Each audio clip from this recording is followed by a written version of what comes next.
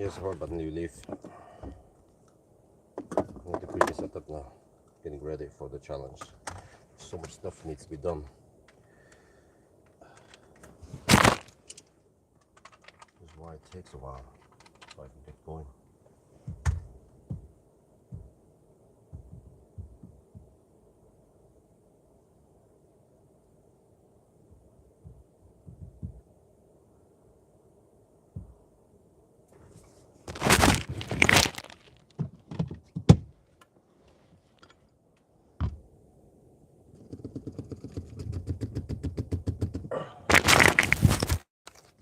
So sweaty. So much stuff to do. Okay. The last one is this. Okay, it's working. Okay, it was put it in here. Does it fit? Oh, it actually fits. Okay, good.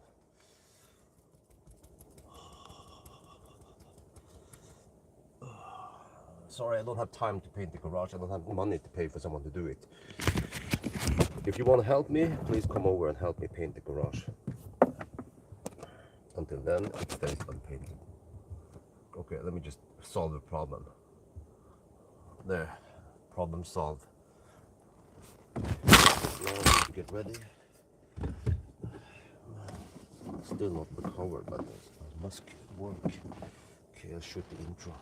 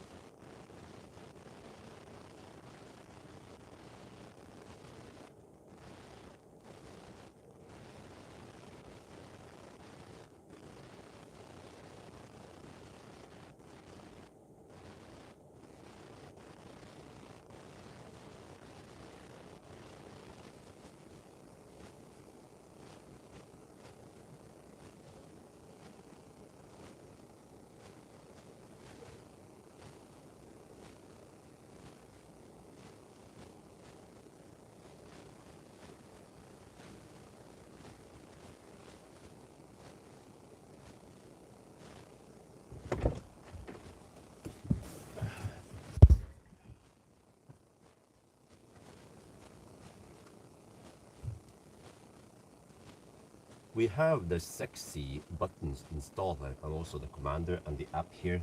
It shows batteries 100%, 78.1 kilowatt hour. That is with a 3.5 kilowatt hour buffer, so it should be around 74.5 kilowatt hour.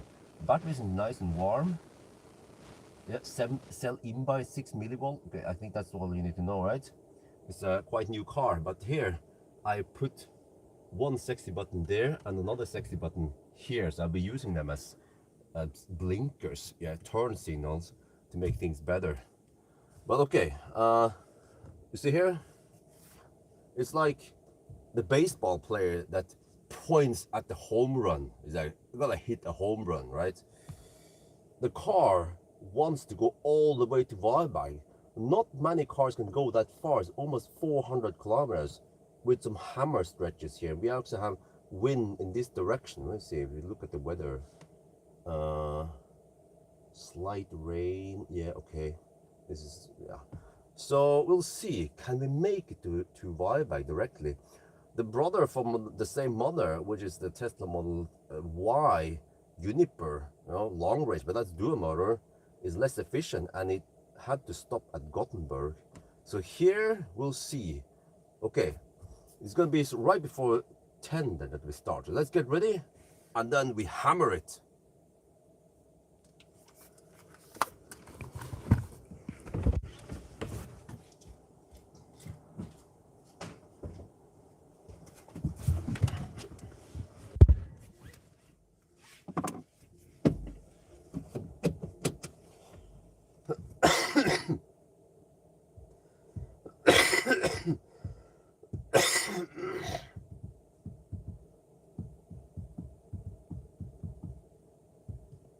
Okay, that's too long. 1,000 kilometers.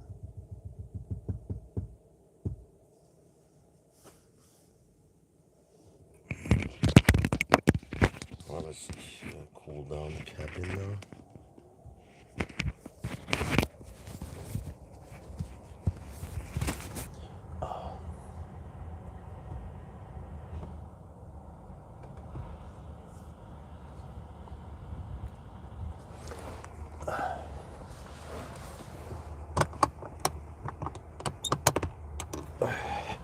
Let's get ready. Go. 21:55 is the starting time. Well, I can tell you all about the whole coughing, man, and the 1 week non-stop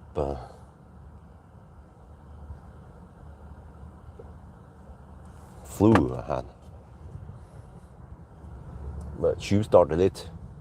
There, well, it's basically 21:55. Off we go. Good sun in my face. So we have to do it on the weekday. So I'm planning on turning around, but I want to showcase that you can make it all the way to Varberg. Not many cars can go all the way there. So, well, actually, the whole illness. First, I had an infection in my throat about 1 week ago. 2 days where the throat was feeling a bit hurt, yeah. But then it went over. I had just slight fever. But then on Thursday was the second shit going on. And then I had more fever and feeling really cold, even though it was 28 degrees inside. And I was shivering at night. And that was infection in the nostrils. And yesterday and 2 days ago, and even today, when I blow my nose, the left nose has really strong, like, yellow, quite yellow mucus, but the right side is blank, you know, or yeah.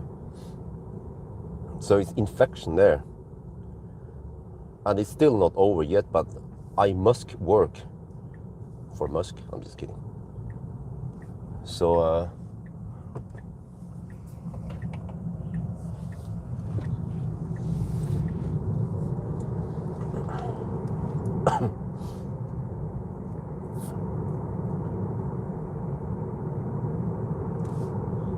Someone's gonna bring the food on the table, you know what I'm saying?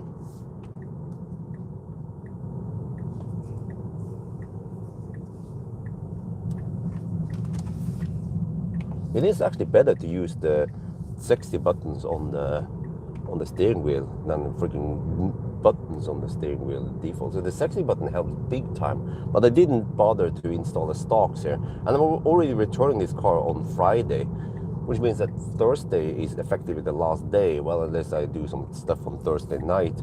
But this is going to be fully packed schedule. Sleep when you're dead, because is that Polizei? No, it's actually EQC.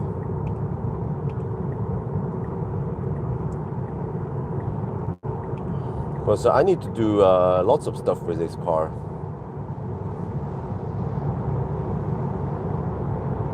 Okay, it seems like we need to deduct time because of slow pokes.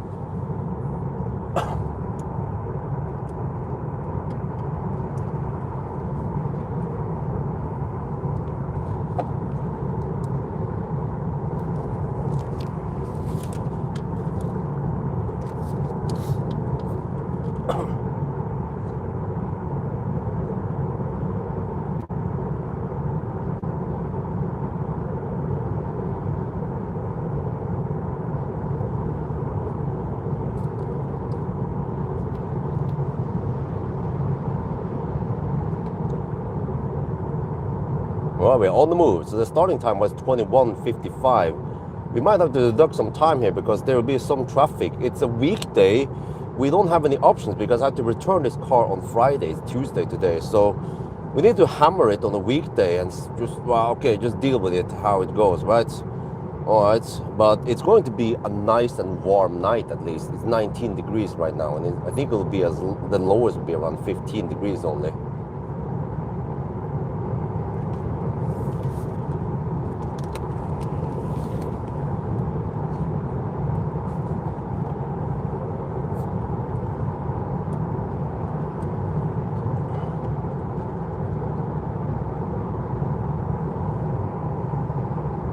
It's a freaking busy week this week also because I have to I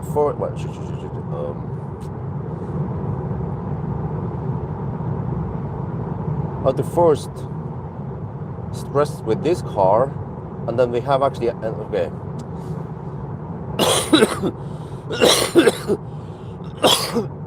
Here's the plan. Tonight we do 1,000 kilometer challenge. I'm expected to finish in the 9 hour something. I'm gonna do a quick shortcut, not turn around at Hallandsåsen, but turn around. I might save 10 minutes only, but I turn around slightly before, and then I will drive an extra loop north of Oslo because I need to get past Oslo before the too annoying traffic starts. Do we have auto lane change? Wait.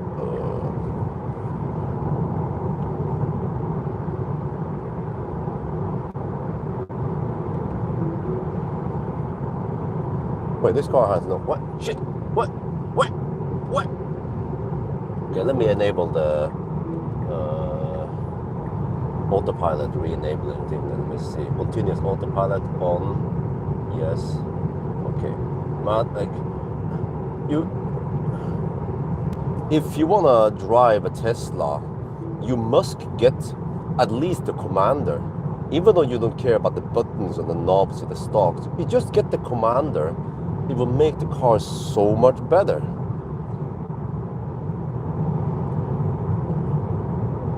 I installed the commander myself now. I followed Sondre's advice, and I had to pull out that big panel. It was then a lot easier. So I recorded the video also about how to install a commander. I call it sexy button because if I just wrote commander, nobody would understand what it means. But yeah, this is the most efficient car out there. Rear wheel drive Model 3 Highland, you know. Didn't it get a drag coefficient improvement also? Plus that we will have a quite warm night tonight, only 15 degrees or something. When I did the Highland last time, it was actually cold outside, just like 2 to 5 degrees, and it was still quite efficient. So I'm expecting way below 200 watt-hour per kilometer in this challenge. But I will hammer in the 120 zone, and I will show that the thing is that I could turn around at Kungar, but yeah. But then I won't be able to show how awesome this car is, how far I can drive. So that means I need to go all the way. I mean, once you pass through Göteborg, then you must also do the 120 zone. Otherwise, it's waste. Then it's bad for the car that does it. So you either turn around at Kungal or you go all the way. Probably not a new record, but a new record for Model 3, I hope.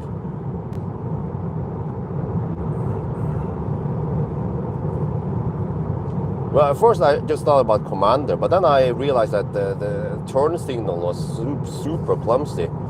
But I have configured so that I can change gear with a scroll wheel. But I used the built-in, well, the car has built-in passenger seat adjustment. I didn't know that. I was like, wow, okay, nice. And then I also have, of course, the speed limit nagging off permanently. I didn't bother with the LED strip customization. But also just seeing the stats in Commander is super nice. And also I have the open trunk, open frunk. For some reason when I tried, I mean, it didn't work by default, so okay, whatever. I just used the Commander feature instead. So I mean, every car I test, that is not a Tesla, always has some stuff I'm missing. But then with the Commander, you fix all. I wish they could make a Commander for undercars. A Commander for MEB platform would be great, right? Because then you can cover lots of cars, right?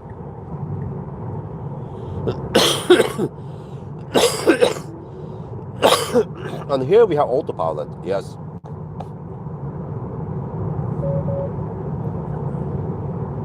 But dude, pay attention to the road.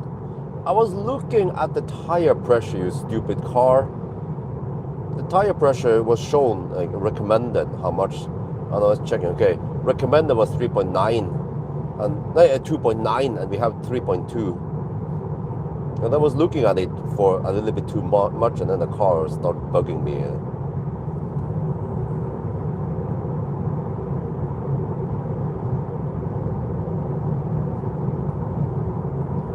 But yeah, let me tell you the plan now. The plan is to finish 1,000 kilometer challenge tonight, or actually tomorrow morning. I will hurry so that we finish around 7 in the morning. Go back home, do the morning routine with Isabel, then try to get some sleep, and then I will do range test tomorrow. It'll be nice weather. That's Wednesday.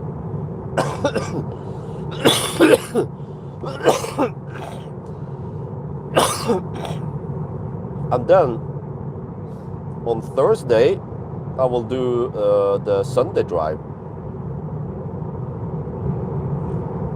Actually, maybe Wednesday night I have to do acceleration noise test, and maybe a braking test also. Yeah. And then Thursday morning I will do the Sunday drive, but the Sunday drive will actually include going to Kongsberg, because I have an event. The X-Bank P9 Plus is being shown at Kongsberg 11:30, so I need to make a route, probably go via Roa and then Vikersund and then over to Kongsberg, take that route. Or I could go via Oslo, so actually that maybe doesn't matter. But just time it so I get over to Kongsberg right around 11:30. And then that event will last for, I don't know, 1 hour or something. I will try to rush it. This time I will try to get priority to film first. And then I continue with the Sunday drive. But it won't be finished. But it is very important that I do Sunday drive with this car. Wait, I should have to check GPS speed here. I'll just blend in with the other guys. But let me first block this dude. Oh, no.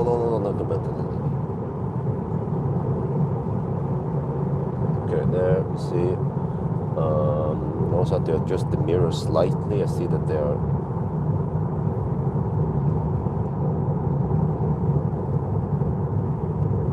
Okay, save.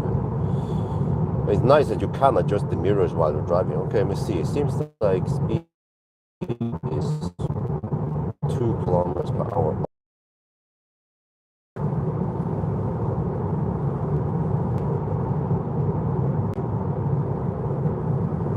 Right. I know the car's got a chip. No, wrong app. Shit. There. Yeah, and then on Thursday evening I finish the Sunday drive. Yeah, and then I could do an acceleration noise test on Sunday evening. Maybe I'll do that instead. Yeah, and then on Friday I return the car, pick up LR, and probably Friday night I must do 1,000 kilometer challenge with LR. And then finish on Saturday morning, because Saturday evening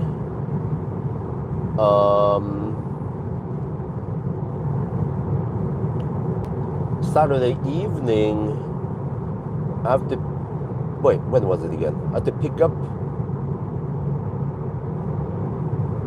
David, don't remember, or was Sunday, no, it was Sunday morning, yeah, Sunday morning. No, wait, how was that? But it was that weekend. I cannot do it on Saturday night because Valdemar wants to park at my home also, and of course he is VIP. So he gets to park there. I think he was supposed to arrive on Sunday morning, like 6 in the morning, something. Well, I'm doing super constant speed, but apparently the other guys cannot do that. Okay, and then they slow down. Stop being annoying now. Just gonna, okay, whatever. I'm just gonna hug the left lane, right?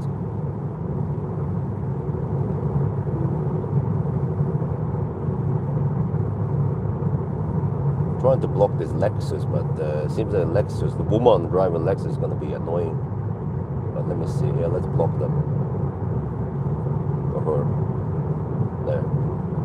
She's driving with 11 and 1 o'clock hand position. I'm like, no, actually, no. She's driving with 11 o'clock. One hand on the 11 o'clock position.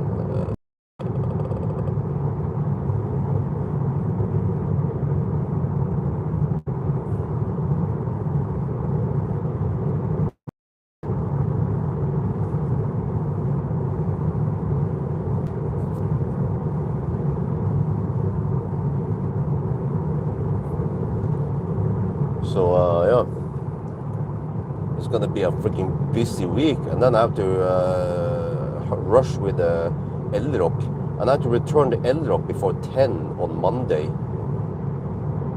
So I'm like, oh damn, man, sleep when you're dead.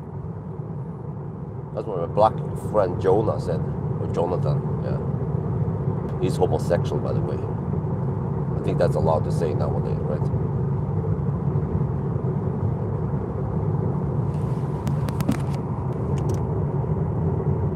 We used to play Ragnarok online together.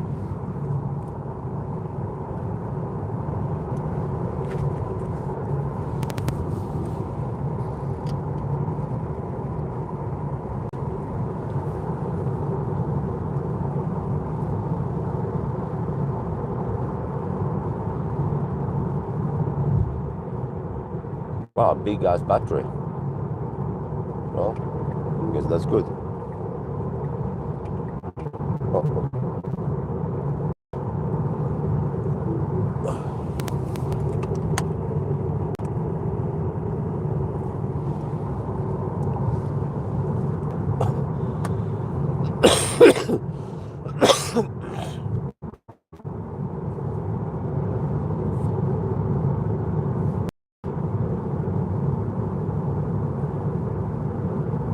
Well, consumption is 165 watt-hour per kilometer. I actually round up.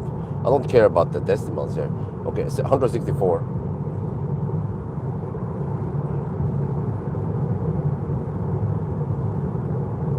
$404 kilowatt, no, not found.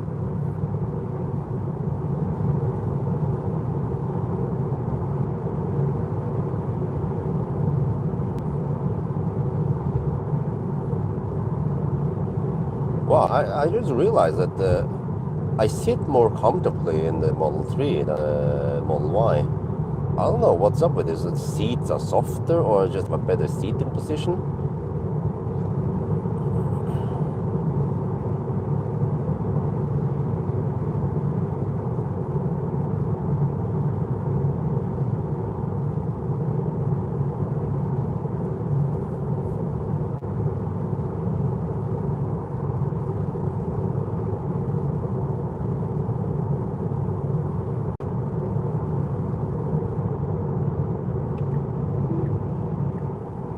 Yeah, it's super slick now to just change to use turn signal with sexy button. So actually, just getting the sexy button will actually improve it a lot.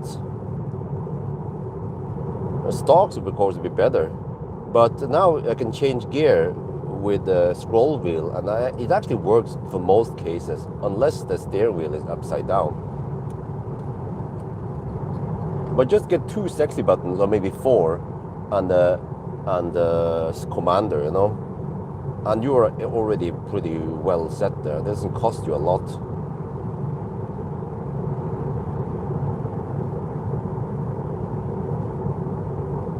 No need to go crazy and get the knob and 2 stalks and stuff.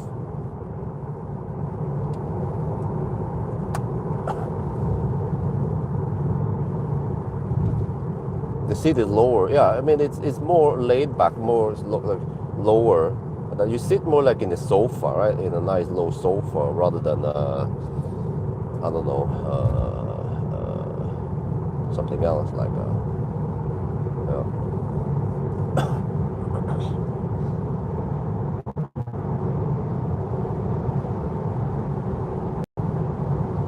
Oh, do we have a moderator? We can do a status update. 33.3 kilometers done, 151.3 watt hour per kilometer, and we are at 93% now. Okay. I haven't checked if we have any Baustelle on the way today though. But that is a possibility. Or whatever, we just deduct. Always be deducting.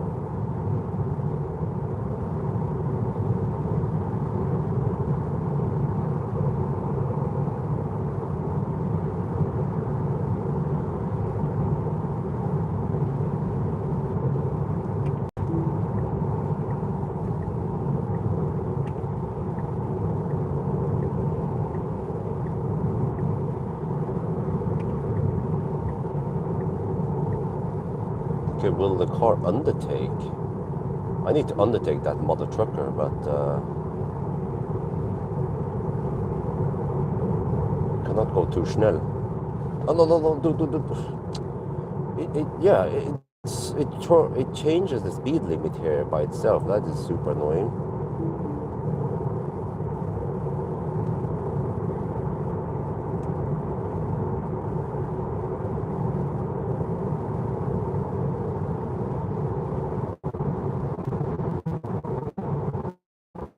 Oh, ideally, I want to get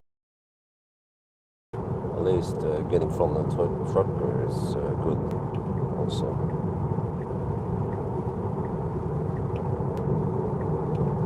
But we're gonna deduct any. We probably need to deduct a couple of minutes. We'll see at the border.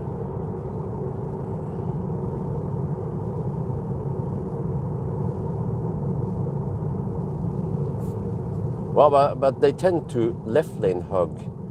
Oh shit! Here we go. Oh shit! What? What? Oh man. They tend to have left lane hug if there's a split like here, and they hug it quite early, which is understandable because then they don't have to negotiate with the, merging later, change lane or whatever.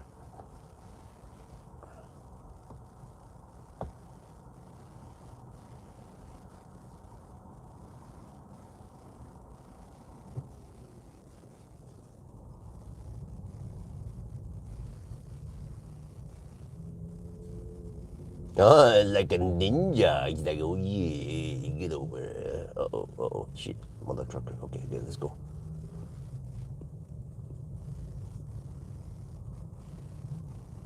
They just got MC hammered.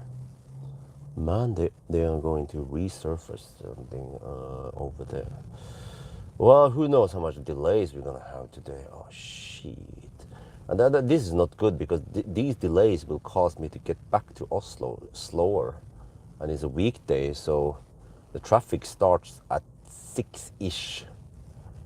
I need to hammer it.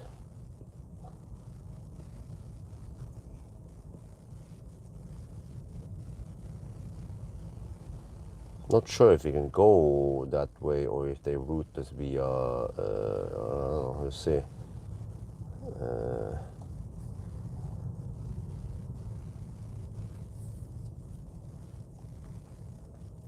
Wow.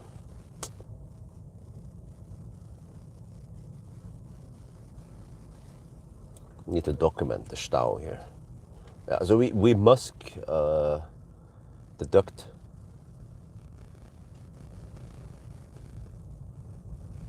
Well, actually, I'll record right when we see the roadwork lights and all that stuff blinking. Centrum via Rien, huh? Stand closed. What? Oh, they closed Rien. Oh, shit. That means extra distance. So that's gonna fuck up the distance. Yeah, we have to go via. Oh man, if I knew this, I should have gone straight. Now we just get stuck in the traffic here for no reason. If I knew about this shit, I should have gone straight. And then, of course, we'll go straight via Helsfyr and that route. Now we are just basically wasting time staying here. But I didn't check the route beforehand.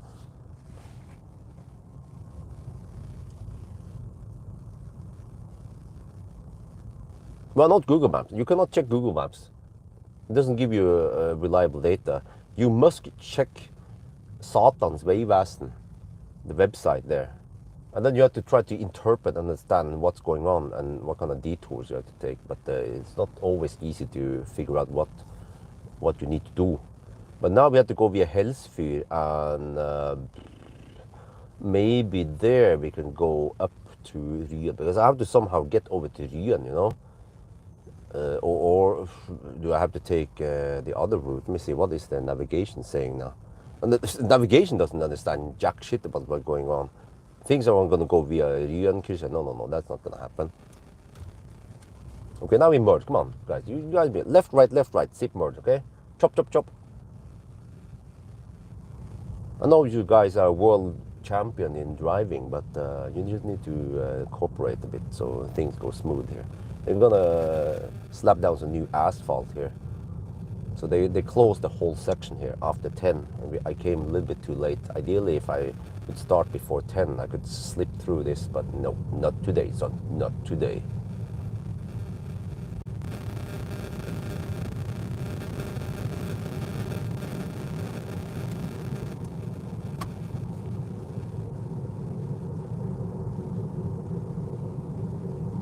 Yeah, they closed the whole section here.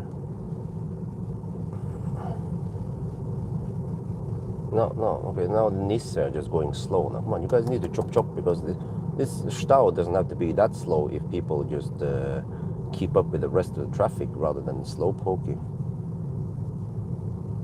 Because now there should be some signs about where we should go. I think I know roughly where we should go.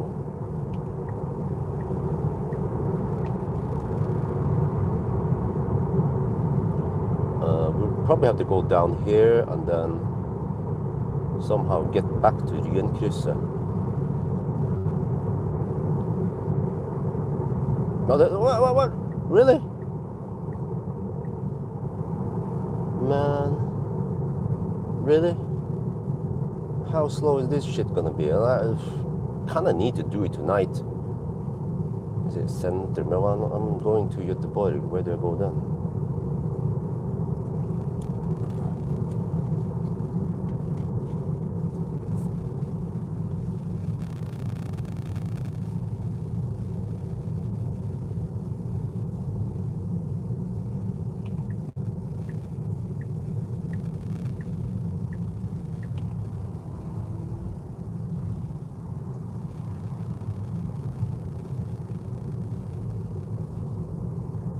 Come on, just keep up with the rest of the traffic. Come on, don't make a big gap here. Come on, don't want too much down. So possibly over here we can turn up and then towards Ryenkrysset. There should be signs pointing towards Göteborg or something soon, right? If not, I have to take Nordstrand then. Well, that's a kind of slow drive.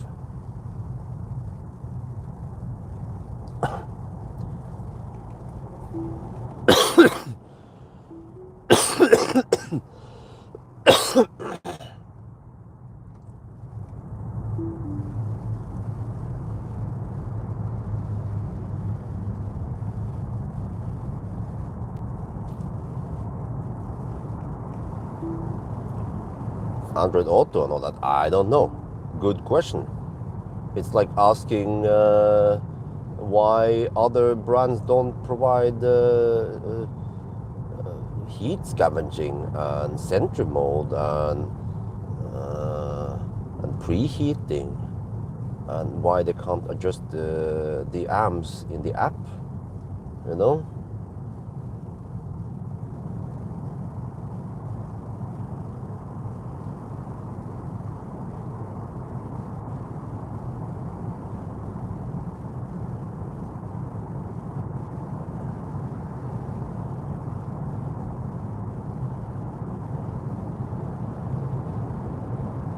Okay, can we just not get more delays from here on? I don't know. And by the time we get over to Swedish border, I mean, how many detours do we need to... EVKX, Rune, could you please check for me, please? Uh, on the route from here to Schweinsund, do we have more Baustelle and shit going on? How is that? I'm actually not sure where the heck I'm supposed to go now. There should be signs pointing towards Göteborg, right? Oh, thank you very much. I need to pay attention to the road right now, not try to use my phone while I'm driving.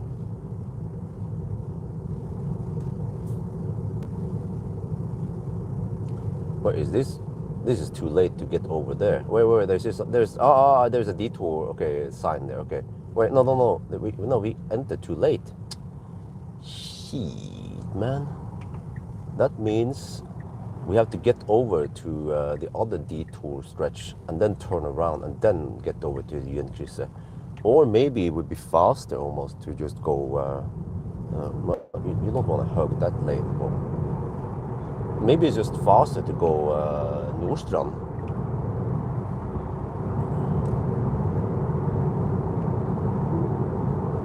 I have to look for those detour signs. Okay, now I have to go over here, so let me see. The truck is going there, yes. I will go here also.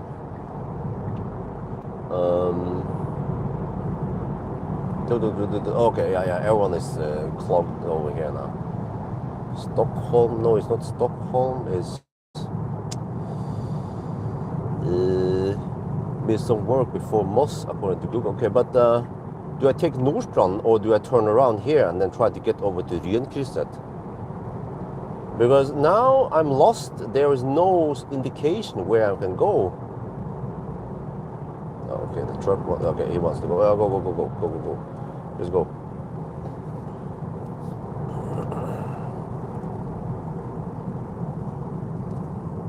The safest would be to go via Nordstrand, because I could risk of getting stuck if I tried to go with Jönkrysset.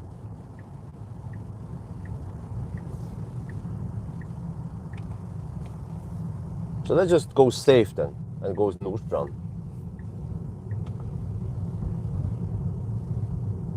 Well, it seems like actually it was a bit too late, but I saw signs that at least the signs towards Göteborg seems to be up and running there. To Bryn, but not okay. Detour to Bryn. Oh, that's too late now. Okay, this is kind of slow and a little bit annoying stretch though. But okay, whatever. We just deduct for this, right?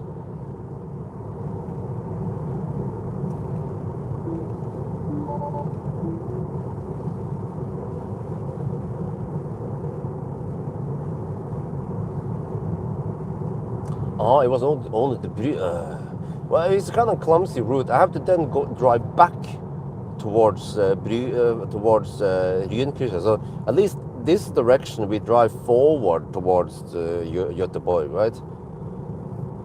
So yeah, but it's just a bit slow stretch here.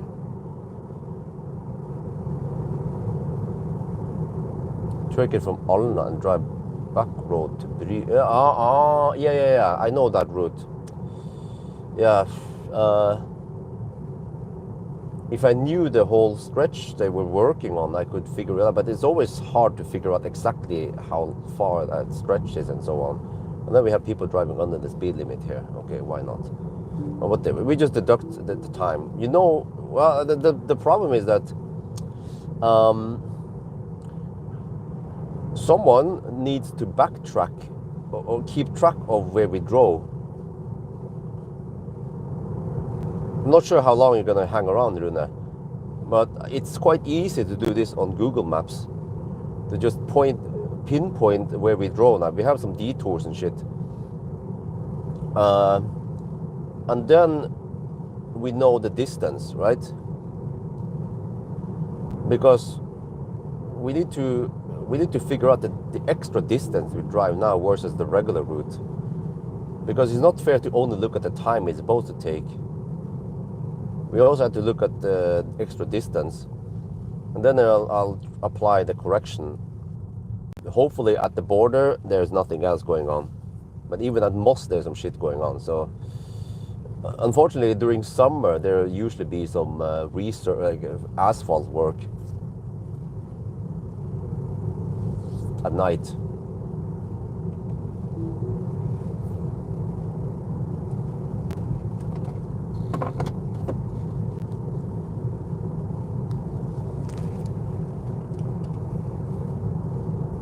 Shit. Well, as you guys saw, there were some road works, some closed roads, and I tried to follow the detour signs, but it seems like they didn't put up enough. So now we are on the route, the slow route to Göteborg via Nordstrand. So of course this will cause the consumption to be lower than it would be if we drove direct there on our normal route. So yeah, nothing we can do about that, of course. But we need to find out. I have some guy, Rune, in the live stream. He's gonna keep track of where we drove, including the road, the detour. We need to figure out how much extra distance we drive, and then we will apply the delay correction in minutes at the border. Usually at the border, then there's not much more going on. But the problem during summer is that there is some asphalt work at night, usually after 10, and it is after 10 now. So then we have to drive around or gets delayed or stuff like that.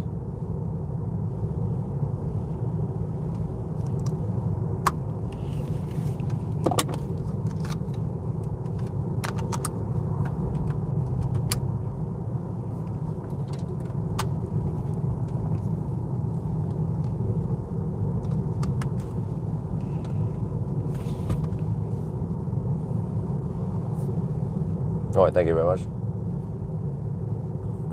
In general, we can count roughly 2 kilometers equals 1 minute. You can cruise at around 120 kilometers per hour on average on the motorway.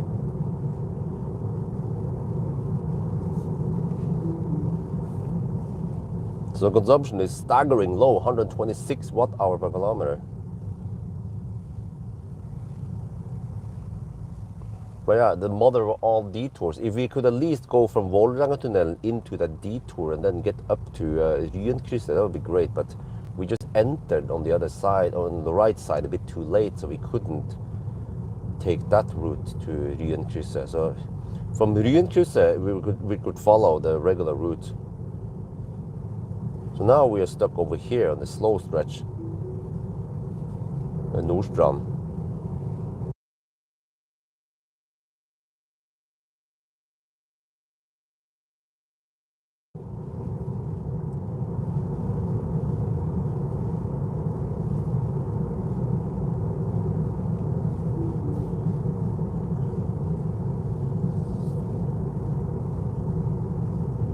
And this road is quite slow because we had to drive all the way here until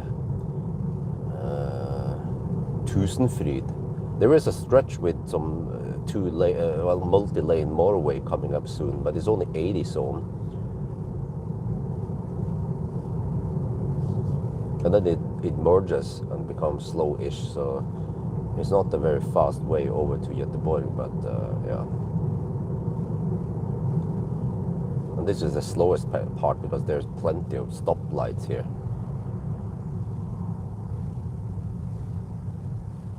So that causes some significant delay. Okay.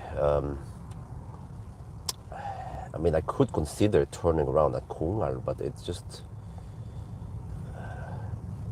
No, I want to go to Varberg. I want to show that it is possible to go to Varberg. But like I said, once you go to Varberg, you don't want to turn around there. No, you want to go all the way to, well, at least a little bit past Mellbystrand. Is Polizei over here also? What? I see blue light. Wait, there have been accidents or some shit? Like, seriously? Yeah, it seems to be accident. People are looking at some shit. Yeah, well, how is it possible to crash over here? A Tesla and an e-Golf. Oh, I mean a Golf, regular Golf.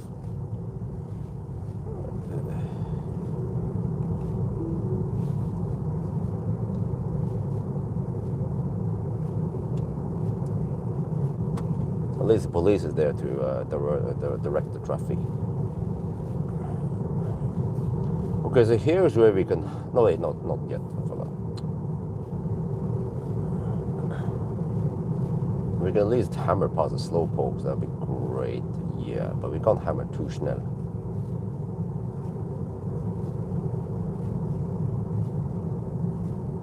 I think I just have to deal with it that we will get stuck in the Stau tomorrow morning. And we just deduct for the Stau. And I just have to write down once we enter the. Well, once we pass the border again, the bridge. And there's more. What I need to document every little.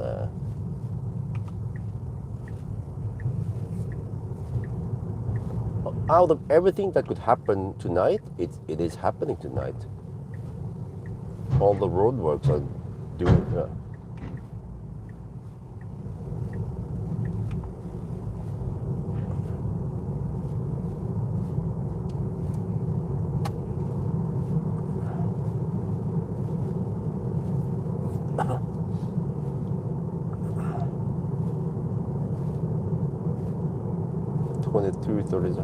40 minutes in now. We should have been past Moss by now, I think, or soon at least. We're still here.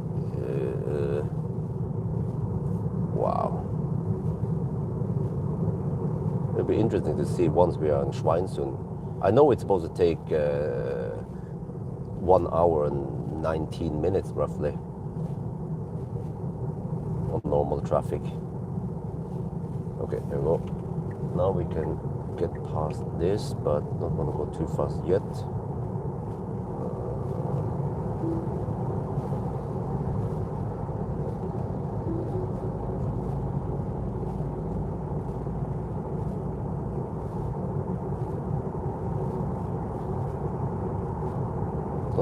Don't slow down here, just keep going.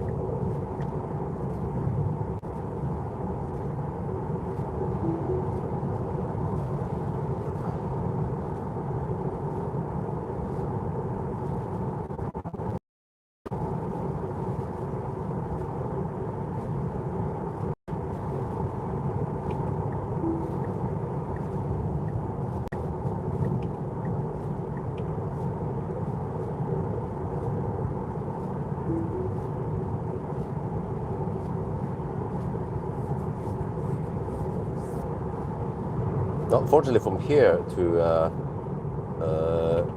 Tusenfryd, it goes relatively fast.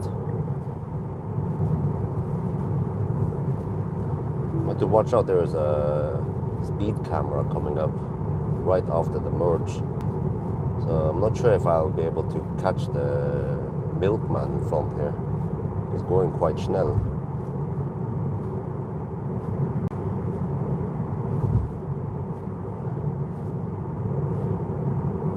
I'm already going at the fastest speed I dare to go right now. There's a speed camera warning, right? Let's see, there's the merge coming. Yeah, I think I'll just stay behind the truck.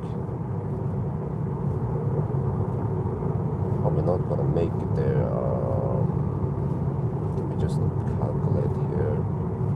How far is the merge left? 300 meters. Okay, that's probably not enough. No, it's probably not enough, so I'll just stay behind the mother trucker then. Well, actually, I could probably have merged in front of the see it now in hindsight. But no big deal, we already deduct this stuff anyway. This will just make the Tesla look even more efficient. But on the other hand, it's just this is a quite small portion of the total trip anyway. We are only 53 kilometers in, and also the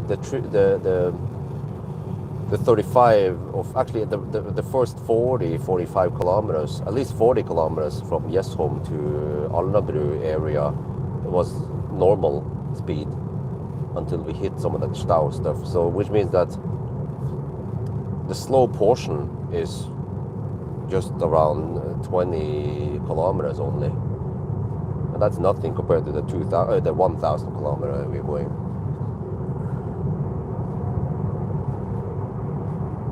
Yeah, this mother trucker is hammering it. It's going at 88, no, not 87 kilometers per hour. So actually 88 now in the downhill. Norwegian truck driver, he knows how to hammer it right at the edge of the tolerance level to not get a ticket if you get laser.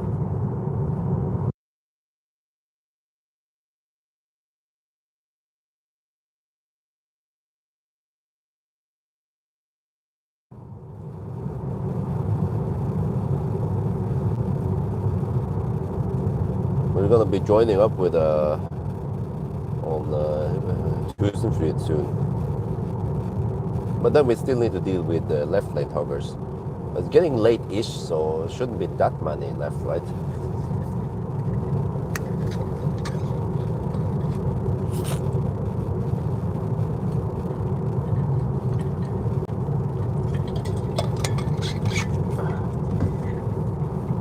So the car claims 20% at Y by now. And I mean, based on the Model Y, I think I could have maybe I could have almost made it to Kungsbacka. So there is a high chance that this Model 3 can make it to Varberg.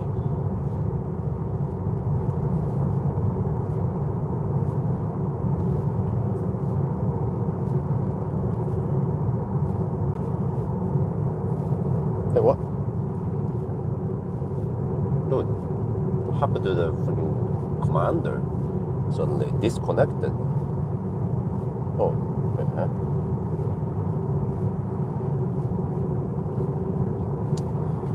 How do I restart the command? Wait, let me see. Connecting.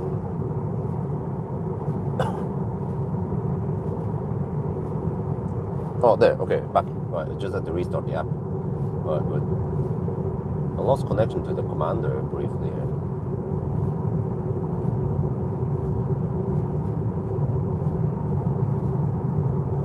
Oh, this guy is hammering it. I'm just drafting behind him.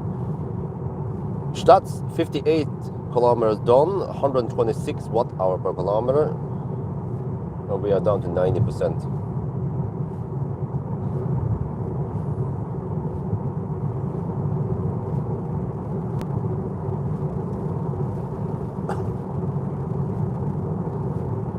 Tesla X-Back. Well, it depends what you're looking for, but both of them are really good cars. The only problem with X-Back is that the software is still not as good as Tesla.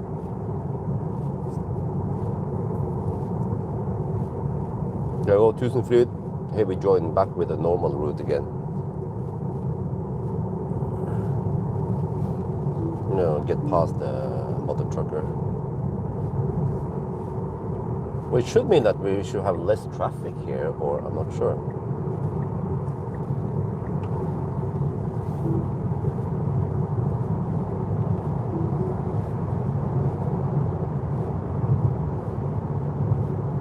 Well, good evening. Oh, cool, Silver. You want to do a status update?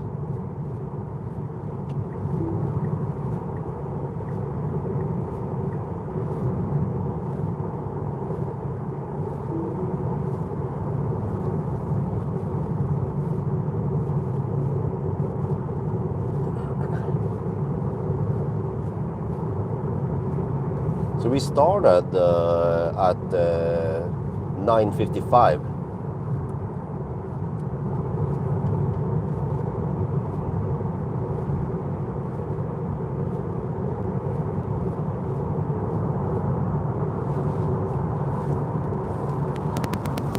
Okay, 61 kilometers done, 126.6 watt-hour per kilometer.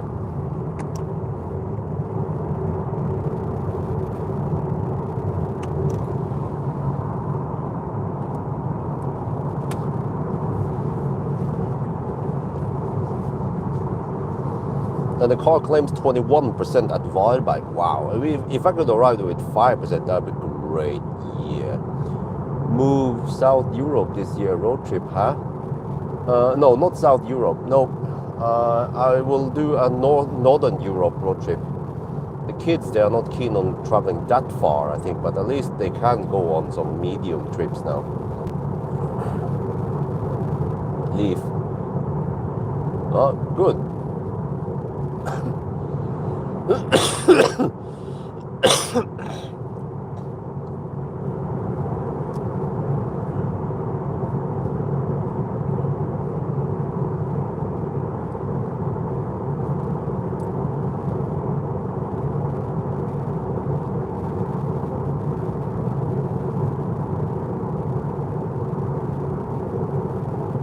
Not G9. I will be borrowing a Neo EL8. I'm going to be Neo Bjorn soon.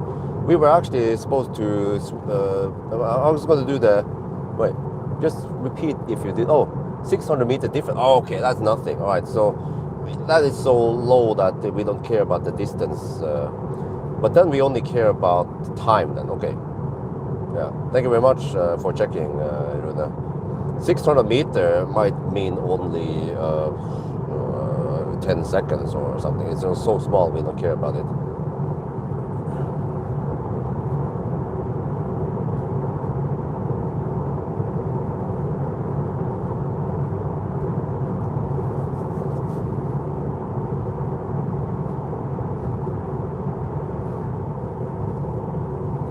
But there might be some more detours, right? I think someone mentioned around Moss. Well, I won't be surprised if there's more stuff because it's the weekday. I want to avoid weekday challenges, but it needs to be done because Tesla, they usually don't lend out the car for a whole week.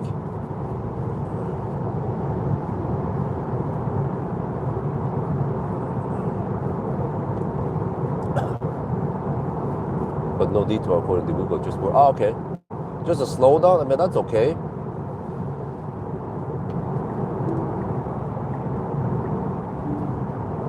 I'm gonna let the van pass, but well, he might go slow in the 110, so we'll see. Let him pass since he wants to go schnell.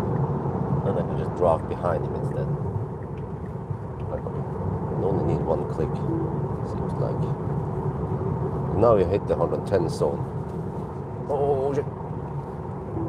There, okay, autopilot on.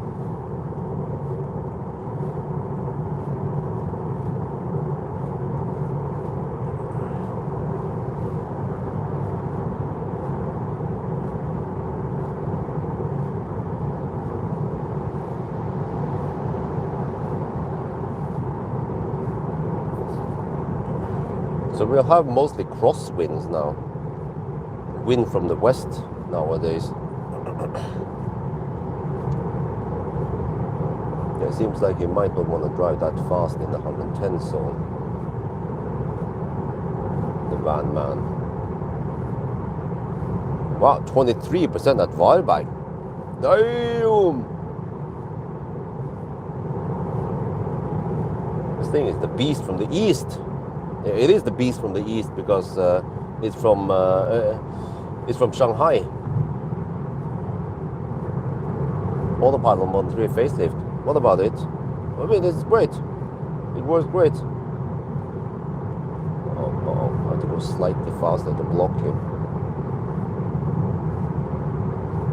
Just temporarily, and then slow down. There.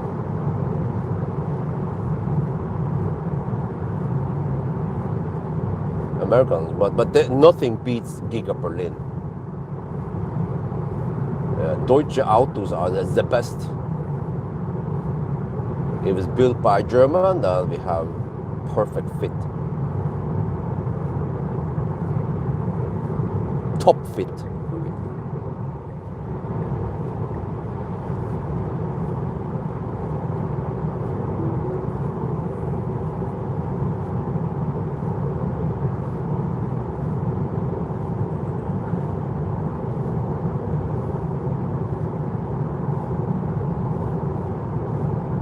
Wow, really? 8 to 15 meters per second. That is freaking strong, man.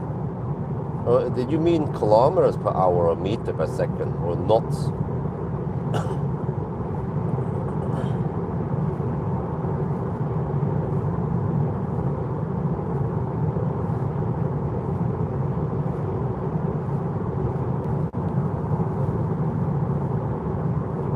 Wow, that's strong.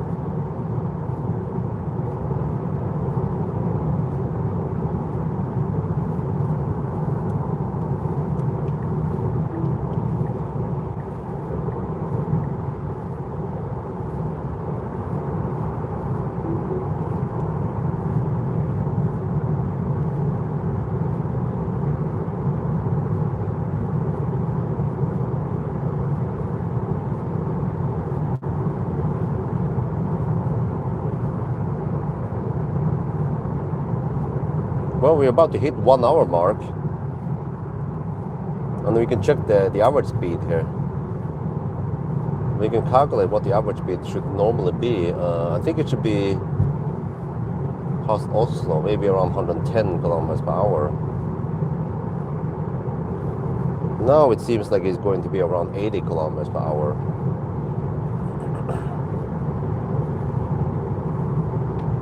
So I can already now estimate the delay we have soon.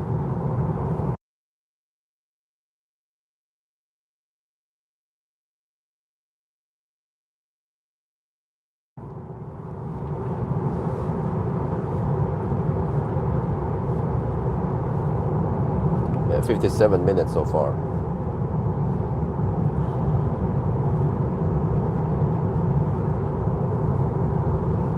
Pawel up to one try this year.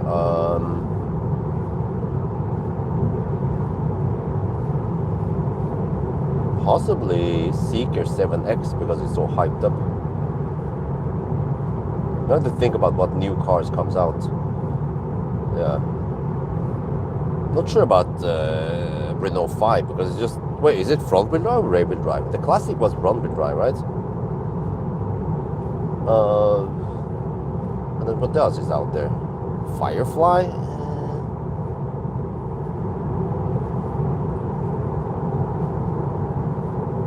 But did you hear the prices for Xpeng X9 was released? There's going to be a front wheel drive with around 90 something kilowatt hour battery. That would cost only 670k NOK. I was like, damn! And then if you go for the overdrive, it's still quite affordable. And then also a performance. I mean, you don't really need the performance. Many Norwegians probably go for overdrive and slightly bigger battery. And they claim some insane charging speeds also. I don't remember what the heck it was, like 400 kilowatt or something. I'm like, huh? Overdrive, okay, shit.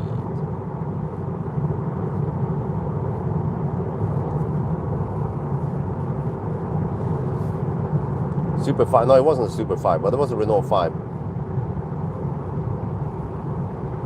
No, tinted, no, okay. That's not the police car. We had illegal tints on that Audi. Tinted front windows also. That is no polizei. But yeah. G6 facelift, wow, 525 kilowatt, holy shit balls. Okay, I don't remember that, but it was a 1.4 liter 1986 Renault 5 I had. But Neo, okay, some news today. I was supposed to go to Enshot today and pick up the EL6, but then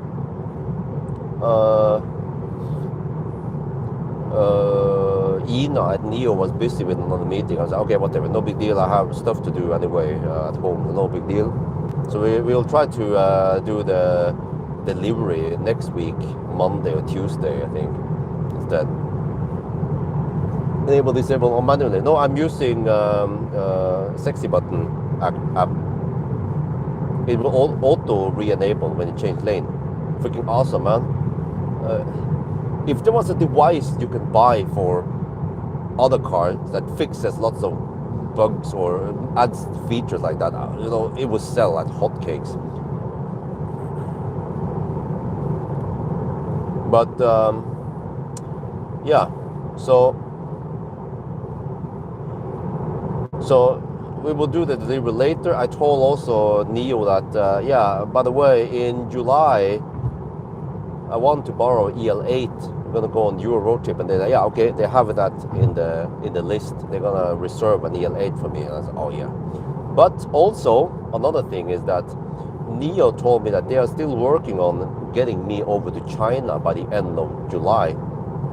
Do you think the traffic issues affect daily charge at the border by an no, like I said, there was just around 20 kilometers of slow stretch, and it's not going to be that much of a difference really. Well, actually now it's only 137 watt-hour per kilometer, okay, but normally it might be only 147 watt-hour per kilometer, no? But by the time we reach the Varberg or whatever, you know, that's 400 kilometers, so a 20 kilometer stretch with slow poking is not that much significant.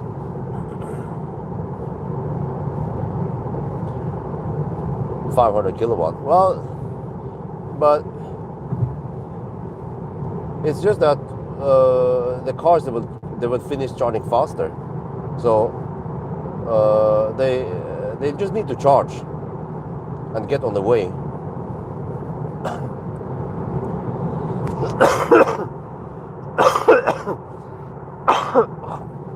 But Neo, they're trying to get me over to China by the end of July, and they're gonna pay for the ticket, of course, and accommodation, but then I will pay for the rest of the family. I want them to join me, and we might stay there for, I don't know, a week or so, right? A week or 10 days.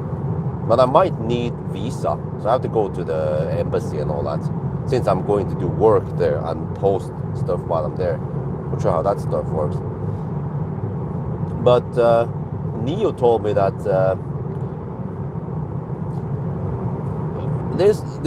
this trip for me and my family has gone all the way up to the upper part of Neo in China, and William Lee and some other guy, I don't remember again, the top CEO want to meet me personally. They've been watching my videos and want to meet me. I was like, wow, I'm honored to meet William Lee. So, and they want to show me some Neo stuff and Onvo. There was a new Onvo coming, which is the other sub-brand of Neo. And also I kept asking again, like, can I check out the ET9? I want to see the ET9. It looks awesome. It looks so freaking insane, man. It's gonna make EQS and i7 look bad. They could just go home if it's like I think it is. But I mean, we need to test it by the end of the day, you know. But yeah, it's gonna be the first time going to China. Huh? What? I did. Huh? Wait. Driver's? Can't I use the international driver's license? How does that work? Well, how do I get the driver's license?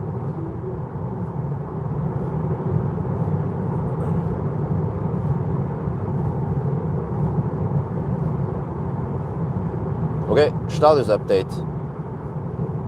90 kilometers done, 138 watt-hour per kilometer. Well, we just passed the 1 hour mark. Okay, I missed it.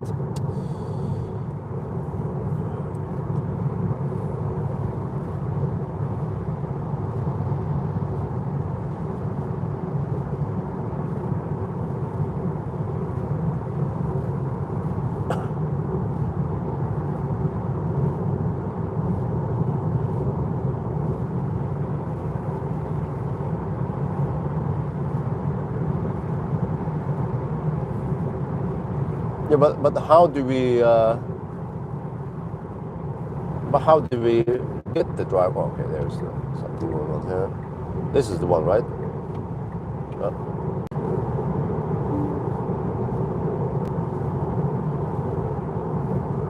Very complex, but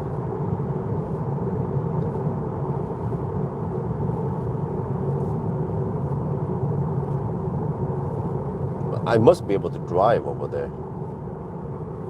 But yeah, Neo can probably help me with the driver's license.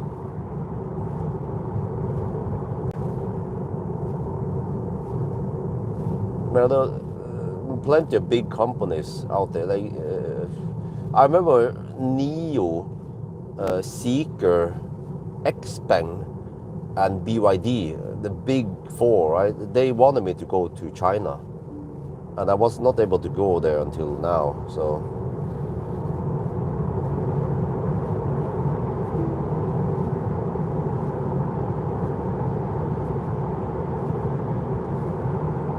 okay, there, 1 hour and 6 minutes, 1.1 hour, 93 kilometers. So we have average 85 kilometers per hour only. And after 93 kilometers, wait, 46 minutes. Whoa, damn! The delay is roughly 20 minutes, according to my calculation right now. That is big, man. Holy shit, that is big. Because that means that I will be delayed 20 minutes on the return. And the traffic-wise, difference between 6:30 and almost 7 is huge in traffic. Suddenly I'll be delayed by half an hour because of stau and shit.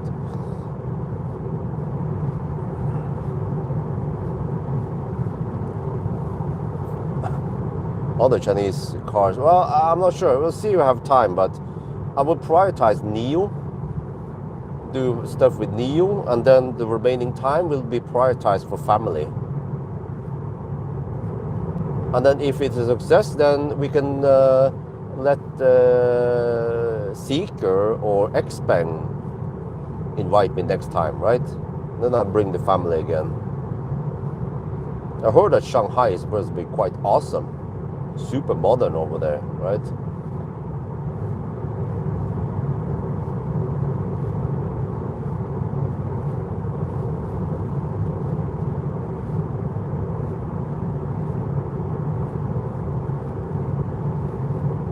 But of course, I mean, always had this in mind that I could just team up, or I mean, as long as Neo already paid for the ticket, then we could just include some other cars also, right? Other brands, since we are already there.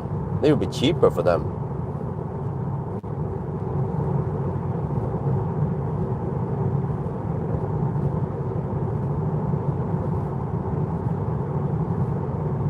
So ideally, I should stay in China for maybe 3 weeks and just go from one brand to another. And they can just do whatever they want to, whatever they want to show me, factory or whatever. I could ask Xpeng, BYD and Seeker if they want me there also by the end of July, roughly. And if, well, they say, oh, we can pay for your ticket, but I'll be like, well, but Neo was already paying for the ticket, but you could pay for my wife's ticket. How about that? I'll be like, okay.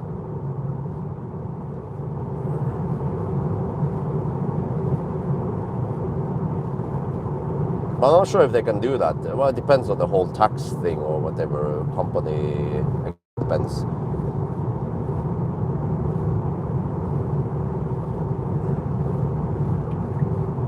But it is actually pretty smart if they can split the bill. And since I'm already there, then I can also cover the other places. But I remember those Chinese brands, they invited me. I was like, sorry, I don't know how to pull off this. It's going to be too hard.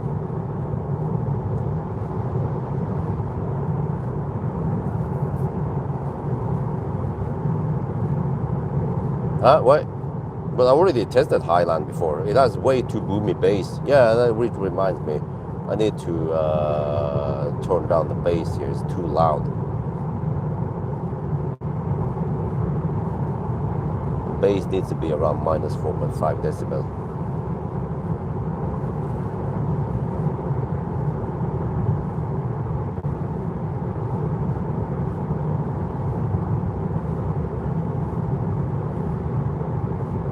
Well, I have to wait until I get okay from Neo first.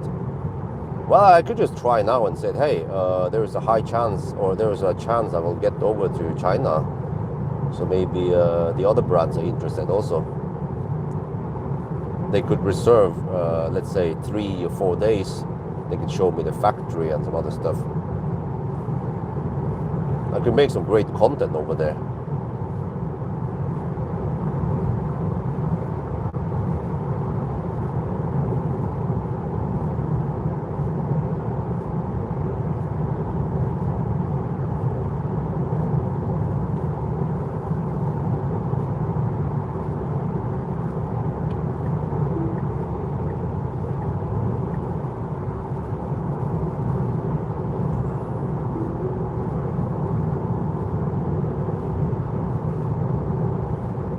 What? The battery is at 37 degrees. What? Okay.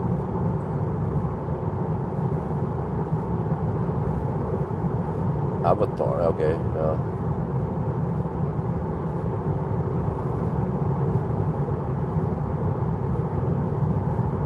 Explorer. What? Ford Explorer? I don't think so. I'd rather choose the Capri if I must.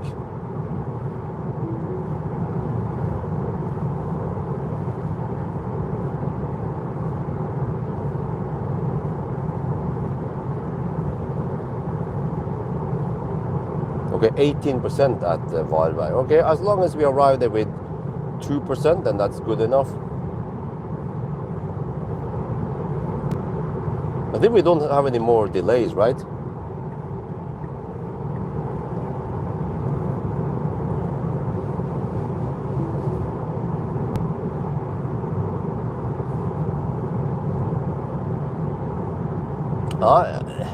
I mean, Juniper has more space, but I mean, today we went on a little family shopping and whatever, and okay, I felt like we had slightly less space here, and I had to bend down versus just, you know. But I mean, it's still okay. The comfort here, I feel like, is better, and it's more nimble than the Juniper. And the Tesla, they fucked up parts of Juniper. For example, they removed one more USB port for no reason.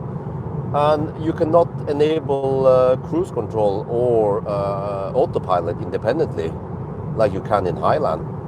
I hope sexy buttons come up with a solution there. Kungar, okay. Probably just a short one, right? Not a massive detour. Is at Kungar we have multiple lanes, so we can always drive around it. Jaguar, huh? Are they still in the game? Well, who cares about Jaguar?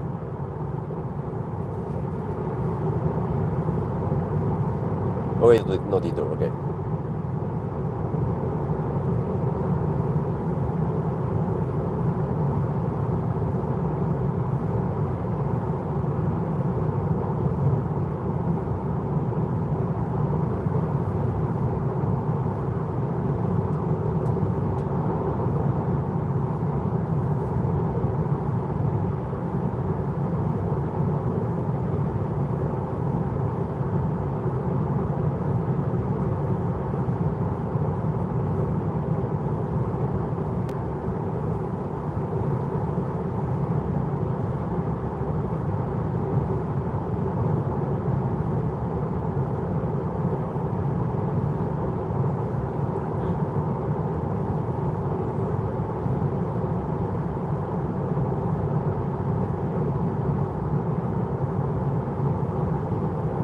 No, my wife is not an employee of my business.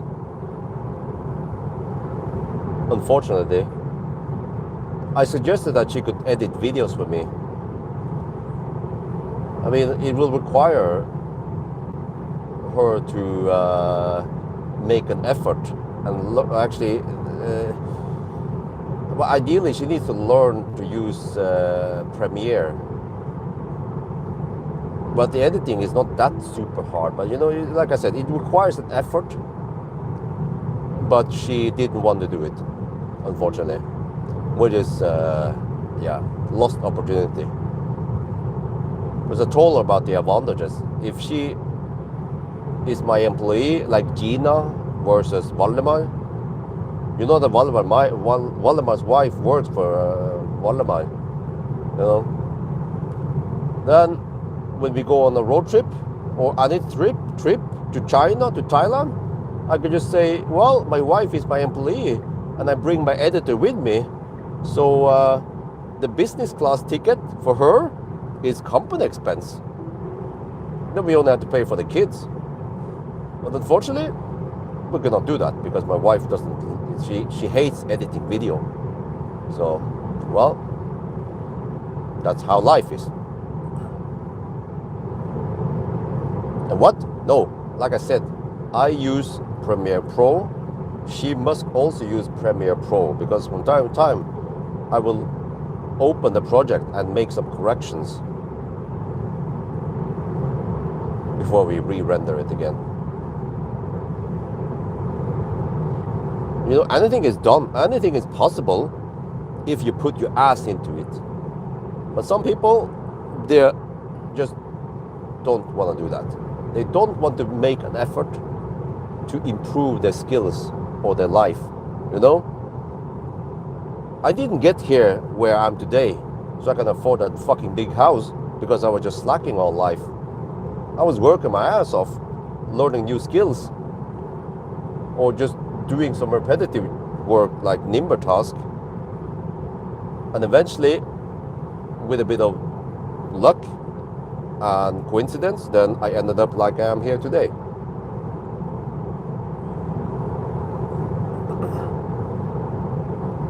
But I was not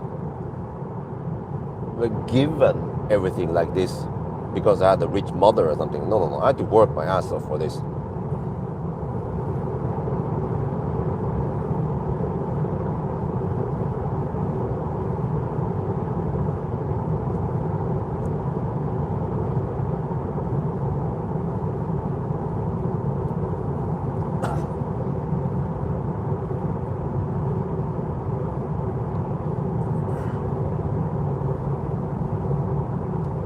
Well, except for that, from August, whoa, freaking autopilot trying to kill me. From August, Axel is starting in the kindergarten also. So then, which means that after around 8 in the morning, well, Isabel is always damn late, but approximately after, let's say, 9 then, from 9 in the morning until 4 in the afternoon, we will have no kids at home. And I'll be out working as usual, out doing my test or whatever. So then wife will be home alone every weekday between 9 and 4, roughly.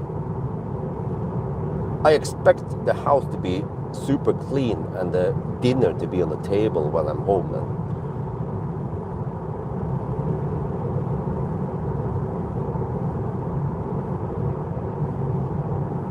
And the trash will be emptied, and the clothes will be washed and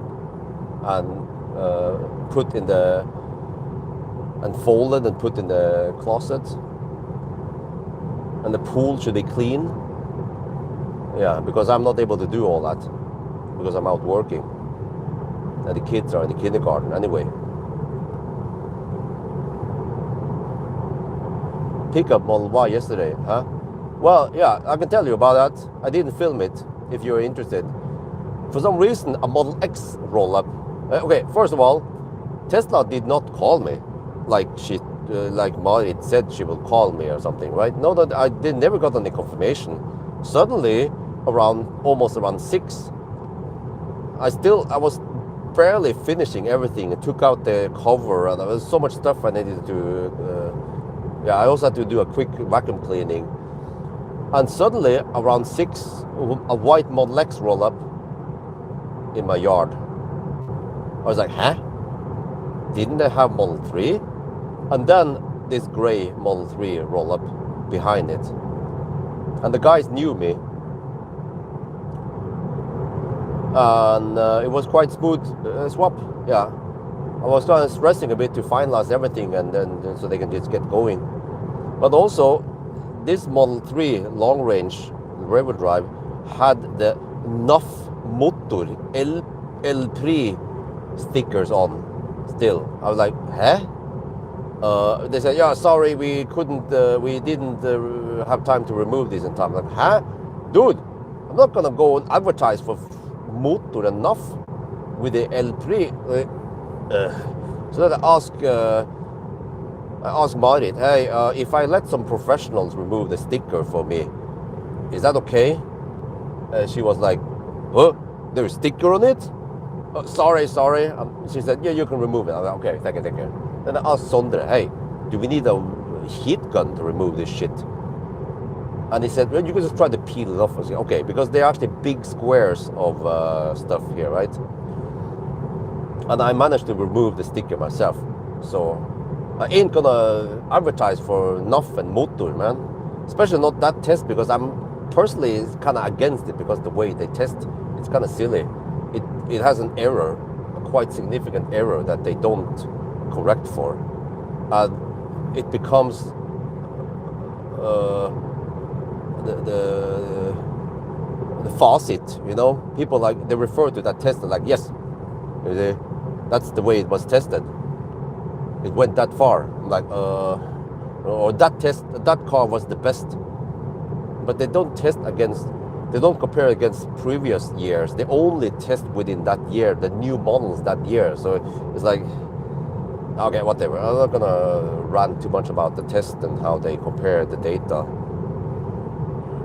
But the sticker is gone, GUN, in my trash now.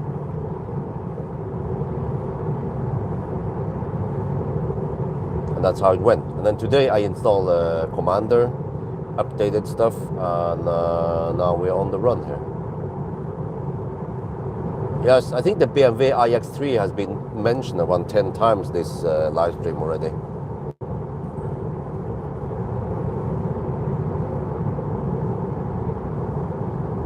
Yeah, exactly. That's the problem. Those international media, they don't know jack shit about how the shit works. They don't know or care about elevation change, and also they were tested by different drivers, and who do we know that they drive consistently? You know, we don't, right? Some people might drive more economical than others. So yeah, but I did it within 5 minutes. They could have done it, you know. I mean, if you borrow a car and you put on some damn stickers, you better take off that fucking sticker before you leave, return the car to Tesla. Like, how sloppy are they? You know, in press cars, I keep finding trash in press cars. Could be chocolate, what do you call it? You know, chocolate wrapping, bottles, or whatever trash is in there, you know? Like, dude, when you borrow a press car, just leave the car nice and tidy. They might expect other people to clean up after them. I'm like, oh, Jesus, man. I always clean up the car, no trash, nothing. But also, in most cases, I will vacuum clean the car. Might not wash the car, because I know they usually wash the car anyway. I don't want to do a rubbing. I just do the touchless spray squirt. Yeah, and I try to deliver the car with 80 to 100% state of charge. But yeah, I know some friends, or I'm not sure if I should call them friends, but some people, they are sloppy and they return the car unwashed or with trash in there or something. They'll be like, yeah, but you know, we help them promote the brand, so they could just clean up after me, right? I'm like,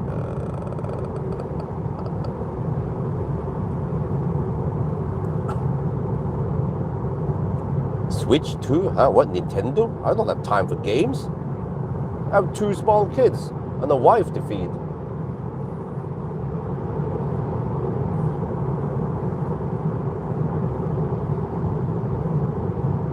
Right, status update.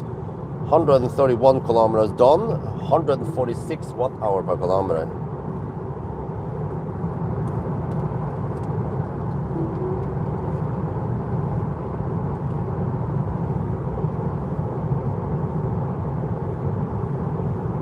Yeah, 1 hour and 25 minutes. We should have been in Sweden by now. Chris Rifa, I don't know. Who is that? I'm not gonna tell you who it was.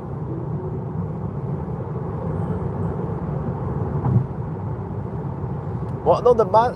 Normally, I don't care about the enough thing, but it just came up and I just mentioned it now. But I didn't have a full 1 hour rant about it, so yeah.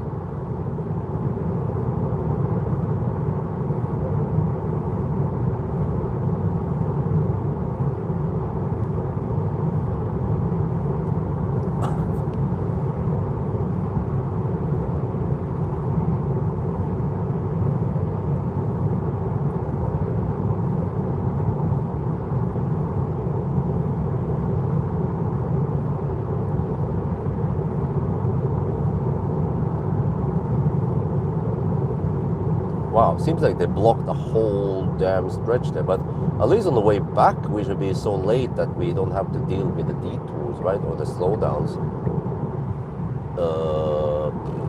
Yeah, but I just don't know. Okay, so 20-minute delay so far. We have to check once we're at the border.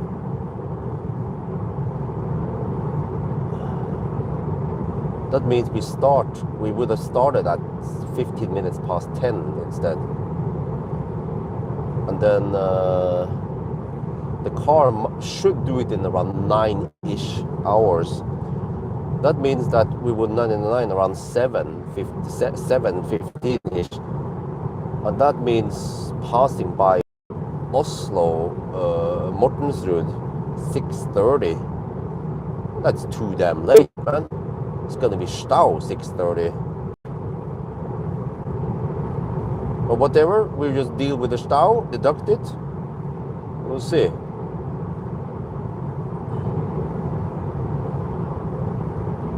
Not sure how I'm gonna, what charging stops, where I will stop at. If we go Varberg, then we can probably hammer it and then stop at Halmstad, or maybe Mellbystrand, we'll see. But yeah, but then Halmstad all the way over to Hogstorp, I guess, and then I guess Hogstorp in Spiria. But just have to charge around 45%, something crazy. Also, I'm gonna see if I can hit 250 kilowatt here, or if it's only 220, 230. Yeah, good night, Runa. Thank you for the help.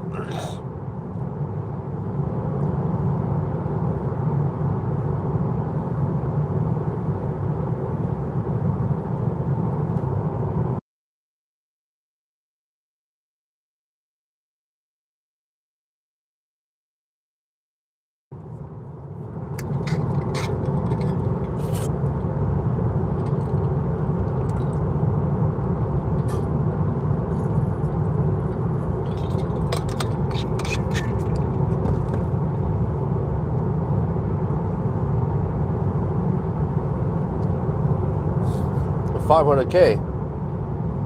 Well, even though I like the Model 3 a lot, I might just go for the Model Y after all.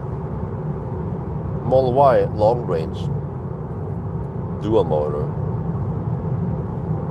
Juniper, Falkenberg. What about Falkenberg?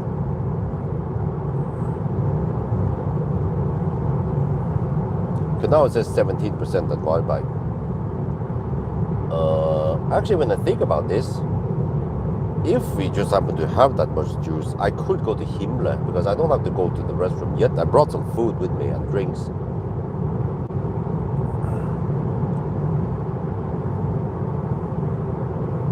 But also, highly unlikely we're gonna reach Falkenberg if that's what you were talking about.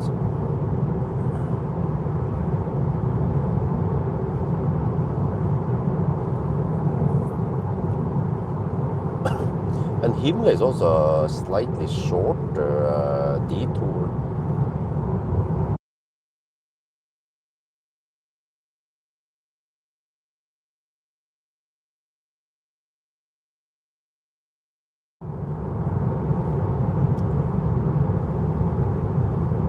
Oh, you got the my long range overdrive 24. Oh, okay, that with the stock, original stock, yeah. Yeah, it's still a pretty awesome car.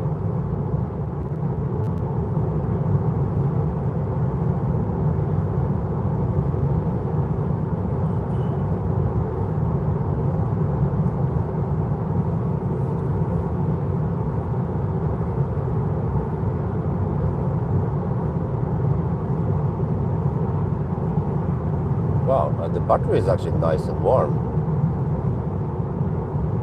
I think it got fed from the motors. It's 38 degrees now. What?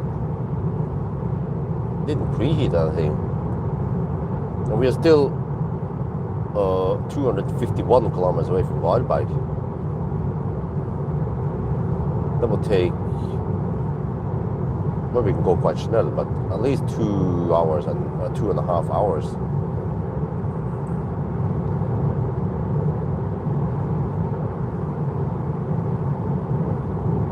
Well, no, we'll see. Once we get closer to Wildbike, we'll figure out how far we can go.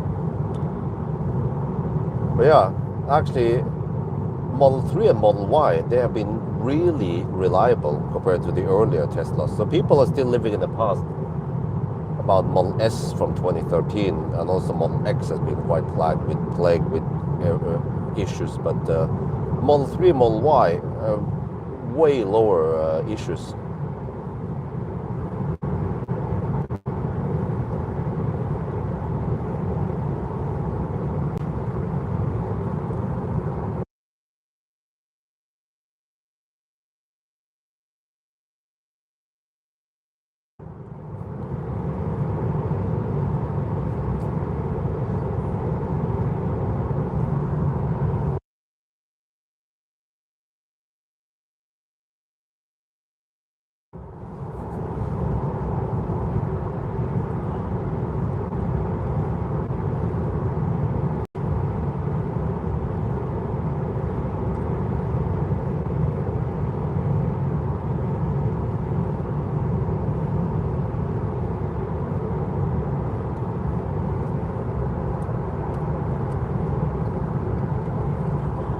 Yes.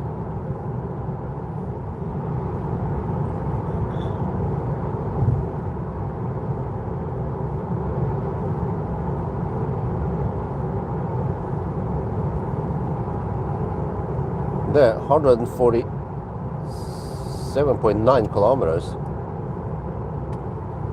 Huh. Okay, well, we can get a more accurate. It's supposed to be what, 147.9. It's supposed to be 147. Okay, it seems like the car slightly over reports. Maybe 0.5% over report. We'll just check out Wildbike. It's going to be super accurate with a long distance like that.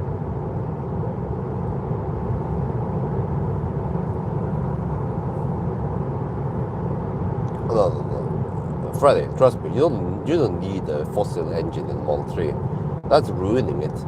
Model 3 is already super efficient and has ultra long range. Why the heck? And also, why do you really put a fossil engine in it? It becomes slower and less efficient. What the heck is this?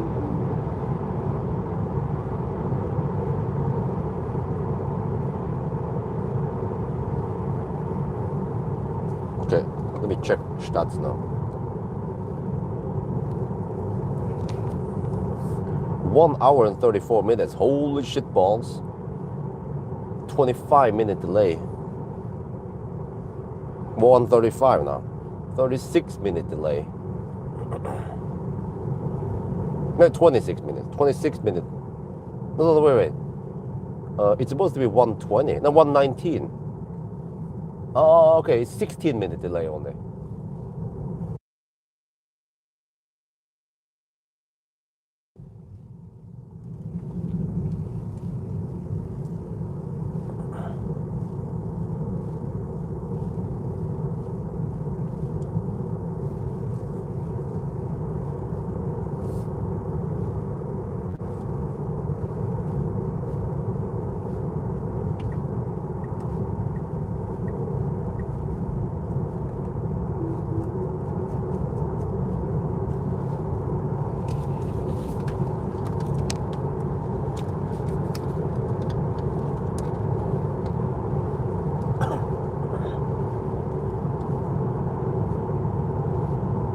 We're in Sweden, and normally it would take 1 hour and 19 minutes getting this bridge. Oh, let's check the wind, by the way. There, okay. You see, roughly here, it should be 119, right? It is 136. It's about to tick over to 137. But okay, 136. So that means that we were delayed by 17 minutes. But the consumption was lower. So, okay, I'm going to be nice and say that it was a 16-minute delay then. All right. So now we hammer it. Wait, let me slow down a bit. We hammer it over to... Welcome to Sweden, the land of Söta Bror. Now the car says 10% at Varberg.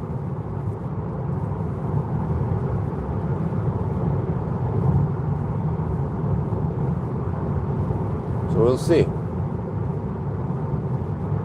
be awesome to show that we can go all the way to Varberg, or possibly Himle, but then from Varberg to Falkenberg, that's a significant distance in the 120 zone. So that's why it is, yeah, unlikely to go there. We'll see. But if it claims 10% now, then, well, I don't know.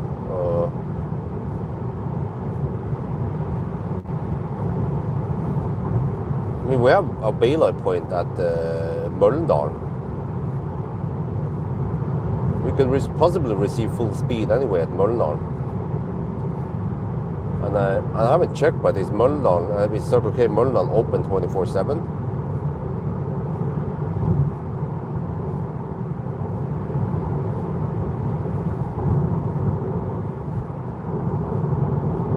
Why is Cool Silver still here? Or some other moderators, if you want a status update.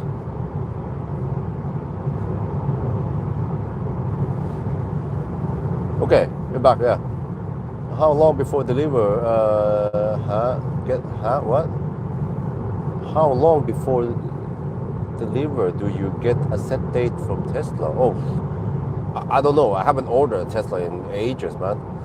But yeah, Cool Silver. Let me see another status update. 165 kilometers and 152 watt-hour per kilometer. And we started at 9:55.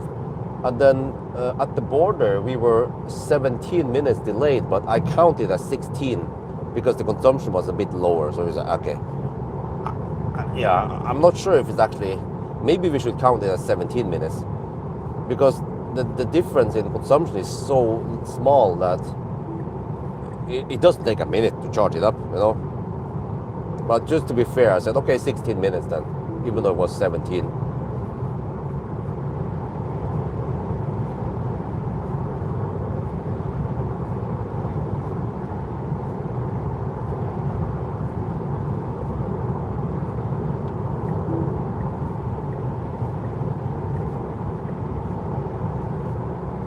Yeah, 16-minute deduction.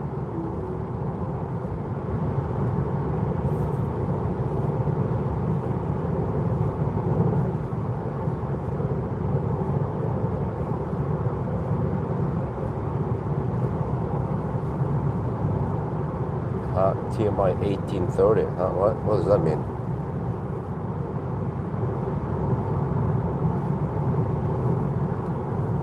Oh, okay, in that period, between 18 and 30 June.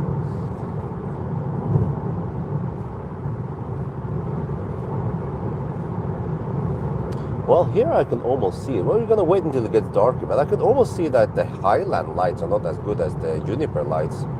Too bad I couldn't make it the Juniper headlight test. I had to return it, but yeah. I could just make an end shot there and just mention that, okay? Or actually, I could make the end shot here with a Highland. Yeah, I think that's actually better. We can compare. They said, okay, because of some circumstances, I had to return, or Tesla actually came over to my house, and they wanted to get the Model Y back ASAP. So I couldn't make the headlight test, but we can compare it. And you can see in the video that the Highland lights are not as good as the Juniper lights.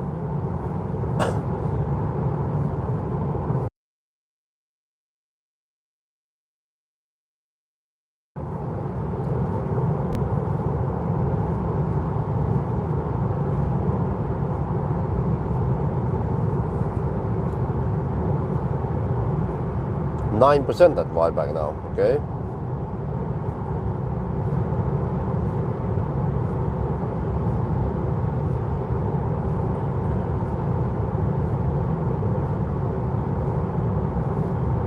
Well, the deeper the better.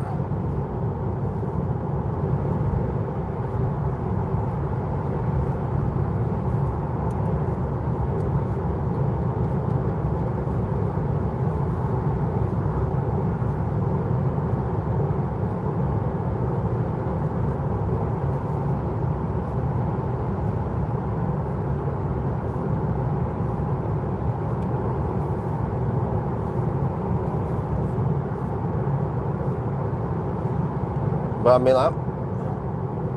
I'm still surprised that the consumption is so low, man. 154. Okay, I mean, we had some slow driving earlier, but dude, you've been driving on the motorway for a while now. Actually, since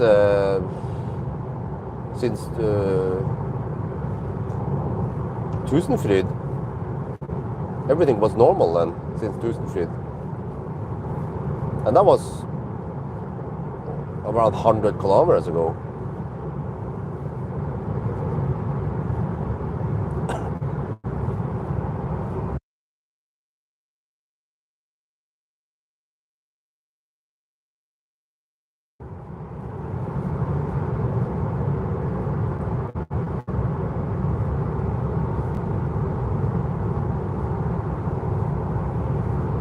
Kicked out for nothing. What happened to you, Freddy?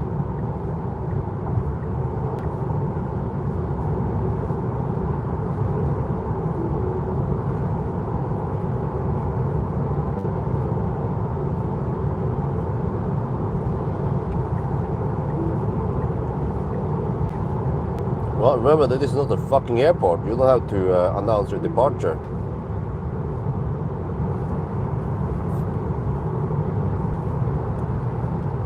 Nobody cares. Or maybe they do. They can hold your hand.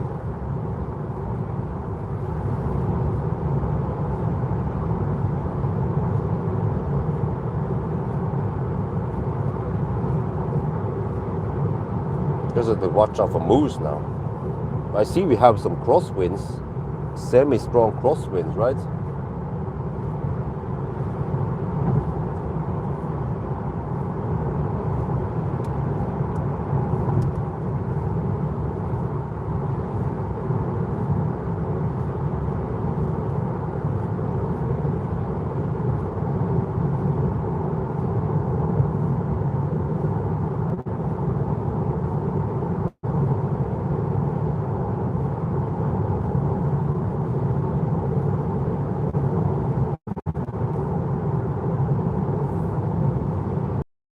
%, at while back now. It keeps dropping. Well, if we Musk, then we must bail out at Mölndal.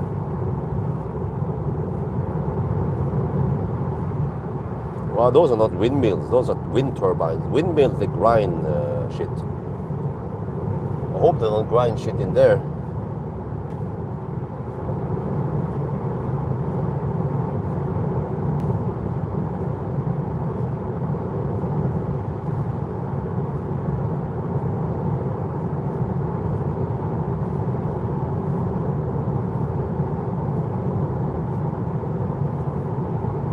Wow, the battery is at 40 degrees. It slowly heats up. Something. It's like the car slowly prepares for supercharging. Yes, enhance install. I got it done this today. I recorded the video also. I did it myself this time.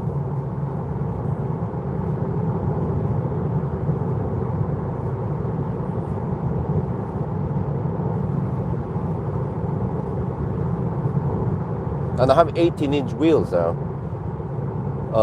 Michelin something, some kind of eco tires, I think it's called. No, wait, not me. Turanza, what the heck is that again? Bridgestone Turanza. 235, 45, 18 with the hubcaps on.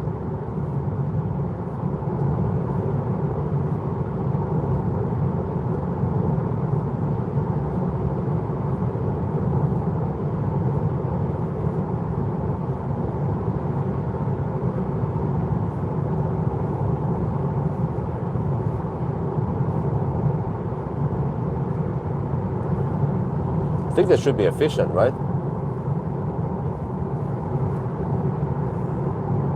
Not factory tire, really? Because if I look around, it would probably say TO somewhere or MO. I think it's TO on the Tesla tires.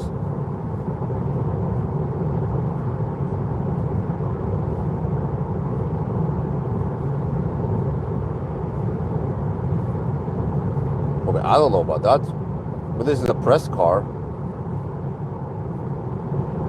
Maybe they use Turanza in China, from China. But it's a press car, so I don't think they will use non-original tires on it.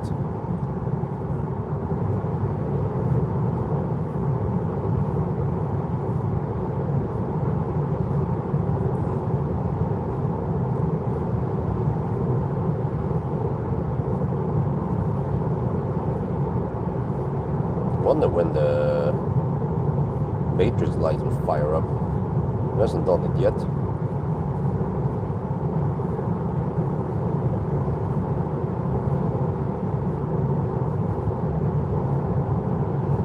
Man, this car is so efficient. Holy shit balls. 158 watt-hour per kilometer in the highlands here with crosswinds. Damn. Well, it is 17 degrees Celsius though, almost midnight. Okay, I guess that also helps. But I mean, drive any other car here, legacy automaker, and they will be over 200 watt-hour per kilometer.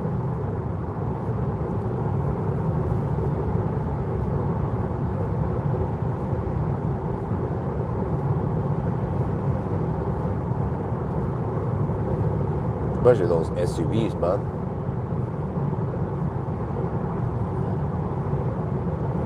The Headlight just slices through the air like cheese through butter.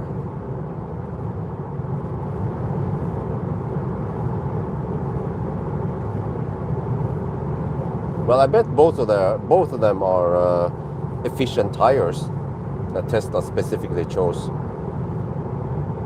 You can see how they perform in the braking test. They might have some compromise, you know, versus braking performance.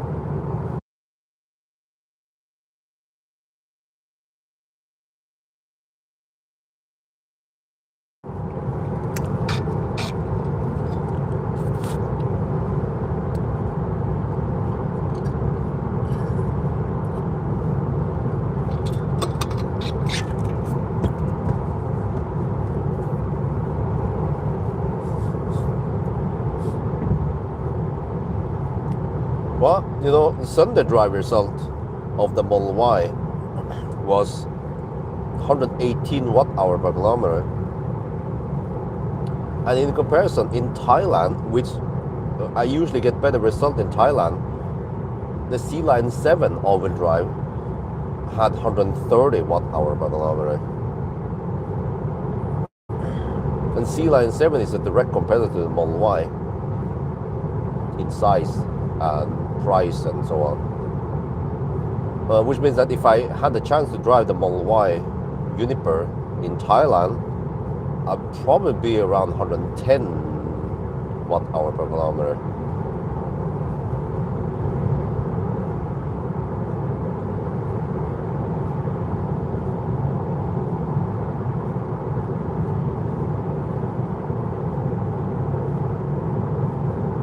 Yeah, so the plan is to do a range test tomorrow. And there's no need to measure the whole battery, so I just do a quick test and maybe do a coasting test. Yeah.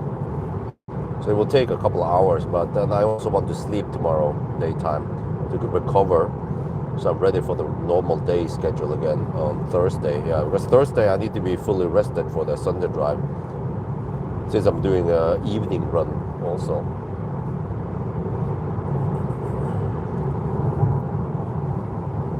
I think Sunday drive is very important for this car because it's all about efficiency. Rear wheel drive, long range, can we hit 700 kilometers?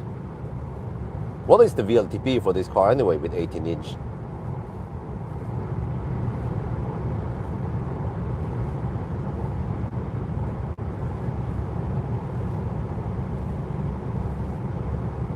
I don't remember what the Model Y had.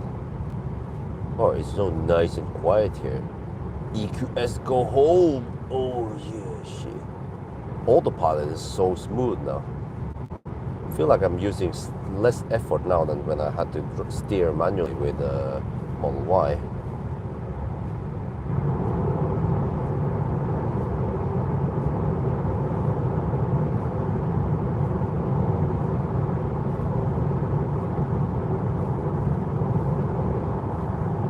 But how do I enable high beam? We do this no. Auto. Well, I took it out of the and then now it's not on out. Okay, there ish. 702. What? What? 702? Really? That's the VLTP? Holy shit balls! We better get in the. Well, okay. What was the best Model 3 result? Well, okay, if not counting Thailand. Thailand is crazy, man. We start from Chiangdao, yeah. Wait, I have to turn off the auto dimming shit. Where the heck was it again? Dim.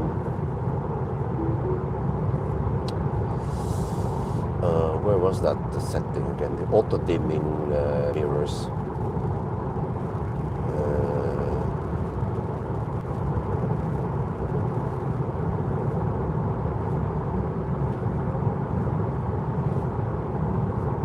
The lights. Okay, thank you. There's so many settings here, man.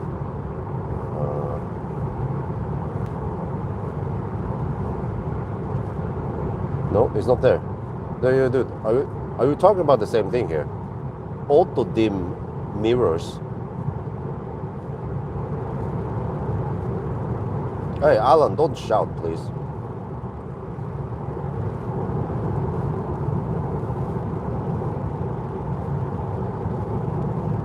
I want to turn off the auto dimming mirrors. Mirror position. Okay, let me see. Oh yeah, I don't remember. Mirrors, and then there's auto dim there. There. Okay, it's off now. Thank you.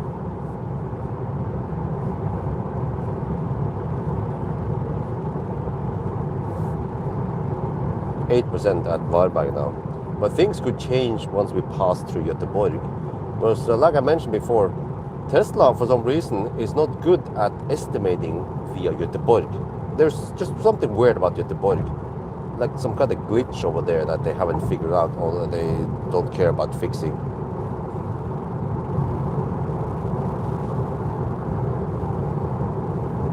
But if this VLTP is over 700, then we better go 700, right? Or maybe we can hit 100 watt-hour per kilometer, which means 745 kilometers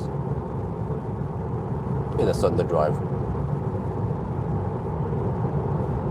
And because I have limited time, then I must do the Sunday drive on Thursday. Wait, what is that guy doing? On Thursday, and yeah, not sure how. Oh, I think I know how to do. I have to bring enough sunshades to block if there is sun. Yeah, to block so that it doesn't come super hot in here the hour I park, or I don't know. Try to make it quick. Oh yeah, they're gonna have lunch also. Shit, I need to tell them. Sorry, I have to cancel lunch. I'm on a mission. Audi? Swedish police, they don't use Audi as unmarked police, right? Oh, highly unlikely. Let's check here. No, that looks like a civilian.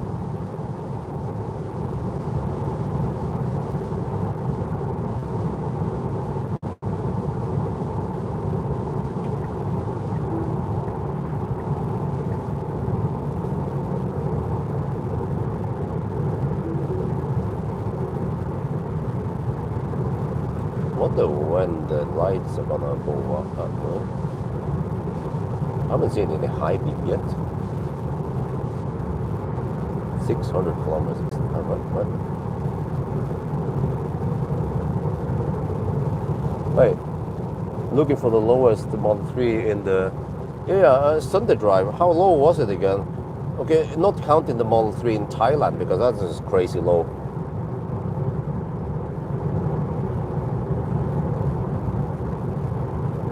But yeah, also the Model 3 rear-wheel drive Highland or something. Did I do Sunday drive? No, I think it was winter. Yeah. So don't remember. Maybe I did it with the LFP, the pre-Highland. What was the lowest consumption? If you try to check in the table, somewhere around 100 watt-hour per kilometer. Okay, I think that even the Model 3 rear-wheel drive with the LFP battery couldn't match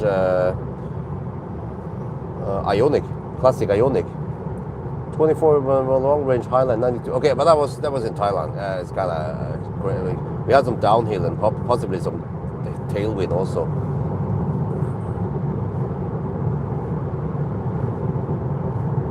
That was insane. What was the distance there? It must have been almost 800 kilometers.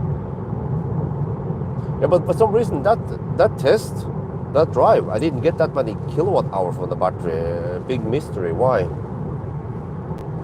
It was only around 72 kilowatt hour, not 74.5. What I should get.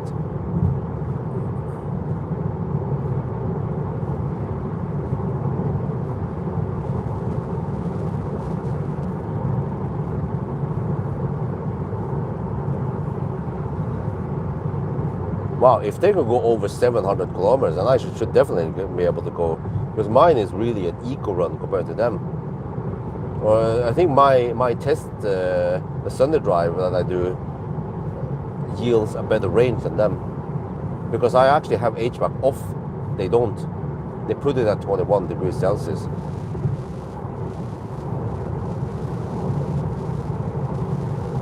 Uh, 24 model long ride, okay, 108 watt hour per kilometer, okay. It was low range, yeah. So, wow, we could be looking at something like 105 or in the low 100, maybe 100 to 103 watt hour per kilometer on this Highland.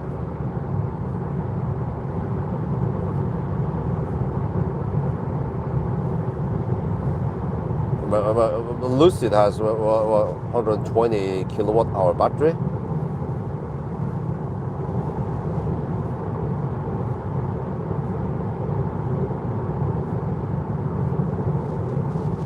Well, now I'm getting hungry.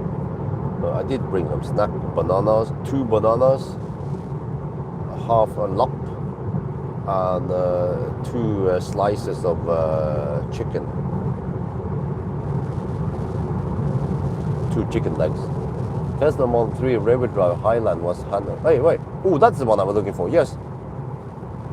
Okay. What was the temperature on that Highland rear-wheel drive? So that's what we should be getting here also. Around 101, 102 watt hour per kilometer.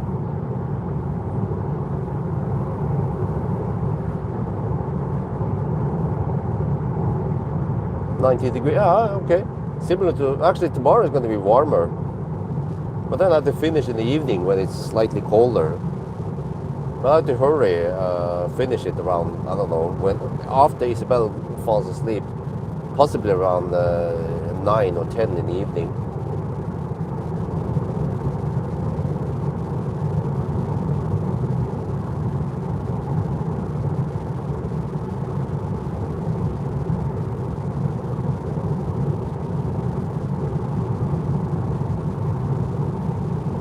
Well, this is weird. I mean, the car should fire up the high beam already.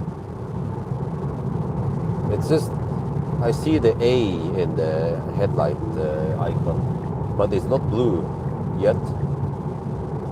The car probably figures out that it's too bright outside still.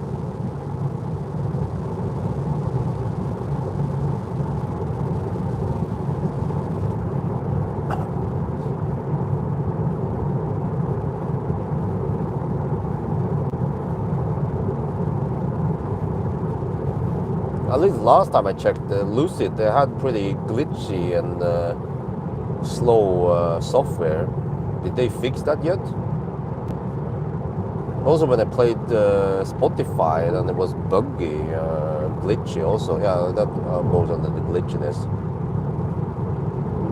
There, finally it fires up the high beam. Okay, matrix on. I just needed to go, the light needed to go below a certain threshold before it wanted to fire up. But man, this is weak sauce compared to the Model Y headlights.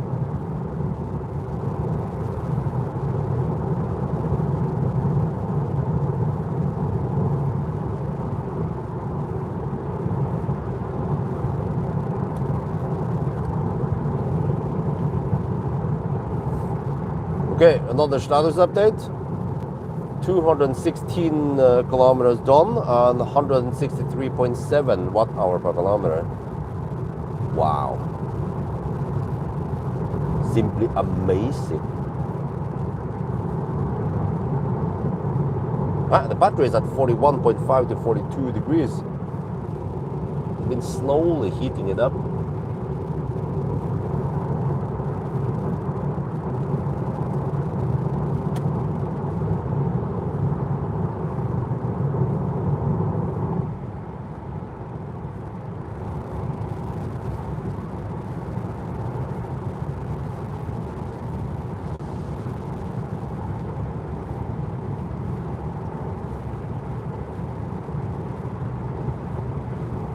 But it seems like it chooses to not scavenge the heat from the battery. It's 15 degrees outside.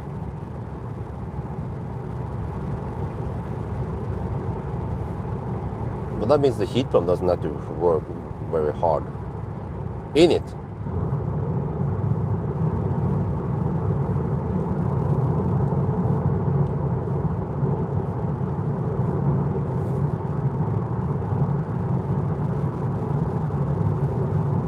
Yes, that's correct. You can't see my speed on glimpse. I've hidden it. But I can tell you that I'm driving at the speed of light.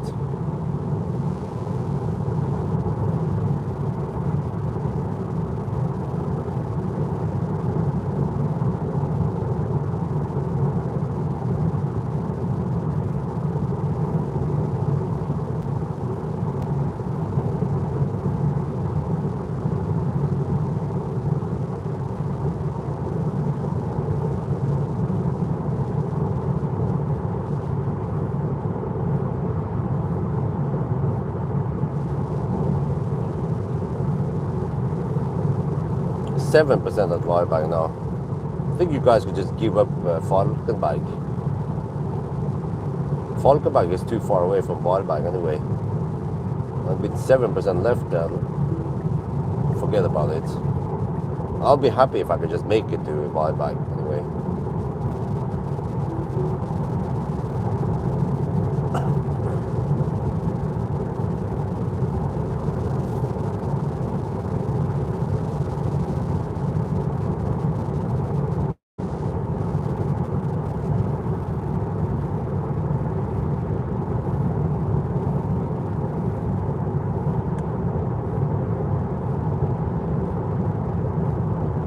Feel the wind now. That's the minus. It's kind of windy tonight, but nice and warm at least.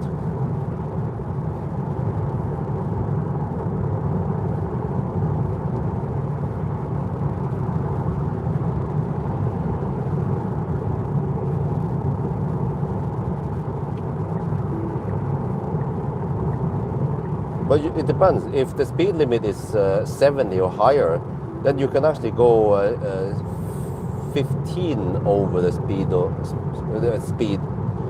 without getting pricks on you. But if it's 60 or lower, then you cannot go more than 11 over the speed limit if you don't want pricks.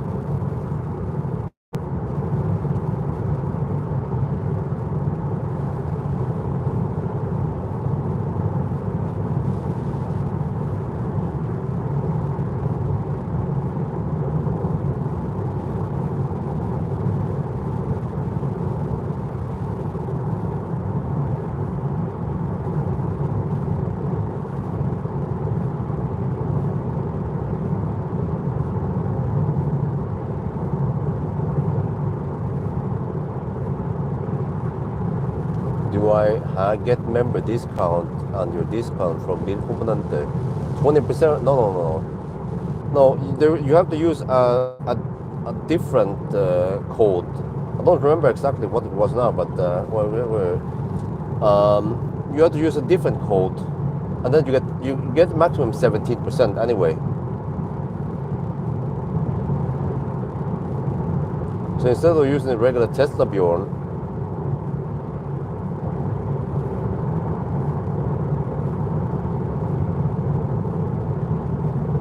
I don't remember. You can ask Bilkompetente.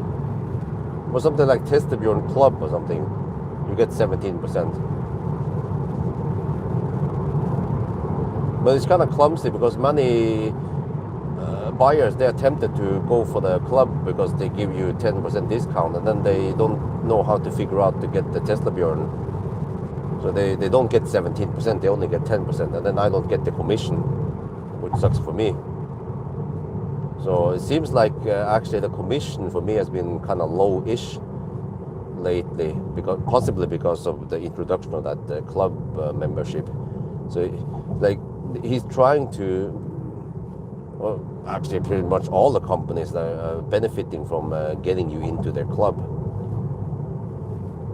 and then you get 10% discount. Yeah, so there's a big margin there, obviously. I'm actually a member of Justa, H&M, Pawel, a bunch of stuff, right?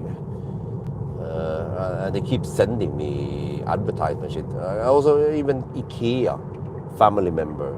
All the companies, they get benefits that you are a member. They can send you shit.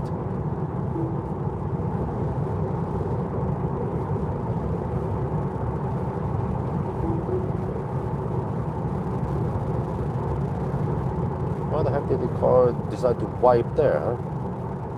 Gee.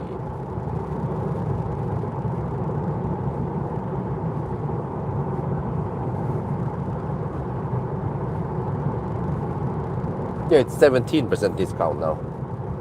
I think it's been 17 for a while.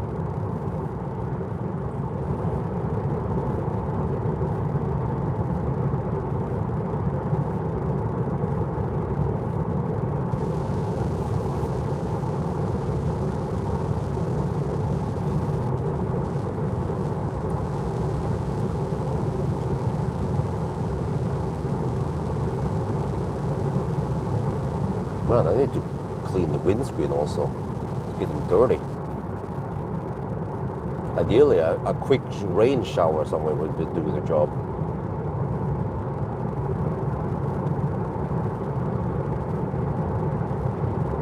Yeah, I had enough, unfortunately. That's also what sucks with Tesla referral program, is that I can only get 12 per year, and I reach it after just 1 month or so. In February, usually I reach the limit. It kind of sucks because I'm soon going to be affiliate, partner with NIO, and there, of course, there's no limit. If there's a bunch of people who wants to buy NIOs because of me, then they will still get the benefits.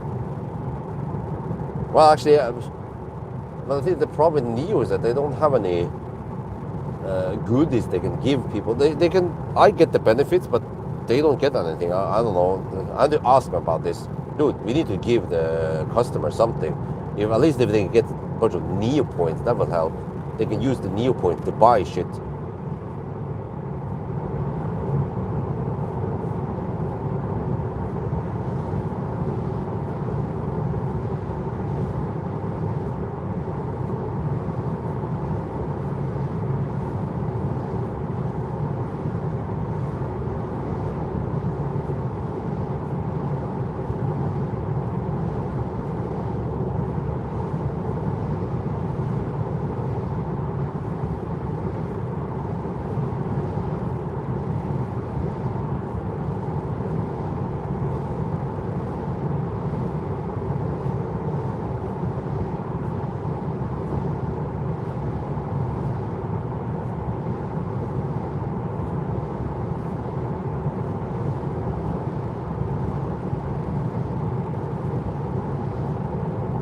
Okay, they cut the bus. I'm not sure if that helps, but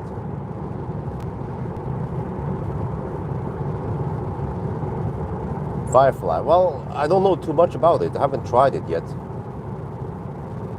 But it looks promising. At least it looks nice to drive, and I think the OS should be good, right?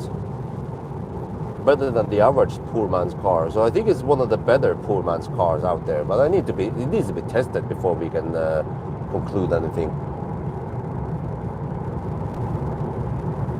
Rally armor or just cheap ones? That I'm not sure. But if the price difference is not that big, then maybe not just go for. Why not just go for rally armor? Are they real rubber? Help quite a bit, okay. Well, that's good. I think it's better if I do the cleaning at lower speed around Göteborg in the 80 zone. Now there's just too much wind blowing everything off the windscreen instantly.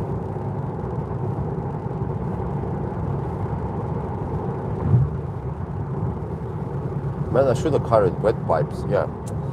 Because I know I'm going to be at superchargers, so I can't get the nice cleaning bucket unless I run over there. But I don't have time to do that. I expect the car to charge within around 12 minutes, like Uniper. Actually, it might even be faster. So I'm not sure how we're going to charge now. If we have more range, then we should be able to go longer distances. The only problem is that you can't, I mean, there are not that many superchargers. You can just skip and go on a totally different route. So you kind of need to follow the Högstorp, that route back. And I cannot charge at Ionti because it's limited to 500 amps. So I must follow the Tesla route only.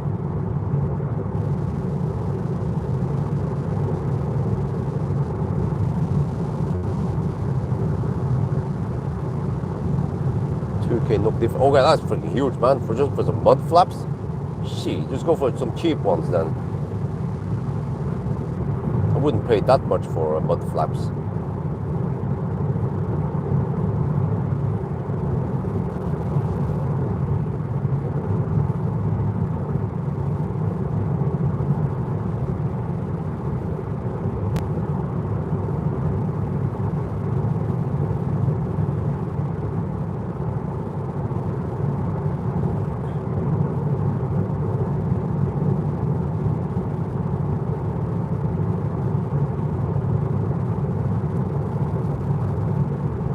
Okay, suddenly it claims 13% at bike. What the heck, man? What the heck happened there?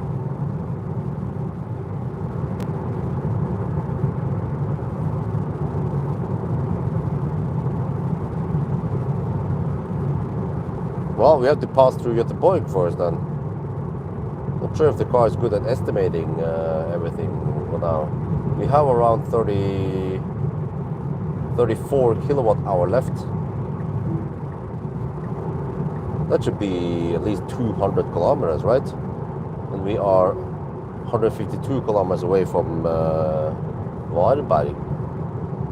And we also have the Göteborg stretch is low consumption.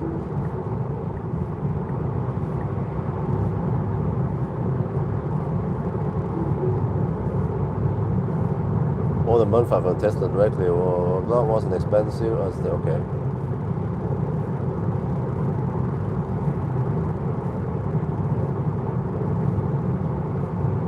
Okay, 166.4 watt hour per kilometer now. Feel the wind, it's quite strong tonight.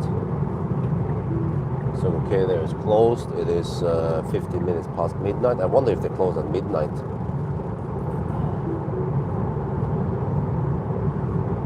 That was Högstorp. We passed by Högstorp with 45% left. Dude, we've done 245 kilometers already. Paint discussion, huh? What kind of paint discussion? About thin paint or color or what, huh? Man, people are talking about a lot of stuff I don't pay attention to.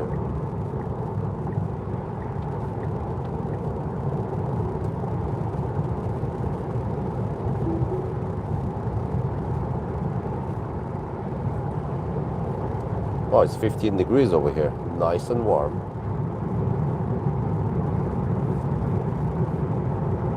Oh, that was a fox, yeah.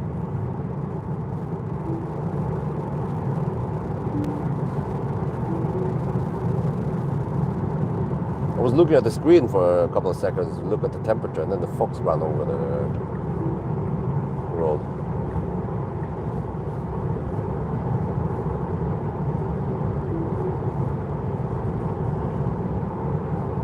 I think there shouldn't be any rain. Let me check the rain map now, or the weather map.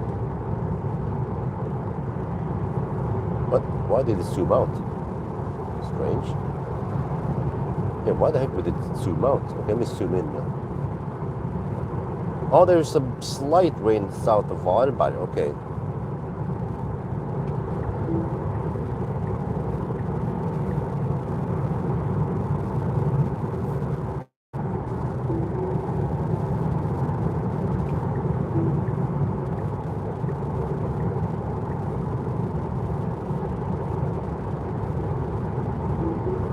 Well, just get some PPF then on key points.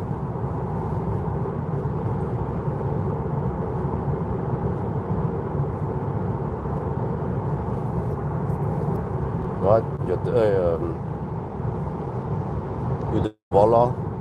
I mean, in the old days with Falcon, I would always stop at Uddevalla on my Europe roads. Now we have 44%.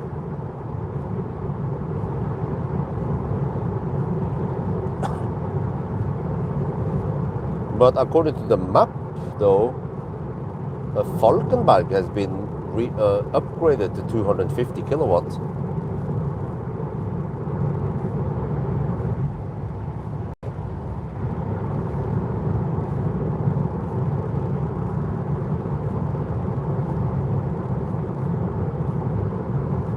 Matte? What? Floor mats? What are you talking about?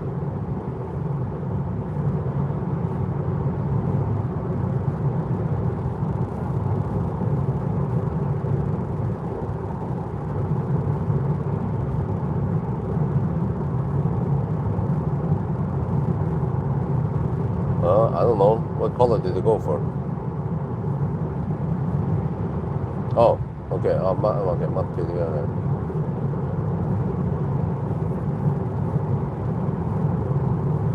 Man, I feel like I need to take a banana. Okay. Bring out the food bag here.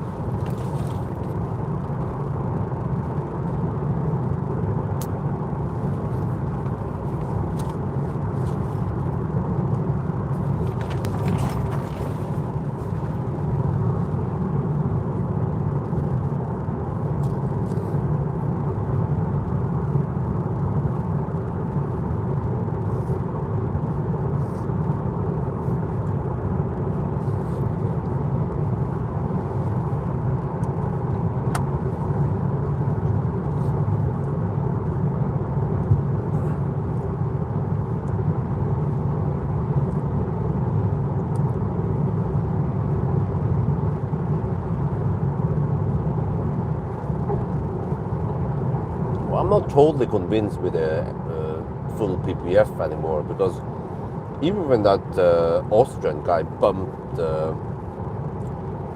MC Hammer, it still, I mean, it was still damaged. So okay, PPF can help protect against minor damages, but not door bumps like that. Or maybe he was just extremely clumsy.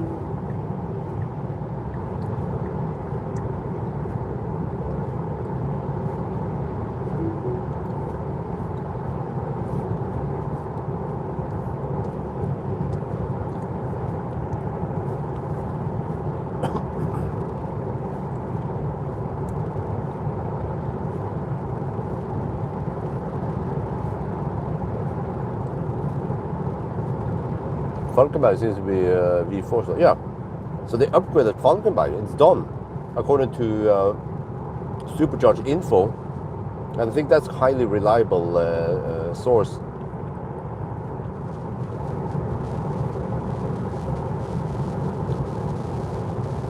Normally I wouldn't stop at Falkenberg, but nowadays we can actually use Falkenberg as another stop point. I would only charge at Falkenberg with slow charging EVs in the past. But speaking of charging, I saw on Facebook some guy was bitching about Ionity. I was like, what is the point of Ionity? Because he's been he was on a road trip through Europe, and he got stuck in Ionity Laderstau at Varberg and probably other places. And then his complaint was that the V2 supercharger stalls, they have short cables. So I'm guessing that he has a fat e-tron then. So then he said that German Tesla drivers, they click a winkel if you use the wrong stall and there's Laderstau at the supercharger site. So I'm guessing, yeah, that must be a fat e-tron or some cars with the charge port on the wrong side. But V4 has long enough cable, so then there's no problem. But also V3 is a short cable. So it's either you go for Ionity and deal with Laderstau, or you get a few V4 supercharger sites. Or if you're lucky, you can find V3, V2 supercharger with not too much traffic. Then you can block another stall. Yeah. This wouldn't be the problem if the car manufacturer was smart enough to put the charge port on the left side with the right side, not the right side with the wrong side. Because after all, in Europe, we drive where the driver's door is on the left side. But they were not smart enough. I've been telling that for almost 10 years now.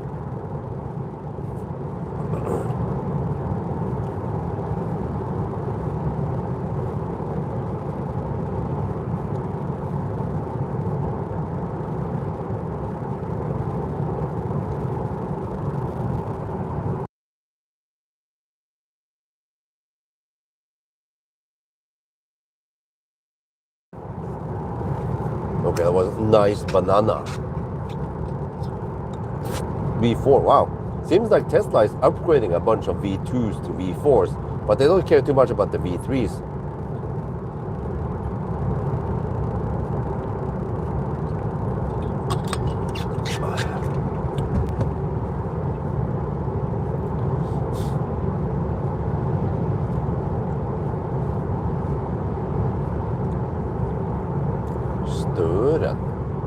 Wow, they have a Stören now, and supposedly they are working on, or they are constructing right now a supercharger at Kungsbacka. Yeah, construction has started.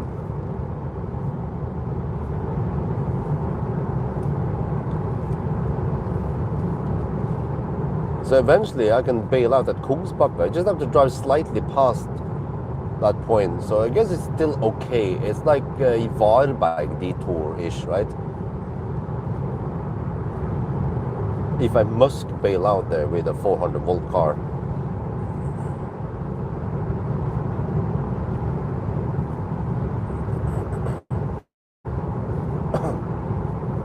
Okay, I'm gonna shoot a clip for the headlight test of Uniper now.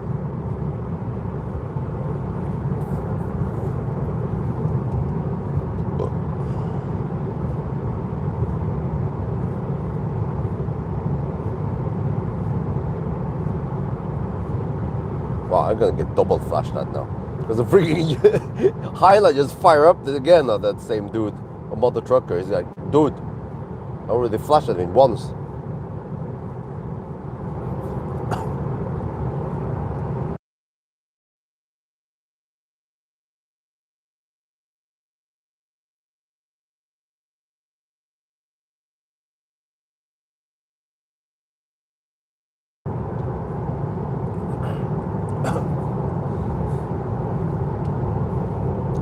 This is going to be the headlight test for Uniper. Right, we are actually now sitting in a Tesla Model 3 long-range rear-wheel drive. So to make a long story short, what happened was that yesterday when I was driving the Uniper on the Sunday drive, Tesla called me and said, oh, by the way, the problem with the autopilot you reported, well, first we checked it, as you claimed that there was something wrong, when we claimed there was nothing wrong. Well, turns out there was something wrong with it. There was an error there. And Tesla's policy is that they don't want to take any chances in case of, I guess, you get stuck, right? So they wanted to swap the cars ASAP. I was like, huh? Well, but I mean, we're going to swap the car tomorrow anyway. They said, no, we want to do it today. And they're going to come over to my house. Or, okay, well, yeah, well, but I was planning on doing the remaining headlight test that night. But then already that afternoon, yesterday afternoon, Tesla came over with this car I'm sitting in right now, and they swapped cars. So I'm not able to do the remaining test, but now we are in the Swedish highways again. And you can see that the Highland lights, oh, yeah, that was probably the 10th or the 20th time I got flashed at. But the Highland lights are nowhere as strong as the Uniper lights. Some guy in the live stream claimed that the Uniper lights are a total redesign or something. And I can even see it, that it just, the Uniper lights are better, shines wider, higher, stronger. And here it's just so weak in comparison. And also, of course, weaker than the pre-Highland Model 3 or Model Y, of course. Model 3 and Model Y before, they used the same type of light, Hella lights. So at least all I can say about the headlight test for the Uniper is that it is very good. Yeah. And for you guys who are disappointed in the Highland light that we see here, yeah, for a good reason, because they are weaker and not so good spread, or at least weaker than the Hella pre-Highland lights. But the Uniper lights just appears to be nice upgrade, or I would say on par with the pre-Uniper, but with I don't know, well, Matrix, but you already get in the pre-Uniper. Yeah, that's true. Yeah, what is better than the Uniper? Okay, maybe something else. Yeah, okay. Well, at least they are, maybe, okay, I could say that they are on par with the pre-Uniper in terms of strength and wideness. So, yeah. Maybe one day I can borrow Uniper again, but I haven't booked Uniper yet. Maybe some people want me to test the long-range rear-wheel drive Uniper, Model Y. Okay, eventually if I get that car, I could test the headlights again. But for now, you guys know how it is, right? You have seen now at least the first part, the motorway of the Uniper. So if I would give it score, well, it doesn't turn. It doesn't have ultra high resolution like the pixel lights. So maybe at least 7 out of 10. 7. Yeah. Okay, anyway, I think that's going to be for now. Hope you guys enjoyed this video. As always, thank you for watching, and talk to you later.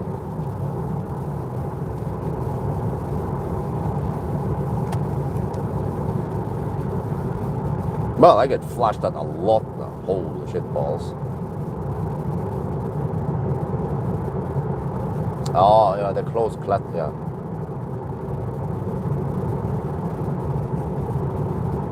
That's kind of ironic, because that Circle K owner was happy in the old days that we had supercharger. He got more profit, more sales, more customers because of supercharger. But eventually, Circle K found out, like, fuck, we need to make our own charging network. We are sitting on a gold mine on the locations. So then Yeah, ended up like it was. I just wonder how long it takes before all the other gas station chains realize that they are sitting on gold mines.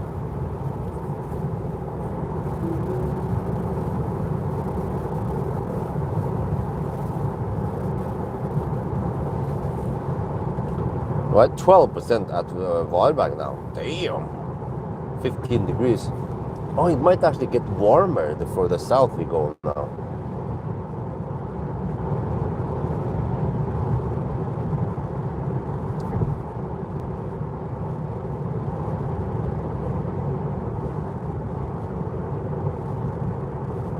Oh, of course, it's a Prius driver.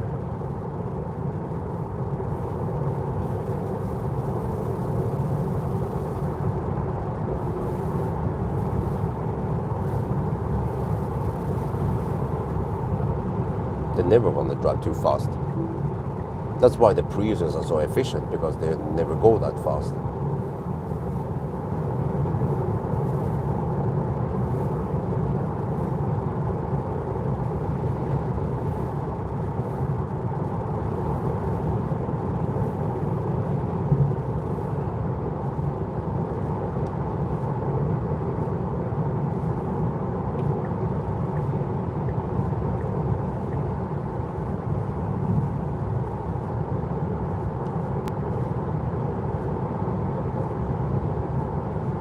It took too long, so now it doesn't re-enable it. Okay, for some time it would time out, so I have to enable autopilot myself, but it's still no big deal. Because if I have to delay too long, then I have to wait too long before it re-enables. Or maybe I can increase it by 1 more second. Ah, okay, it's fine.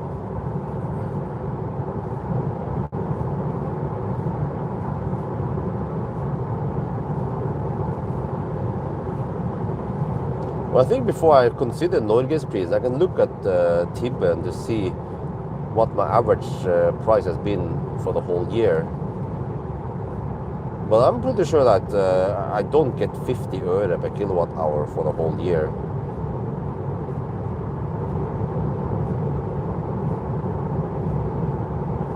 But then if I have Norgespris, then what is the point of smart charging, right? We don't care about that. Unless I get some grid reward, that will go lower than 50 öre.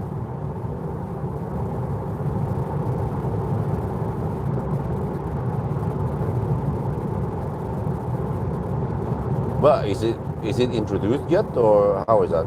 The status on it?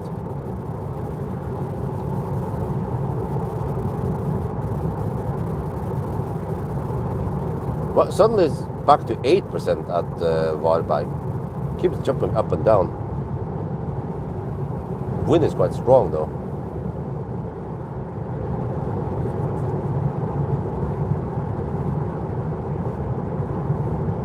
First October, okay. But how is it when if you go for Norgespris?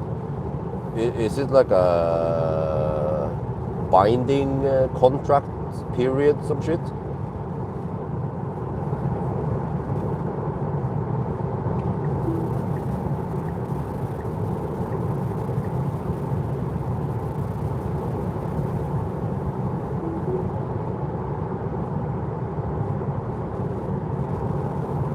One year, okay. Come back, 1 year. Okay. Well, especially for me, sometimes I need to charge cars in the evening, or I need to just push it. I cannot always, or I don't always have the flexibility to wait for the cheapest price. So for me, it would probably be beneficial to go for Norgespris.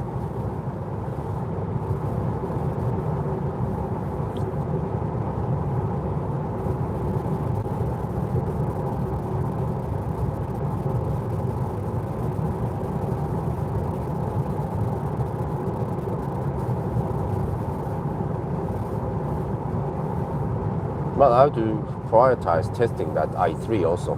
I think I don't have time to drive anything with the i3, but I will test if the vehicle to load adapter works on it.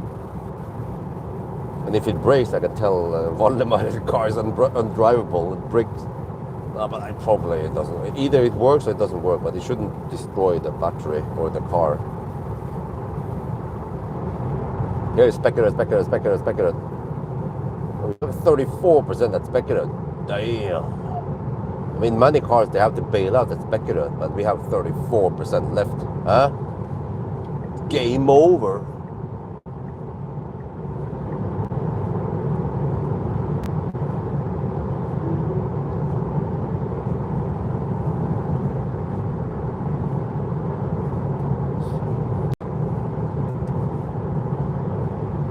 I think I should use like freaking family trip to Lilleputthamn. I got lots of views because I just wrote Tesla is the best. I mean, okay, there is actually some truth in it, dude. Like I've been testing so many cars lately, and I come back to Tesla, it just works so smooth, and the app is so good, and the infotainment is so snappy, not annoying. Okay, there are a few annoyances in the Tesla, yeah, but overall, less annoyances here than in many other EVs I test nowadays.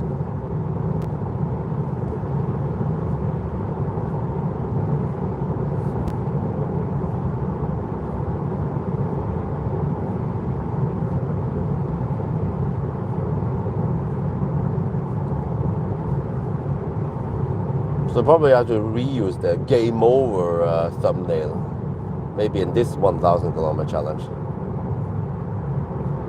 Yeah, I mean, dude, like people who haven't tried Tesla, they have no idea.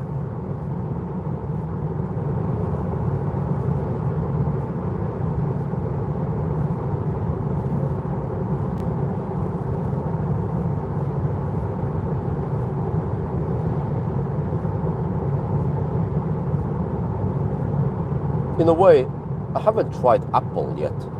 I guess if you're Ninja, you can use iPhone and iMac and the cloud and all that shit, and it works smooth.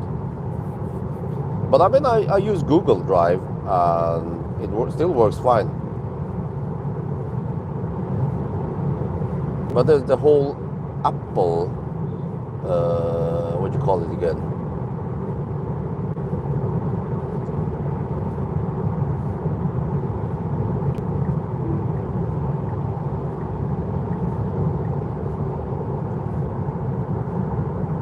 Apple ecosystem. Yeah, I was looking for that word. The whole Apple ecosystem is supposed to work smooth. You can have a smooth workflow. When you take a picture with your Apple phone or I don't know, and then you sync it over to your iMac or some shit, and then you edit there, and then the Final Cut Pro work natively against the M chip, and then it renders really fast.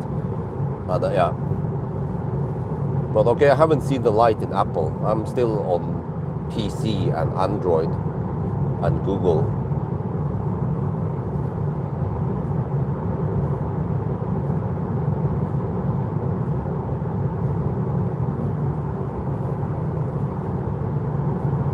I guess they should have interviewed you. Tested hundreds of Teslas so far, the best, yeah. And actually, I haven't experienced much. I haven't experienced any phantom braking yet on this challenge.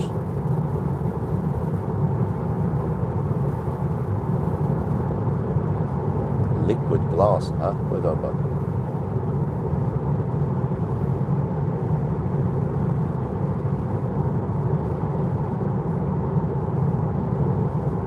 Okay, 7% at Varberg, but we need to pass through Göteborg.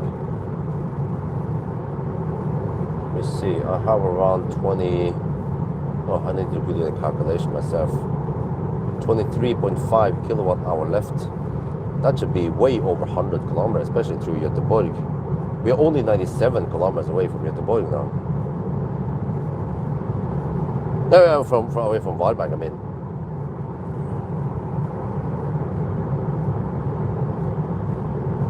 Autopilot Aero.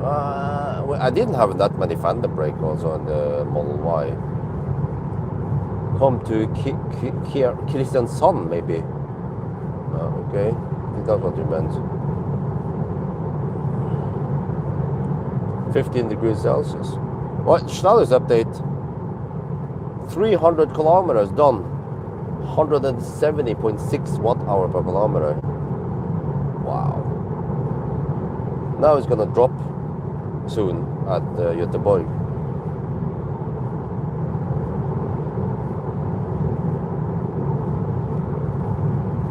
Yeah, we have under brake there, but it wasn't that many, maybe 5 only. Well, that's pretty good for a 420 kilometer run. That was actually 435 kilometer total.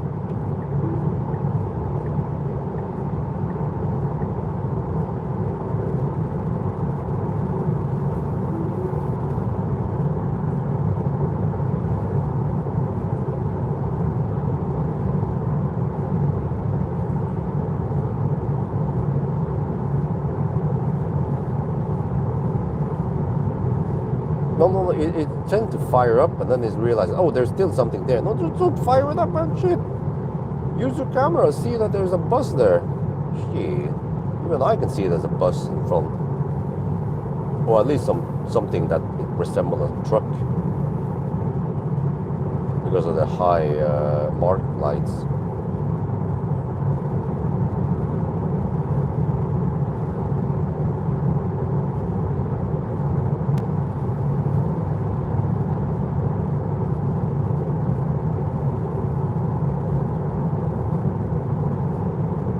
But guys, how was it again?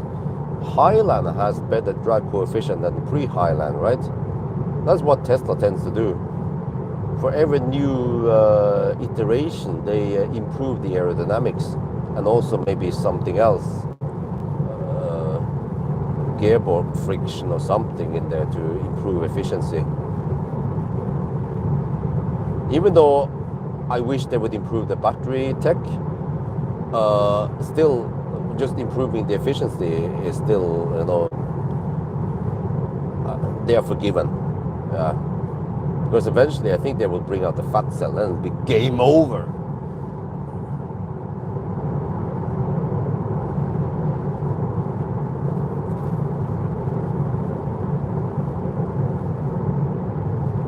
But on the other hand, there is so much you can improve in Tesla, so eventually you're going to hit the bottom and it cannot be more efficient or not that much to gain anymore. If they want to keep up with the competitors that are charging at 500 kilowatts, then eventually they need to do something, because eventually, okay, the Chinese cars, they might not be that efficient, but if they're pumping in 500 kilowatt, then you don't care anymore about how inefficient the car is.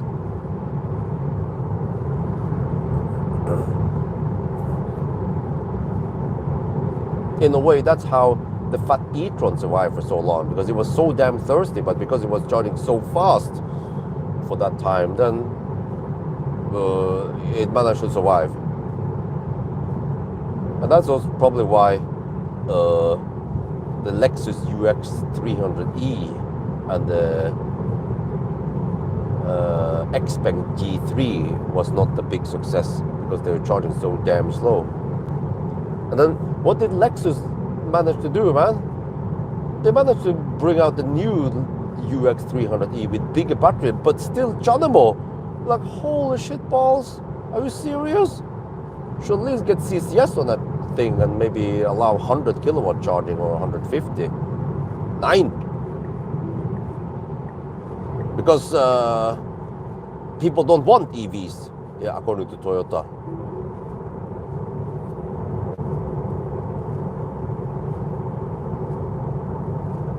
Okay, we reached Kungal. We have to slow down here. Consumption is going to drop. We are still at 29% left. Now let's see how it changes.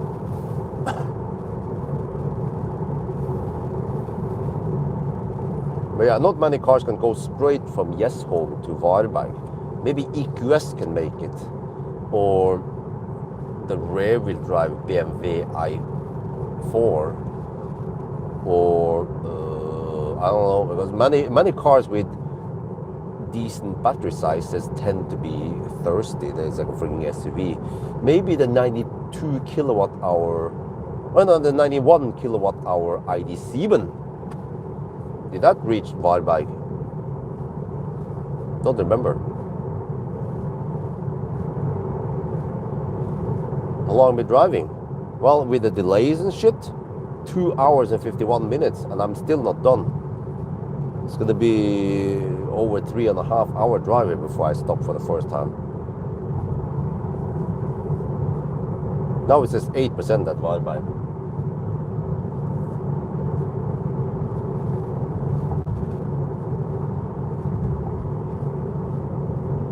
Interesting. Battery temperature has been high now, 41 to 42 degrees Celsius.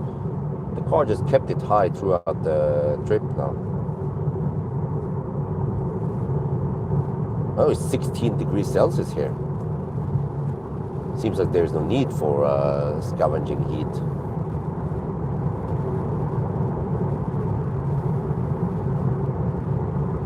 Maybe it needs the same amount of energy to just pull, use the heat pump against ambient versus pumping against 42 degrees in the battery.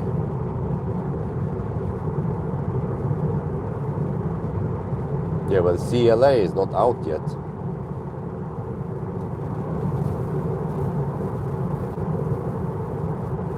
Well, I mean, well, okay, you know, some people might want to drive 3.5 hours before they take a pee stop. I would probably stop at around 2.5 hours. Well, just, yeah, I need to show the trip meter. Well, actually, before I arrived there, yeah, to show how long. Yeah, I think it actually, I need to show in the video. Here's the thing, yeah, the little slowdown at Pawel. I need to show in the video how long we actually drive before we stop. Show in the trip meter to empathize it. Where there's a 900 meters, okay.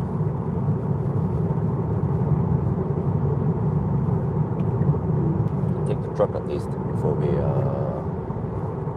over there.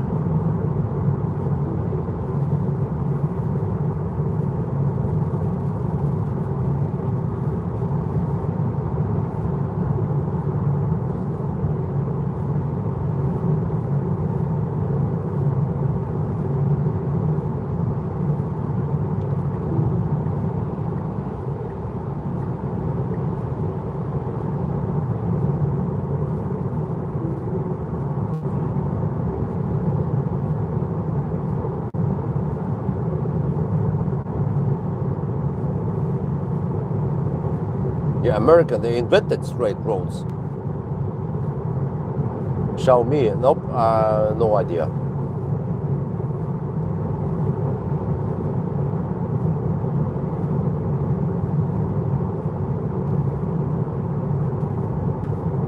But I almost got the impression that the Model Y, the Uniper, was quieter than the Highland, even though the Uniper was equipped with 20-inch wheels. Too bad I didn't have time to test the noise on it.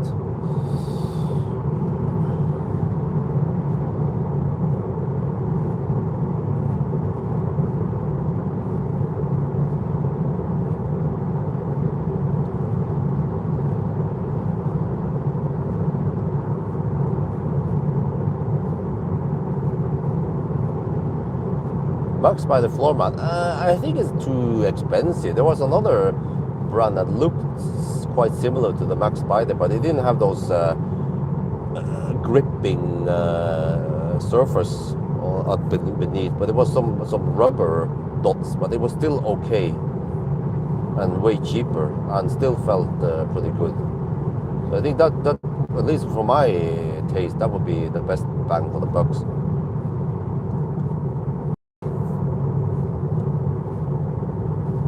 But here's something else going on. What is this?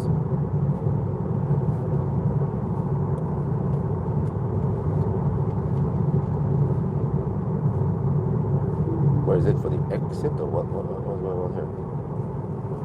Okay, they want me to go this lane. Lane 60. Okay, but they're just cleaning. Okay, or just a temporary. Okay, no big deal.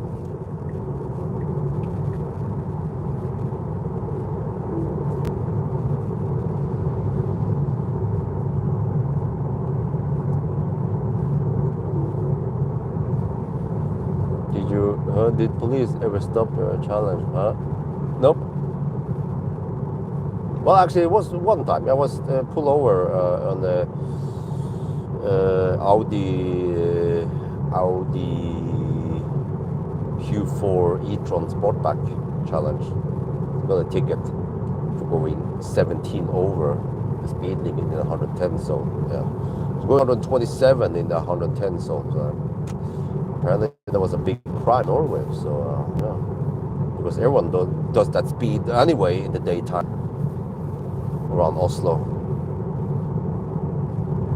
So yeah, I'm not sure what they achieved because they were supposed to make the road safer. Especially at night when there is no damn traffic outside.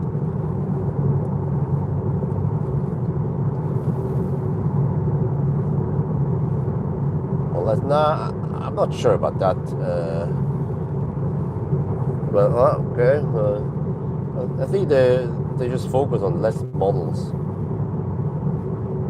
If anything, they should make something smaller than Model 3, the Model 2, or what's going to be the mini Model Y. That will sell better. I think people want something like that.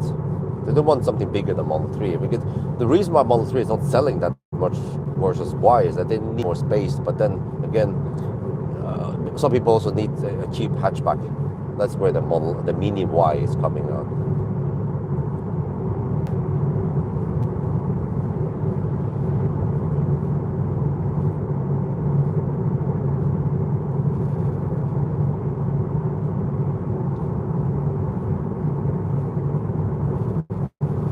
Yeah, after spending some time with the Juniper, I almost feel like this car is noisy. The Highline is noisier than Juniper. It actually means that the Juniper is actually very quiet then. Or maybe that was just a quick, really rough asphalt, yeah, that we were driving on.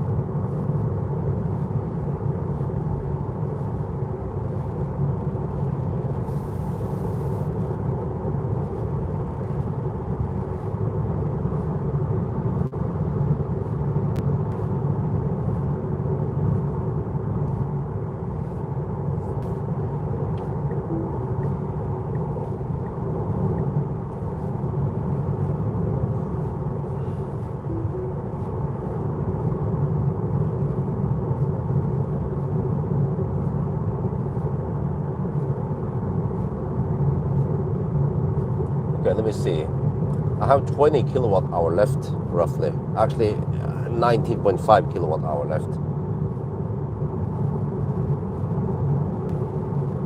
And then I have 71 kilometers to go. That is a budget of 274 watt hour per kilometer. Okay, we can make it to Varberg, guaranteed. And then 8% that the car claims is quite plausible. So then the question is, how far beyond Varberg could we possibly go?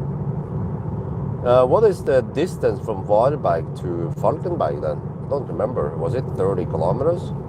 Or was it 70 kilometers?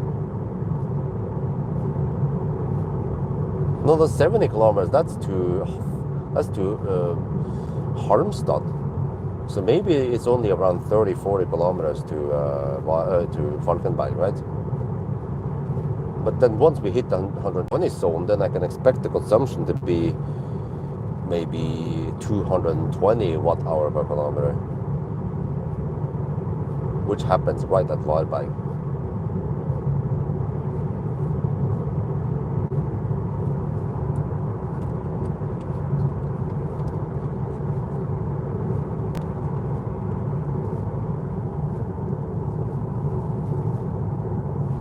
$32 kilometers, okay.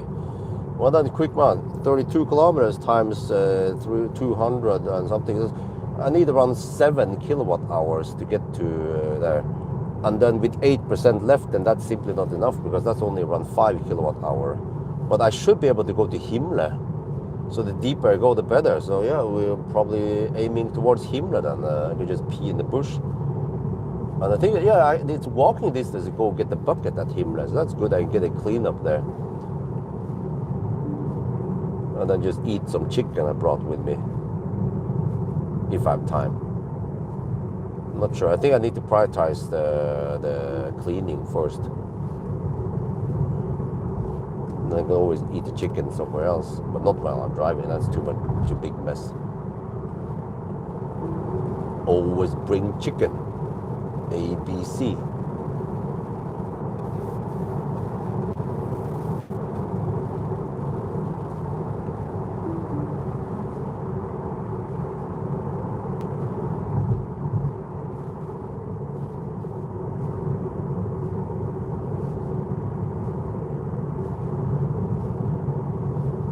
Oh, they're closed some other stuff here. Well, hopefully it's open by the time I come back.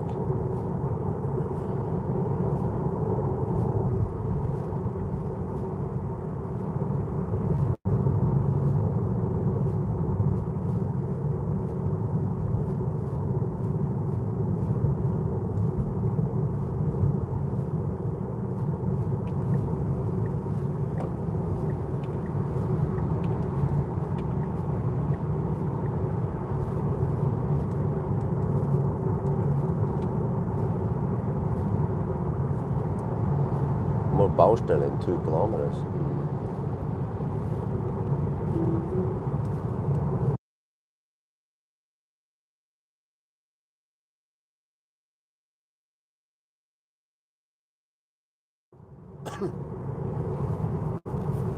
Oh, it's probably that regular lane that is closed. Okay, no big deal there.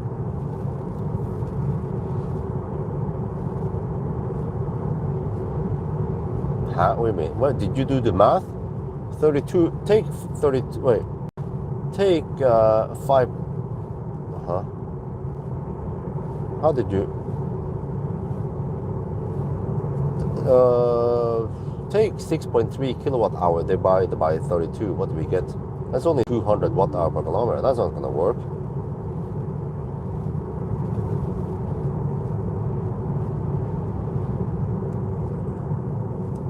Wow. What the heck is going on here? Full lockdown here.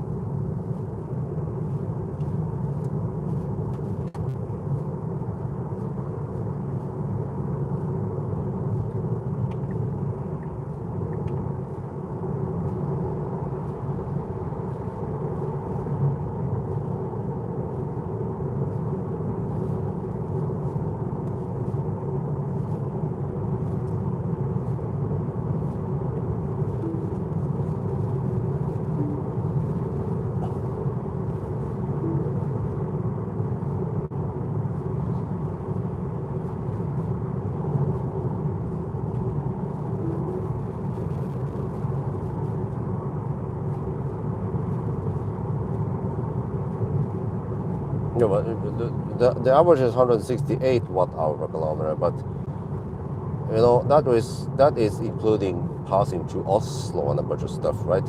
You simply don't get that same consumption when you hit the 120 zone in Wildbag. Then it is going to be significantly higher.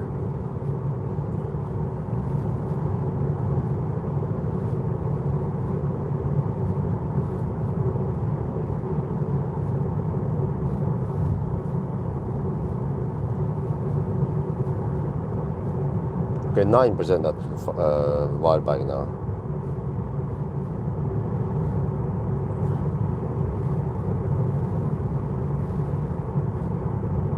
I should soon navigate towards Himle instead. But once I get closer to, well, once I pass Kongsbakka or a little bit past there, I'll navigate to Himle.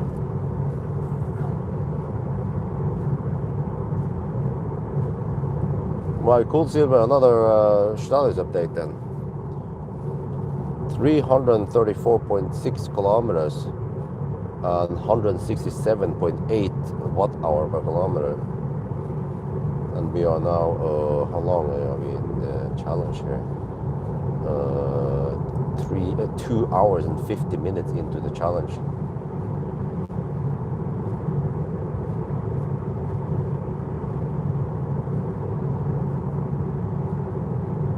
Eventually we need to calculate the distance error. But yeah, cool silver. By the way, the detour we had to take today because on Baustelle was 600 meters extra. Rune calculated this, the EVKX guy, so I trust him because he is, we call it oppegående. He's a smart person, so he knows what he's doing. He's the opposite of clumsy, if you know what I mean. He's like a clever guy. He's not a Neo ET7. ET7.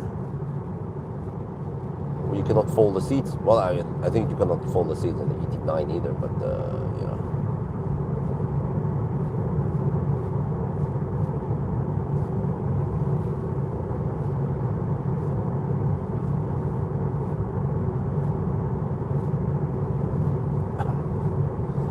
Kristiansand to Nordkapp. Oh, good luck. Good luck getting stuck behind all the RVs. Slow poking.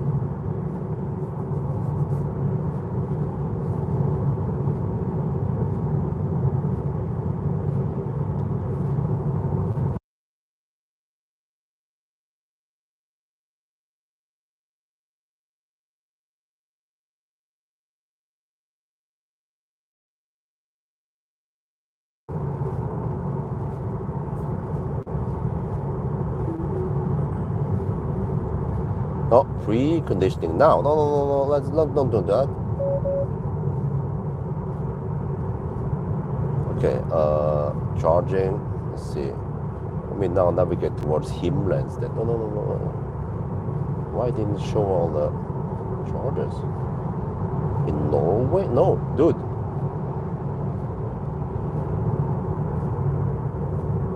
Why is it then trying to search in Norway? Dude, what the fuck is wrong with this shit? It refuses. Okay. Just navigate. Tesla, like supercharger. Well, I'm looking at the road, but I also need to charger. Supercharger Himla. Or just search for supercharger. It's like searching in Oslo, dude. Okay, stop that shit. And just click on the icon.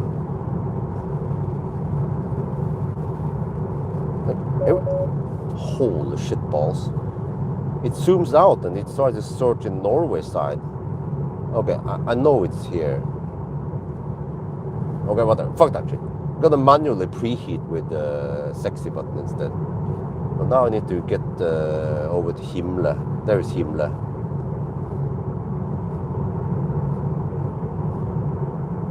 Wait, why doesn't it show up? Oh, or maybe it's this. Wait, huh?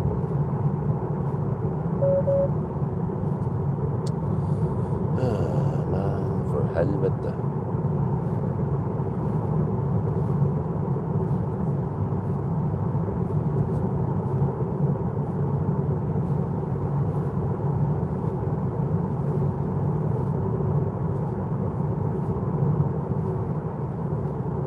Got more stuff going on?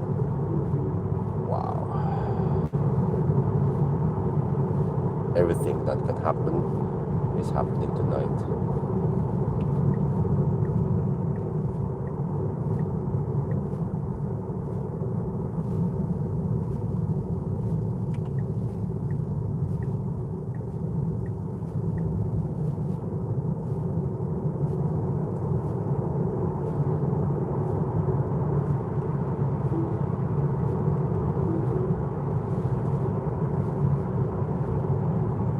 I don't know exactly where Himla is because I normally don't go there. The car is beeping at me. It's being annoying. It's being like a Chinese car. Let me see. That's Varberg. Okay, I'm quite sure about that. Okay, and Himla is just a little bit down the road. Pretty sure it's about here, right? But it doesn't look like it on the map.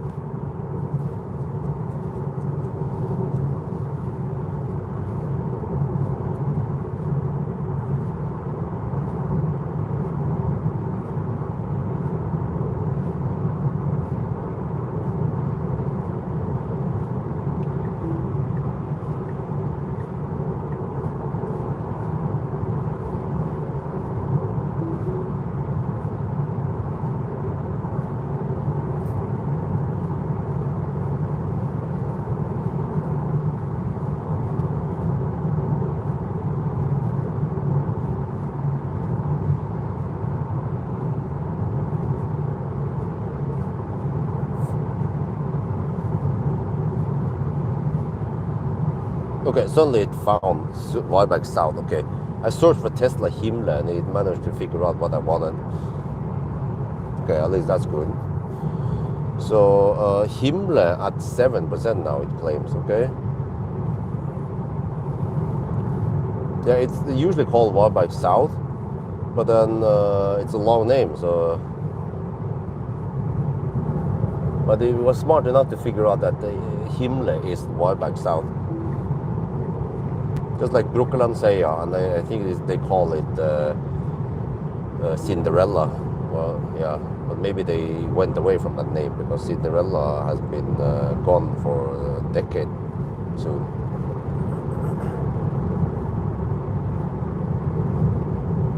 Well, we don't know yet. Once we get close to Kungsbacka, then there'll be a constant 110 zone all the way.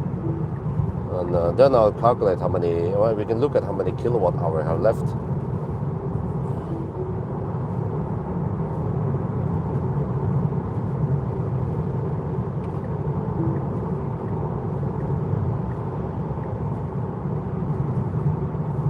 Well, it's 16 degrees Celsius, one at night.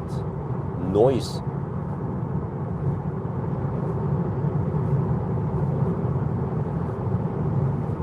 Now that is going to be freaking insane if we can reach Falkenberg, man. What other cars can reach Falkenberg? That's over 400 kilometers in a single charge on the motorway. We didn't slowpoke exactly.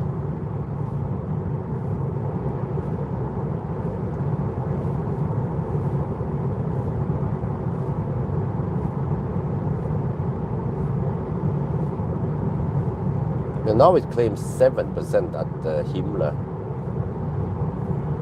Okay, let's try. End trip.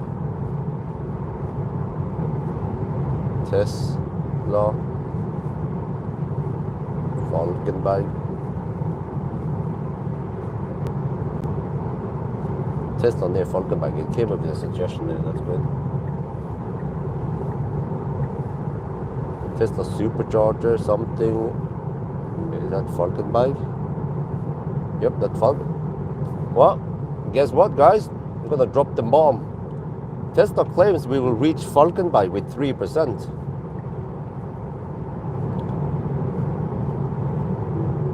Well, I think it's time to say game over.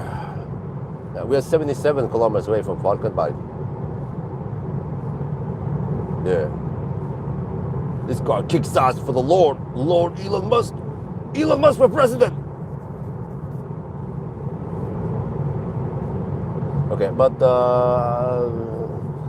right before we arrive at Kungsbacka, I will calculate the kilowatt hour we have left. Well, I could do it now even. Okay, 18.9. It's 16.5 ish. 16.4. 16.4 kilowatt hour divided by 75 kilometers. We have a budget of 218 watt hour per kilometer to Falkenberg. Yep, highly likely we will consume less than that. Damn! If there was a spot past Falkenberg, we could even go there, but there isn't. There is actually a big void between Falkenberg and the next possible would be Halmstad, but that's around 40 kilometer stretch in the 120 zone. Oh shit, I forgot. We are hammering in the 120 zone soon. Yeah, ooh. To Varberg is 110, yeah, but then 120 zone. Oh, okay. So I need to calculate then, because it's quite guaranteed we can make it to Himmler. But once we are getting close to Himmler, then I need to calculate whether we can make it or not, based on the remaining budget.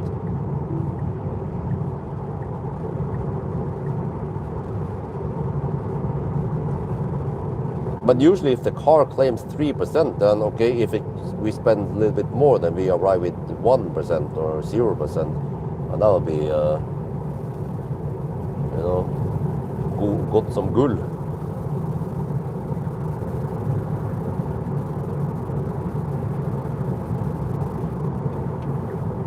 have 18.2 kilowatt hour left, but that's with a 3.5 kilowatt hour buffer. Unfortunately,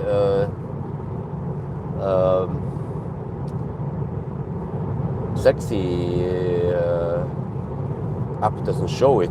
I need to request them to do that calculation for me to show the kilowatt hour down to 0%. That would be more useful, because most people, they don't count the zero buffer, you know? It's kind of confusing.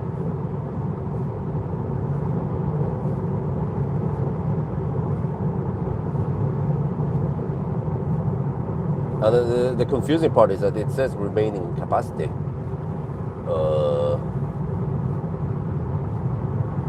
Should I call it remaining energy? But also, yeah, remaining energy down to the car bricks.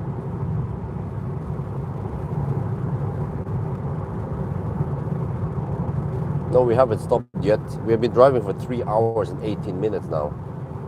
357 kilometers done, and the consumption is 167.9 kilometers. We're about to hit the 110 zone at Kungsbacka.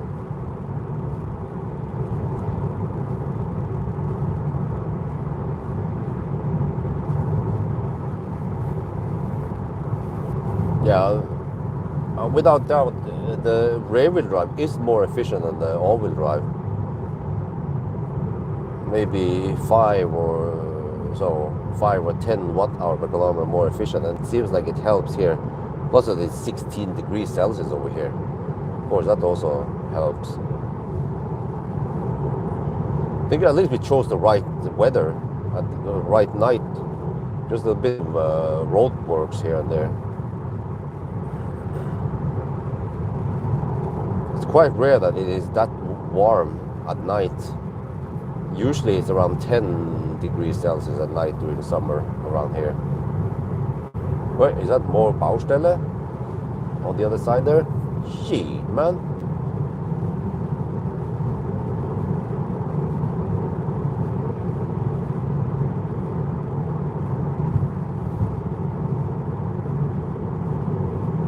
At least you can pass, right?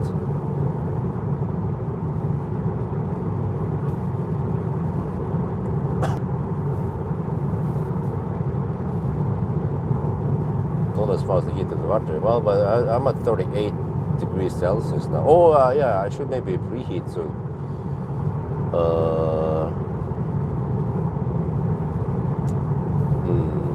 That's also very important, the preheating time. Yeah, you know what? Let's manually preheat now.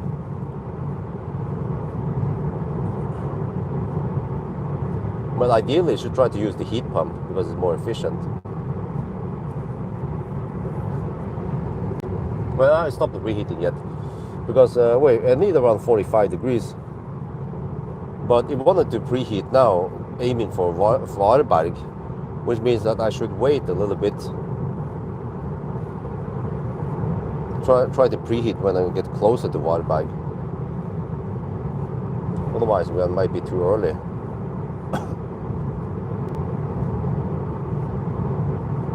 "17 degrees Celsius, wow.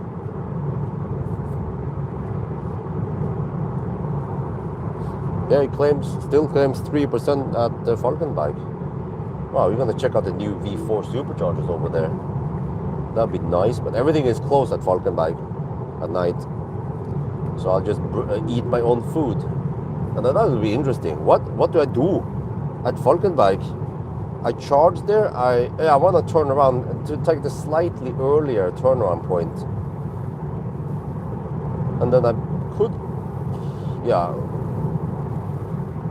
end up at Varberg maybe. Varberg and then Håkstorp and then home.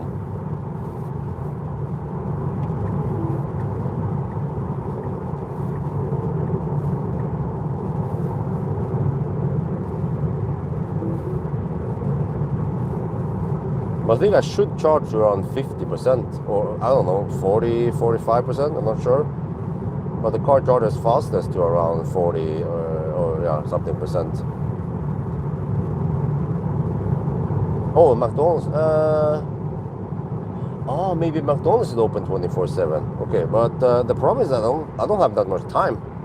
But this car, you don't want to charge it to 70%. Probably around 50-55% should be max. But then even if you go to around 40-45, it's still okay for the best 1,000 kilometer challenge time. I mean, that's like the sweet spot for these LG batteries. Unfortunately, we don't have the Panasonic battery. If you had Panasonic battery, we could probably charge to around 65-70%. It would still be bloody schnell.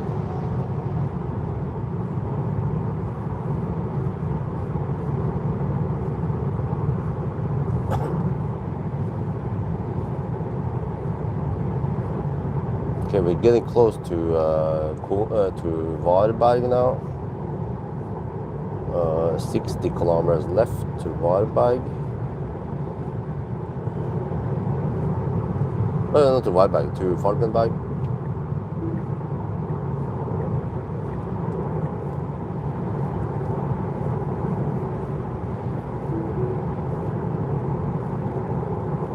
Dude, that guy behind me has high beams on. He doesn't notice.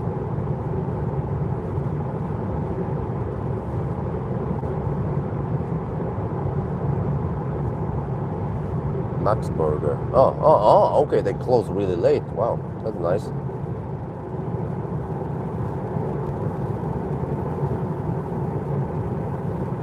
Dude, how can it be 18 degrees Celsius there? 2 at night. Well, 1 at night.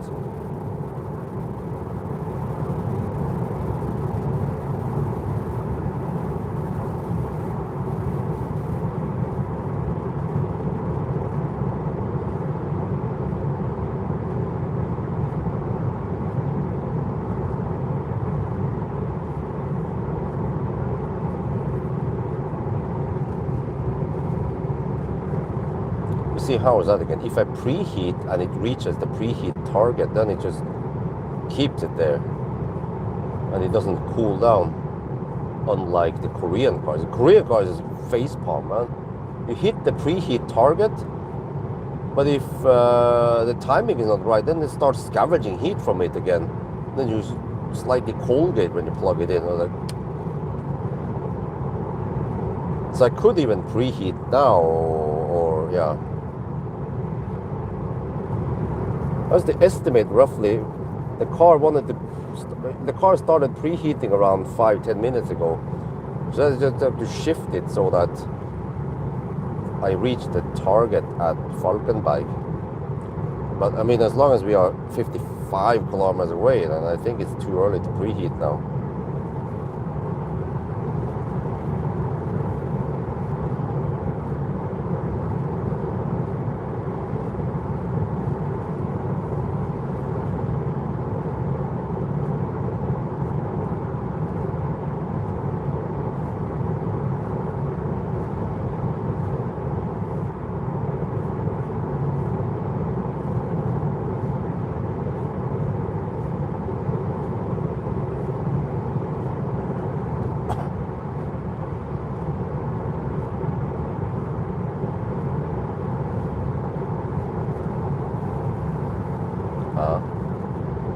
We'll see, but I'm not gonna yo-yo.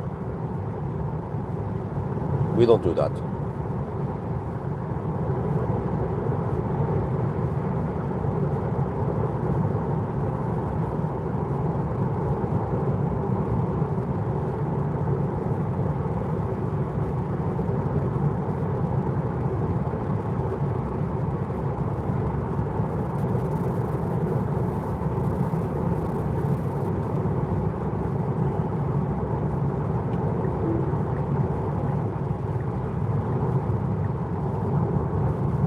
Double check on the car screen here. Yeah, it says 250 kilowatt max, 12 stalls. Yeah, they have upgraded it to V4. You can also confirm here.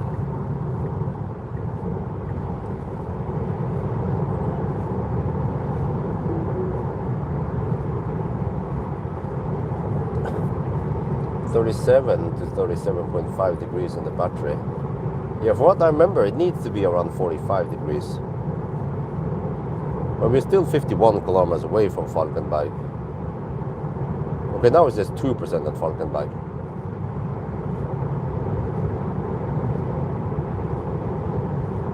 Well, I just preheat there. As worst case, then we must stop at Himmler, so I better preheat now in case Himmler is the point to stop at. But I mean, no big deal. We'll still be low on juice.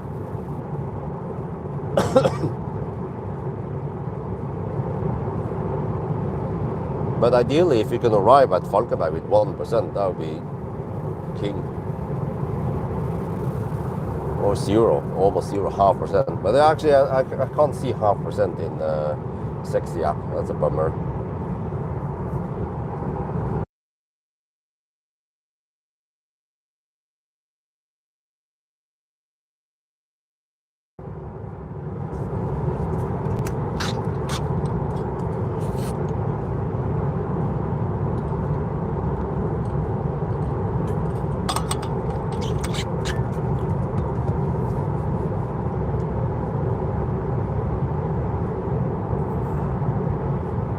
Yeah, okay. I don't know, maybe you guys replied already, but wasn't it like Highland has improved the aerodynamics?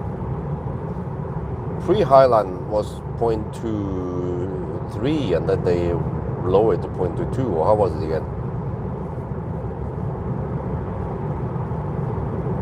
I can't Google it right now since I'm hammering. We're at 14%. Done 380 kilometers. Our consumption is 169.1 watt hour per kilometer.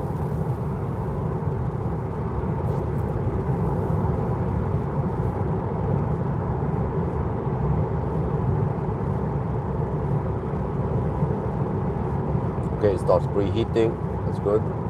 Highland is 0.219. Okay, what was the pre-Highland then? I just round it up to 0.22 then. One of us 0.23 before, right? Yeah, okay. Because that is improvement, and that actually counts a lot in a 1,000 kilometer challenge. Not so much in a Sunday drive,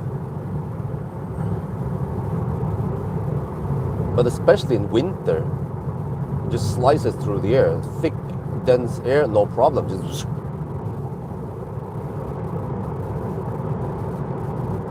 oh, I gotta get flashed at. No, just in time.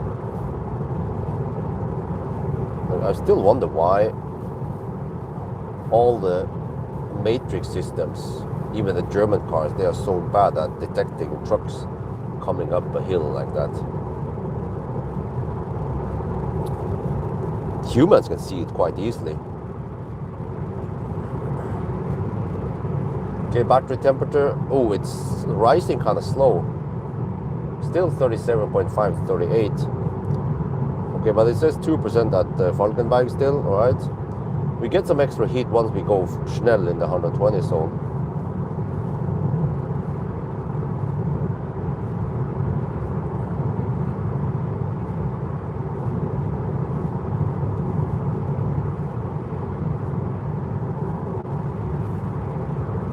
Now this car doesn't have panic gaps. It comes from Shanghai. It has superb build quality because it's made in China.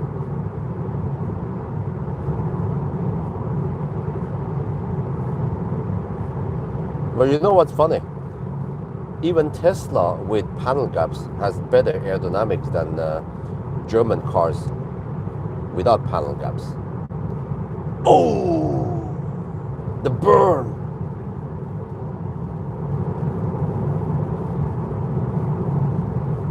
That was savage. Oh, shit.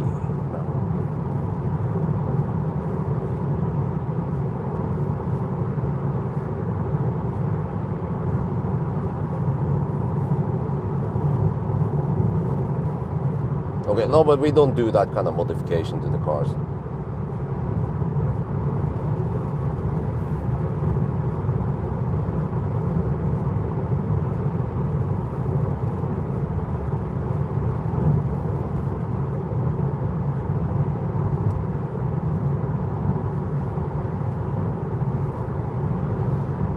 tent car. Yeah, it's funny. Yeah, it's actually built in a tent. Well, I guess we could try something like that if we have time. Okay, I have to pay attention now. But soon we're gonna go schnell. Wait, 2% at arrival still, it claims. We are 39 kilometers away now. It's heating up now. Now it starts picking up the heat. Yeah, 40 to 40.5 degrees now. Inlet is 54.1 degrees Celsius. Yeah, so I get the impression, okay, maybe it heats up slightly slower, but it should use the heat pump for heating up. It's more efficient than using the motor.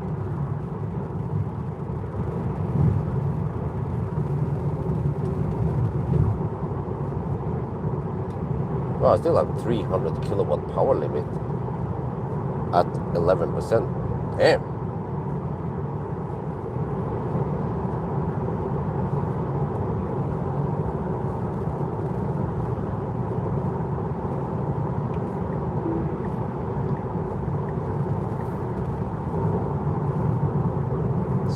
Degrees Celsius. Okay, 1% at Falkenberg now. Oh, always go deep.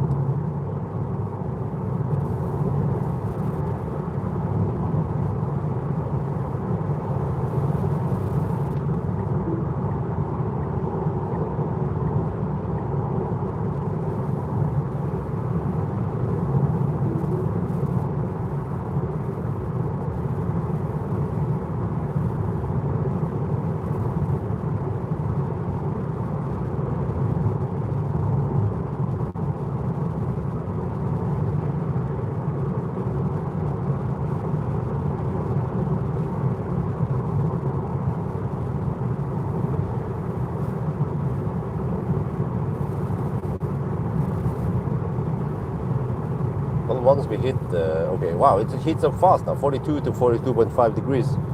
Once we hit the desired temperature, then consumption will just yeah, stabilize. Now its consumption is a bit high because of the preheating.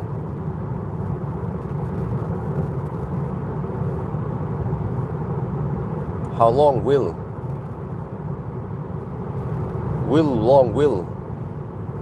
Okay, 1% at Falkenberg.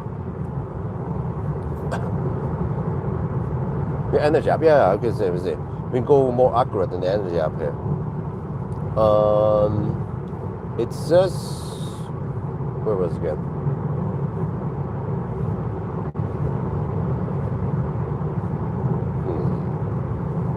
Trying to find out where the heck it was. It's supposed to show here with the projected arrival since last charge. It's trip. Let's switch to trip. There. Well, the car predicts 0.8% at arrival.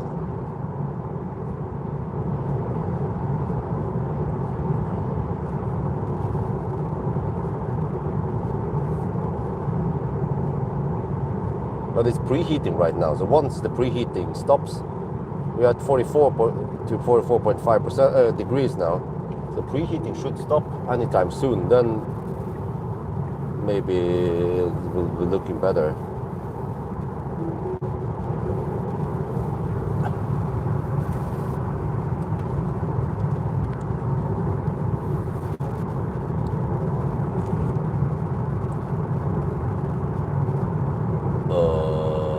We are now at Varberg, and you know, normally we have to bail out here. Well, it depends, because some cars might not even be able to make it here to Varberg. Well, guess what? We're gonna hammer it further. Wow, this car has so good efficiency and so good range on just 82 kilowatt hour battery. Yeah, we'll see how far we can go now past Varberg. This is just simply amazing.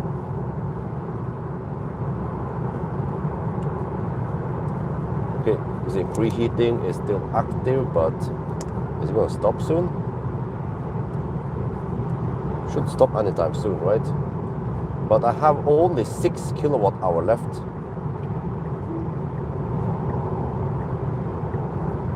The car claims 1%. Oh, let me see, check the energy meter again here. It claims 0.8% at arrival. Well, I don't think I need to do any ninja calculation because the car is highly advanced and it calculated for me 0.8% at arrival.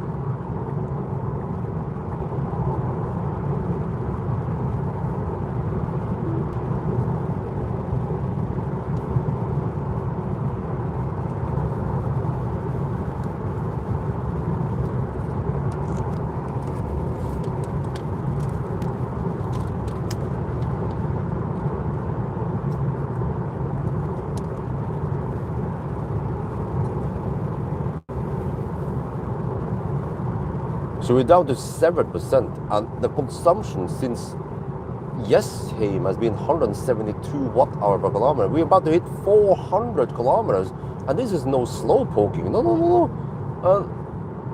Supposedly we can reach. We can reach. There's another one over here, Himmler. We can skip that one even. We can go all the way to Falkenberg. If you look at the energy app here, it claims that we can arrive with 0.5%. Wow, really? That is awesome.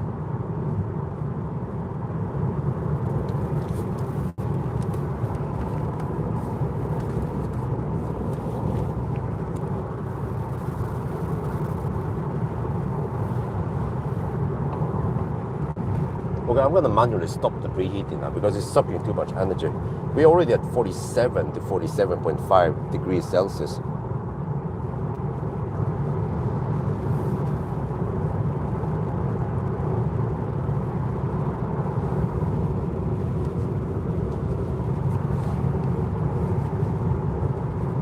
That should be plenty to receive full power. I thought we only needed 45 degrees. I'm not sure why the heck it went that high.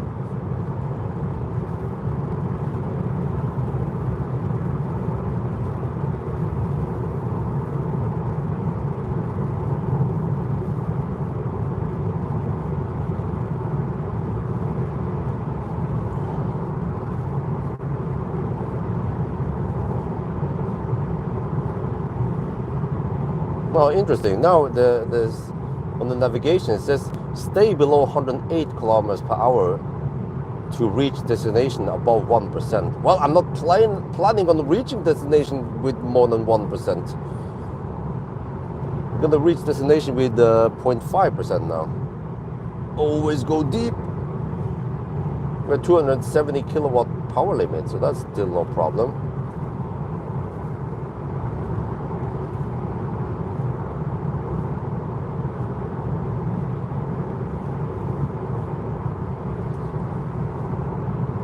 Yeah, let's turn off climate now, see what happens. It's 17 degrees outside. I'm not gonna freeze in here. Hey, what? Huh? It felt like it was cooling down stuff because now it feels nice and warm. I was getting that constant chill breeze on me.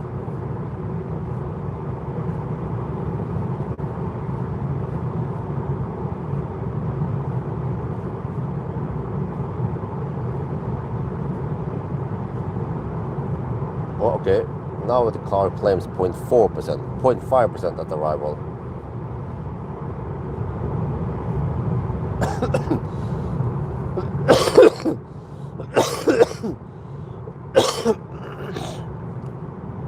And we are, that's 20 kilometers away.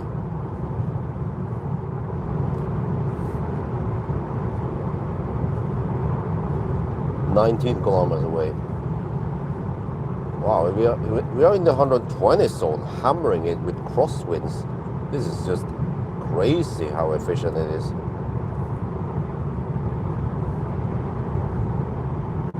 Now there's some kind of blitzkrieg going on there. Here's Himmler. This is the bailout, the possible bailout point. I mean, I have 5%. I could just go here, like, oh, okay, we're good. But no, we're gonna go to Falkenberg. Yeah, why not? With 0.3% now. Wait, isn't that a bit low?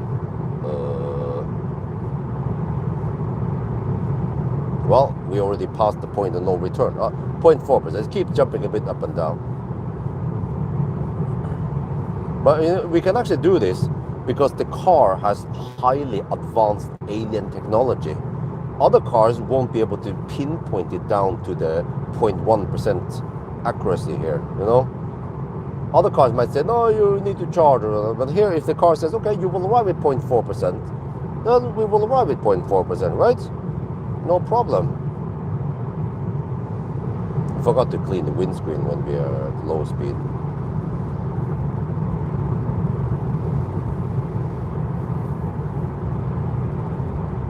And I know that there's a zero buffer, so I mean, technically, I don't have any rules say about 1,000 kilometer challenge, but okay, maybe just don't run out of juice. But if you can actually go down to 0% on the 1,000 kilometer challenge, that would technically be the best. But it is not that easy, so that's why I normally arrive at 5 to 8%. But if the car will be really good at estimating like now, then we can actually go that low. And no other car has this insanely accurate estimation like Tesla in the trip meter and on the energy, actually the energy app. And not only that, but you can actually trust it. That's the most important thing. But you can be as accurate as you want, but as long as it miscalculates, then it's useless. Just look at Polestar, prime example. Okay, 13 kilometers left. We have around 2.9 kilowatt hour left. Battery is nice and warm now, 46 degrees Celsius. I don't dare to try to preheat anything now, but it should be fine. We should get close to max speed because we go so deep.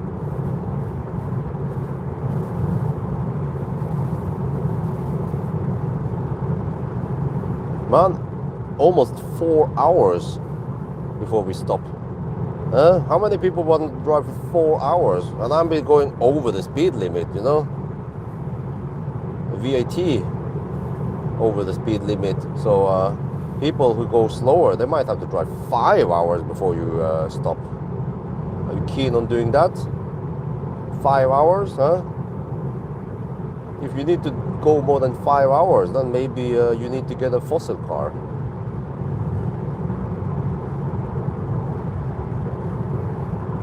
Okay, 0.3% at arrival, but we are only 11 kilometers away, so eventually we're going to hit the concrete surface, and I'll make a little clip about that part.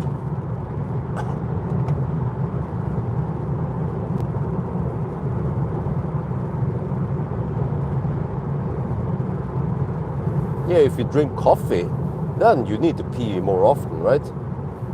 Fortunately, I don't drink coffee or tea.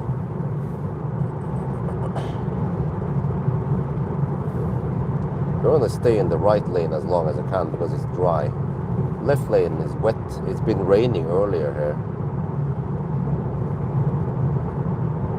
Well, I still have 221 kilowatt power limit, so there is no danger of running out of juice. At least there's the 3.5 kilowatt hour below zero, of course.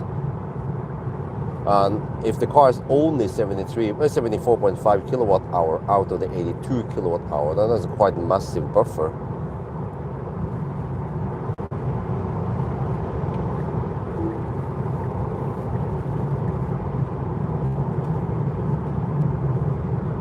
Okay, I think the concrete surface is about to start soon. Wow, we're down to 2%, just hammering down in 120 zone. Feels a bit weird. I see some wind turbines coming. I think some of those are the Falkenberg wind turbines.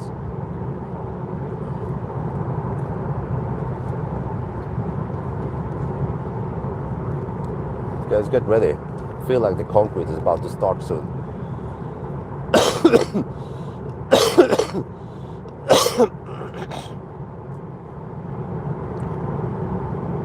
Yeah, 0.3% at arrival. Wow. There. Wow, we are now at the concrete surface, and you know, okay, I mean it's loud, but if you move over to the left lane, you will see that, or you will hear that it's not that loud. So yeah, and also this is a bit wet. So yeah, when it comes to the noise level in the Highland, it is a lot better because Model 3 used to be one of the most noisiest cars out there, but they improved it over the years. 2021, 2022 models are better, but also with the Highland, it was also improved again. But recently, when I drove the Uniper here, okay, this Highland is equipped with the 18-inch wheels, but the Uniper had the 20-inch wheels, but Uniper actually felt like it was quieter.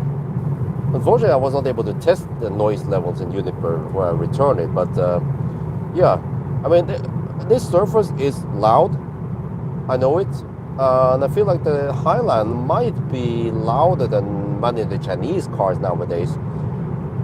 Roughly on average, like in the middle there, yeah. So at least that's how it is with the Highland. But it's not too loud that it bothers me.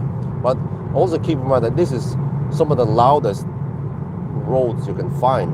It's most likely like this maybe many places, and then it's totally acceptable, right? So here is like most of Europe, and then over in this lane it's like UK or Belgium.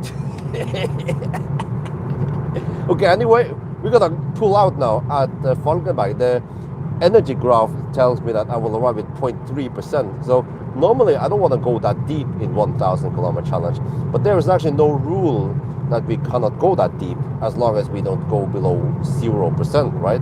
But most other cars, they don't give you good estimation. But Tesla is super confident that you can go that low and that, yeah, if the car tells me I will arrive at 0.3%, we can trust it. And that's why we can actually go deep.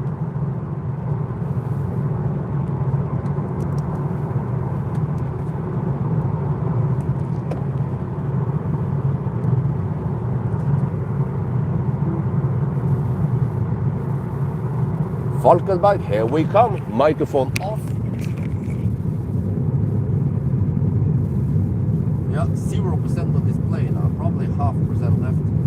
Something. Well, actually, maybe lower than 0.5%, but we're gonna regen soon. So the car claims 0.3% last time I checked it. Always go deep. Oh shit. 42.5 degrees. Why can we preheat now? Or is it too low? Oh, I forgot the rear-wheel drive doesn't have that strong regen. Okay. Okay, I didn't know you're gonna preheat at 0%. Okay, that's fine. Well, I haven't been here in a while. No, this is a slight limitation. But I have 190 kilowatt power limit. That's plenty.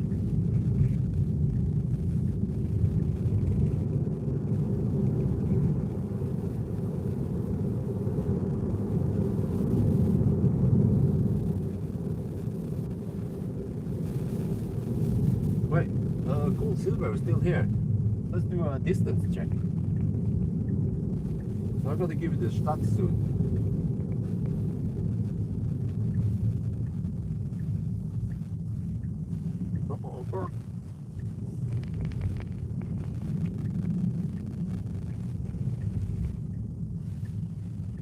Okay, let's see.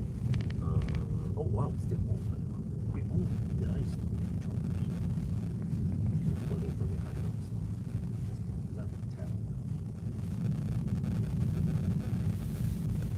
This is shortest.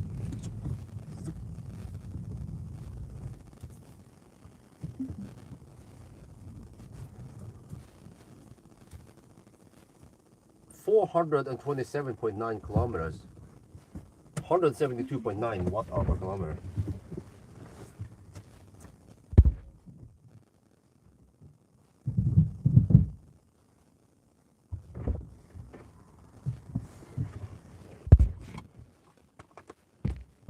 It started charging already. It's super fast for handshake.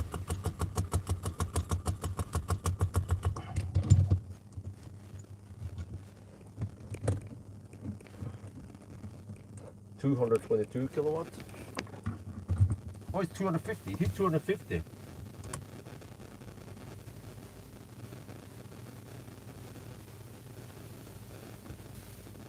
Oh, that's strange. Huh?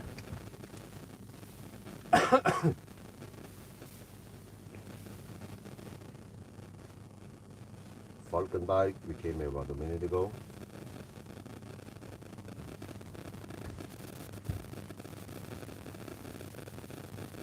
Realized Falcon bike. This is strange.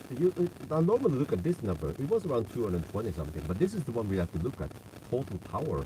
There seems to be a bug with the app here, the sexy app, because I did see 250 kilowatt here, at least briefly. Now we're taking 230 kilowatts. Still quite snel. Where we arrive here with, well, 0% of the display, probably 0.5%. Wow, amazing, huh? And then also we've been driving for almost 4 hours, and I went over the speed limit, you know. So if you drive at the speed limit, you can probably drive over 5 hours before you need to stop. Huh?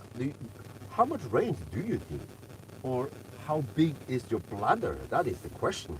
But I have to hurry because this car charges so fast. So I have to figure out, okay, because of the delay now, I'm going to do a slight different run tonight. Normally I go to Hollandsåsen, but I'm going to turn around slightly before that. So I have to find it here. There, this point here. I'm going to turn around right here to save some time to avoid Stau tomorrow. I have to figure out how far I'm going to drive because that's only 65 kilometers. Hey, huh? I could possibly go here and then back here. I might go to Varberg or something. I'll figure out something. But yeah, you see, oh, at 9%, okay. So we still have some okay speed, but it doesn't go flat 250 kilowatts. But again, this is that's the number we have to look at, not that number. This is what goes into the battery. So this is probably a massive cooling now going on. Yeah, it is. Here you see the inlet is lower than the battery temperature. So it tries to quickly control the temperature to maintain the maximum power possible.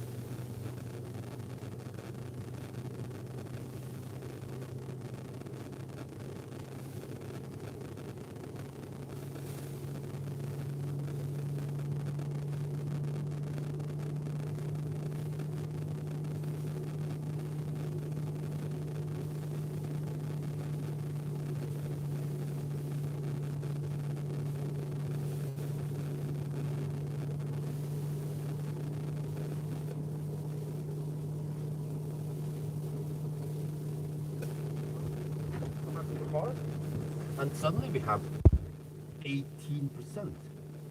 We can still maintain okay speed, right? Look at that. It doesn't just plummet. Wait, I have to hurry.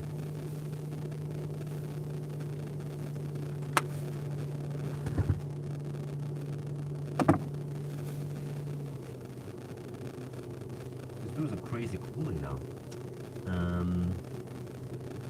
Okay. Sure.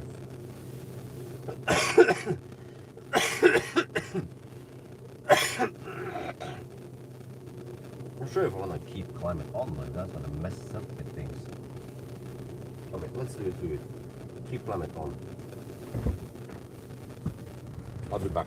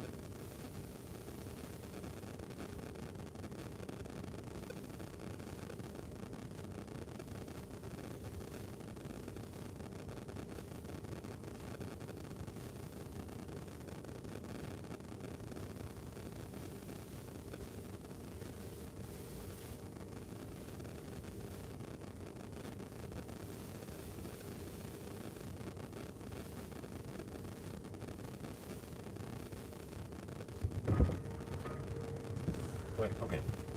Now it starts getting kind of slow-ish, right? Because you went deep. I want to get food. Grab something quick. Not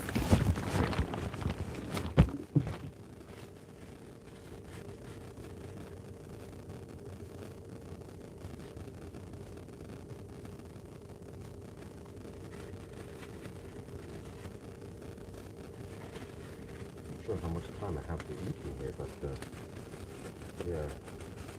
I also want to minimize the number of stops, but I might go to Varberg on the way back now.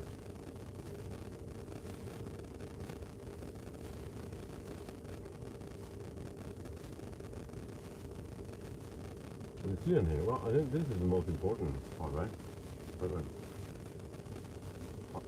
There. Those two numbers are the most important, by the way.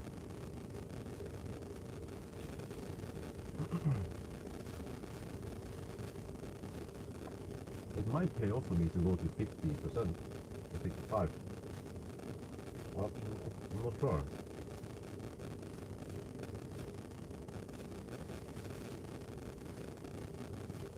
I could come back here at Butterman again.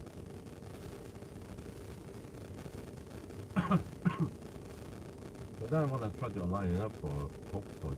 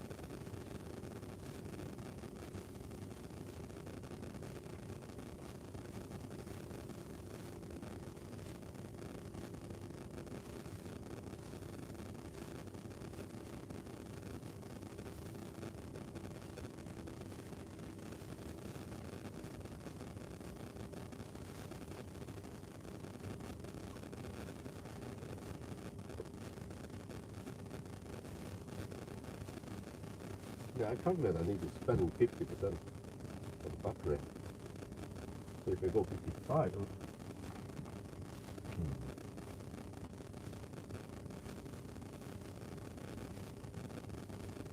could be another timme.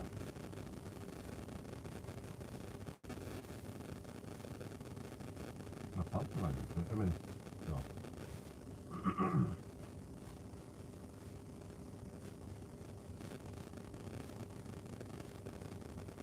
Holy shit, det sitter ju mus här.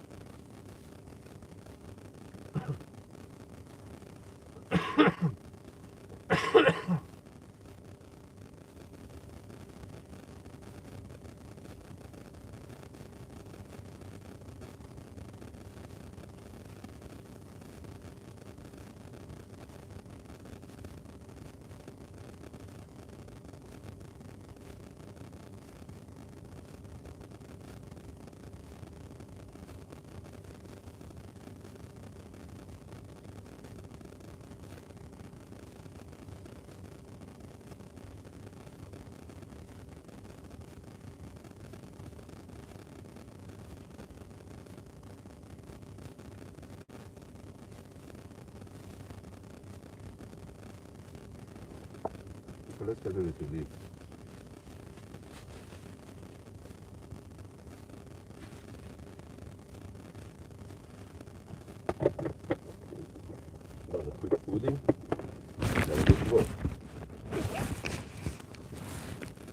back to work. Yeah.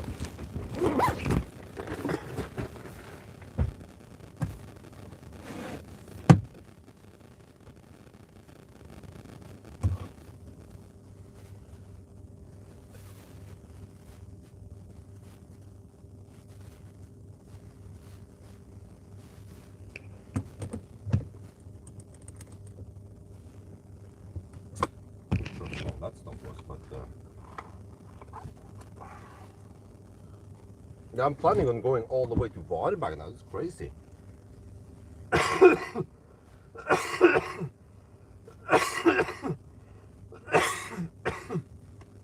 Not sure if it's possible.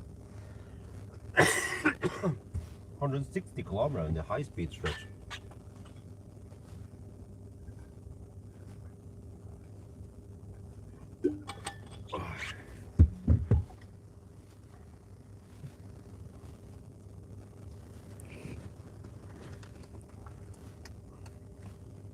How long have you been here? Cool Super. Did you keep track of that?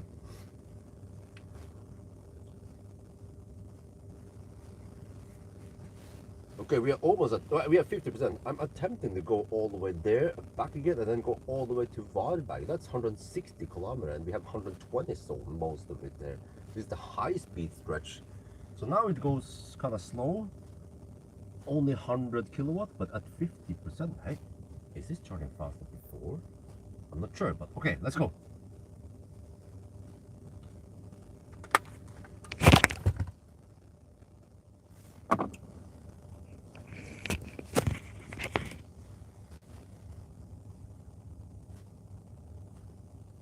Why is it so dark here? Okay.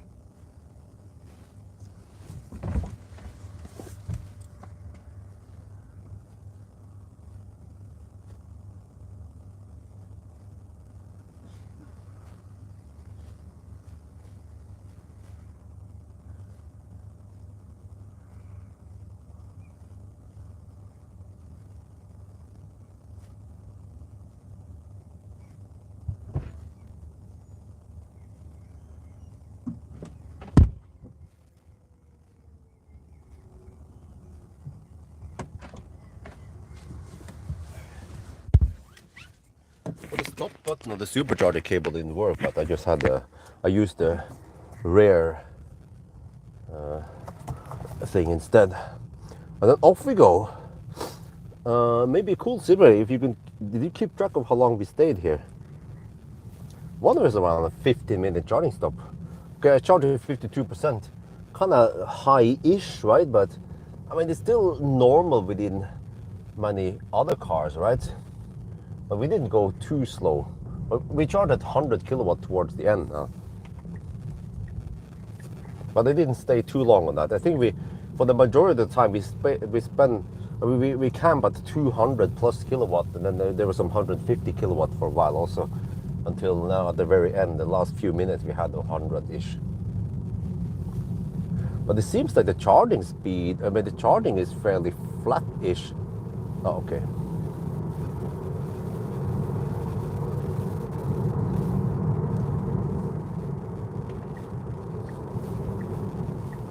Malmö, here we come. Okay, we're not going all over the moment.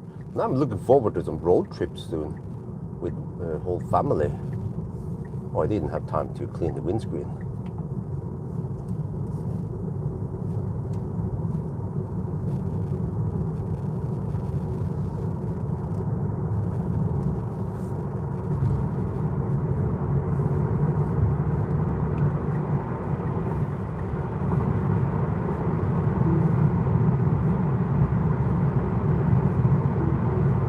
Prepare yourself for some more blitzkrieg. I'm gonna get flashed at so many times. Okay, but this is crazy, man. We gotta go to the turnaround point. We turn around right before the Hallandsåsen because I want to try to get back to Oslo when it's not too late. So we try to shave off whatever we can, 5-10 minutes.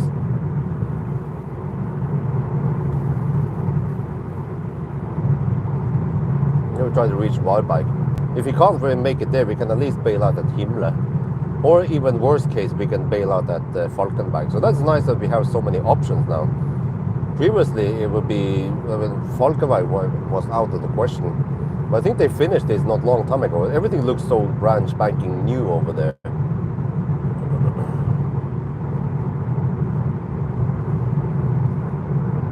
Okay, now we'll see the true efficiency numbers here since last charge, once it stabilizes. But we have some tailwind for now.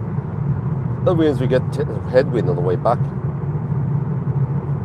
Yeah, we have wind from the west and we are going southwest now. Normally I'll be hugging the left lane, but it's dry on the right lane, so I'll be staying on the right lane most of the time.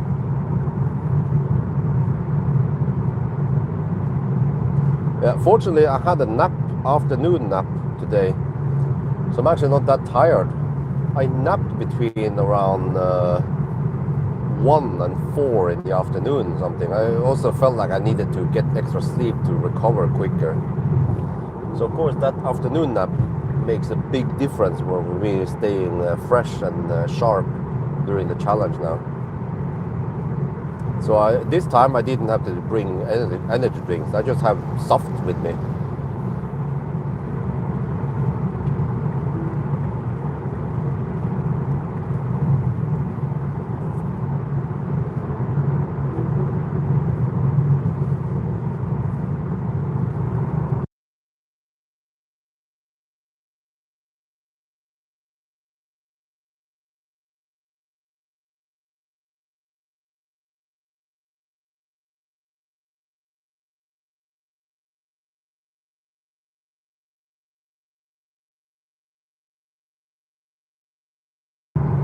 But wow, this is crazy, man. It is 18 degrees Celsius here, 2 at night. Oh, we have clouds. Oh yeah, so this is a rare case, weather case, because if it's sunny, then it's usually clear at night, and then the temperature drops at night. But we have a case where it was nice and warm here in the daytime, but then during night there's the blanket of clouds that retains the heat here, so you also have a nice cold night. And there's something about where the wind blows and so on also. So of course the high temperature definitely helps for consumption. Slight disadvantage that we have some wet roads here. I can check the weather map again. See, how is this? No rain forecasted. So actually, even on the way back, it might be dry already.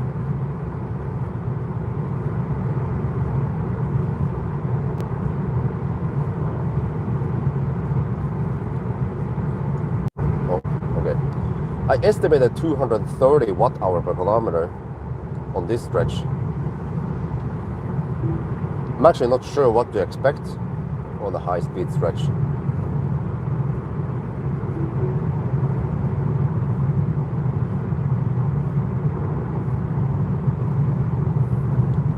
Maybe it's way too high.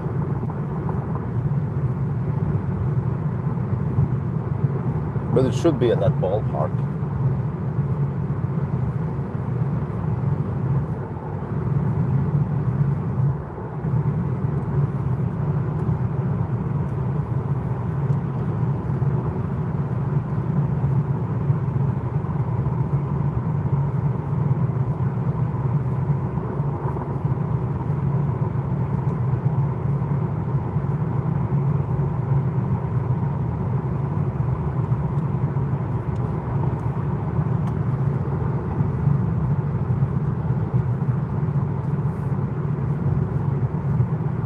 At night, okay.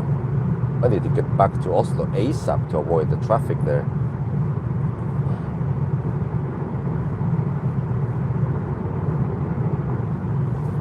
But man, we did drive quite far. Oh shit, I forgot to...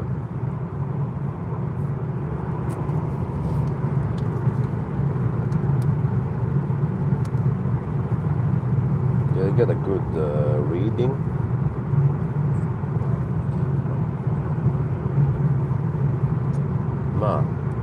Okay, I can calculate back.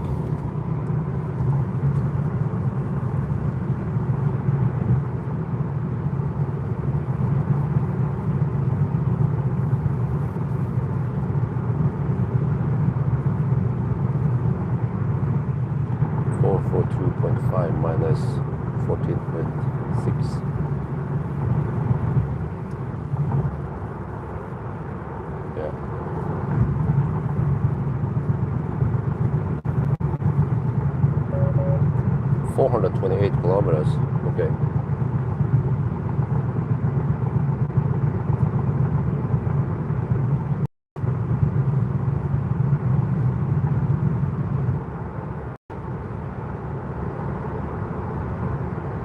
Oh, wait. No, it's not over yet. It was just a temporary space with the...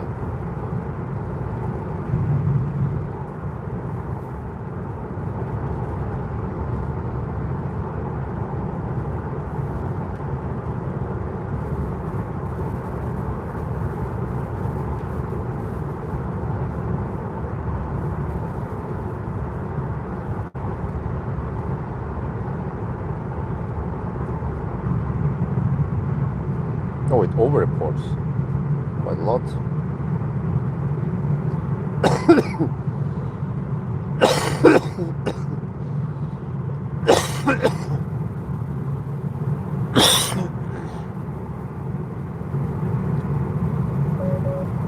One percent over-reporting.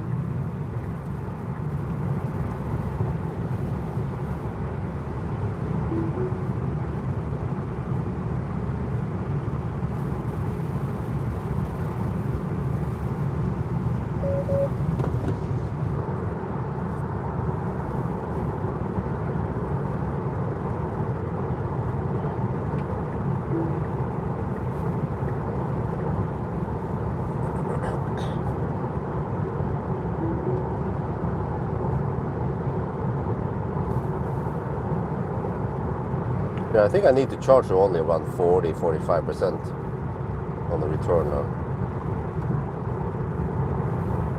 That means around 10-minute charging stops only. And then still drive 150-160 kilometers.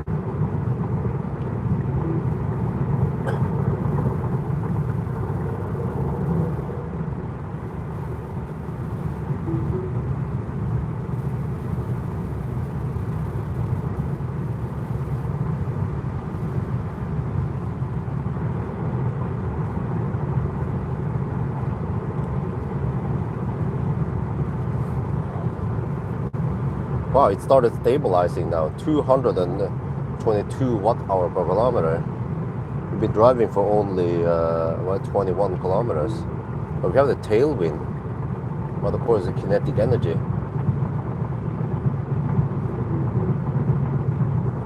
There, I think that was the last of the concrete.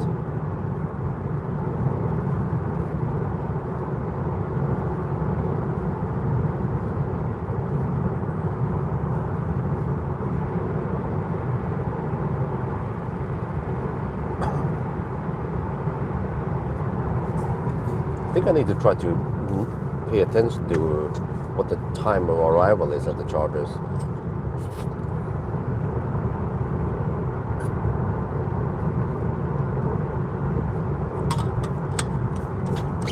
So I can calculate the charging time, because the supercharger we don't see the time.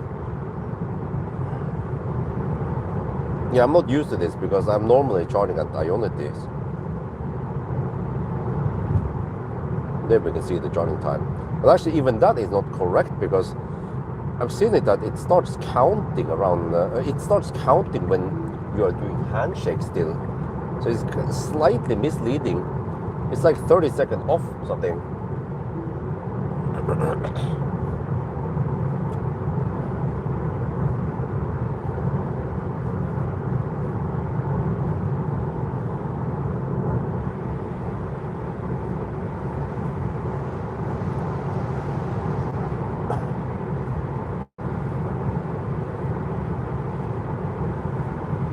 Spekulera inte. Hålla istället.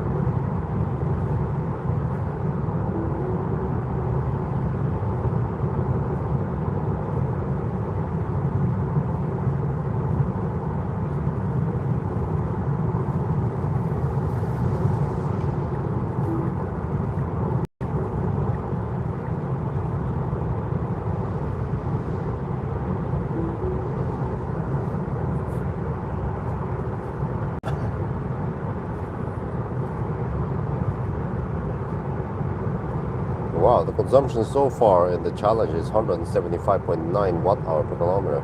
Okay, the car over reports by 1%, so you have to count to 1010.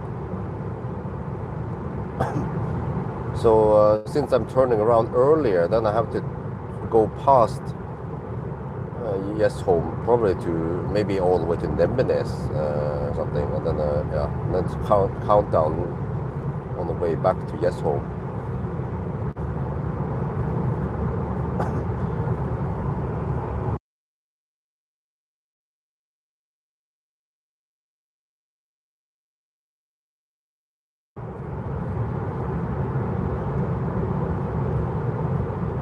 Why, cool down already to 37.5 degrees, what?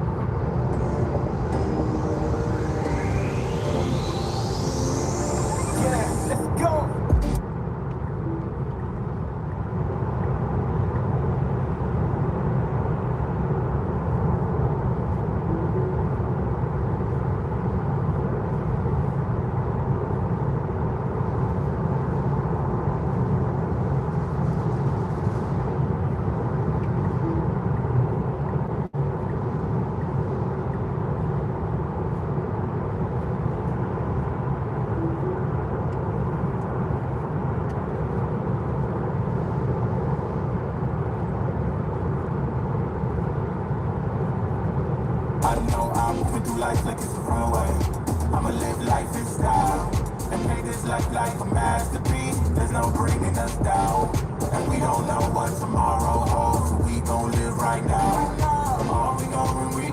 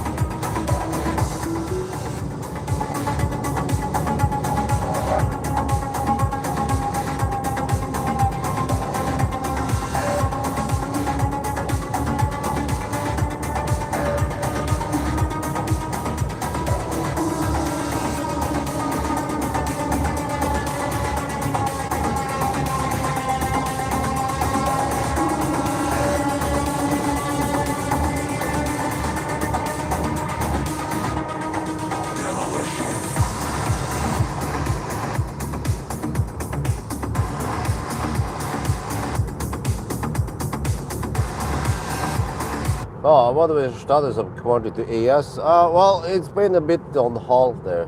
We tried to get something done this summer, but then he was in a food poisoning thing. Yeah, so just kind of late there in that case.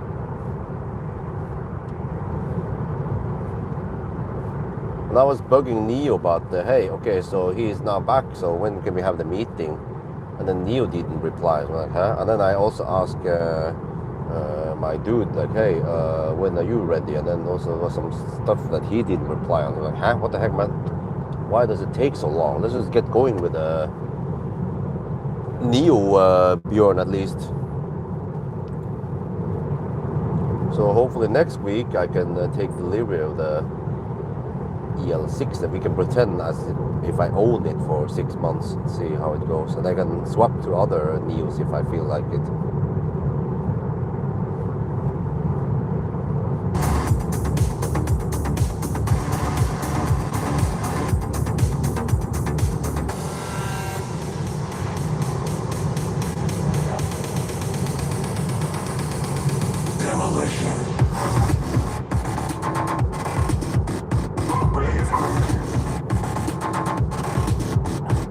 Well, since last charge is now 206.8 watt-hour per kilometer. We have the tailwind, so it's going to go up, of course, once we turn around. But seems like maybe 230, like I predicted, might be realistic.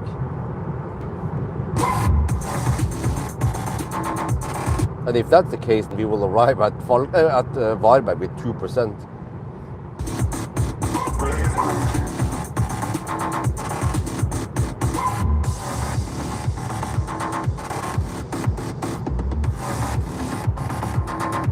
Yeah, I don't know if chat is bugged, but since you guys went silent, I can just play some music.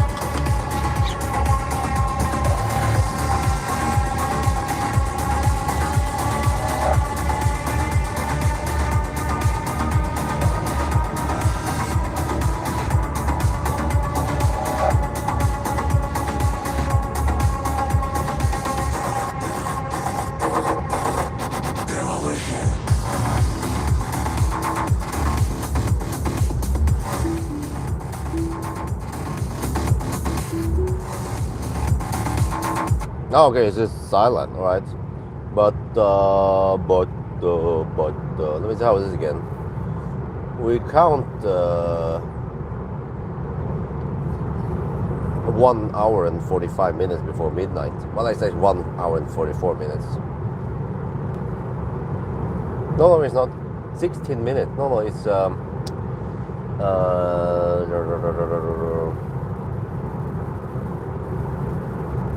we started 5 minutes before 10, and then we have 16-minute delay. Well, I'm gonna get flashed at so many times. Holy shit balls.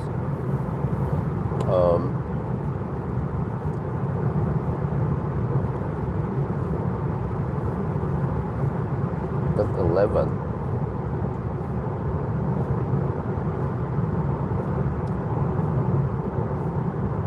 It's 49 then. 1 hour and 49 minutes before midnight. Okay.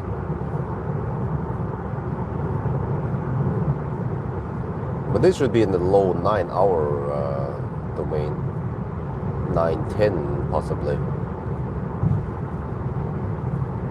One of the fastest cars on the 1,000 kilometer challenge that are charging.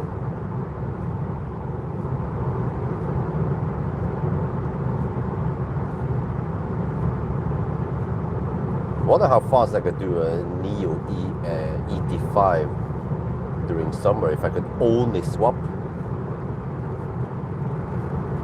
Is that even possible now?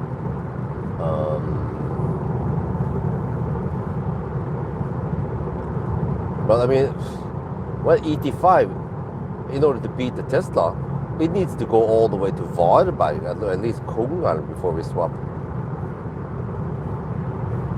Kungälv, okay, and then we hammer it down to the south, But then it must be able to reach Varberg.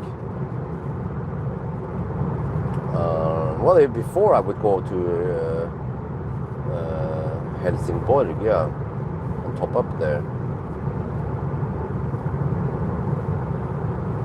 Yeah, I might have to top up. Once you top up, then you are losing precious time, because then the charging speed is so much lower than swap. So ideally, you want to only swap. But I'm not sure if it's possible. And also the ET5 is not the most efficient car out there.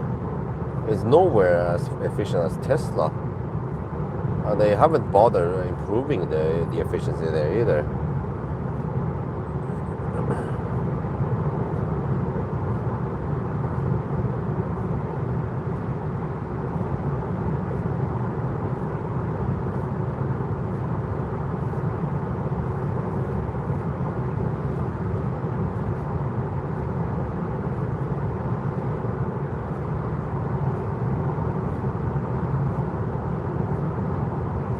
Okay, let me see. Yeah, so far on the leg, 209 watt-hour per kilometer. Okay, I have to pay attention now. Not long after Melbystrand, I will turn around. So cutting slight on the south loop here, so I can get past Oslo a little bit earlier.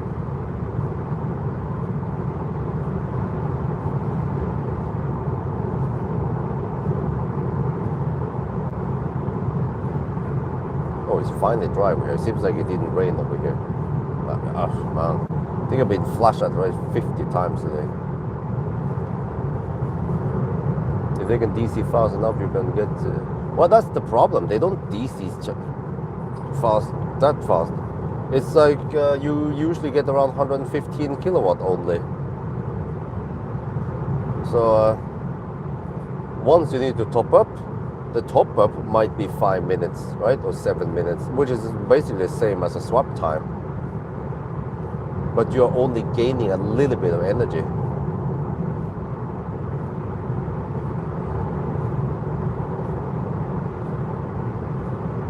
But I will also try to experience this summer how it is to travel across Europe with swap, with the whole family.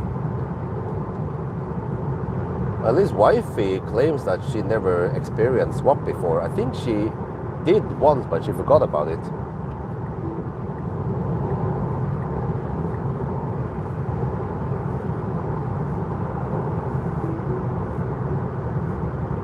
Yeah, that's the problem. The density of swap station is nowhere near as high as supercharger / Ionity.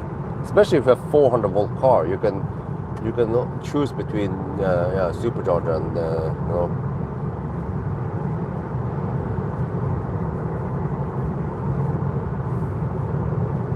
A 400 volt car on this stretch is like a bisexual. You can just go for anything. But then if you're 800 volt car, that's like straight, right? No homo. But then swap station is like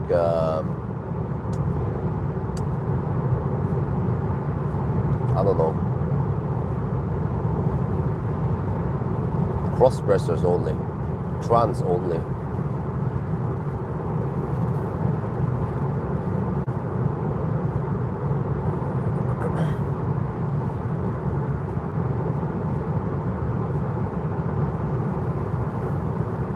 Wow, that's a big ass battery.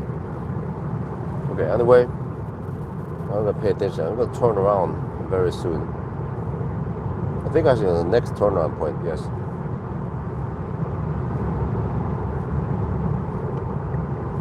So I'm gonna find in the history here, let's see, Varberg.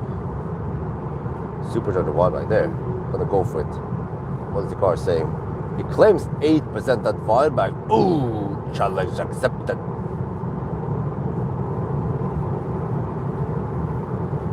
Here I will turn around. It is actually still in the 120 zone, more or less.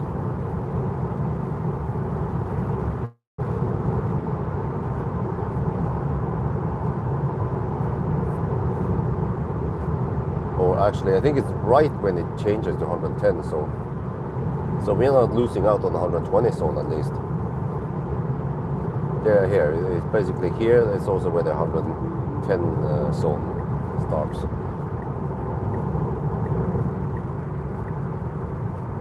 Or if it's wet outside, then we might not have that good grip. There was a pussy cat in the bush there.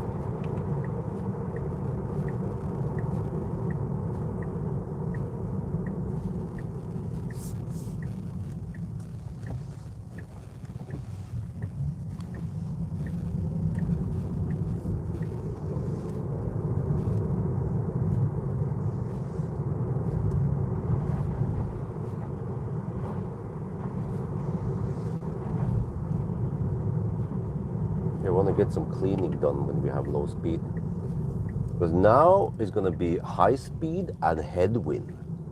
Consumption is 204.7 right now in this current leg. I need to keep tabs on that. But if the car claims 8% at Varberg, then there is a high chance we can make it to Varberg then.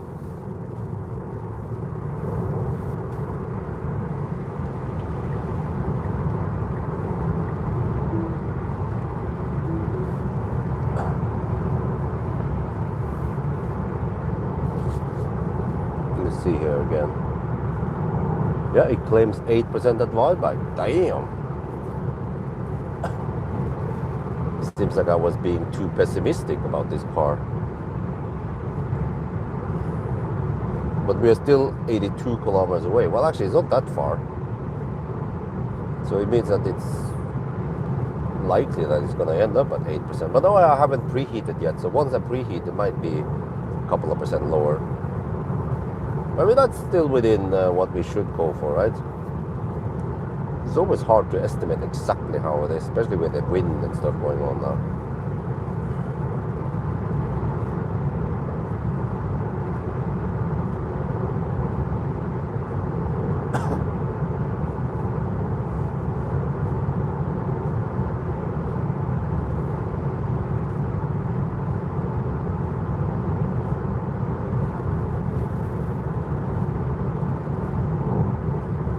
Okay, because once we are aligned at Varberg, then that's pretty straightforward.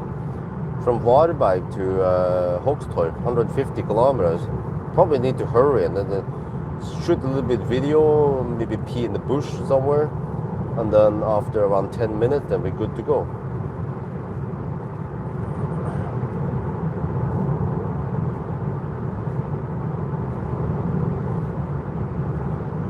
Okay, I think I have time to quickly run over to the gas station.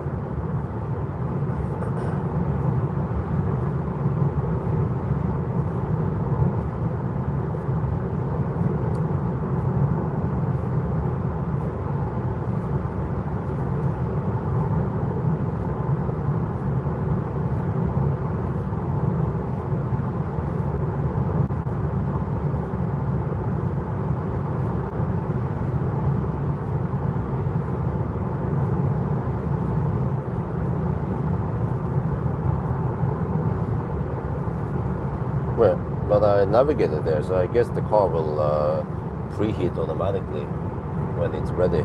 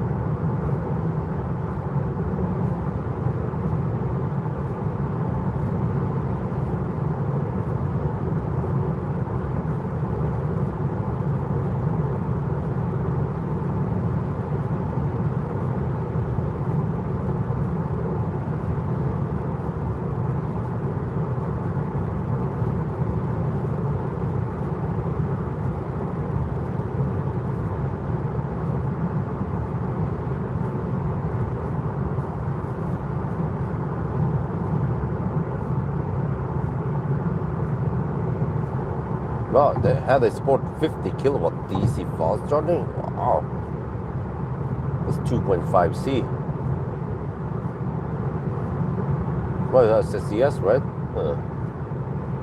Well, I guess if the fast charging is not too expensive, like if you go for a Ionity Passport Power or Tesla, then I guess these are not 800 volt hybrids, just 400 volt.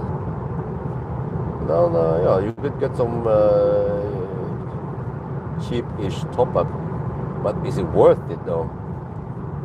Just to get 100 kilometers of range, electrical range. Well, I mean, I guess it could work. But it's kind of funny. If you need to, I mean, if you want to stop and plug it in anyway, well, why don't you just get an EV then, right?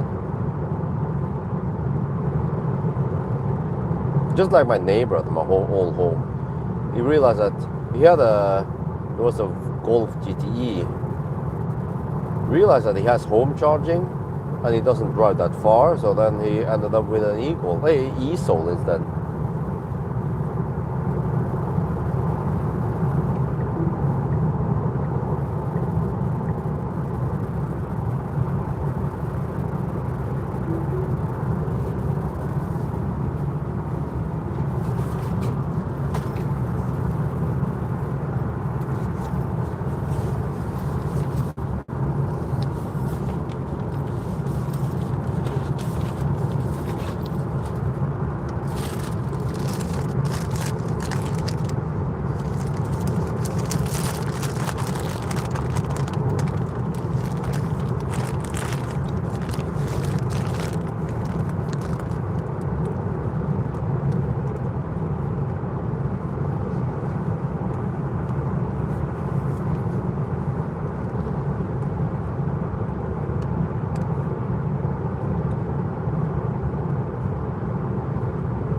Well, 8% at Wahlbergs then.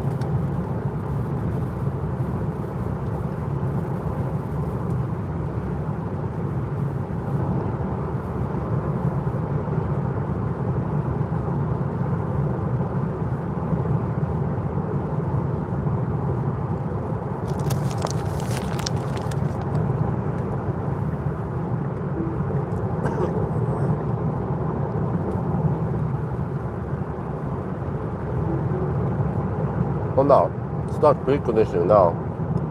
66 kilometers away.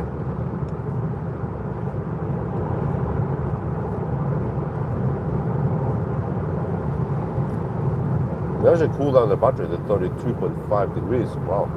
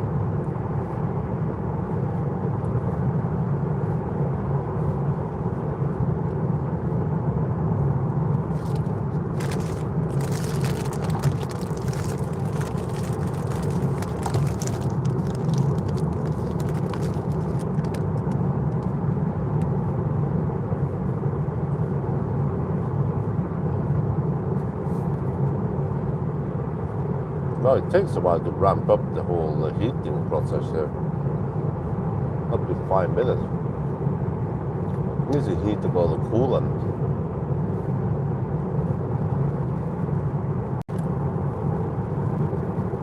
But since the car is now doing the preheating by itself, then it might choose to go economical and heat up with a heat pump.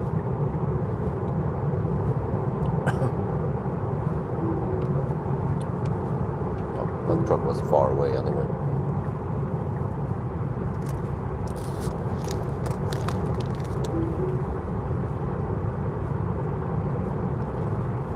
Well, I'm not sure, you know, manual preheating might trigger the fastest possible preheating, which might not be the most efficient way. But I've seen that it will use heat pump to preheat. So the best would be to only use heat pump and not use the motors.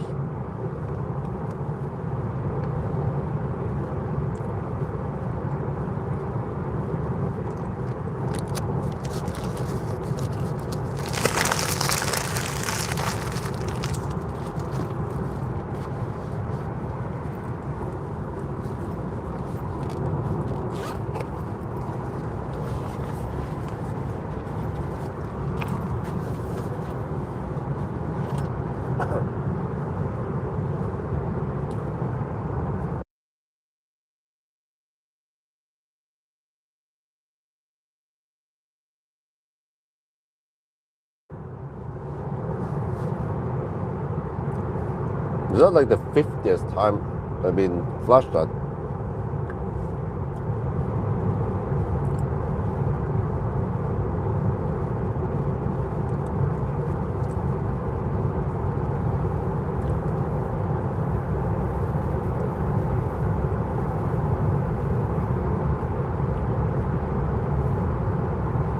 It's going to get bright soon. Possibly by the time we reach Buyback. Now the Buyback stop I suspect it will be short. 10-12 minutes only.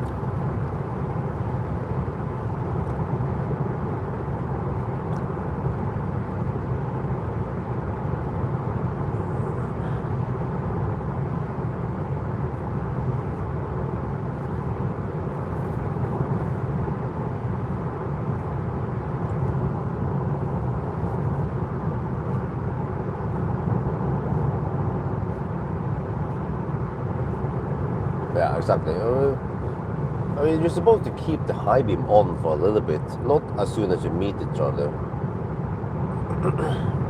You're supposed to light up the car, the road in front of you to see obstacles. But then, of course, people are just oversensitive for light.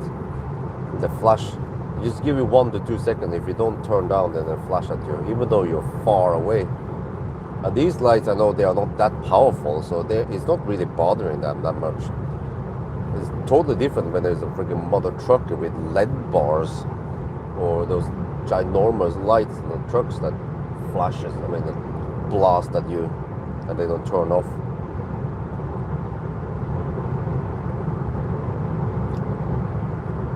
Over there, I've gotten used to not to avoid looking at the oncoming traffic.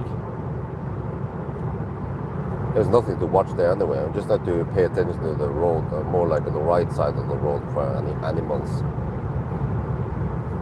Possibly not any Polizei lasering over here anyway. Yeah, Hella light, man. 1000 meter. Wow, it still claims 8% of the arrival. And consumption now in the headwind is 214 watt-hour per kilometer. So it's going to go up as we go now, but not that much up. Wow. This is the advantage of having an aerodynamic car. It's not that much affected by wind. So it's very consistent consumption.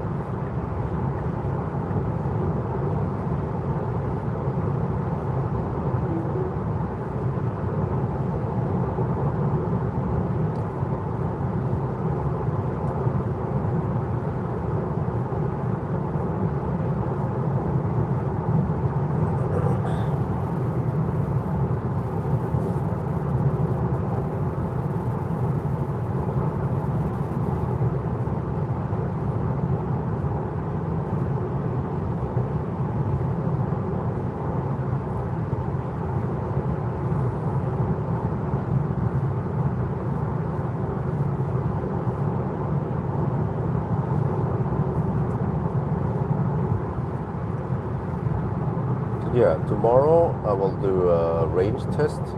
Shouldn't take too long. Just have to get over to Minnesota, and then I do the full distance with a downhill test also. And then I do the 120 test. Probably, and I always do the 120 test first because we have lower traffic in the morning hours. And then the other test, but I probably need to have a power nap before I go there, otherwise I'll pass out. There are long drives with 90 test. If I'm tired, then I'll fall asleep. But I also need to top up. Yeah, I will be low on juice, so I need to top up somewhere, supercharge.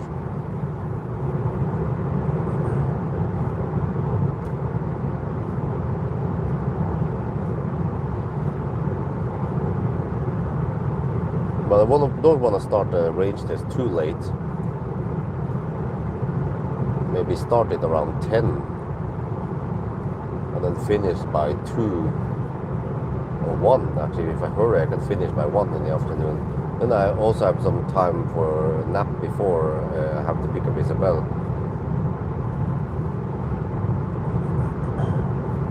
And then I probably need to fully recover, get plenty of sleep. And then Thursday I do the Sunday drive. And then actually at night I have to do the acceleration noise test.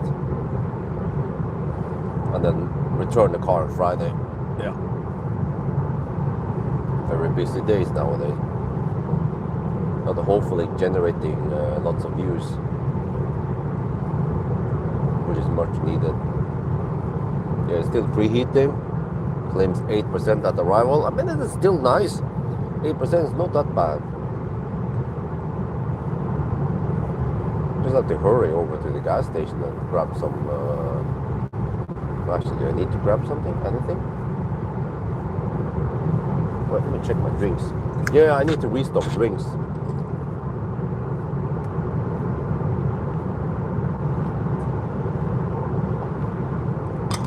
Yeah, getting low on drinks. Maybe some drink and snack, restroom, and then, yeah, that's it. Then Hogstorp next after my bike.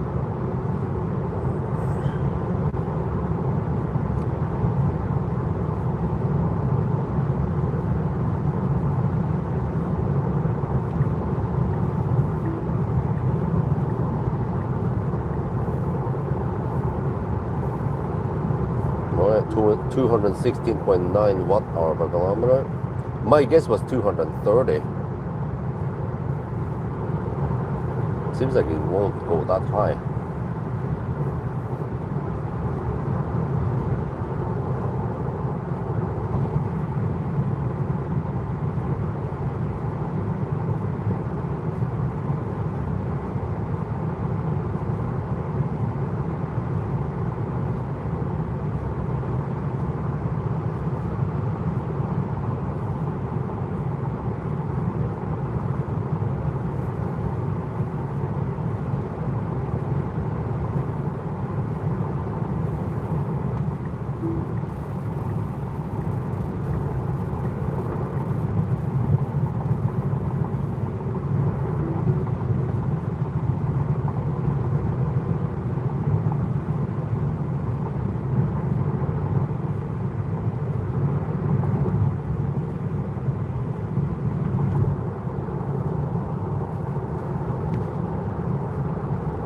Oh, that was a BMW. Looks like an iX3. I mean, like, looks like an X3.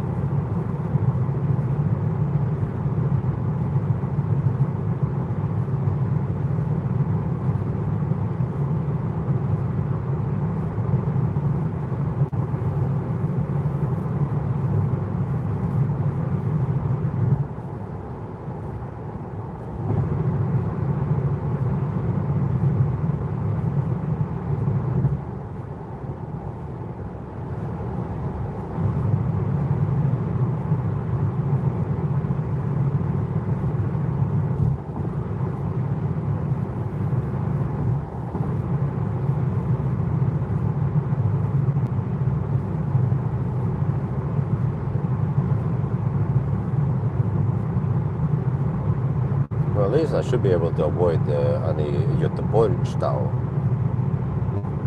I should be passing by Göteborg around 4 at night.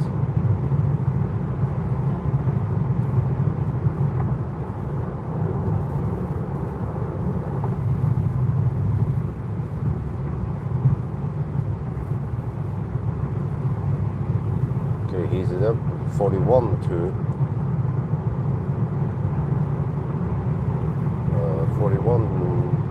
41 degrees Celsius in the battery now.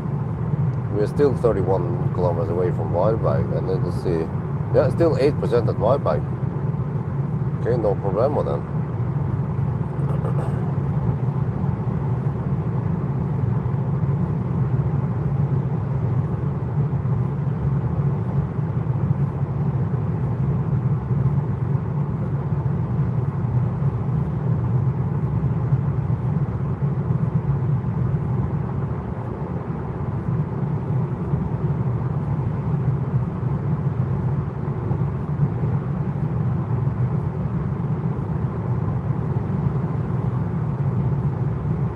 Yeah, this is just well, in the screen here it says the permanent magnet motor in the back.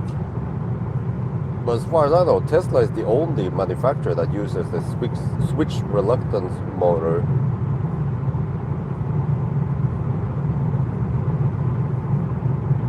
Maybe they managed to make it efficient. Maybe it's even more efficient than an APP 550 motor.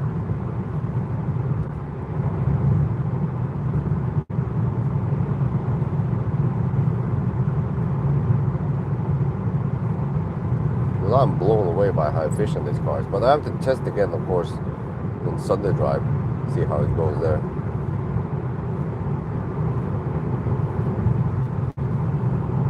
I also have to try to dig in my garage, see if I have any sunshade. Well, I could try to use the Model Y sunshades, but they are not perfect fit. So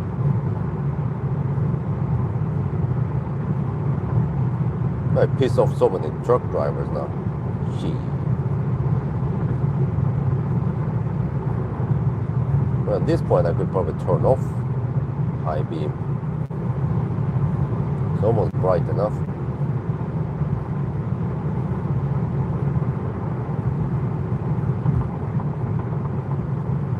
Well, okay, I started 52%. Wait.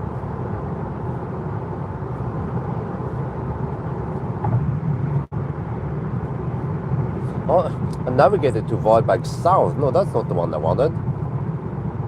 Navigate. This is the one. Varberg.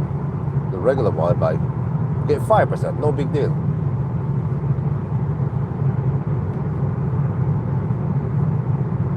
That's even better. As according to my calculation, we should run it through 2%.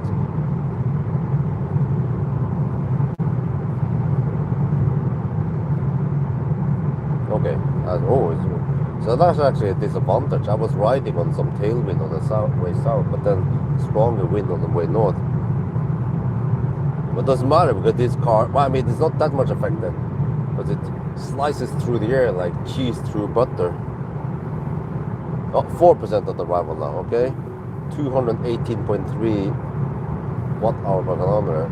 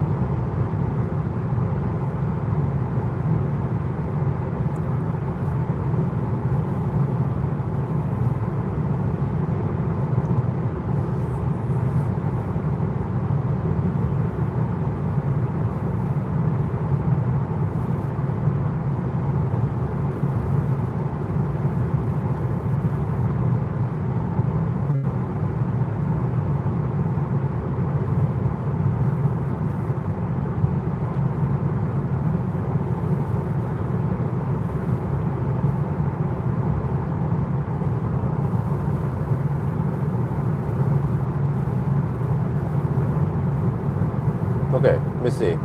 If I would go back to Falkenberg, how many percent did I spend? Oh, I can see in the energy meter here. Like 2%. But you what? No, that's not right.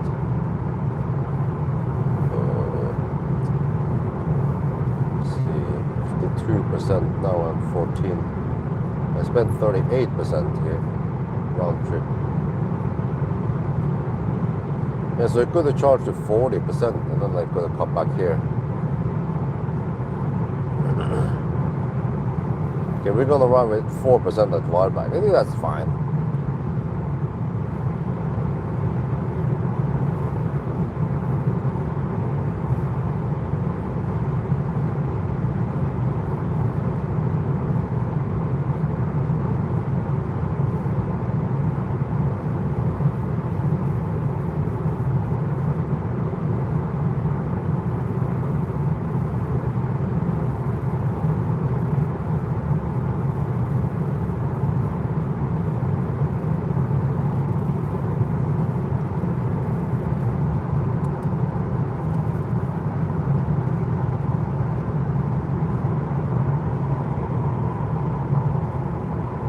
Yeah, I see we have some headwind here. And we just slice through the air. Zoop, like a ninja.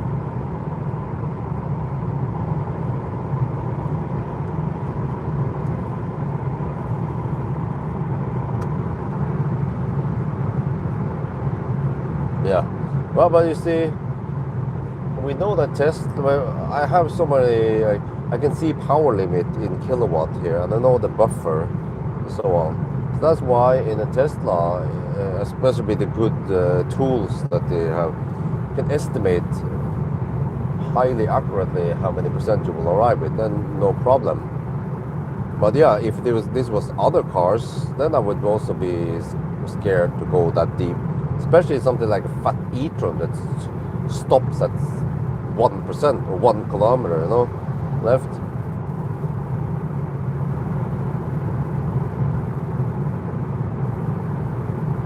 But I will also be, well, kind of confident to go that low with an Aria.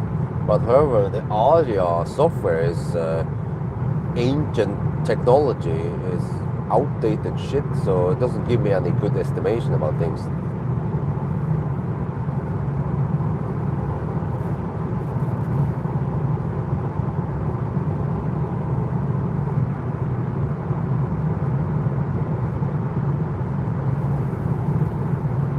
Yeah, I mean on 4%, 1% is almost 750 watt hour. So 4% is 3 kilowatt hour, and then based on the consumption reading going past it, 3 kilowatt hour, you can go almost 20 kilometers. You know, it's plenty.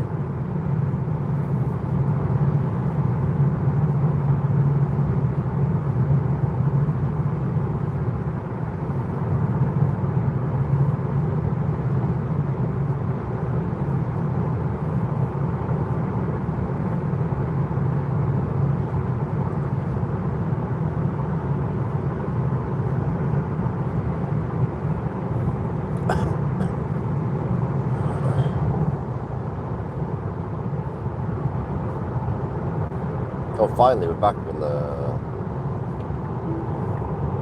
asphalt.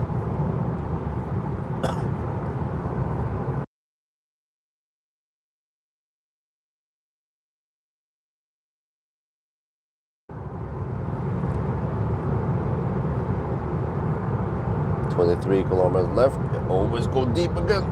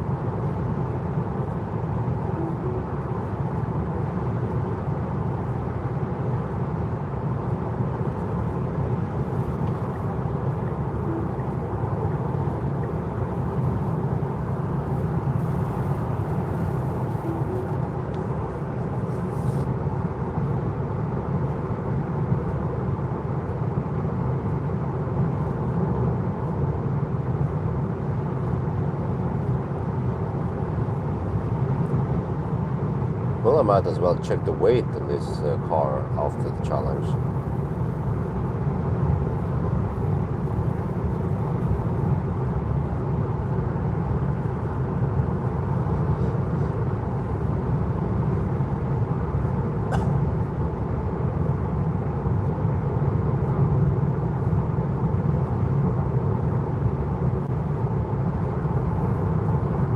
Well, 219.3 watt hour per kilometer. Well, it seems that my guess was close, at least. I guess 230.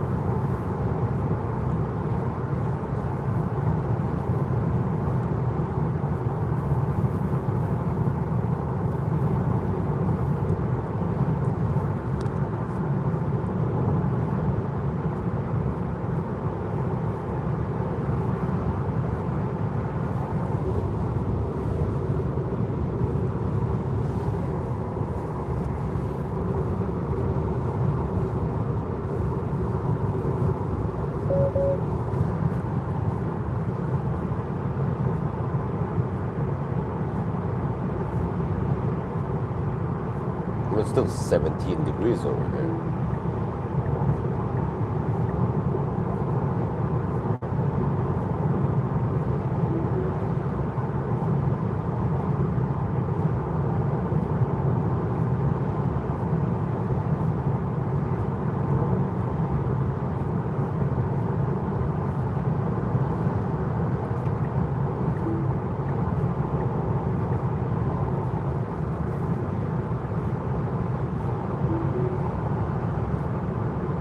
Kilometers left, 5% of the arrival now. Oh, wow.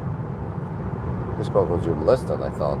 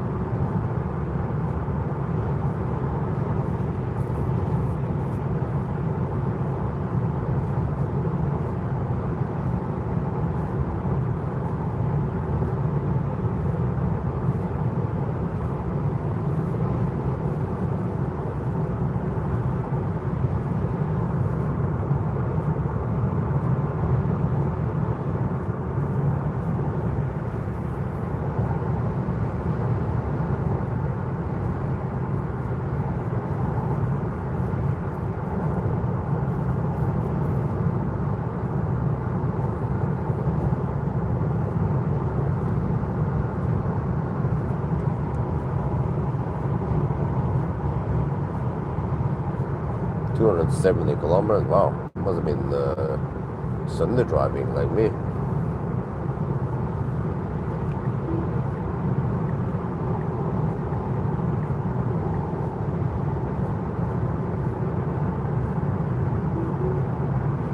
Oh, interesting. It started preheating again.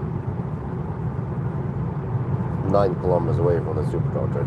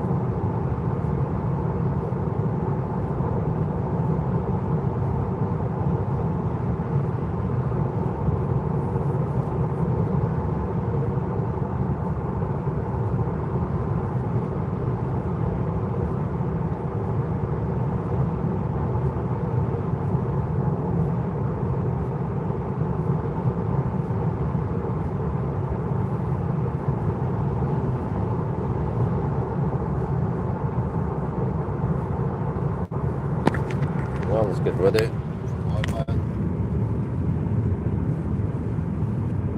well, that's deep enough.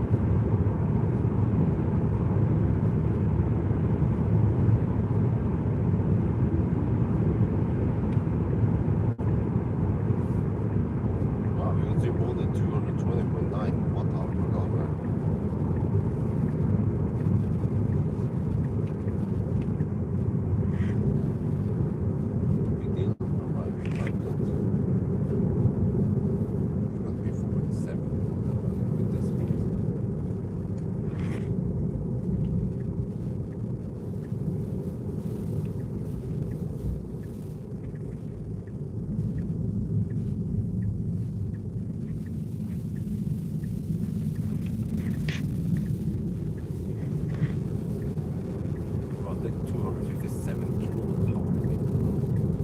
5% plus.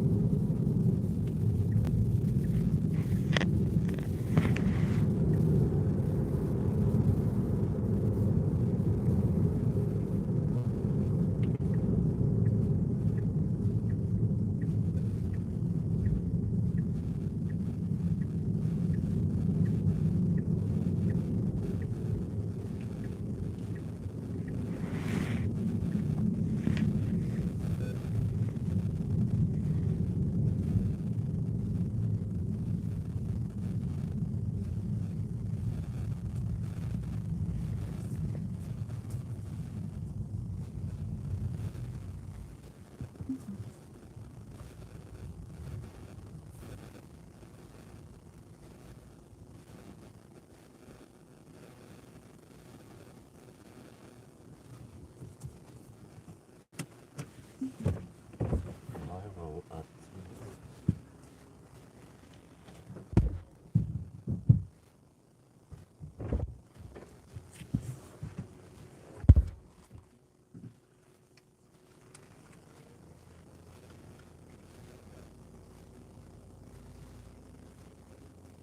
by 16 degrees over.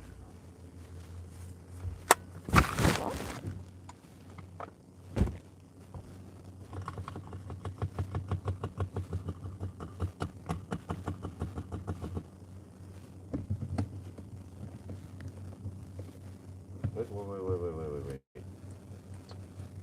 Need to move.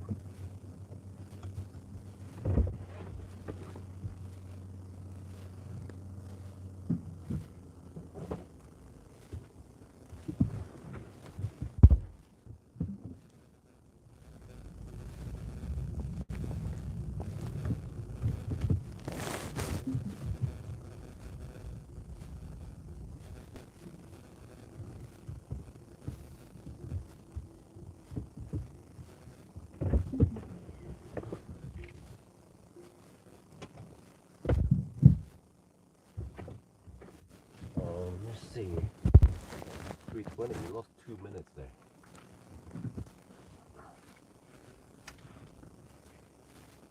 That's better.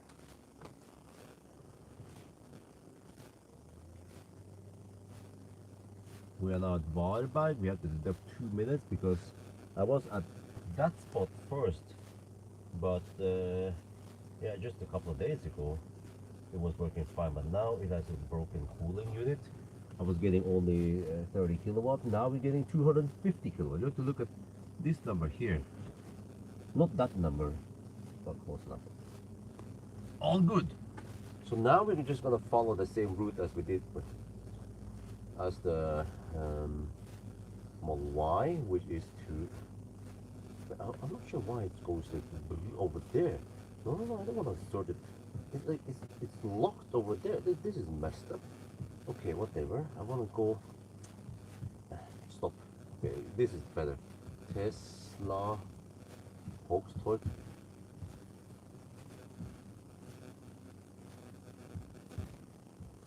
Like this, and then you enter it, and they will figure out what you meant, and then yeah, that's the one we're going for.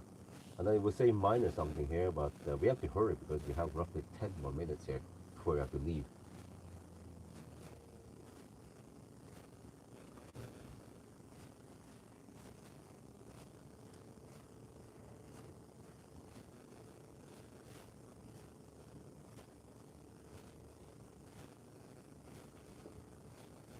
But you see, after charging 1 minute, we can still maintain some speed above 200 kilowatt, and that's probably why this challenge is going to be quite fast, because the car is super efficient, but it can also maintain pretty awesome charging speed.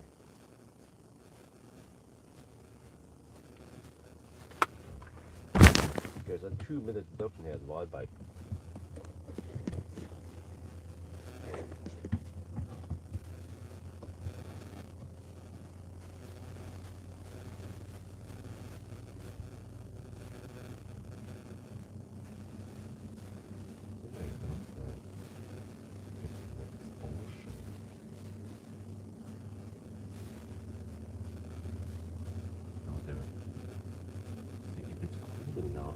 keep planet on, because then it will keep the stuff running. After that one, I set up here, but not something, so.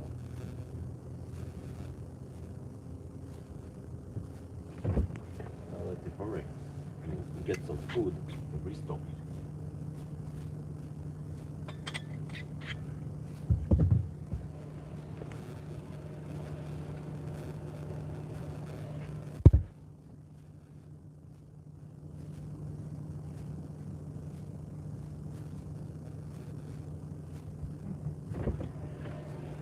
We have to use the camera for some action shots while we're here.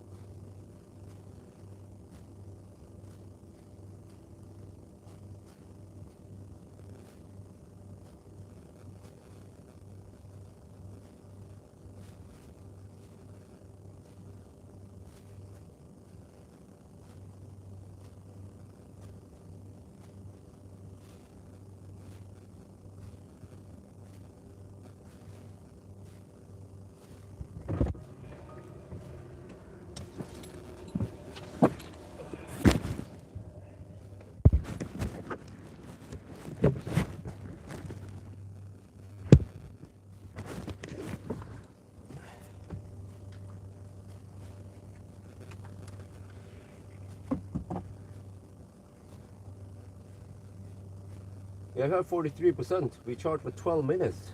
And the car claims 1%, but this is just bullshit because every time Tesla tries to estimate stuff past Göteborg, it's not counting it correctly. We'll probably arrive with 5%, but okay. I'll do a quick restock of the drinks here and then we go.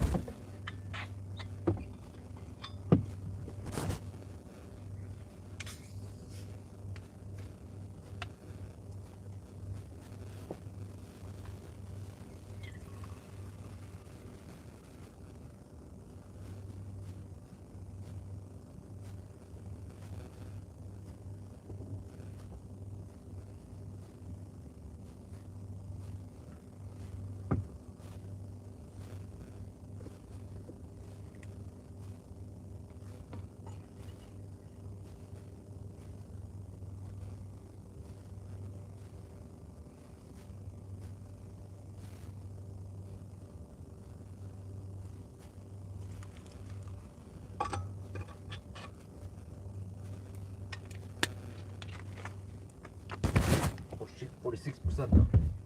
That's too much. I think we need only around 43, 40. Well, actually, 42 is the answer. So we've been charging up for 13 minutes. We better get going ASAP. 47%. Now the car claims 5% at Hogstorp. Then we're done. That was a quick restock.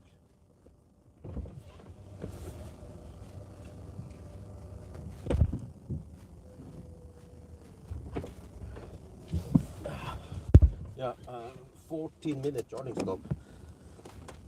I need to get going ASAP. Charge too much, most likely. Let me see. And the car says 5% at arrival. And I claim it will be actually 8% at arrival.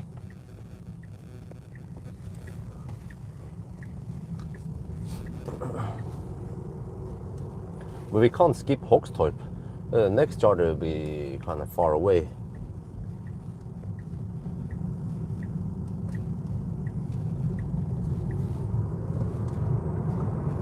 Oh, traffic is kind of peaking now, 3:30 at night on a weekday.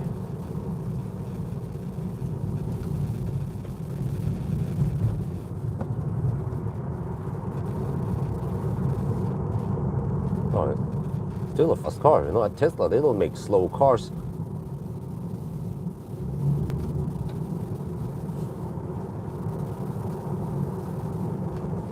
They didn't even go full throttle.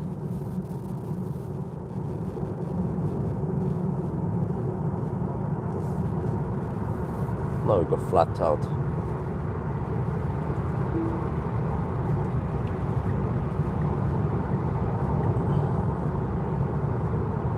Right. 6% at arrival now.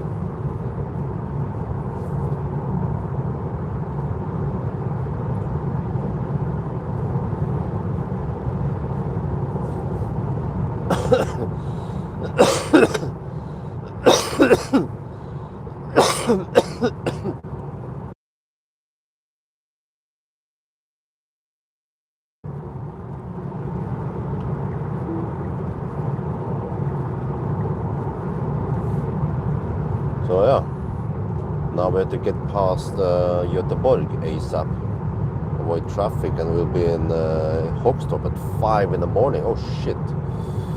How late will it be in Norway though? No, wait, we're not gonna be at Hogstorp at 5. Okay. It's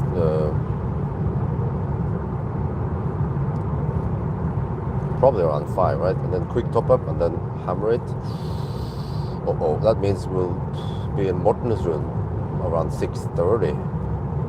And traffic is getting dense at 6:30. Or maybe the start will start at 7. I don't know yet.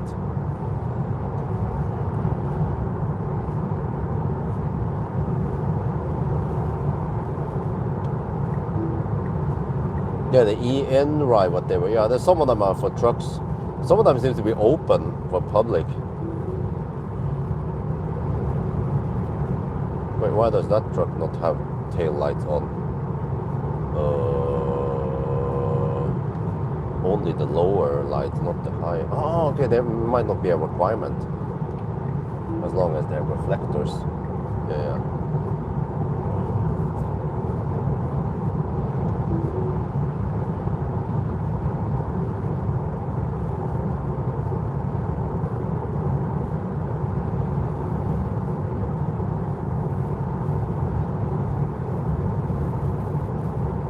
But the problem the weekday is also that there are trucks, and then in Norway side, Norwegian Nisse, they tend to camp between the trucks. They camp in the left lane between the trucks, even though there might be 1 kilometer between each truck. So, but whatever, we don't want to stress, so we just count when we enter the border and when we exit to the supercharger at Sarpsborg, and also once we enter again, and then we just deduct for all the slowness what's going to happen in Norway side.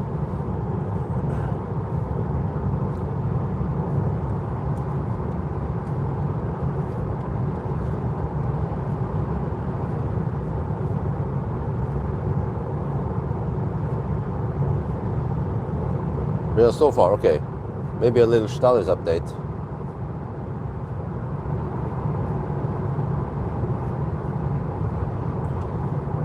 .600 kilometers done and 186 watt-hour per kilometer.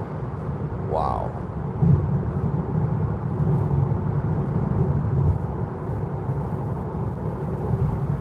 We have not been slow poking it. That is just amazing how low it is. Okay, it's 16 degrees Celsius outside, that helps, but still.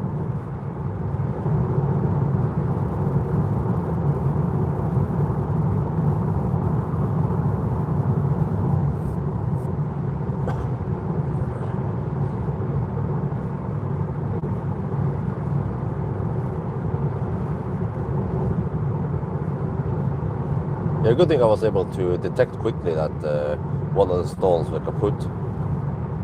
And then we didn't lose too much time there. Only 2 minutes.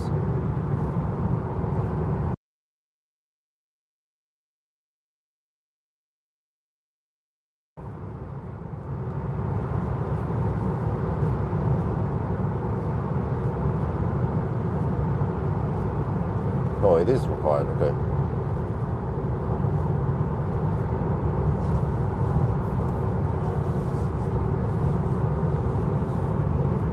We have been looking at the wrong number all this time.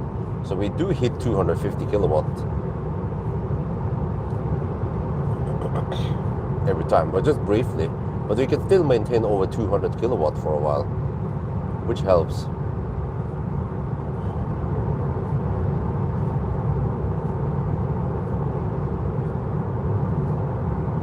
Okay, so we will be passing by Göteborg around 4 at night. Yeah, I think there will be very little traffic. What? Steering wheel button. Long touch detected. Oh. Stop touching to restore. What? Oh, I don't know. Oh, okay.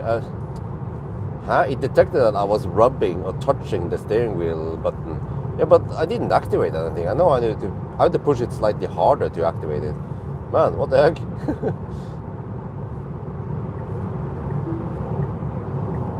You actually told me to stop touching it. That was kind of funny.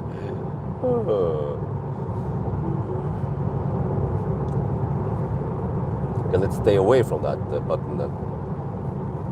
I was just gonna rubbing it gently enough to not activate it, but then apparently it was enough to detect. The car could detect it.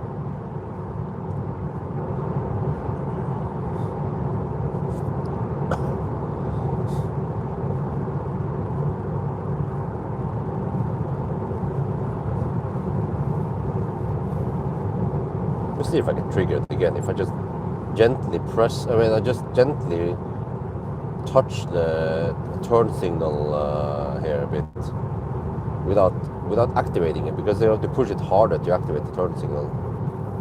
And will the car not like that I'm rubbing it? Well, that was the first time I saw something like that before.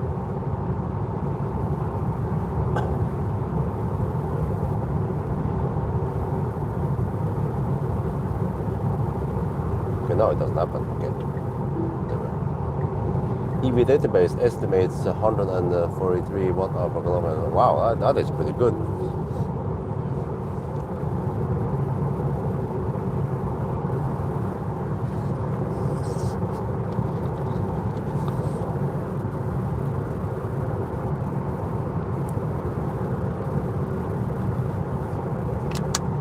Okay,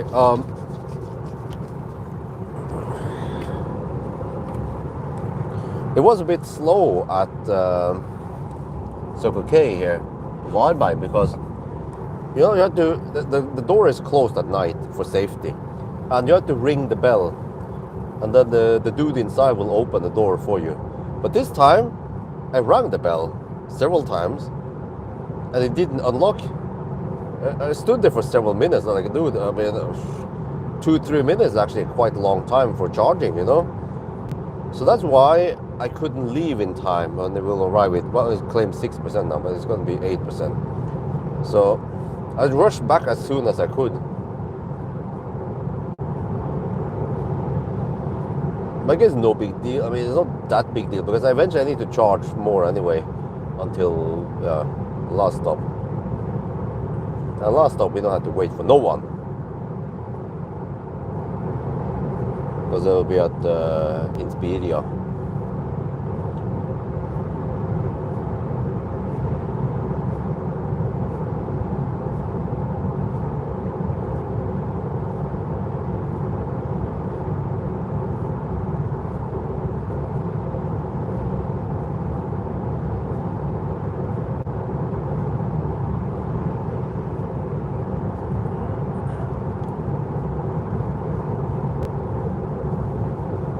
Yeah, I mean, it's crazy. You can still get okay range and only charge around 50%. 45 actually. I wanted to go only 45% or 50%.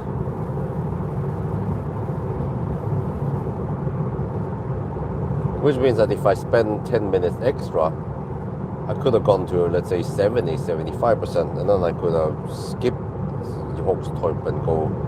But then, nah, I'm not sure how much more time you have to spend. Maybe 15 minutes extra. Actually, maybe more, but because then it goes quite slow towards the higher, yeah. To go straight to Inspiria, for example.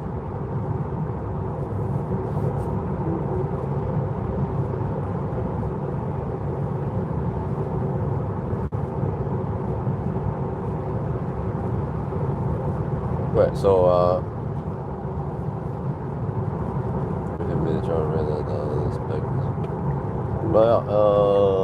Cool Silver, no, wait, Cool Silver left, yeah, we don't have any status update anymore.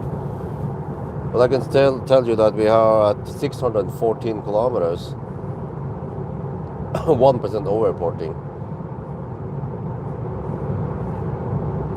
But then time-wise, we have to now count 2 minutes extra. So we have 18-minute deduction. 18, that means minus 5, so it's 13.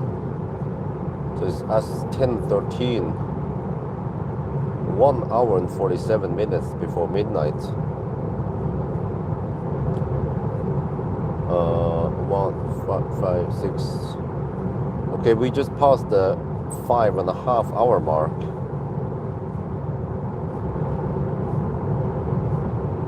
And we are at 615 kilometers. But we also charge. So we have to check once we are at Hogstorp then. That's 126 kilometers away.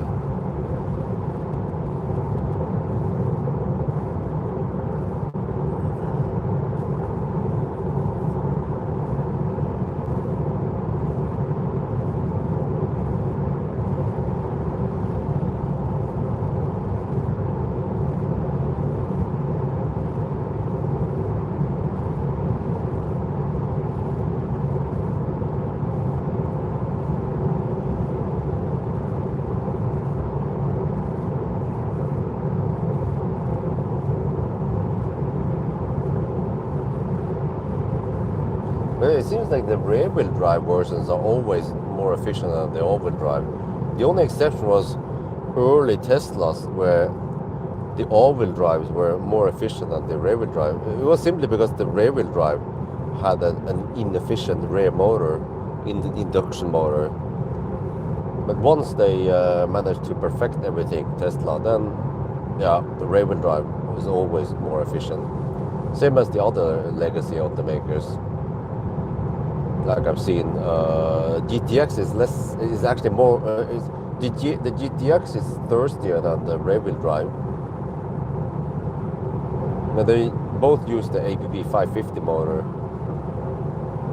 But then there's an additional motor in the front in the GTX, which adds more resistance or something, I suppose.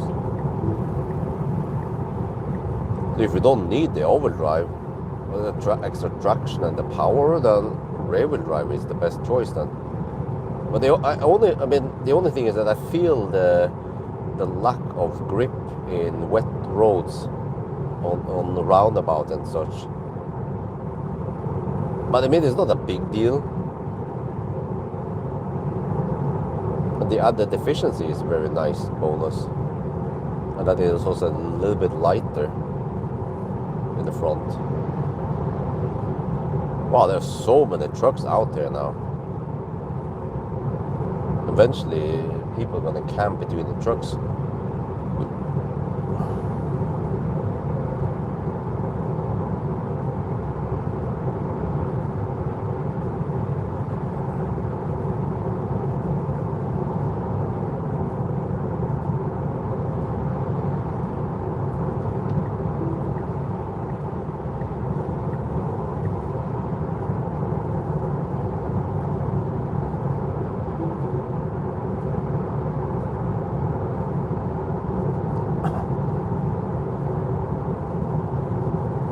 Yeah, exactly.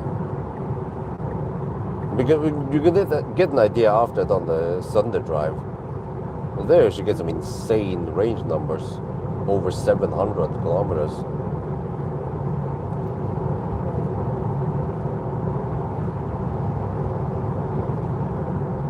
That's by slow poking under the speed limit with HVAC off.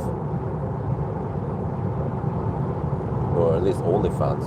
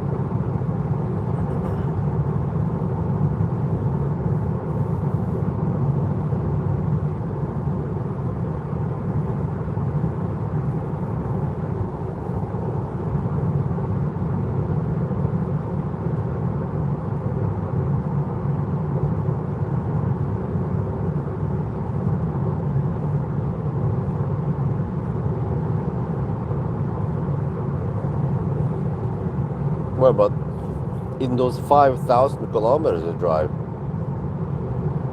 a lot of that driving is just you driving for a trip, right? Like a gå på tur, dra på tur, just drive a little loop just for fun, right? Which means that if you only restrict to going to job, going to grocery shopping, then it will be just 2,000-3,000 kilometers per year.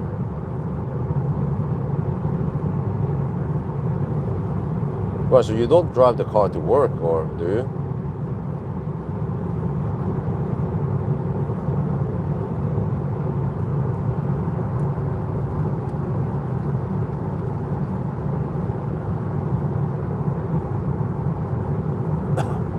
No, okay. Yeah, that makes sense. When I lived at Haugerud, I would take the metro to work. So then I would... Oh, you're retired, okay. So, what do you mean? Do you mean uføretrygd?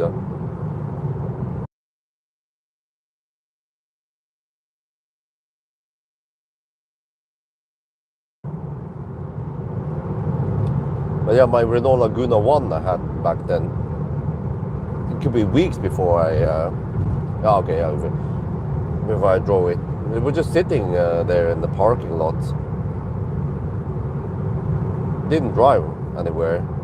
And I would pick up groceries on the way from they had Extra, or whatever it's called again, Coop Prix before. Yeah, on the way from the metro station over to Haugerud. I could pick up the groceries there. So I calculated that I drove only 8,000 kilometers per year, but that was mostly because of some long trips I had to visit my friends in Trondheim. So then suddenly I added 1,000 kilometers on that trip, Trondheim trip. But it was strange because I love driving, but I didn't know where to drive. And then, because actually, in the really old days when I just got the driver's license, I had to travel back and forth between the Gausdal and Oslo, where I moved over to.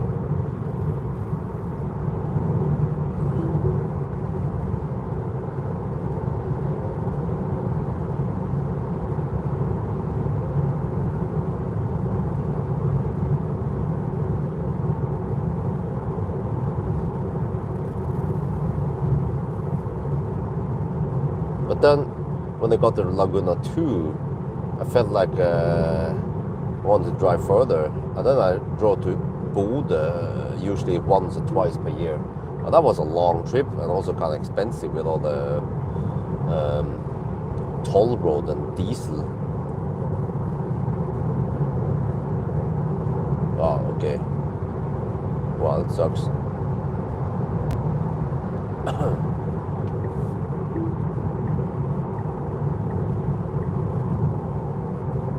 So it was actually, for me, it was quite fun to do Nimber trips. Because then I could drive in the weekends with Millennium Falcon. And then also shoot on video and also make some money. Pocket money, so I could pay for the Millennium Falcon. Otherwise, it wouldn't be enough money to pay for him.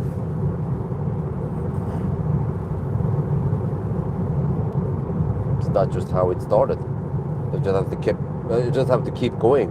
And then, in a way, I was lucky, or it was a coincidence that Tesla introduced the referral program.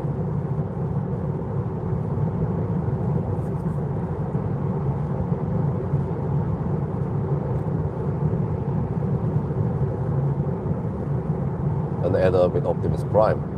And then I purchased that trailer.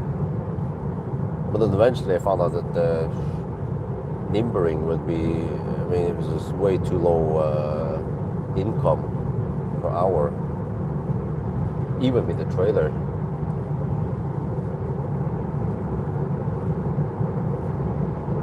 Yeah, well, but then Nimber died, so, well, then it's over.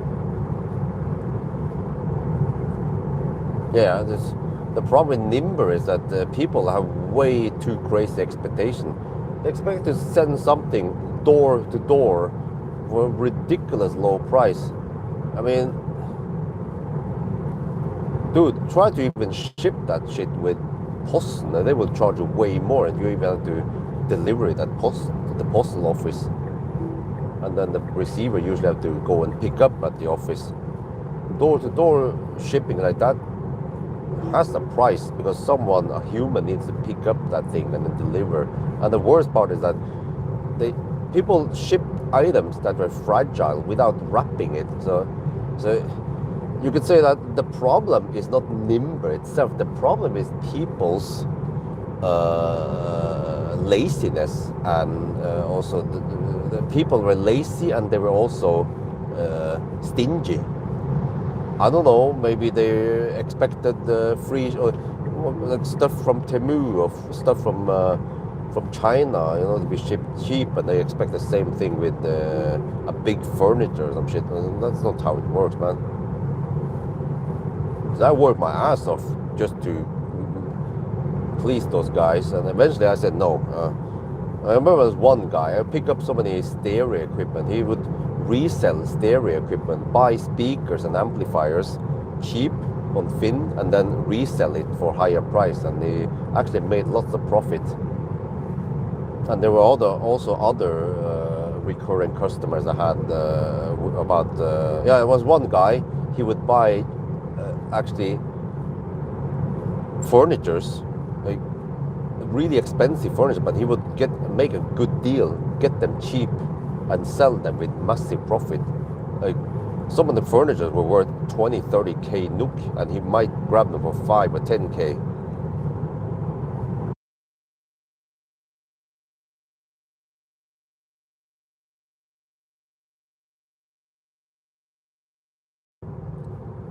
And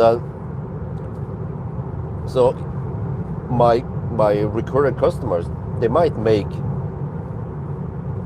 10 or 20k on the deal, but I would only get 1k of that deal by transporting it. So I was like, why would I bother, right?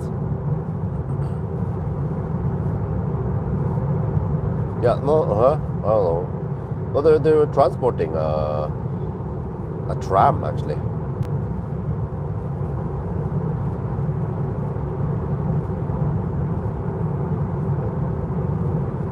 Okay, this is where there will be traffic in the morning, but we are so early, so there is no traffic yet. But in Oslo, in a couple of hours, that's going to be quite bad. Yeah, all the flashing, it was like flashing lights, warning lights, because they were transporting a tram on a truck.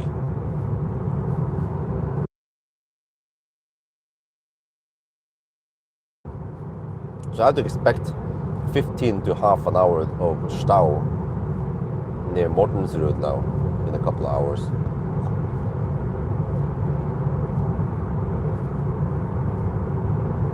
If it's 4 now and 4, then I'm afraid we should be at Mortensrud around 6:30.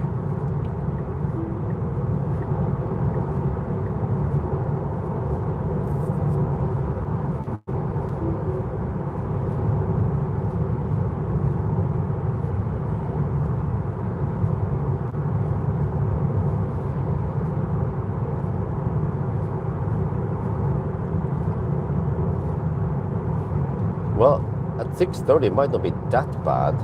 I think it gets worse and worse past 7 or closer to 7 and beyond. But there will still be lots of campers hugging the left lane. So that's why I need to count exactly how much time we spend and correct for it from Schweinsund. Yeah, special transport.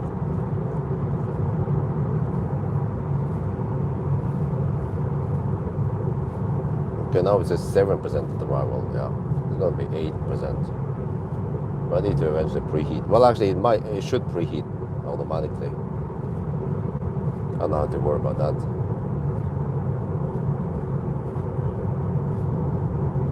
But the Hogstorp charging stop might be short, maybe just 10 minutes. Wait, I forgot. Oh. This time, I need to drive a little bit past Hogstorp. I have to check the remaining distance. So I might have to go to 50%. Also, I have to drive past Gjesholm until probably Nebbenes and then turn around and then finish 1,000 kilometers near Gjesholm.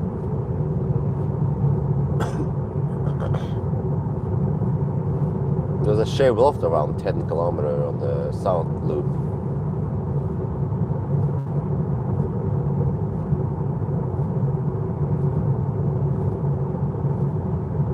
You see 96, so okay. At Hogstorp it's going to be 740 kilometers. No, it's 750 before correction. Wait, really? What? That much? Oh yeah, I forgot. And then we have to go to so at Inspiria, yeah. Then I have to just estimate.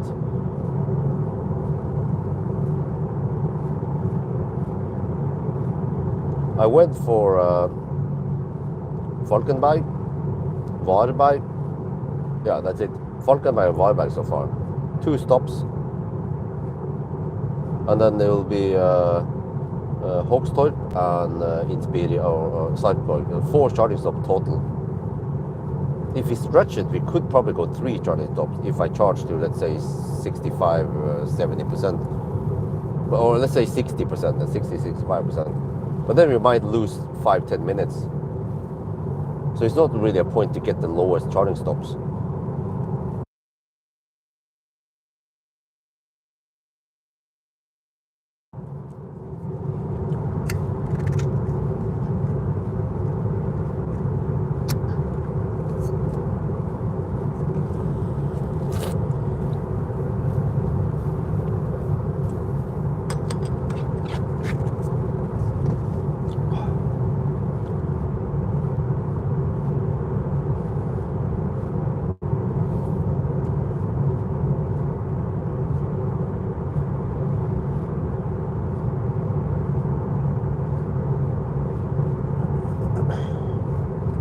Well, but the problem is that, okay, if you're not rushing, what do you mean rushing? You mean rush?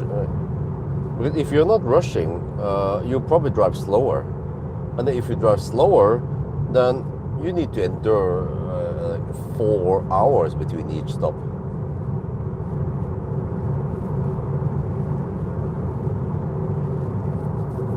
Because the car is so efficient, so if you charge it to 70, 75%, you have to drive a long distance before you need to charge again. And because this car is so efficient, and even when I hammer it, the consumption doesn't go up that much.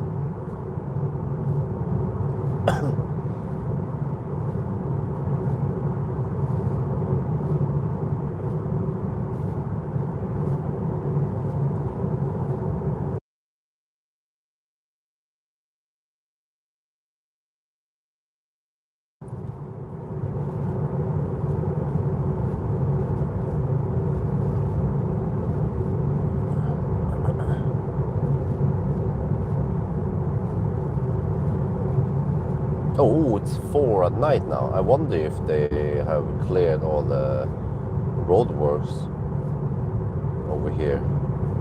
Hopefully they did. Close to Tingstad Tunnel, there was some, looks like road closure.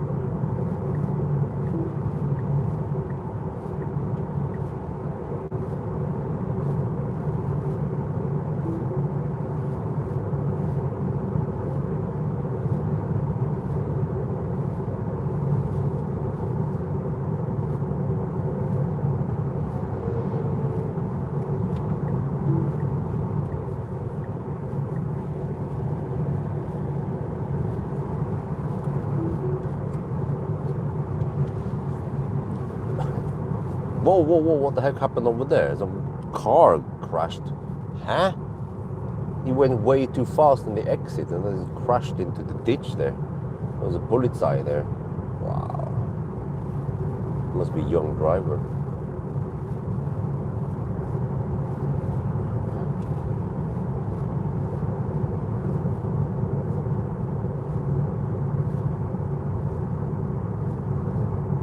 How about using turn signal to change lane? Oh, it's a freaking taxi. The worst professional drivers ever. Here we have Lisa bike. Lisa bike. Man, I hope I can recover. So I've been constant sick for over a week now.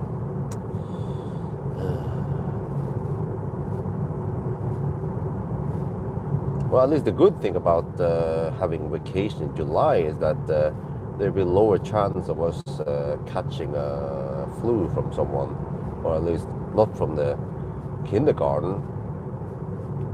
Just have to avoid too cramped places, right?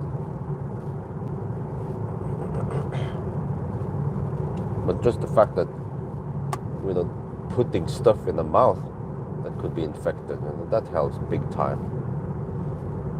I mean, not we, but Isabel. Okay, let me see. There's something going on here.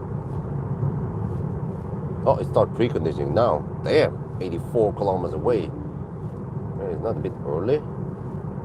Dude, we take an hour before we get there.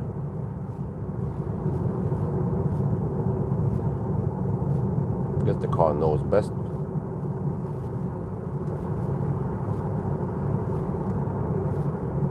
Or does it?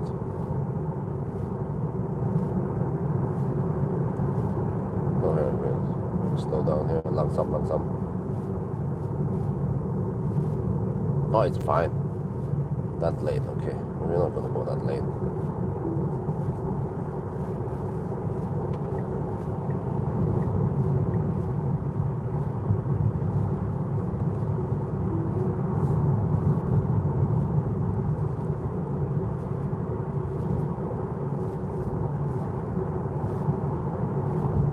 Dude, it's still far away from Hogstorp, and huh? Why is it preheating now?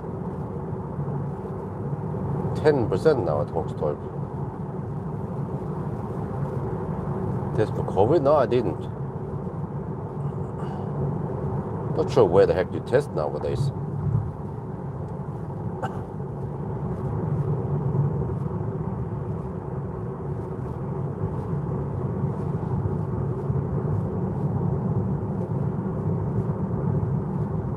But if I had COVID, I have, let me see, Thursday, Friday, Saturday, Sunday, Monday.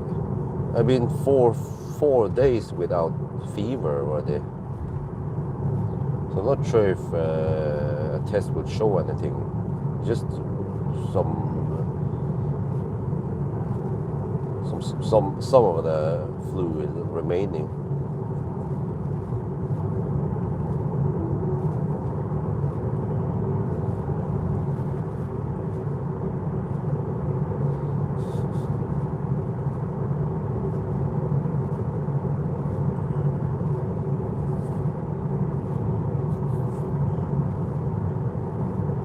At least I feel better now than yesterday. But yesterday wasn't that bad. It was just lots of mucus and coughing. Yeah. The worst was on Thursday.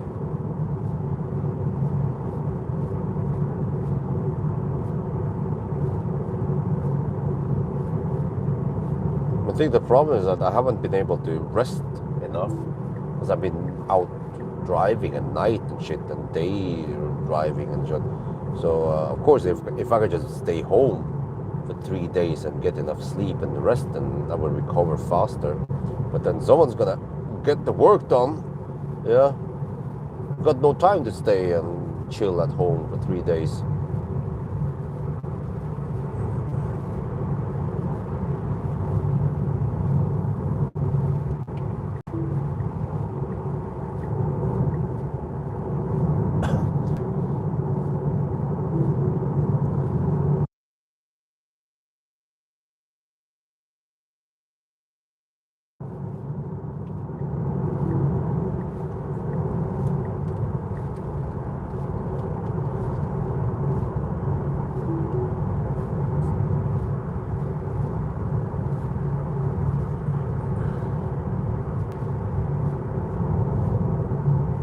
I've been quite gentle on the ebooks usage also.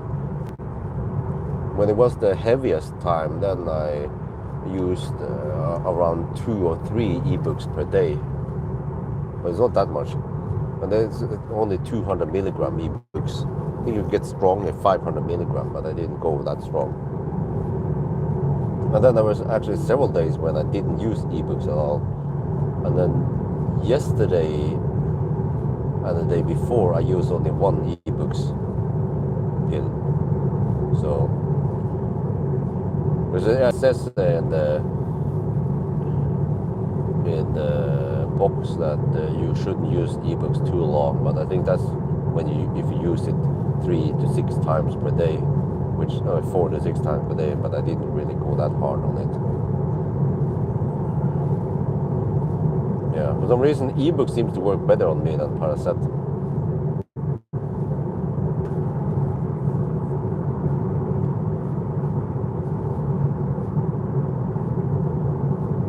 Dude, what I mean is preheating now 76 kilometers away. I mean, it's not a Korean car. So I've seen the indication that Neo has around 2 kilowatt battery heater, which is way too weak for a big gas battery. Should at least go 6 or 9 kilowatt, or even better, use the heat pump to help, plus the BDC heater for it.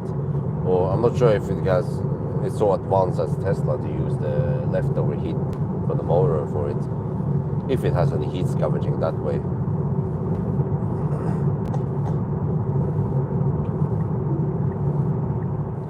But I think Korean cars, they can scavenge heat from the motor, right, to heat up the cabin.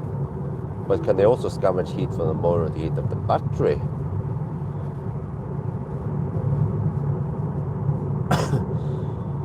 Maybe they can't.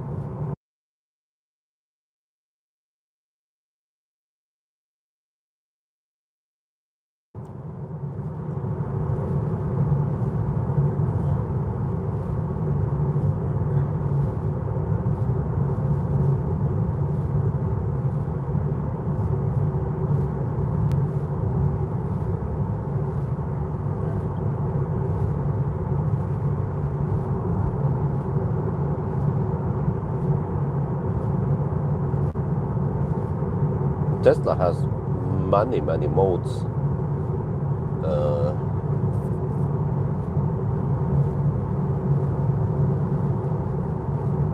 This is the latest and greatest Tesla. It can take the heat from the motor to put in the battery, okay.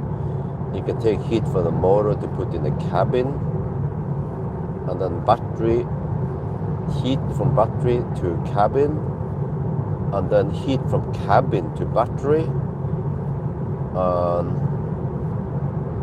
Well, okay, heat from battery to motor would make no sense, so you can't do that. And also heat from cabin to motor doesn't make any sense either.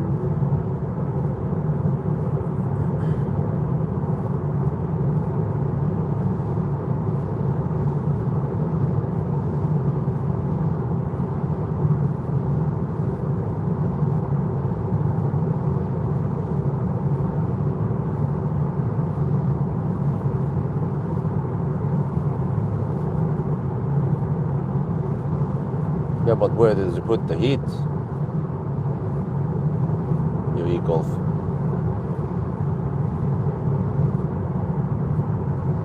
Gets slightly better. How do you like the new 3 acceleration, ride, handling? Well, acceleration is not that great because it's rear wheel drive only, but it's still fast enough. Handling, okay, I mean, it's okay. It's light, nimble. And the ride is good. I like the sedan ride. I feel like I have better seating comfort here than in the Model Y Juniper. But the noise level here seems to be higher than Juniper.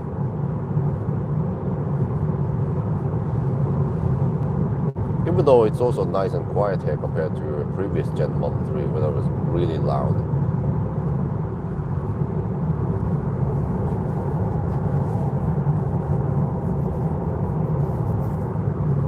Weird, man. It's gonna precondition and then stop preconditioning and then precondition again. So okay, I don't know why it does this, but whatever.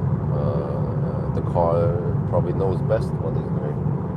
So it's preconditioned. It's 40 degrees Celsius in the battery now, and we're still 69 kilometers away. And we still haven't cleared Göteborg yet, so we can't just hammer it yet.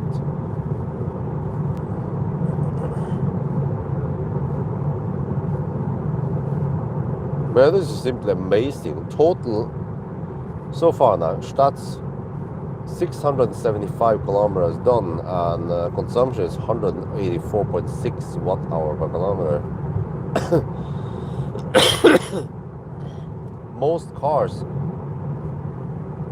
I test, they have over 200 watt hour per kilometer. Actually, yeah. I'd say most cars, they have over 230 watt hour per kilometer. And then actually many cars, they even have more than 250. We could look at the consumption numbers and then sort them a bit, calculate some averages.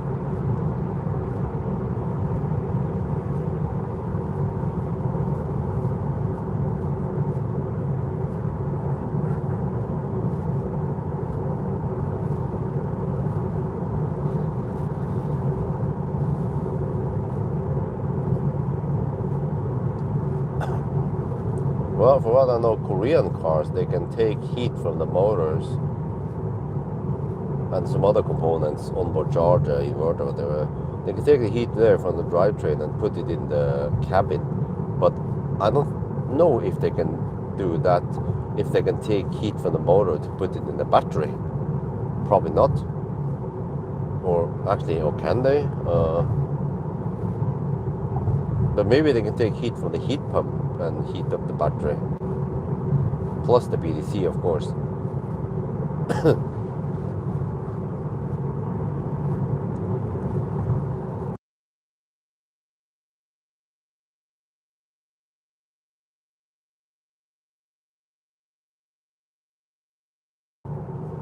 But also from what I know, I can always test this myself. I don't think the Korean cars, even the EGMP platform, the wonderful 800 volt architecture, but I don't think it can take heat from the cabin to heat up the battery.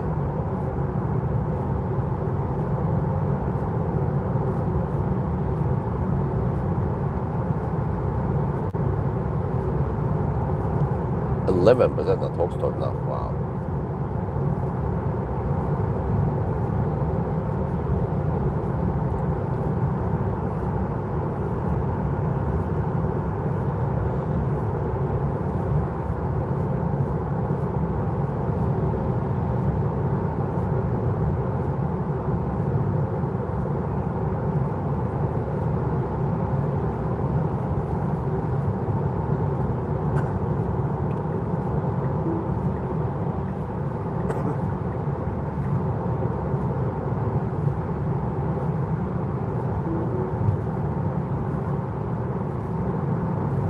Well, next e-Golf will be based on the MVB platform, right?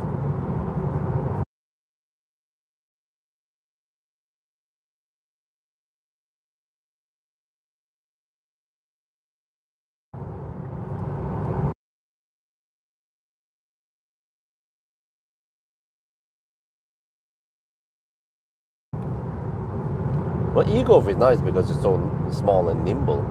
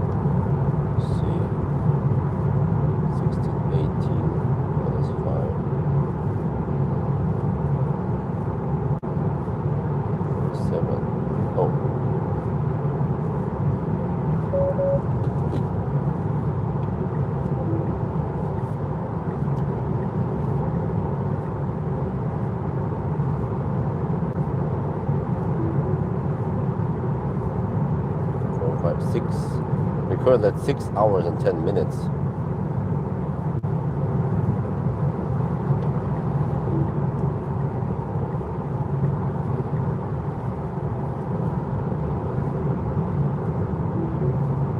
Hours and 10 minutes, and we've done 685 kilometers. And the average speed will just go up now as we hammer it. 58 kilometers to Hogstorp.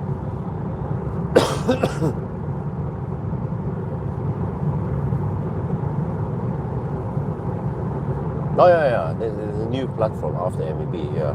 But they will make something called MEB Plus while waiting for the new shit, the SSP, yeah.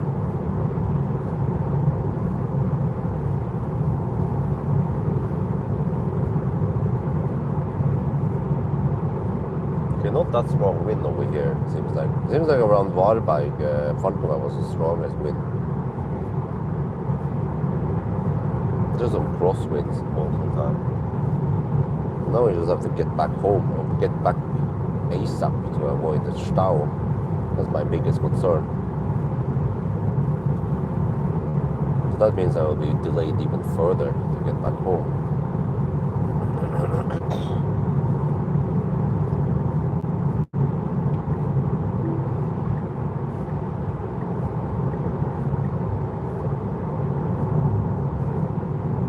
But yeah, lots of stuff happened this summer, which is that if you guys remember, just 1 or 2 months ago, especially 2 months ago and beyond, before that, I could not leave home for too many hours. Sometimes Isabel would just cry after 1 hour because I was not there. But now she got used to it. I don't know what the heck happened. And now I could just be home. I mean, I can be out all night and no problem. She doesn't cry anymore. And she would just wake up and just lay there and wait for me to come home. Of course, I don't want to be home too late. Try to be home just usually around half an hour, no more than half an hour after she wakes up.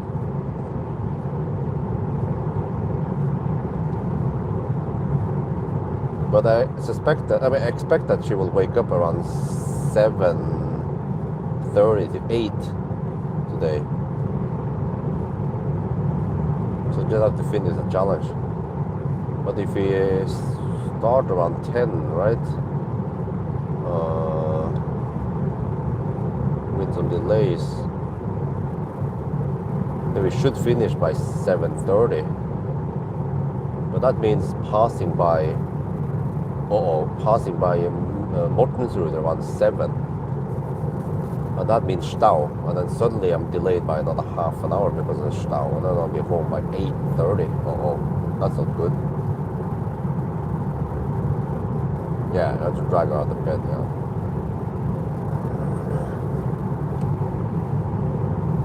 And another great thing that randomly happened lately was that Axel does not cry like a baby anymore when he's in the car. Every time, like for the last 5-10 times we've been in the car now, Axel is just quiet. He seems like he has learned that it's fine to sit in the car seat, no problem. It's not that uncomfortable. But of course, we want to avoid too crazy trips. But at least if we can sit in a couple of hours and then we can go out and get some move and play and something and eat and then go back in the car, that'd be great. But then also for vacation, we probably want to stay at a place at least 2 nights before we move to the next location, preferably even longer maybe.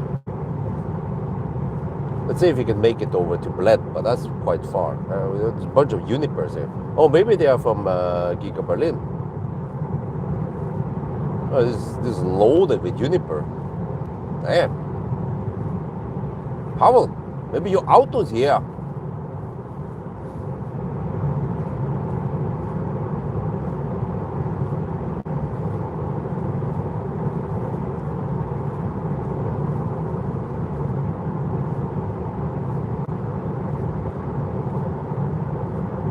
Now it's pre-conditioned again. Okay, whatever. 48 kilometers away, huh?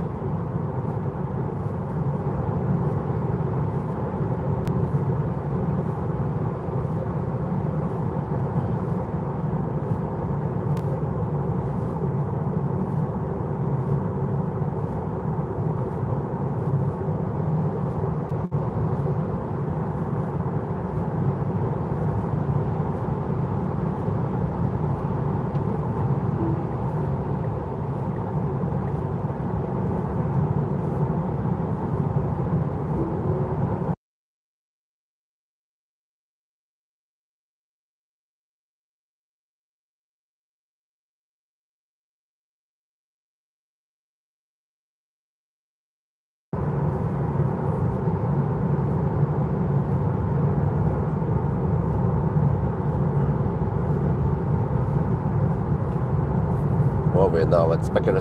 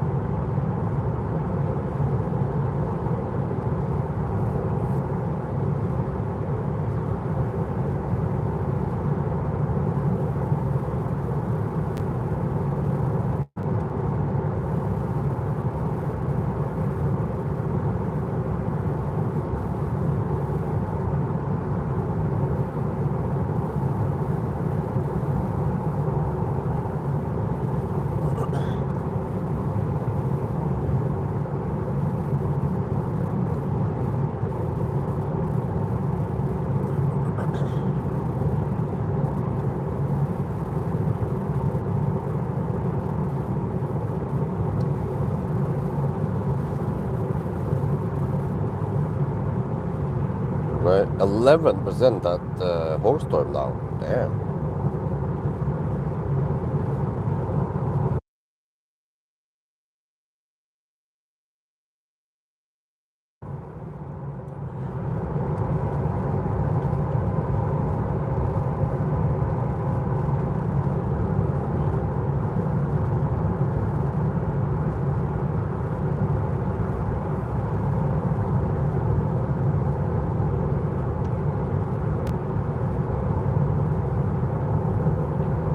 Morgenstund har gull i munn.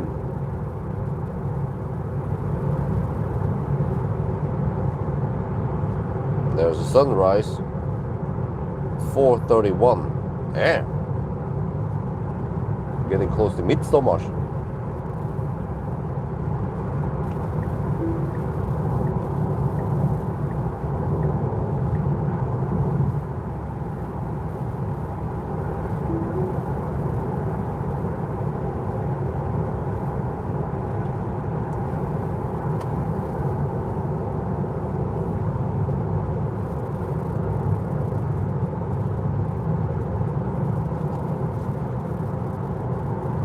Oh yeah, we're getting close to the brightest day of the year, right? Is it 21st or 22nd?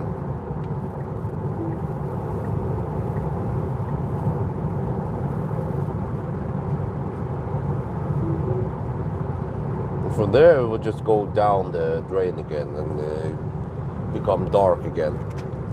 And then there's no point of Norway. We can just go to Thailand instead.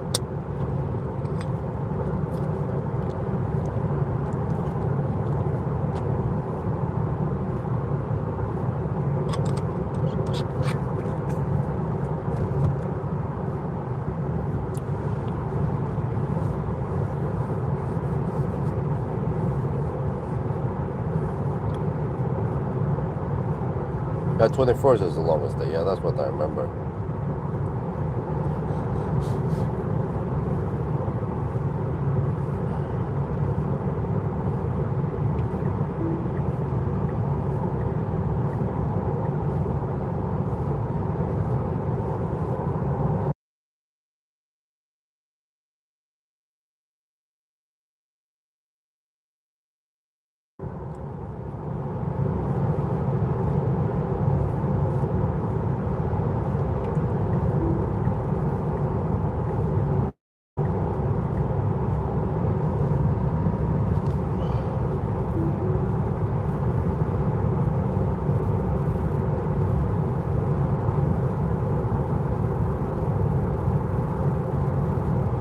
Okay, 707 kilometers done and 185.6 watt hour per kilometer. Wow.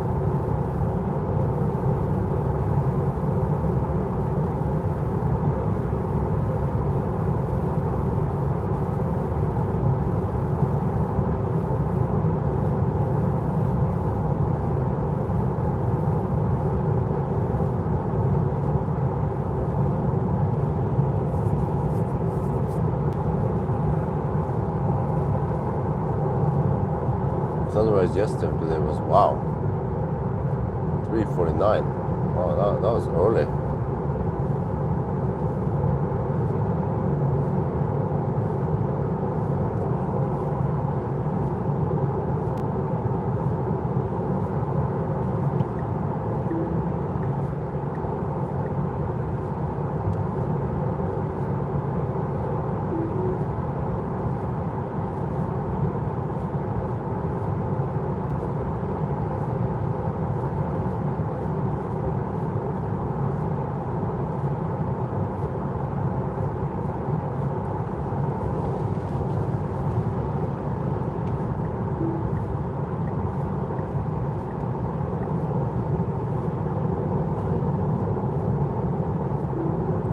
.200 kilometers on the motorway.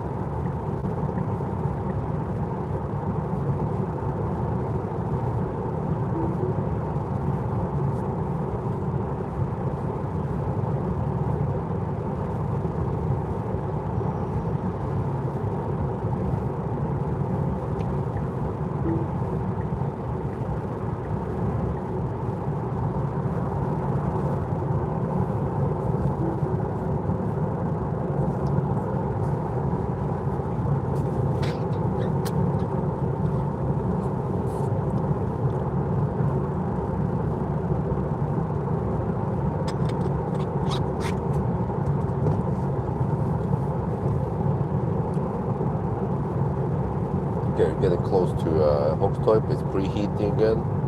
10% at Hogstorp. Okay, whatever.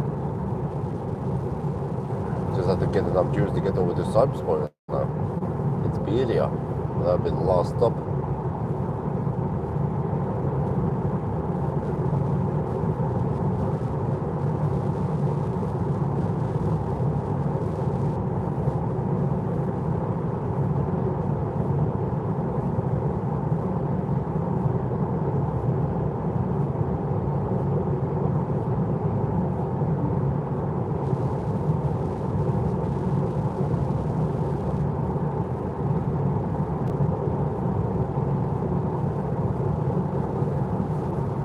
Caribbean had midnight transit. Yeah, it's crazy, man.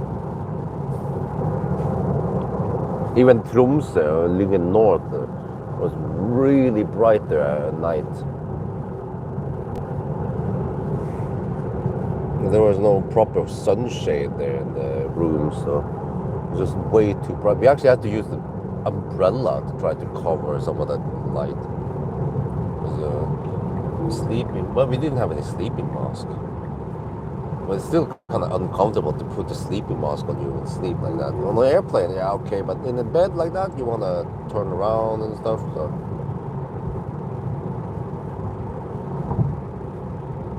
Lay on the side, yeah, like I like to do.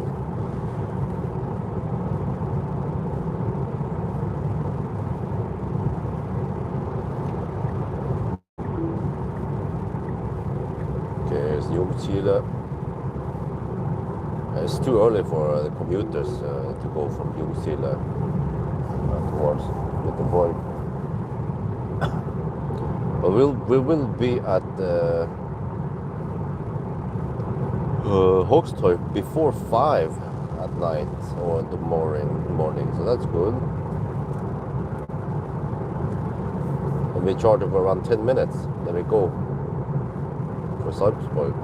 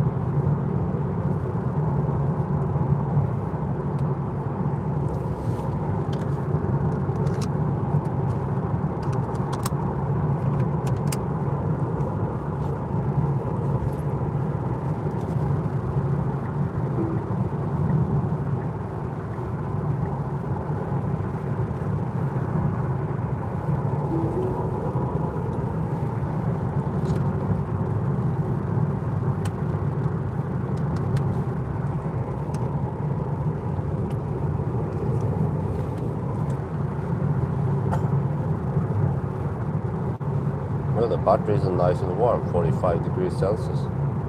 Ready for Hågstorp now. We're having 10% at Hågstorp.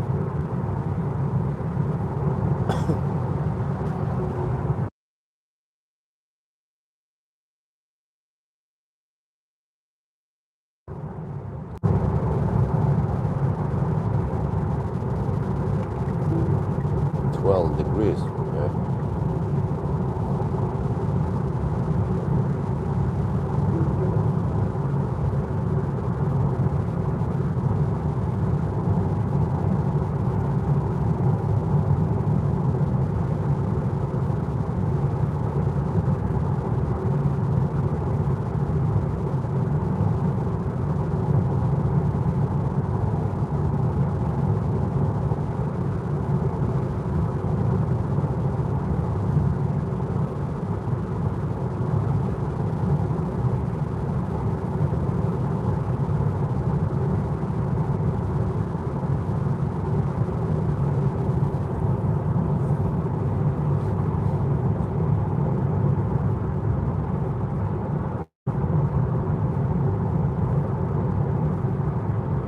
Wow, I started to get tired now.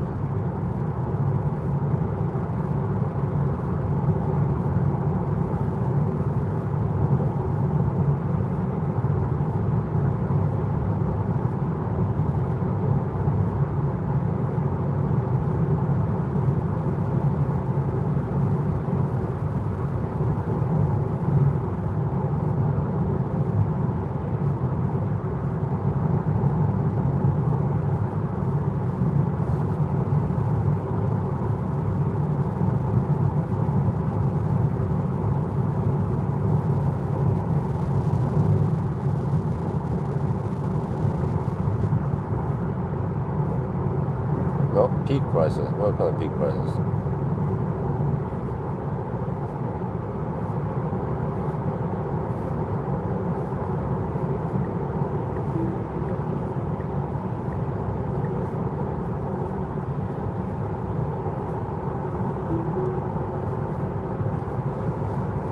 Alright, 13 kilometers away from Hogstorp, getting close.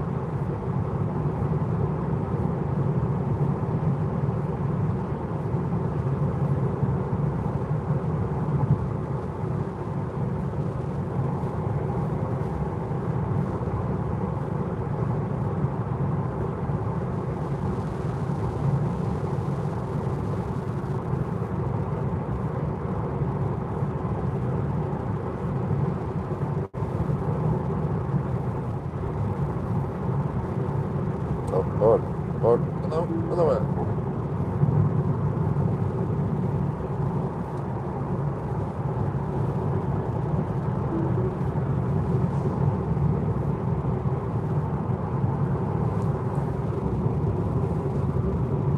The battery should be warm enough.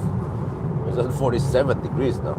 It's been heating and up and then stopped heating and then reheated again.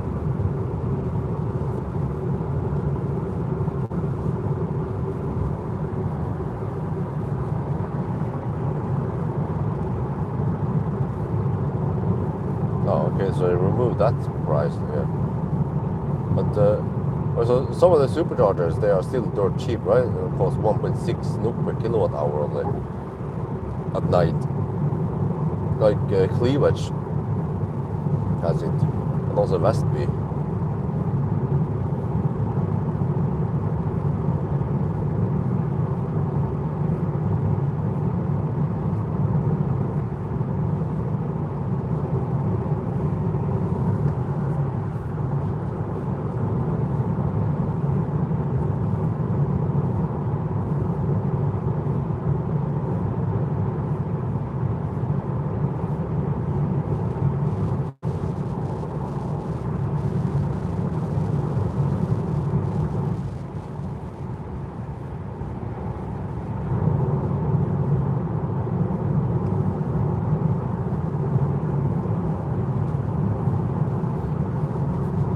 So I charged 52%, but 42 would have been enough.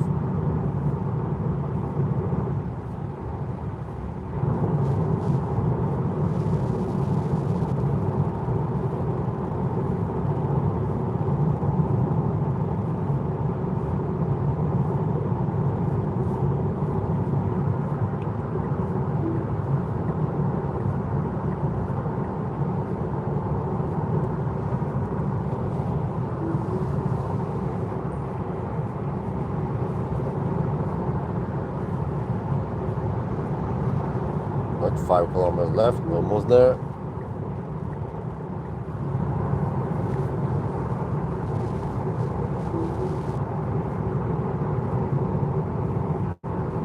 Yeah, you don't charge that much, so drop-in would be best for you. A membership pricing or Ionity Passport would not pay off if you charge very little or drive very little. Maybe that's why Fat e-tron owners love superchargers, because they are in general quite cheap.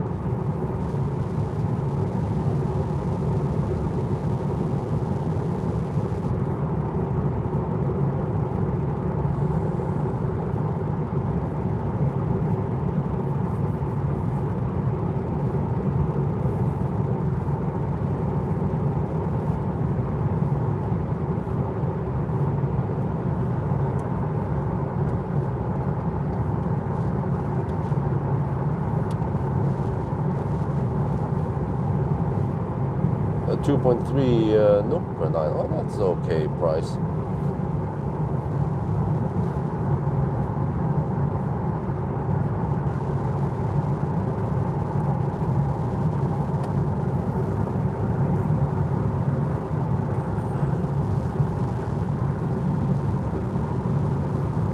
Okay, we get ready.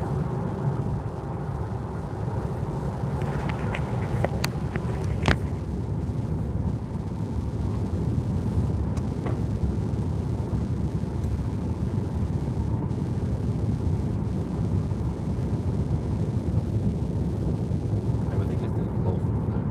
We opened at 6. I'll get one hour, 10 minutes before they open.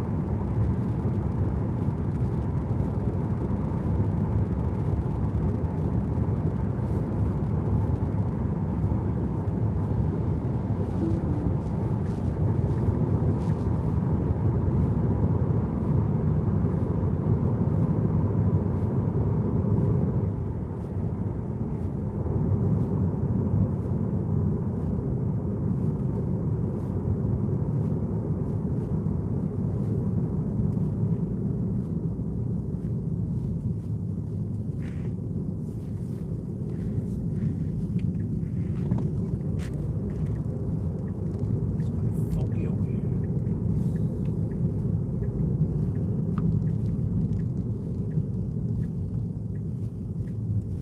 It's at 5 at night.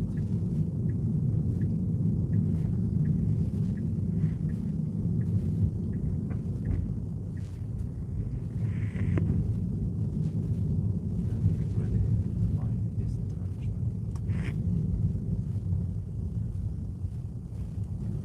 See, one of these stones we can put 4D or something. I'll take this stone 6C then.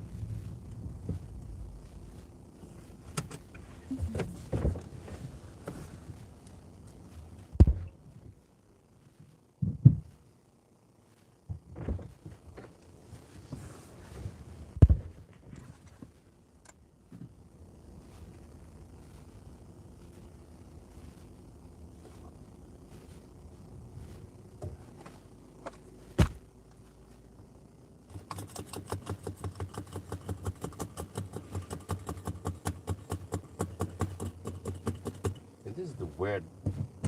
We're not hitting 200 kilowatt, huh? We're only getting 198. Oh, maybe we're gonna stay. The charge is too high.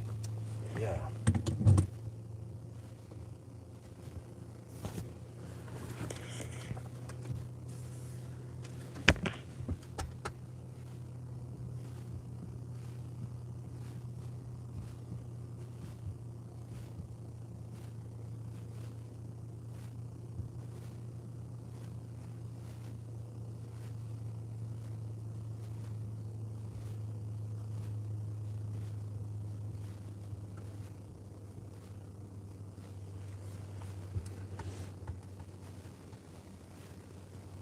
This is the second to last charging stop here at Hogstorp. We actually arrived at 10%, and that's why we're not getting super high speed, only around 200 kilowatts.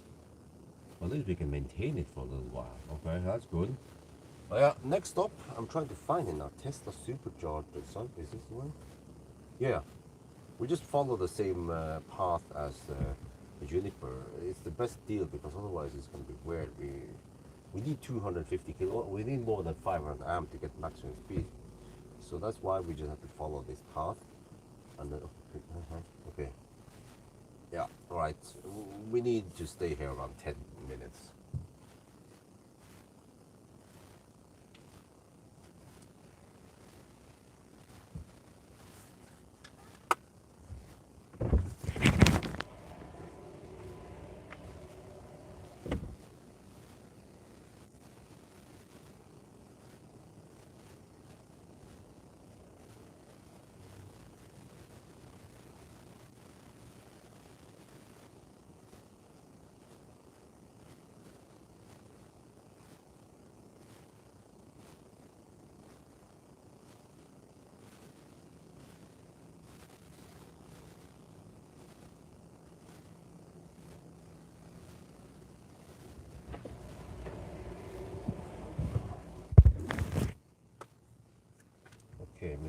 is where I need to not my inlet is going up. Wait, is it heating or is it cooler now?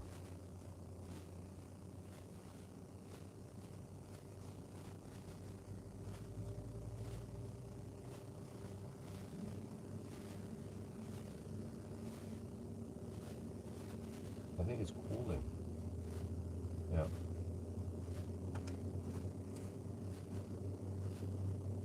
Then I can just do this and keep on it on.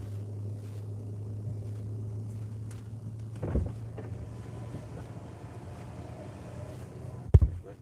Forgot to do this, did I? Folks thought we came here around 3 minutes ago.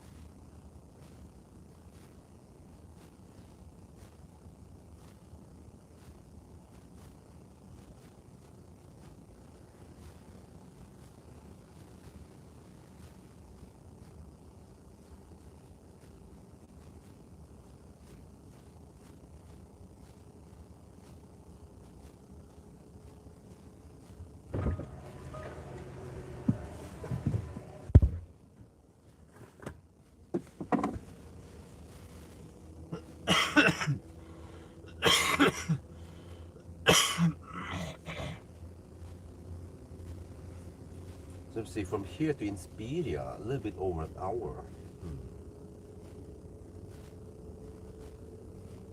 Okay, how much do I need then? Now it claims minus 2%, really? Probably I want to have a little bit of margin, right? So let me see, on the last leg, 186 watt-hour per kilometer. But that was from Varberg via Göteborg. Oh. Okay, on the next leg, I can assume we're gonna have a lot of 110 so. And then eventually Norway side.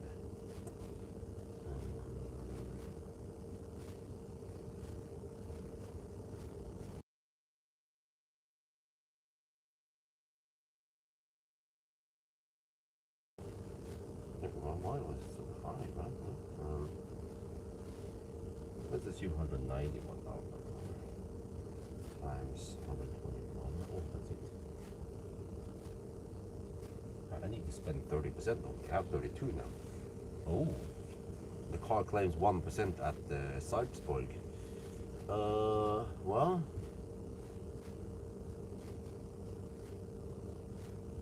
%. Wait. Always go deep. Let's get ready to leave. Might go to 40% just to be safe, but I mean, I'm at 34 now. Yeah, okay.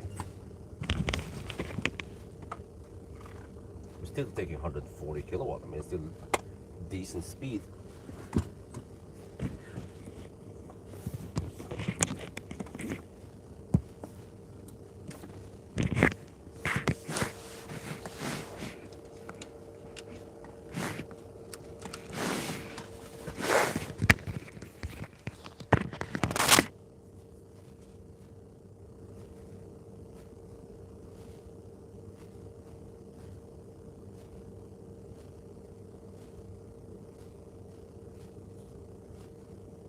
4% now. How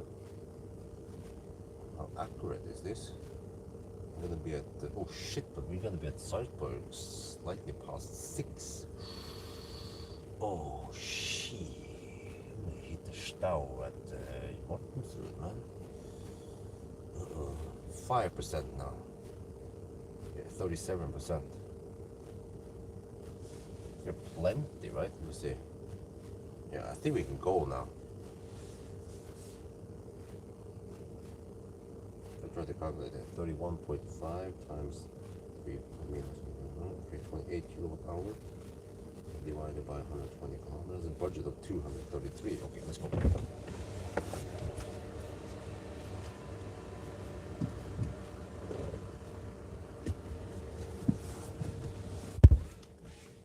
Crazy, man. I didn't pay attention to how long we stayed here, but it was schnell. Oh, let me try to clean some stuff.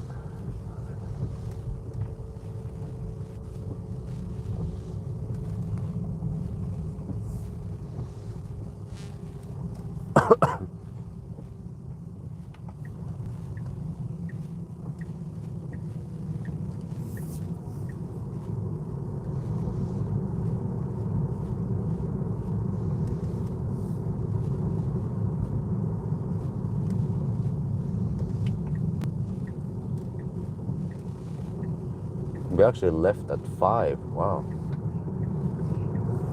Go schnell!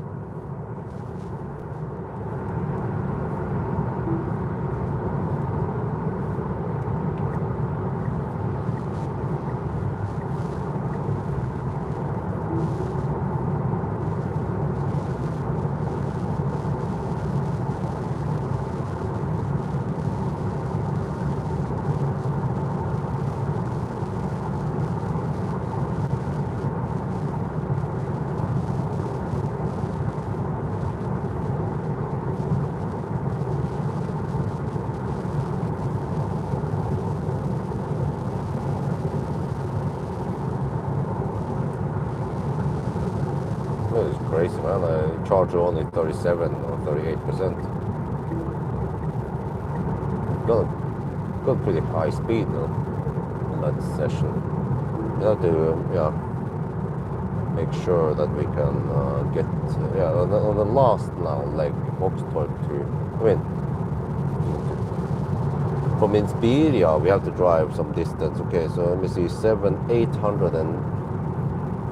860 kilometers. So then we have to charge enough so we can drive around 140 kilometers.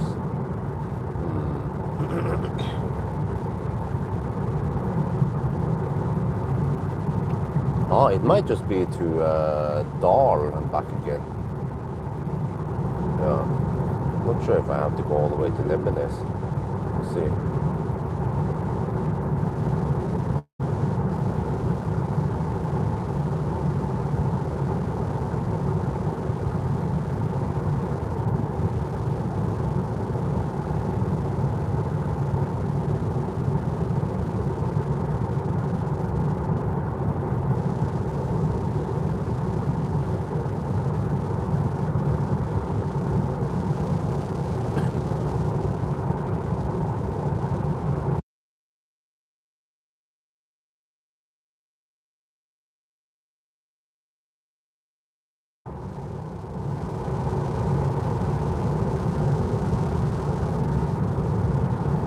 Well, this is crazy.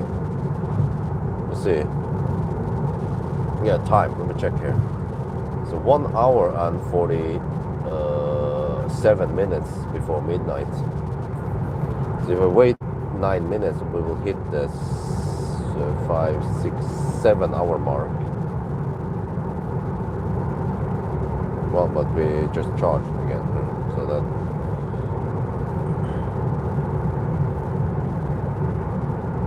But our speed is still way above 100 kilometers per hour.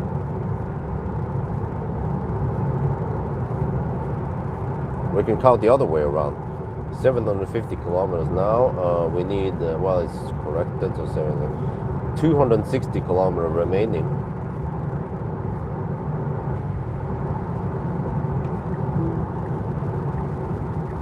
And then by the time we hit Sarpsborg, it's gonna be 150 kilometers remaining. And that will take about an hour from here.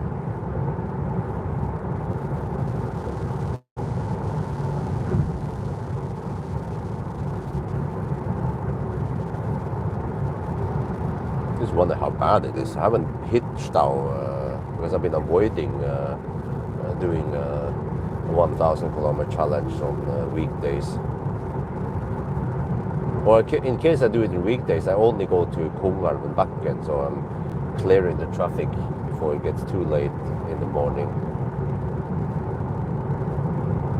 But I consider that. But then I said, I kind of want to showcase how far we can drive, like. And then once you commit and go past Göteborg, then you have to go way past it, and also ride on the 120 kilometers per hour stretch.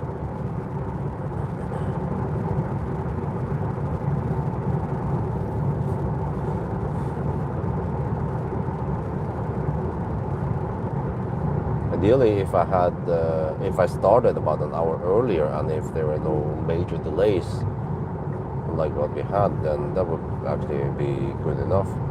That would clear Oslo around 6 in the morning, which did happen a couple of times before the summer.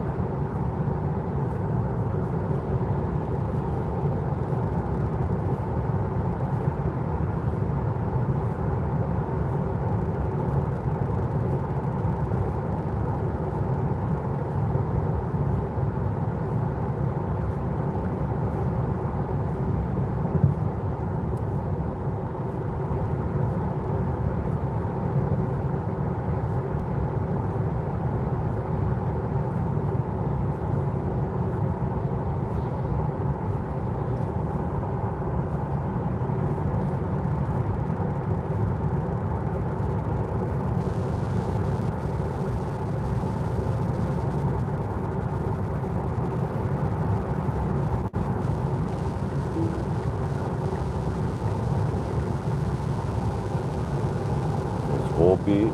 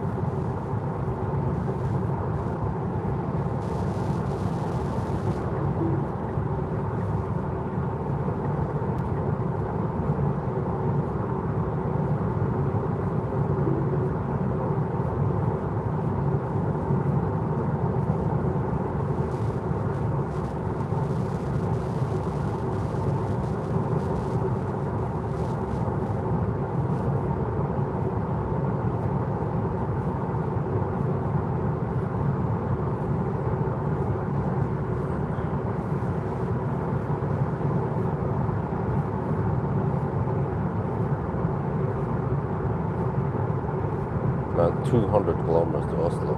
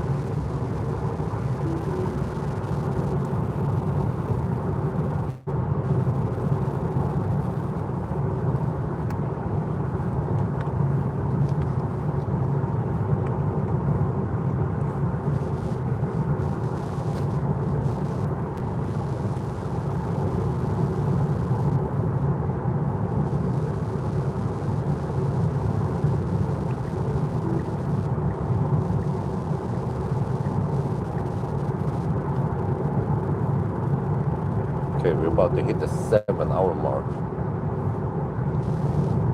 in 3 minutes.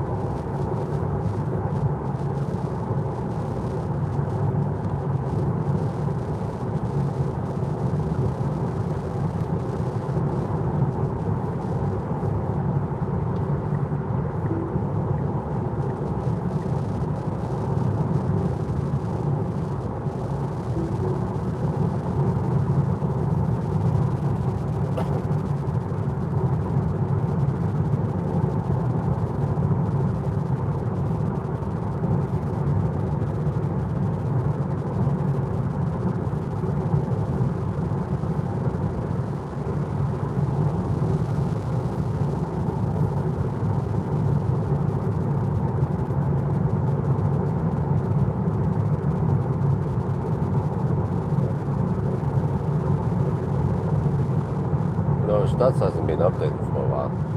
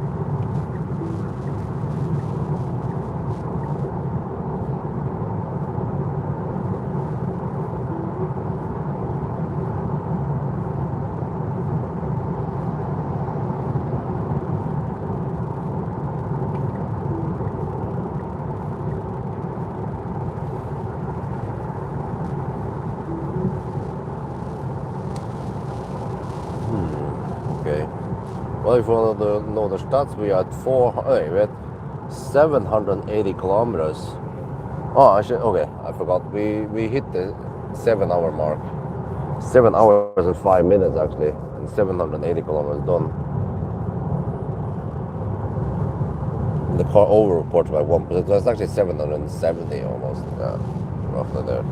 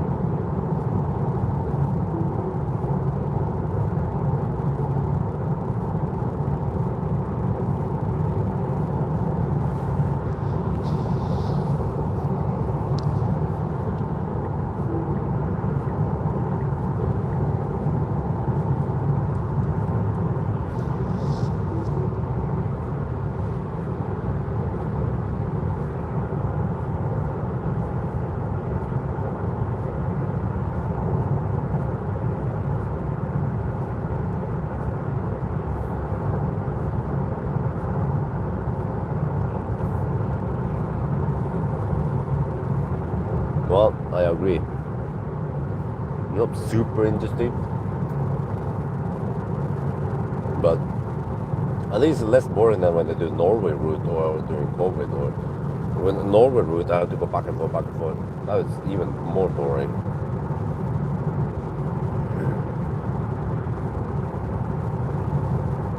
But it's like a test anyway, so I kind of need to do it.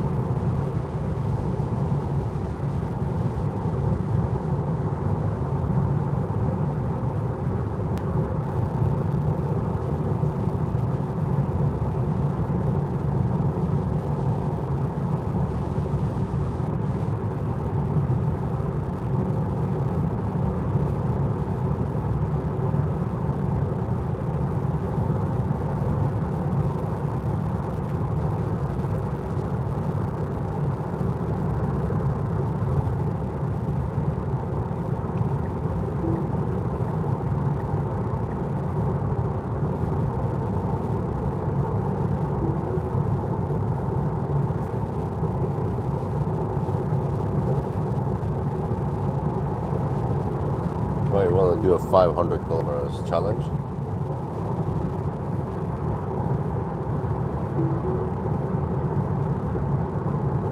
Westlander style with low speed limits. Where does I bet the Ruben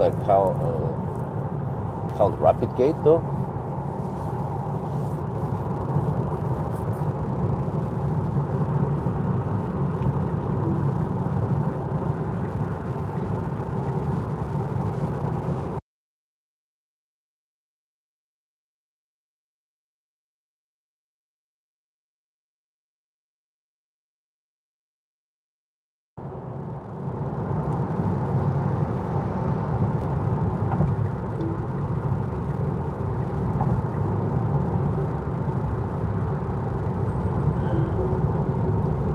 It should the rapid get even at those speeds, right?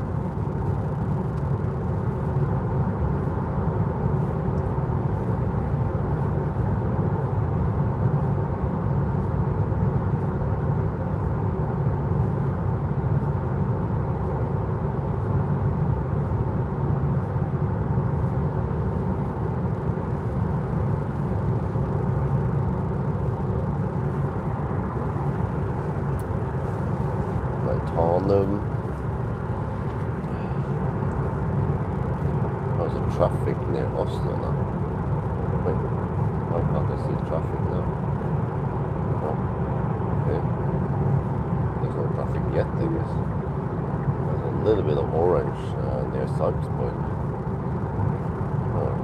Something like that. Oh, maybe it's the roadworks. But they should clear it soon. Well, it's 5 already. They usually clear it by 5. Just wonder how bad the traffic will be on Norway side.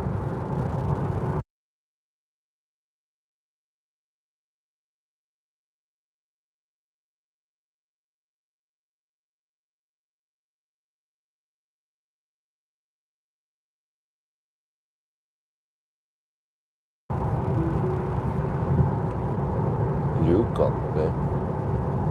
Wow. Yeah, how is that again? So the big battery actually charges slightly slower than the old small battery, right? Because I can see 41, 42 kilowatt on my e-Golf, but you don't get that high speed, right? Because of the lower voltage, or how is that again?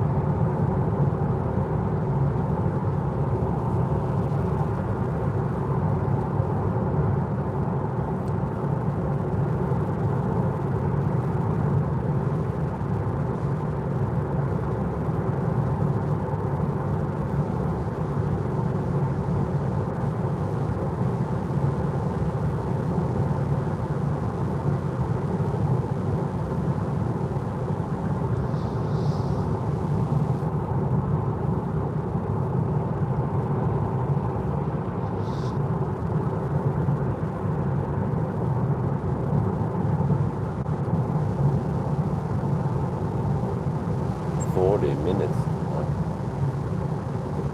It's so strange the voltage is lower even though it's a bigger module, I mean a bigger battery. I wonder why. What did they do, huh? The e-Golf voltage is already kind of low. I mean, yeah, the first gen, the second gen is even lower.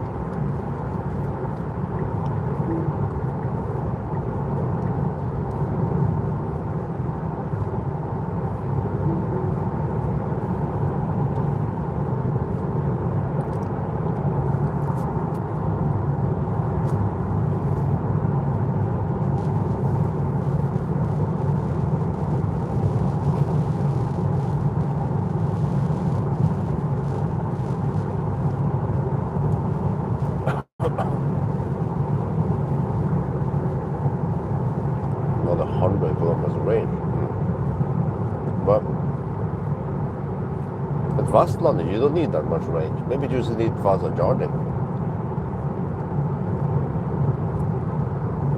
Even over there should be plenty of chargers nowadays.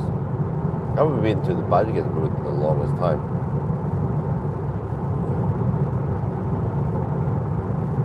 Same audio. LFP? No, I think this has better system, right? LFP might. Well, actually, no. How is this gonna? Don't remember.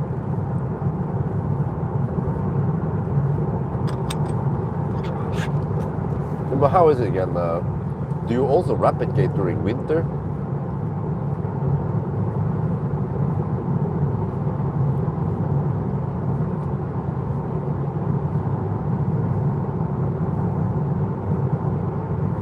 Colgate, yeah.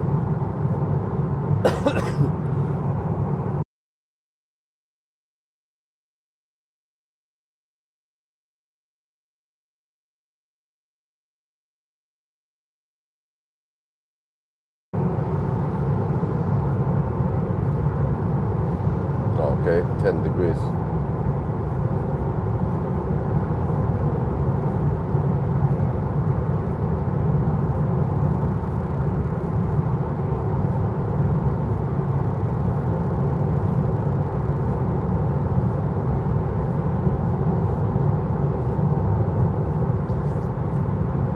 No speed here, you don't really hit. Yeah, exactly. Oh, okay, yeah, that's true. That makes sense.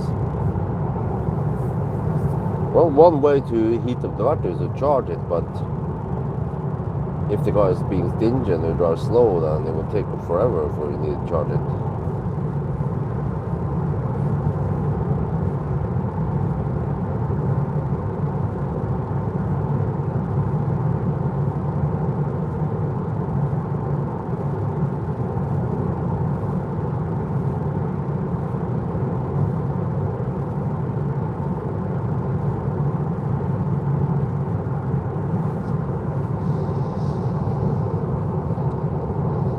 See now that there's not that strong crosswinds over here, based on the turbine direction, turbine speed.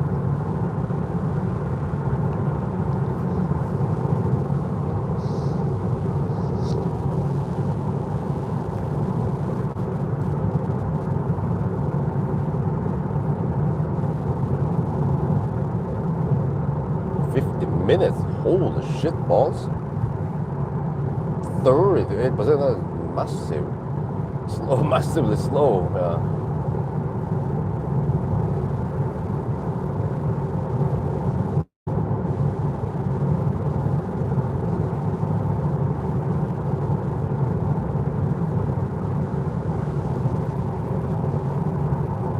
GW, in case you're wondering, I'm driving at the speed of light.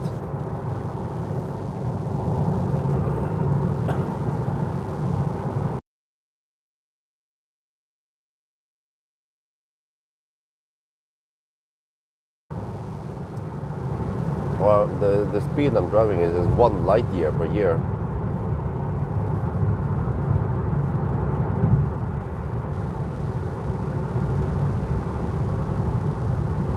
Yeah, that's the thing. Well, the heat pump, well, really. But it means if you want to keep the heat in there, it's going to charge even slower, like a Leaf.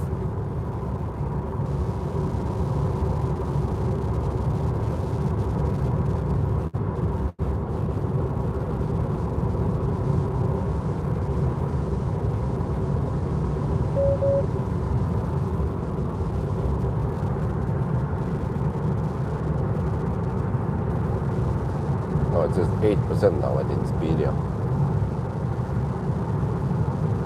It's gonna be there, 6.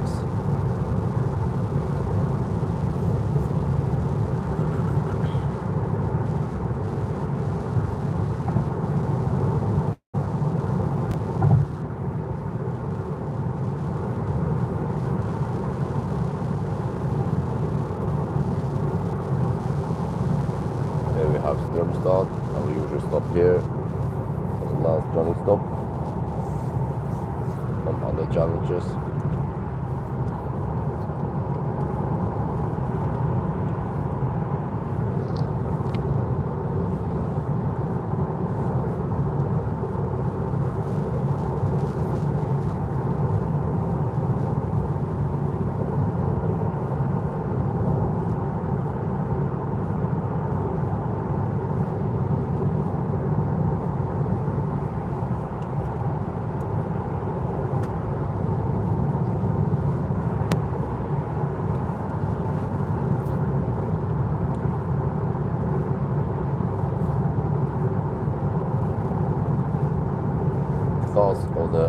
Leaf.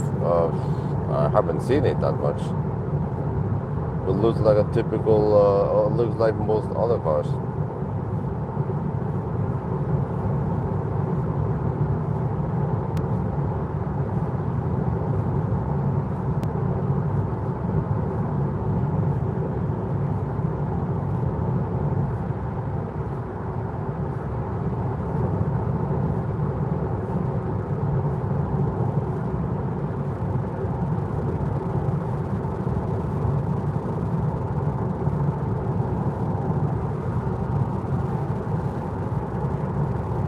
Strömstad almost.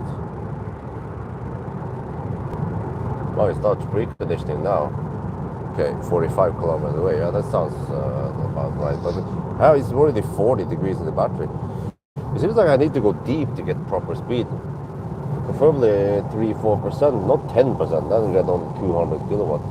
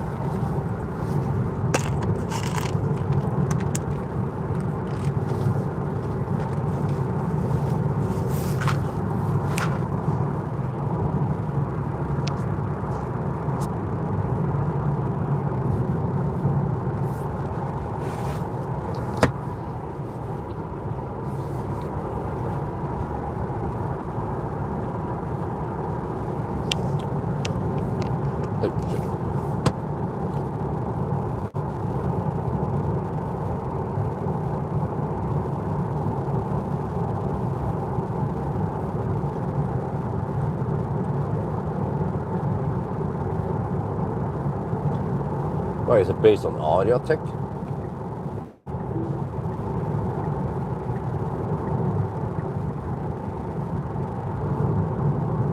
Or Megan tech?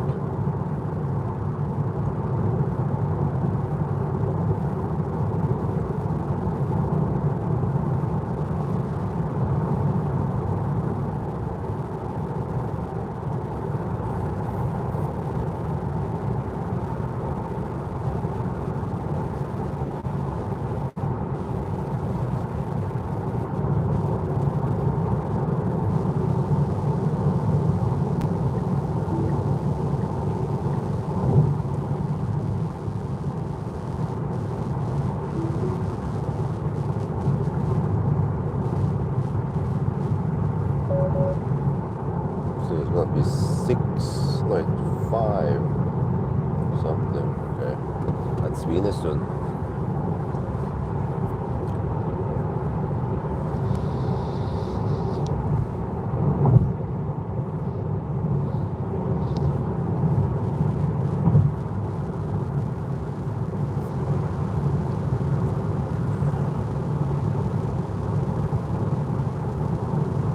Same platform as Aria, but with some better features. Okay.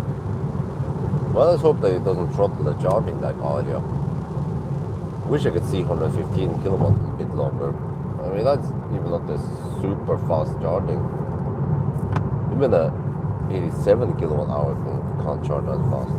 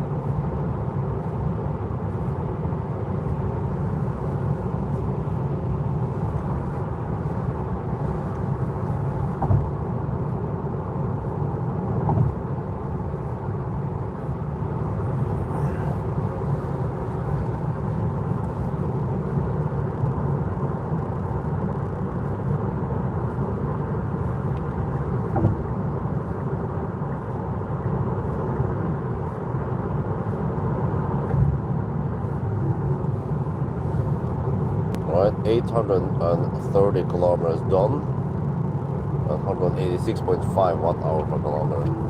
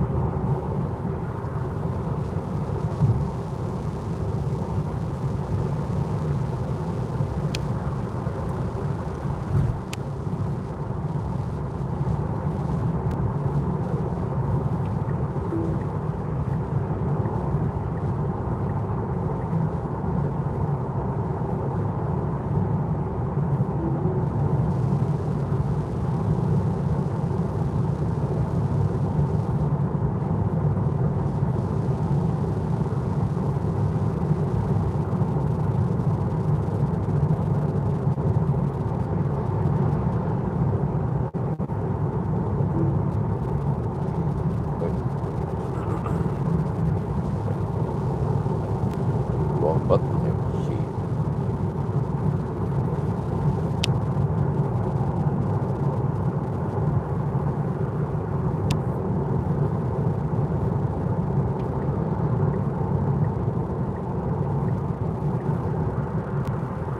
I never really get used to this sexy button. Or yeah.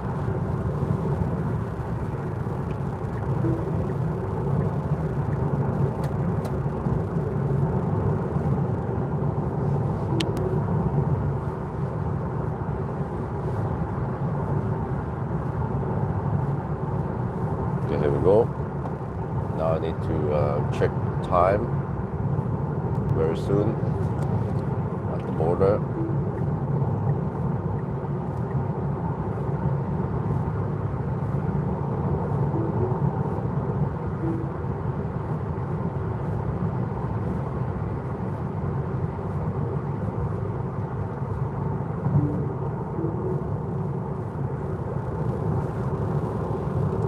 Let me see. It's 5:43. Okay, it might be 5:44 by the time we hit the bridge.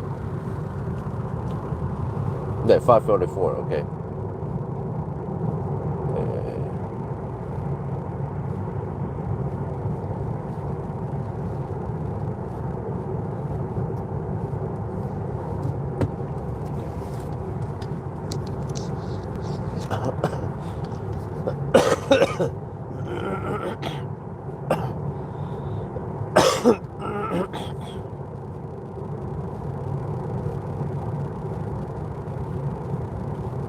Well, we are back at Svinesund. This is the border between Sweden and Norway, and we check the time here. 5:44. You're gonna write it down. So we know that normally it would take 1 hour and 19 minutes to get back to Gjesholm, but today it will be slower than that because of Stau. So, right, just have to measure it and how bad is it. I also have to keep track because I'm going to stop and charge one more time at Grålum here. Sometimes, well, actually it's 5:45. Okay, let's count 5:45. Sometimes I can go straight there, but this time because I'm doing the supercharger route, and we just have to jump like this, and then a slightly more complicated, but no problemo. So, yes, let's enjoy the drive in Norway. Huh?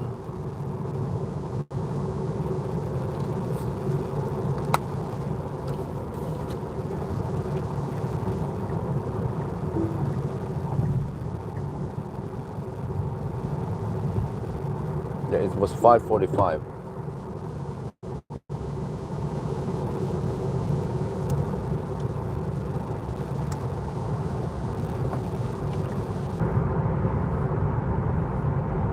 Welcome back to Norway, the land of the left lane huggers. I see there's going to be some camping going on in front of me soon.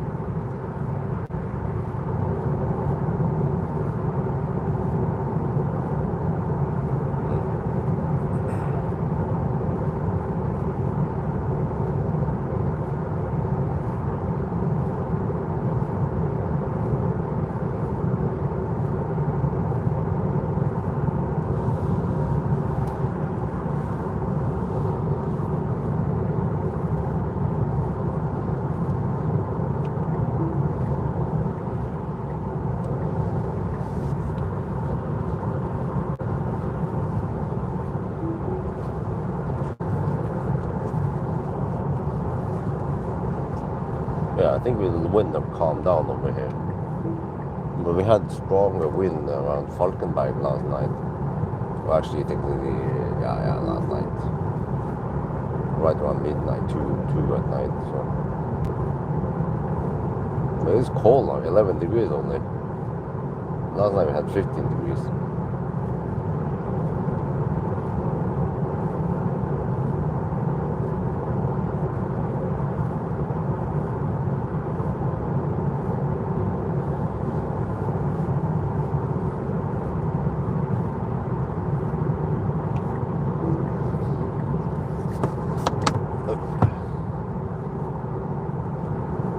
Oh, here comes the traffic. It's gonna get more and more dense.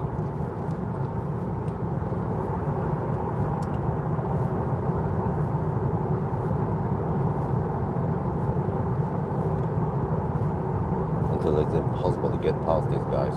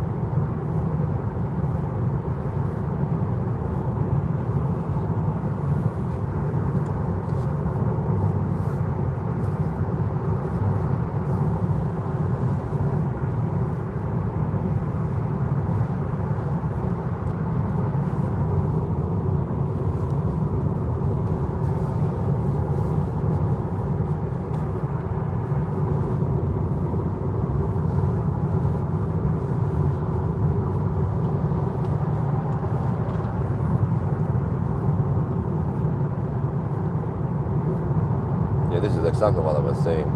They will camp between the trucks, the two lanes to change lane.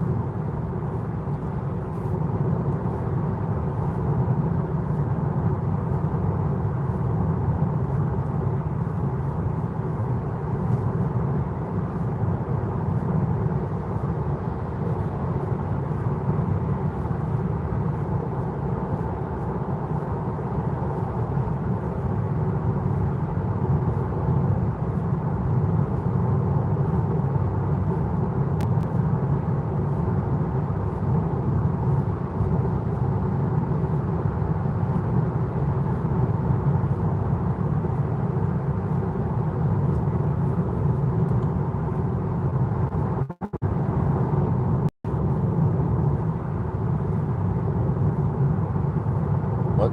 The car doesn't have internet yet?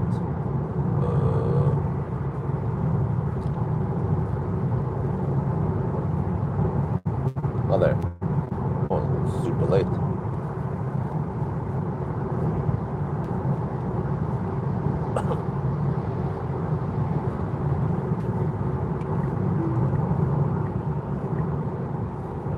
Yeah, it's good so far, but then it gets worse and worse the closer to Oslo you get. Let me check now, Mortensrud. What, huh? Dude, well, I just want to look at the map here. Try to look at the traffic, but is it on or is it off? Okay. Seems like no stau yet. Well, I know that stau should start around, well, I don't know, somewhere between 6 and 7.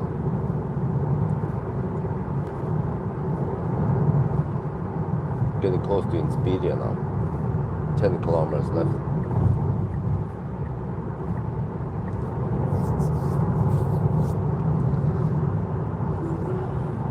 We will have with 8%, so okay, deep-ish. Should have left earlier. It doesn't matter 1 minute anyway, or nothing. 1 minute extra.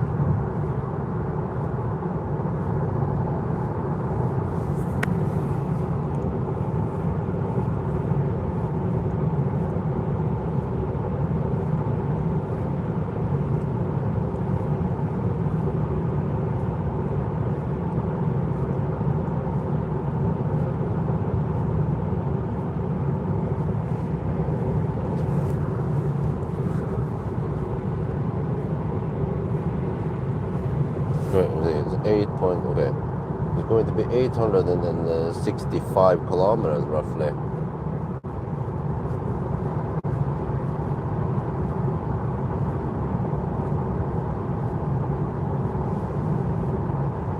So to drive 145 kilometers extra on the last leg, or remaining.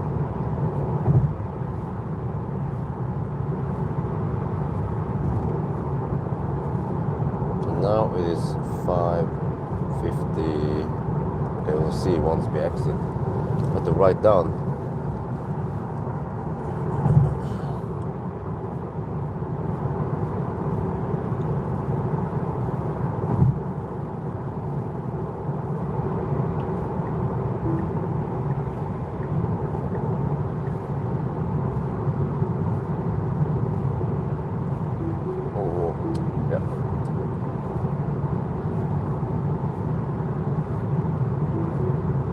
Oh, they hold it. That's kind of funny.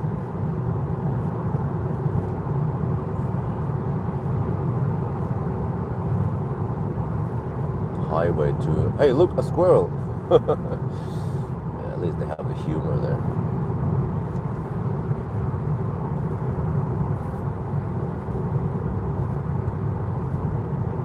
Yeah, more and more traffic now. Sarpsborg.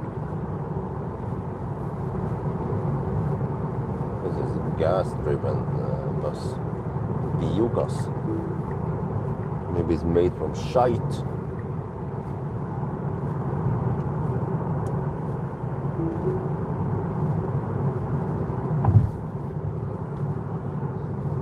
Okay, last charging stop coming up. See how long we stay here. Probably not that long. Only to drive 145 kilometers through Oslo. Also, yeah, that means quite low consumption. I have to guess something like 170 watt hour. This leg was 190 watt hour per kilometer. Last leg is going to be way lower. Maybe 170 is even. Well, actually, after we get out of Oslo, then we can speed up a bit. Yeah, let's guess 170. See how it goes.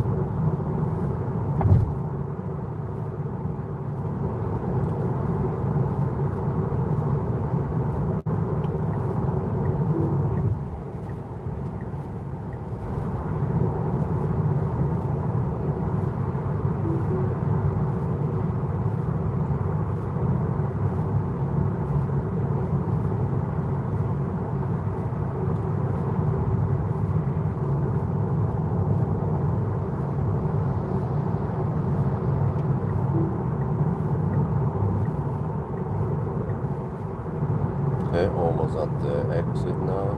So it's going to be 5:58 possibly.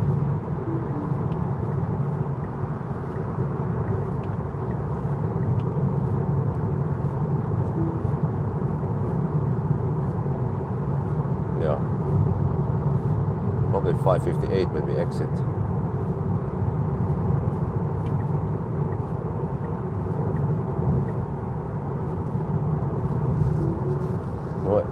Yeah, there we go, 5:58.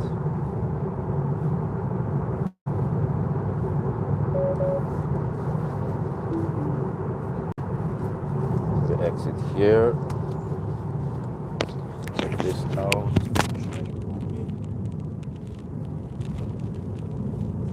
Reheating still, but we have 45 degrees in the battery. Nice and warm.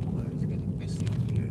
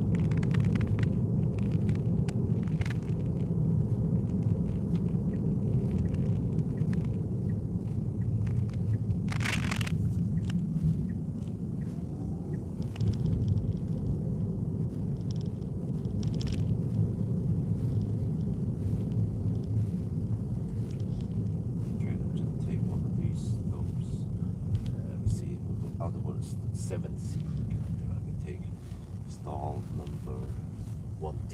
How about that?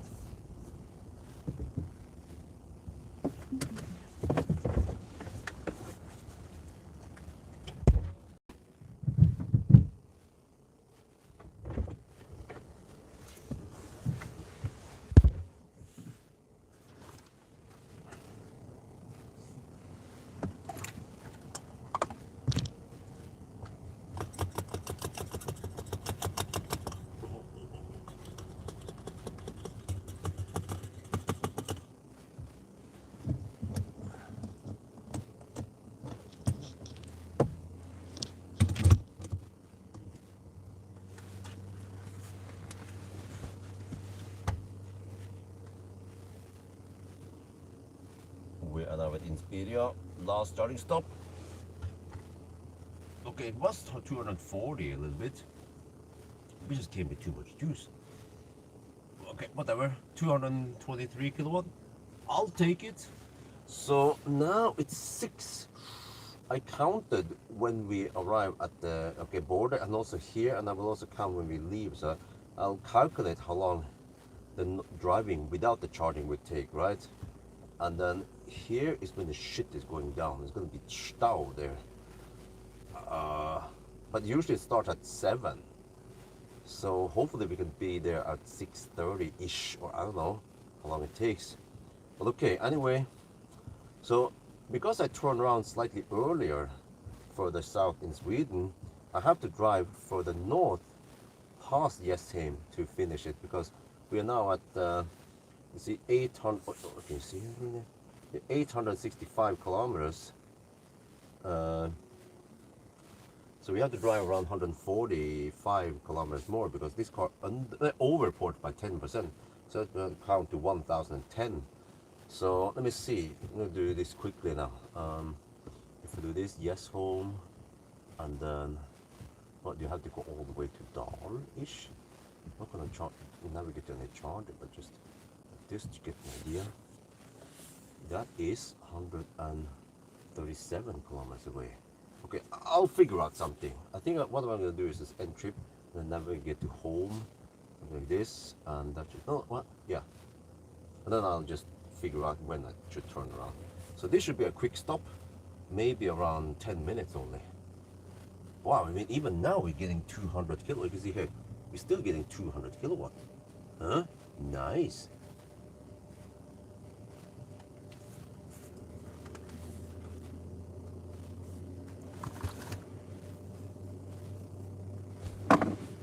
Get rid of some garbage here.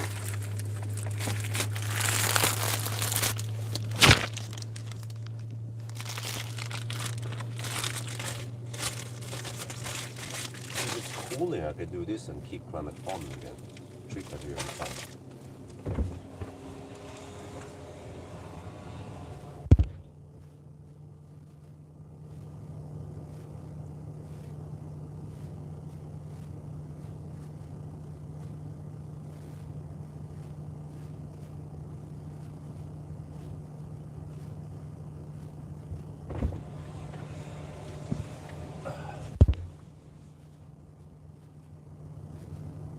Well, there was really not that much needed, but okay, whatever.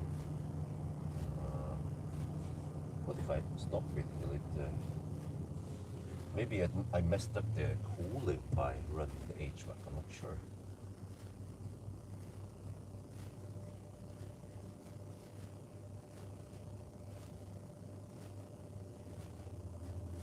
Okay, need to try to calculate here. Oh, okay. What I'm gonna do is end trip, and then what is it? If I navigate to 8 sport, is that gonna be 185, 170, 45 kilometers roughly? Yeah, there you go. So I navigate to 8 sport, to Nebedes, but I'm not gonna go all the way there. But it's just to give me that estimation. So 145 kilometers, I have to expect low consumption. 170 maybe. I need to spend 33% of the battery, so Okay, do we go 35%? Well, let's see. Go deep. So maybe 35%. If I'm at 33% and the car claims 0%, then we both agree.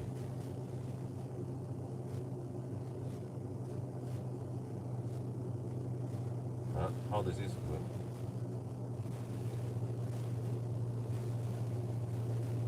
E6 plus reset. No. No, the worst part is that Mortensrud, like I keep saying, that's where I got stuck before. But I think from here to Mortensrud might take around half an hour. And I'm gonna leave tonight, as I should be at Mortensrud around 6:45, and that might be right before the traffic gets really bad. We'll see. Oh, there's a crazy cooling going on right now. Yeah, the car says minus 8%.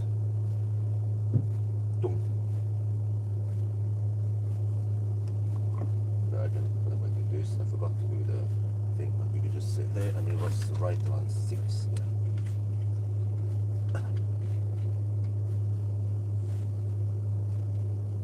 Salzburg, we arrived here at 6 exactly. 30%, minus 7% at arrival, okay?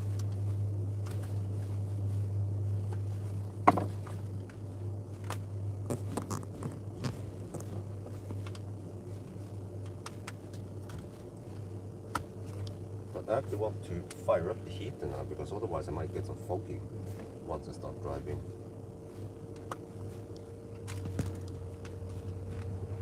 We're still getting okay speed, right?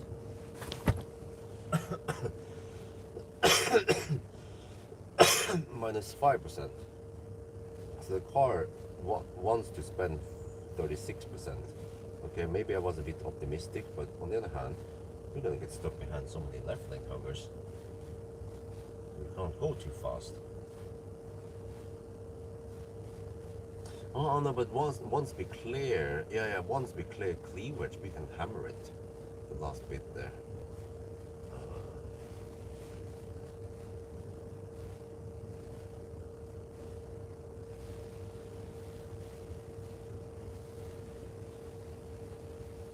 But supercharging is included in the car, and they actually give me a dedicated login to this car on the app.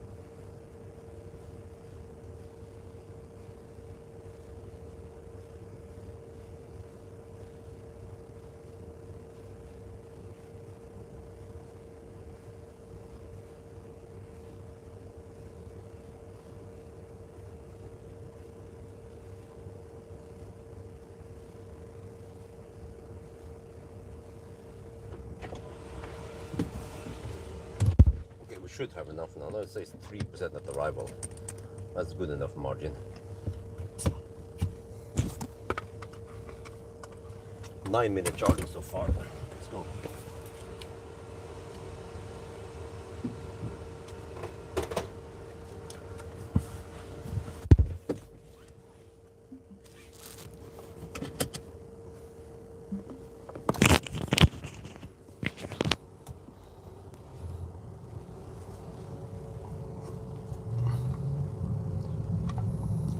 $6.10, okay. So it's going to be $6.11 or possibly $6.12 by the time we join with the motorway again.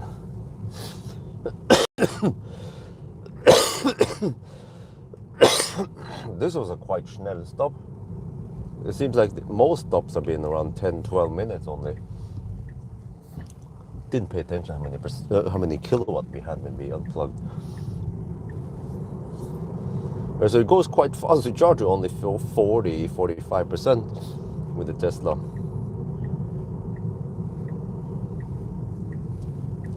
And the crazy part is that we have the same range as other cars charging to maybe 60%.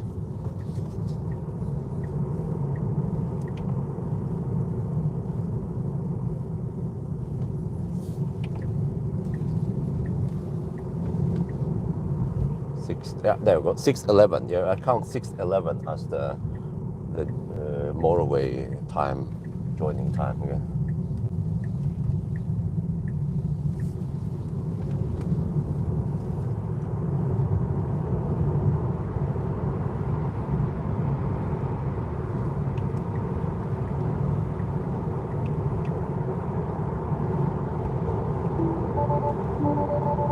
Wait, what? Well, the good thing in the beginning here is that as long as you're outside the city, then people actually hammer it. All of them are quite motivated for going to work fast, but eventually it gets clogged closer to Oslo. There's too many cars.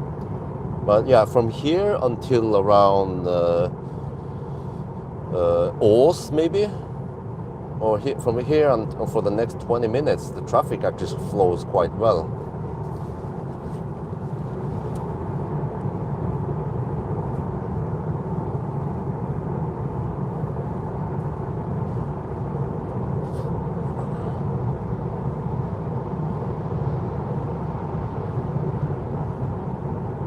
So let me see, 58 was, that was a 13-minute stop total. I mean, from the motorway until back on the motorway, on the side, sorry. And then so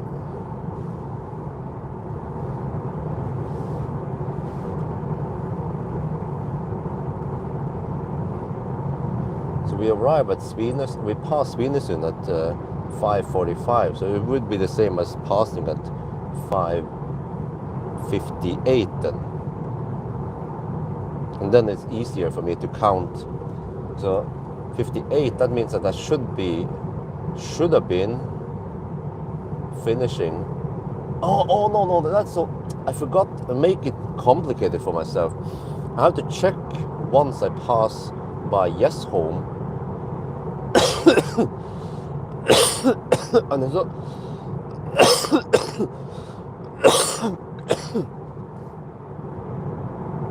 and it's not 1 hour and 19 minutes. That's from home, so it's 1 hour and 17 minutes to the Yesholm exit. So I can already now calculate.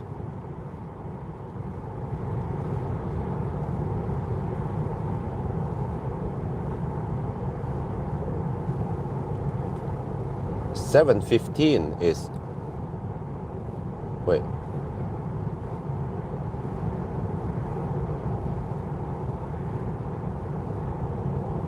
five, 6, yeah.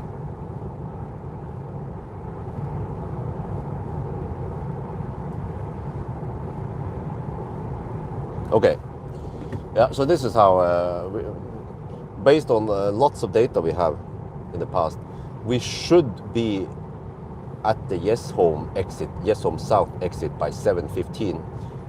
So once we pass by there, whatever time we have, we just correct for it.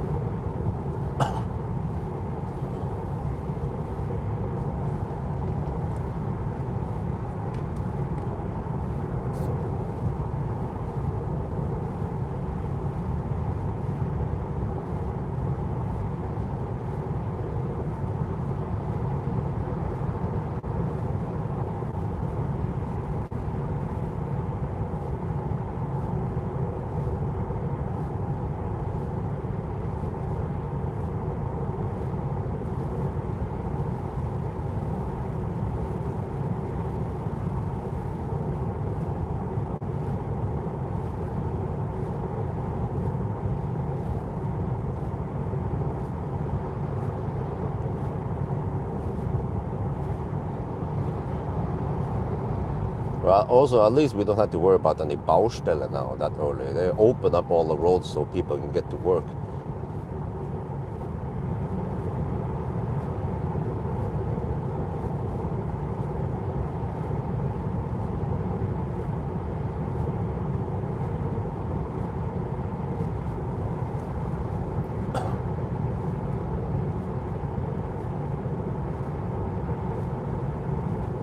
Well, but the funny thing is, have you seen any 800 volt chargers with thin cables? No, you haven't. You have never seen 800 volt chargers with as thin cable as a V3 supercharger, right? Because it seems like the cables, the 800 volt cables, they need some, because the voltage is so high, they need some kind of, I don't know what the heck it is, shielding from the voltage. Even if they are dry cables, like for example Alpitronic with dry cables, right? They are thick, way thicker than the V3 supercharger cables. Yeah, here comes the camping. Hi, last issue was north of Nösbeck, animal hit. Oh shit. Okay, I don't see any red yet on the route.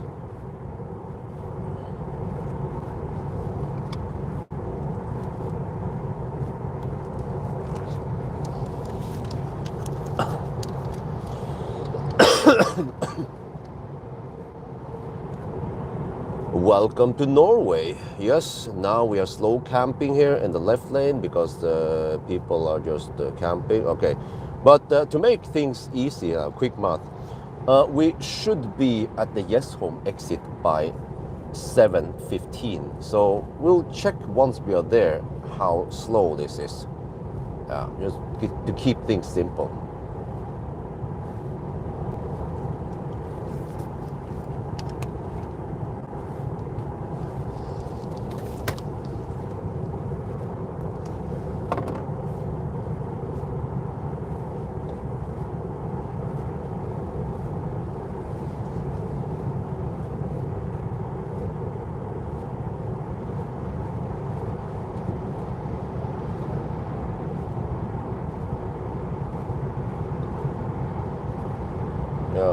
I was busy filming, so I could clear the BMW that quickly.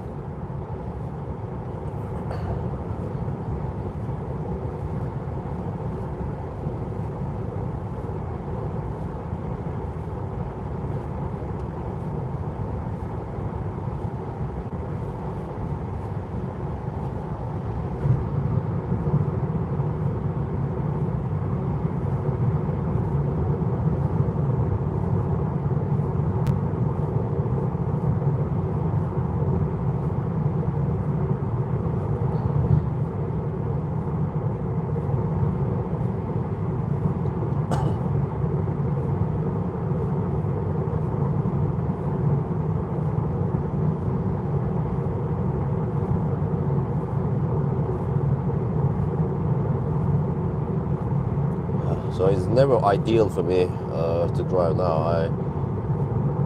Usually, I mean, in general, if I want to do 1,000 kilometer challenge on weekdays, I will just go to Kungal and turn around. And that loop usually takes around 6 hours. Then I come home at night, sometimes like 4 or 5 at night. And then I just need to do the remaining 400 and something kilometers in the north loop. But it's kind of boring. I have to drive back and forth around Mjøsen.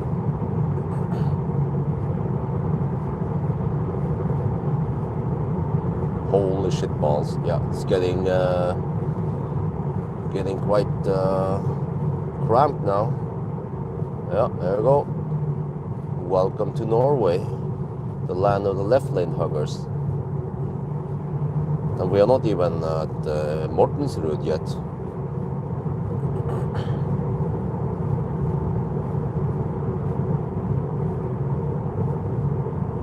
Actually, just a couple of nisser hugging the left lane.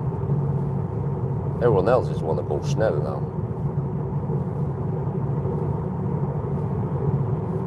Yeah, there's usually one Nisse and then 10-20 cars are plugged behind that Nisse.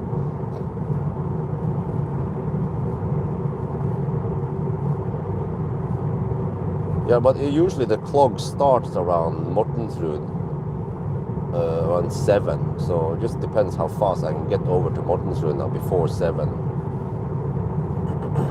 But we should be there around 6:45.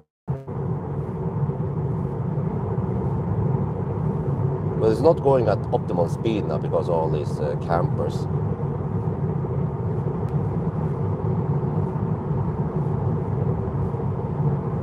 But of course, consumption will be low, so yeah, okay. No rush in Norway. No, actually, that's not true. Like I just said, early morning, like now, lots of Norwegians, they're actually hammering it. Like, dude, like, if you ever seen it before, they hammer 20 over the speed limit. So in the 110 zone, they will be hammering at 130. Not just one car, many cars. But then there's a few Nisser clogging the left lane, and then none of them can go at 130.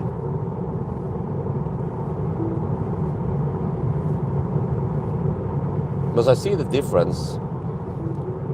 On weekends, then they're just like derp.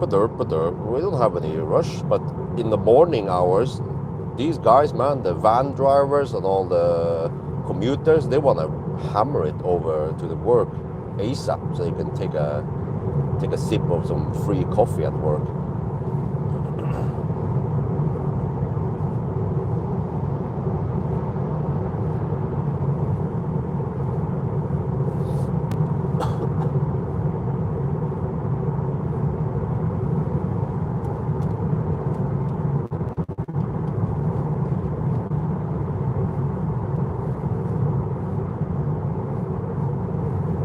That's the ADHD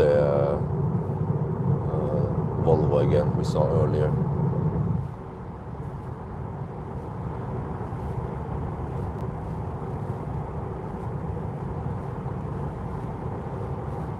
Status is that we are at 888 kilometers.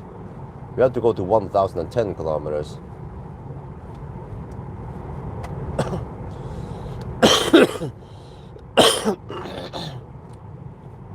And as for time,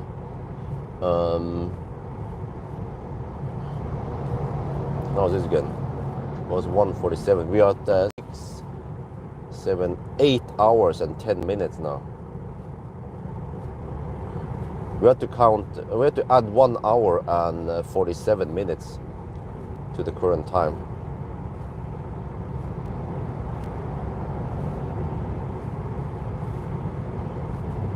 Well, that van is going to go in the left lane anyway, so I'm not sure why he's changing lane. Oh, he wants to try to undertake the Tesla. Okay. Oh, that's cutting it kind of close, but okay. Undertaking at this moment is kind of pointless because there's just too many left lane huggers. State of charge to 35%. The car estimates we arrive at 6%, so we have plenty of juice. Because I mean, I kind of knew this, that the consumption wouldn't be too high, but then maybe the car was like, oh, but you need to hammer. No, I know that we can't go too fast anyway, and the consumption will be low. So I was guessing 170 watt hour per kilometer. The car was probably guessing a little bit higher consumption than that, because I guess we need only 33% something, and the car wanted me to charge at 37%. And then whatever is past that point was just extra margin.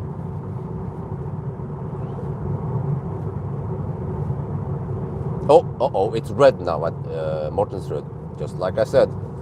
Wait, shit. So hopefully it won't be too bad by the time I get there. I'll be delayed.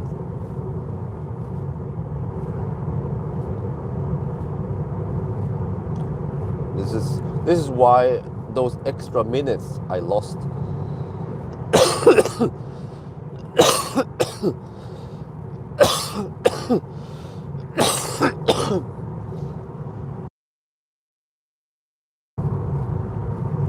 $154 watt hour per kilometer now, but dude, this Tesla is actually camping, man. Dude, can you just get out of the way, please? I can't go too close either. I could flash maybe, but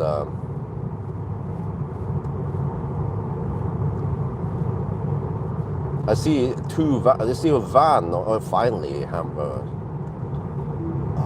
man. Freaking Nisse. Yeah.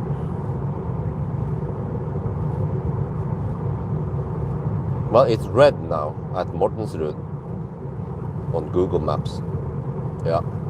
I was gonna say, yeah, that's why it was so crucial for me to get started ASAP yesterday. And not only that, but when I saw the detours, I was like, oh shit. So I was delayed 17 minutes. You know, if I was not delayed 17 minutes, I would have been maybe near Mortensrud by now. Or if I could start half an hour earlier, I would have cleared Oslo by now. I know how it is because I've done this 1,000 kilometer challenge on weekdays before, and I got stuck at Mortensrud before.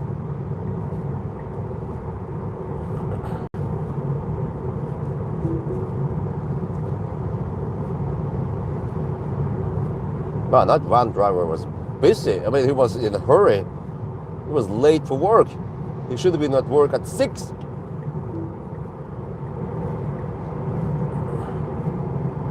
I mean, for me, I don't have to rush too hard because I'm just going to deduct any delays anyway. The only problem is that if I somehow get very late to Mortensrud, I will be delayed, and that sucks because I will be home late.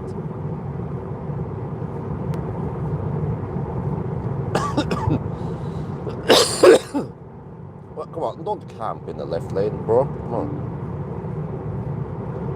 Freaking Tesla drivers, they seem to be some of the worst campers, the Tesla drivers. I've seen it over and over again. There's a bunch of people trying to get past, and then the frontmost car is a Tesla. Dongfeng, what? Isn't that the Dongfeng Nami box? Damn.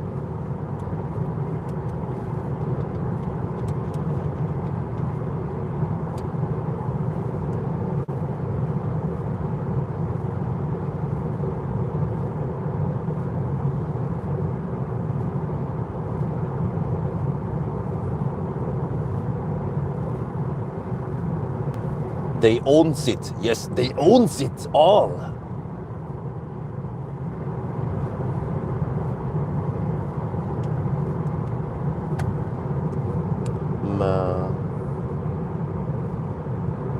I need to, if I want to do this next time, and I have to make sure that I get past. Yeah, and also this is why I took an earlier turnaround, so I could shave off 10 minutes, so I can get further, you know. But it was still not enough. And the later I arrive now, at Mortensrud, like if I arrive at 7:30, it's gonna be freaking mad, man. I've been losing half an hour in the stau there.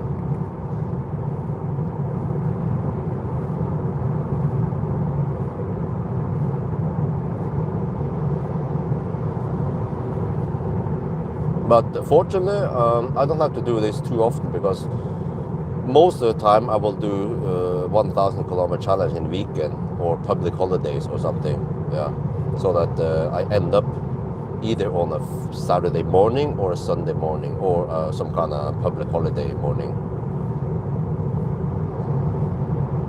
Or I turn around early, or I turn around at Hungalm and then I have to do the North Loop. Kind of boring, but still less boring than getting stuck in Mortensrud stau. Just wait and see. In around 15-20 minutes, by the time we get to Mortensrud, it's going to be standstill, more or less, or barely crawling. You could walk faster, you know.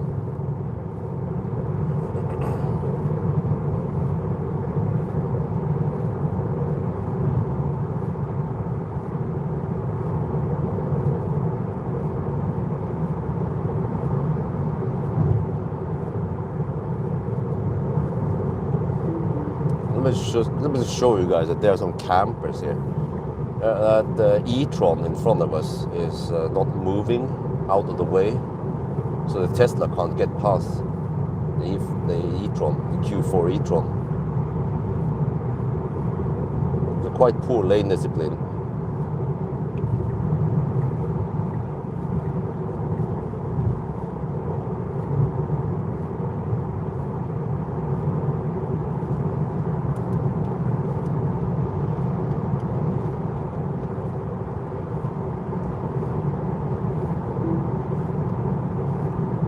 There it finally moves. That's good.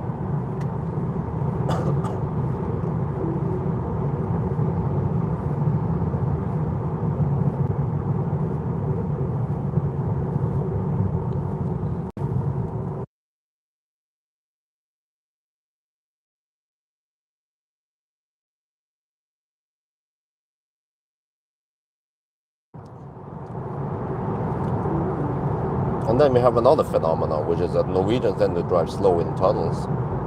They slow down in the tunnels.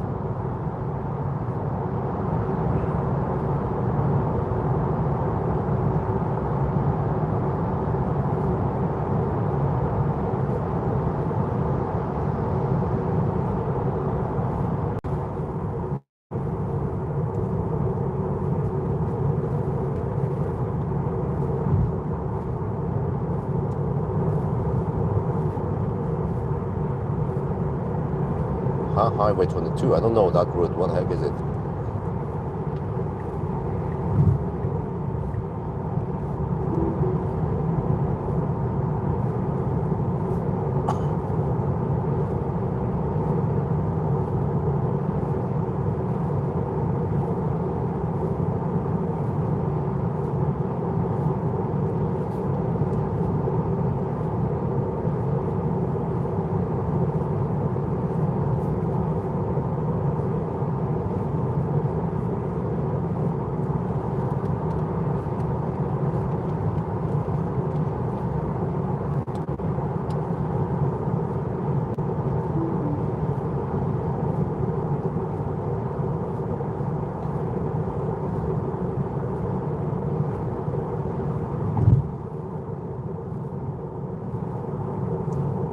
I don't know, but let's just get over to the left lane. Even though it's not going very fast. I don't know why the heck we are slowing down here. It's just nice road, good grip, good vision. And for some reason we are cruising at 100 kilometers per hour.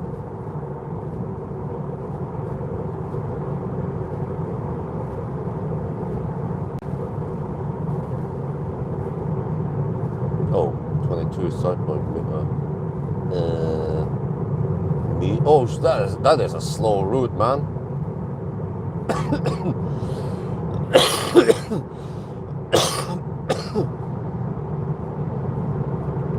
I've driven it before, it's slow.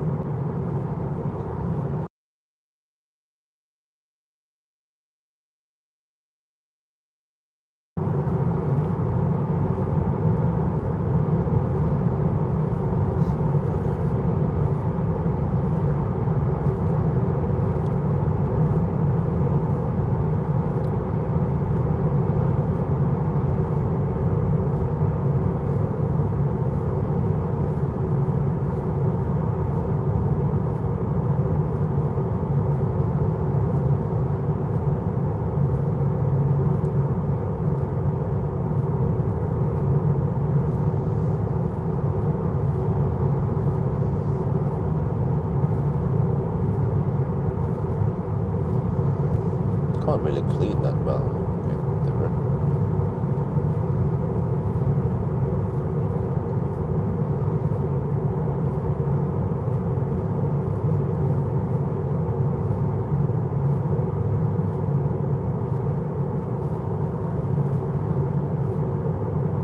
Yeah, 50, 60 zone, some 80 zone with some twisty parts and so on.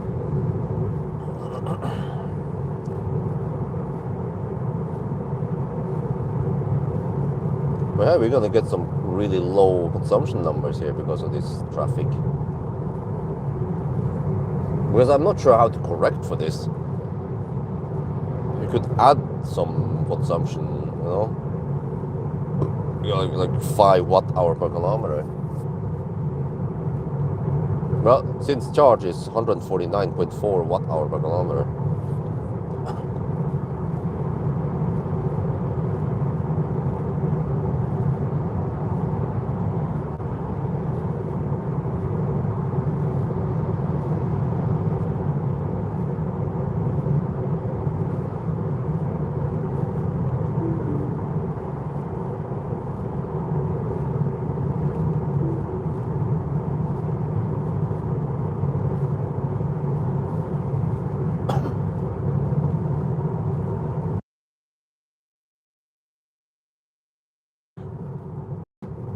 It's actually that 22 route I drove with a Huckster when I was going to return it.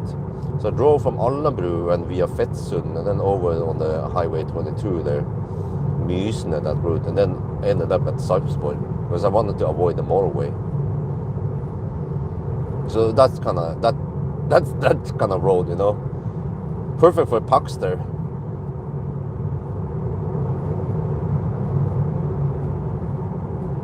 I don't remember what kind of speed I could hit with it, but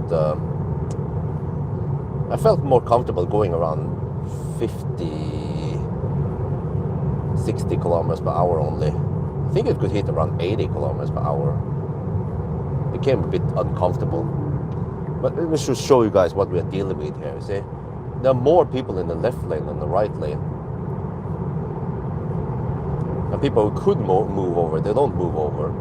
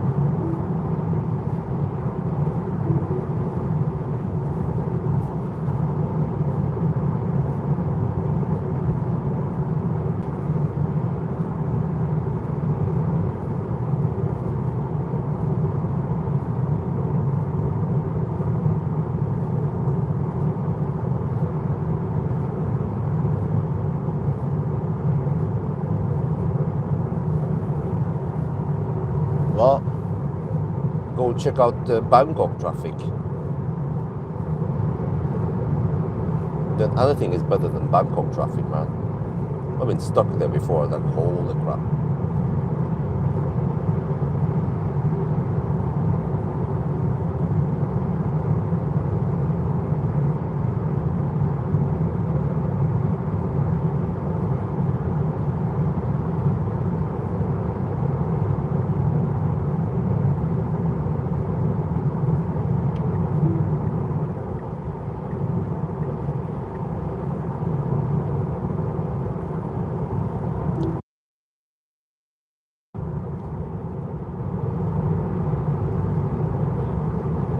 But yeah, by the way, we are going around 15 over the speed limit now. And you see, as long as the traffic flows well and not many people hug the left lane, then you see that most people are hammering 15 over the speed limit. Like I said, they are motivated to go to work ASAP, so they can get more flexity.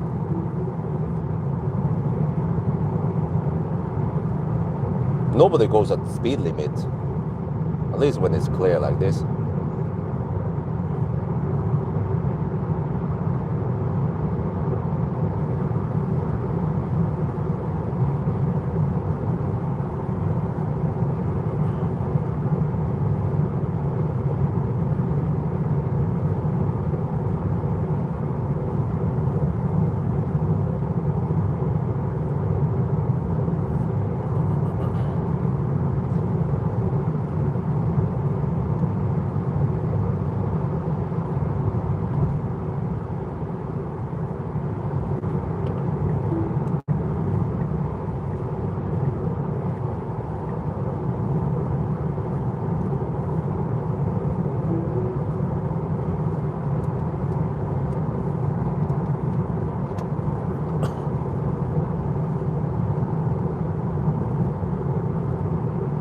Well, you have the Ring 3.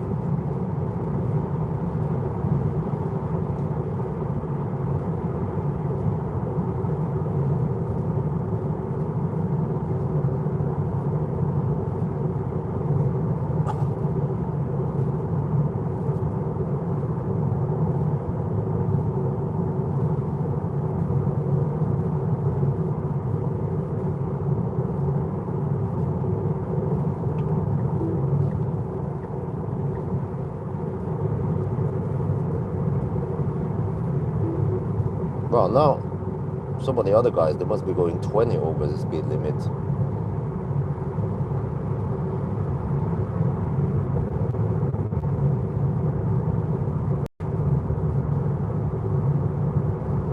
We'll be getting dangerously close to Mortensrud now. There's Stau over there, red. A little dark red.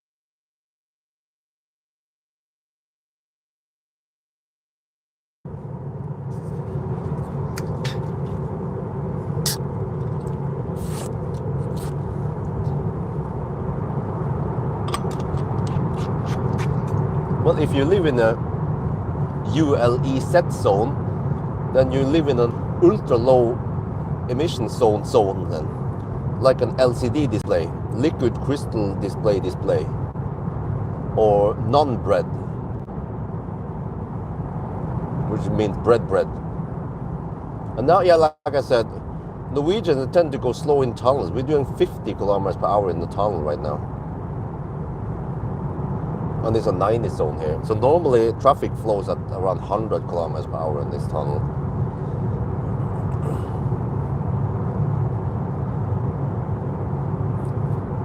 So everything here slows down, which means that it will be worse by the time I reach Mortensrud. So man, if I could have just shave off around half an hour, 45 minutes, that would be great. It was like, I was near Stau, one of the challenges before. I don't remember which one. I passed through Mortensrud around 6:15. It was right before the Stau started. And I just slipped through it like a ninja. But not today, son. Not today.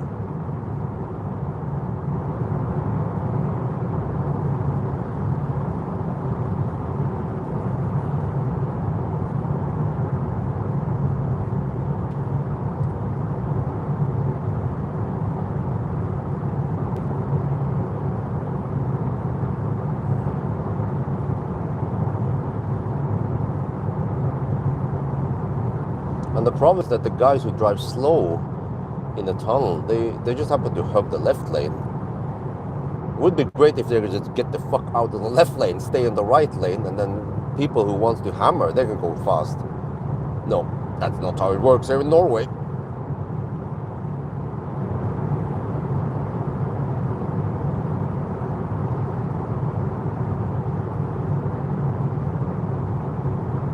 Because I'm not the only one who wants to go fast. There's a bunch of people here who wants to go fast.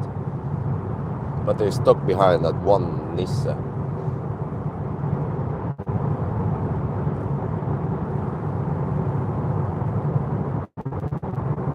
Okay, 900 kilometers. Where was the time now? I'm missing how they count time. It's kind of complicated. 6, 7, 8. We are roughly at 8:30 now.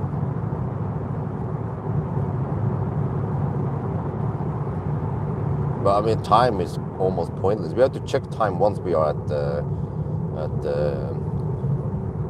Yes home.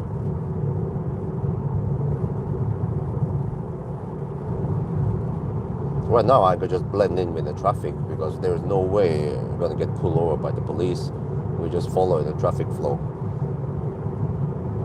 Even though they're going quite fast sometimes.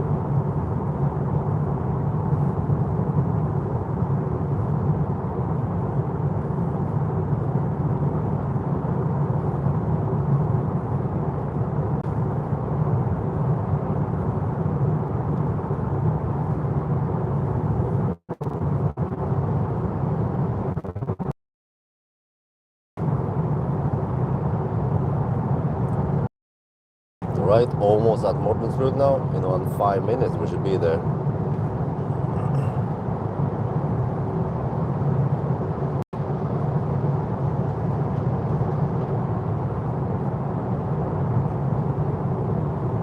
See if the trucks are going to use the rightmost lane or not. Actually, that truck goes. Polish truck. Yeah, they do use the rightmost lane. But at night with low traffic, they tend to hug the middle lane.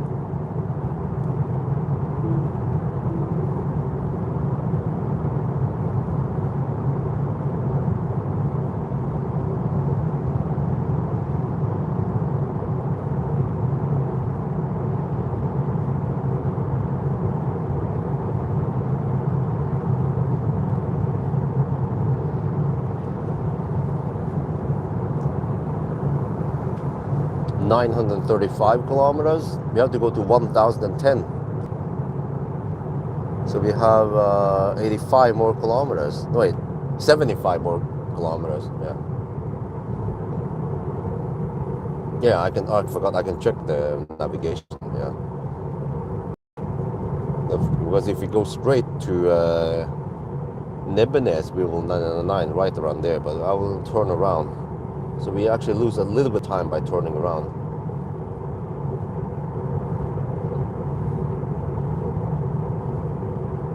Maybe 1 minute, but okay, that's fine. We can accept that.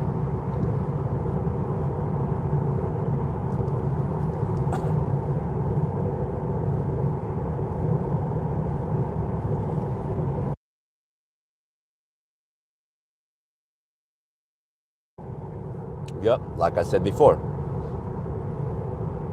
truck drivers are the best professional drivers from my experience after driving over 1 million kilometers on the road. The worst professional drivers are the taxi drivers. They have no lane discipline.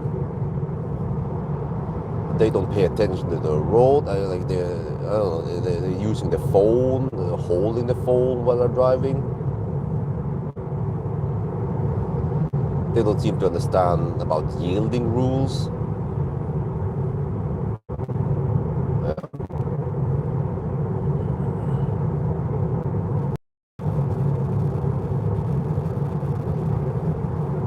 And here, the other day, when I was with my family, like, you know, so many times I get stuck behind a bunch of cars, and then the frontmost car is a taxi. Like, it happens every day. I mean, every time I go to swap a press car on the way back, on the way to city, you get stuck behind a damn taxi driver hugging the left lane. And then, but the other day, I was driving the Model Y, I think it was, yeah, the Uniper, was with the family. And then I was just cruising on the left lane over the speed limit, just passing by the slow pokes on the right lane. And then some damn taxi driver came up with a Model Y.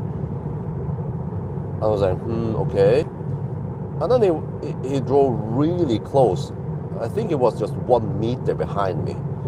So then I just slowed down with regen, slowed down a little bit, and then I accelerated. I'm not sure if he got the hint, but eventually he went past me.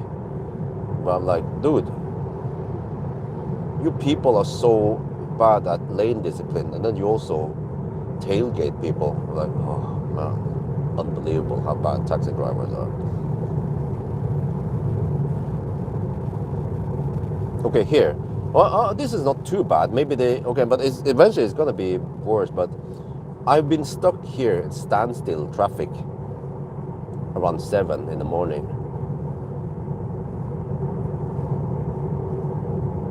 It might not be that bad today, but no, it's gonna be bad soon. Yeah, it's still red over there. But this is not the worst I've seen.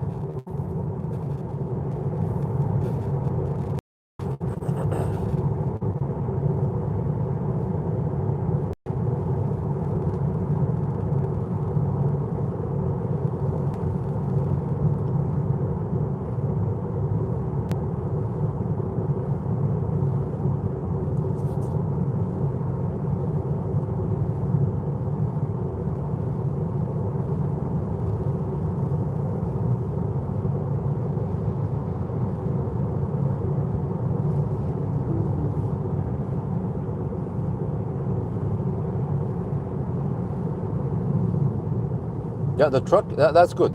You know, this is very good. All the trucks should use the rightmost lane, because if they occupy the other lanes, they actually make the stau worse. I'm not sure why the trucks don't use the rightmost lane. I think it's because they don't know. But I mean, it says clearly 7.5 tons there. If they're not sure, ask your trucker buddy, because you can be saving time. Now this Dutch truck here, or let me see, Polish trucker actually with Dutch trailer, he should have been on the rightmost lane. Free up the other lanes here for us small cars.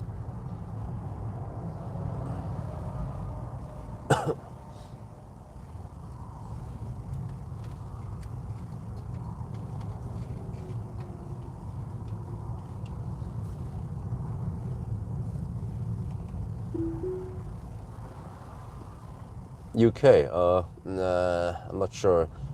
I heard that the food over there is awesome. And the weather is lovely. In it.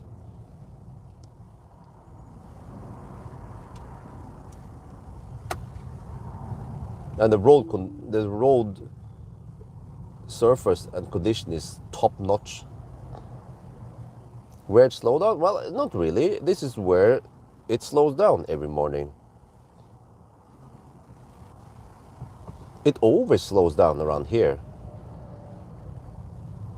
Something about the merge or some shit. I don't know. Like I said, you know, Norwegians, they are not good with traffic flow when it comes to zip merge, or you know, and they don't speed up quickly after the merge has passed, or the you know, whatever after the choke point.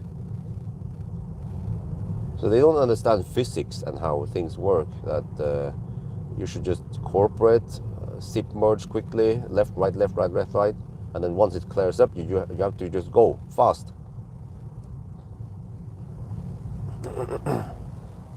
And that will actually improve things. Plus, the mother truckers, they should have used the truck lane, rightmost lane. But that's a different story. So it's, I mean, it sucks because this traffic would have flown way better if people actually knew how to drive.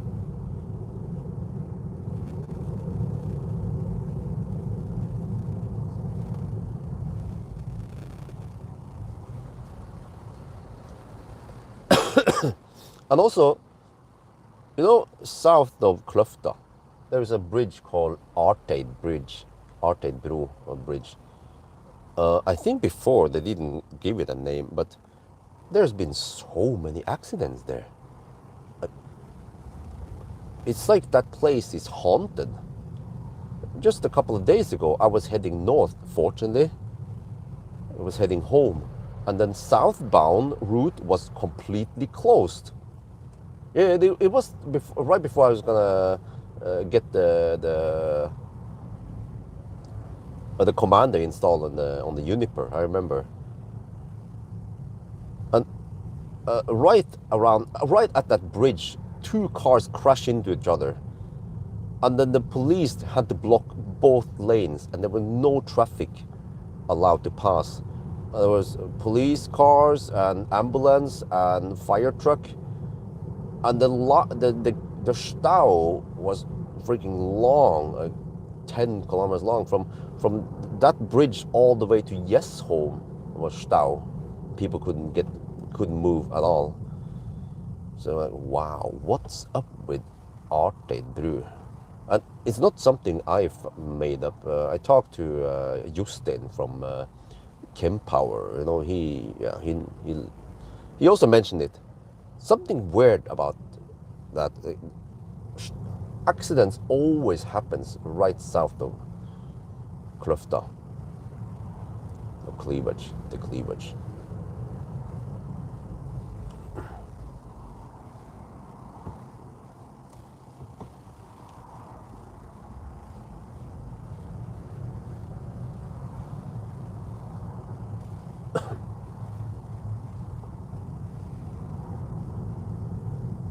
Well, at least it flows okay now-ish. And then we just have to, yeah. Once we get over to Ryen, it should be better, right? Then it should flow more or less normal.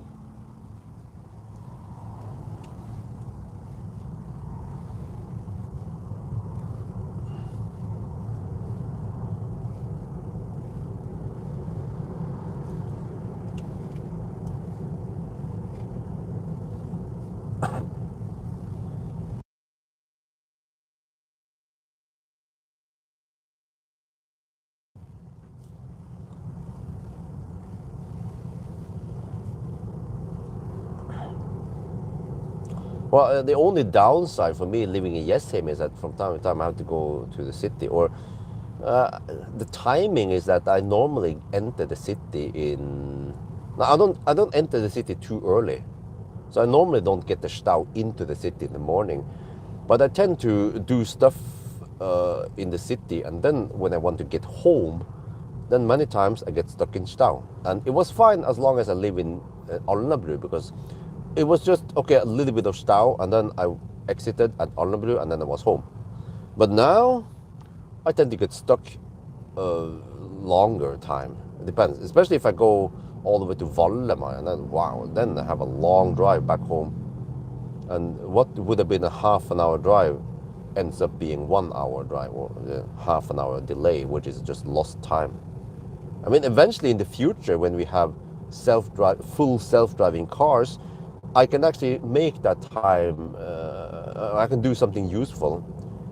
Check my email, reply to email, for example, because normally I don't have time to do that while I'm on the run. I just want to quickly get back home before it's too late, before the stau gets worse, right? And then I can reply to emails and do that stuff. Or log my drives, how many kilometers I drive, where and which car it is, and so on. I also have to do that work. There's always some kind of work I need to do. And instead of sitting home in the sofa doing it, I could have done it on the road.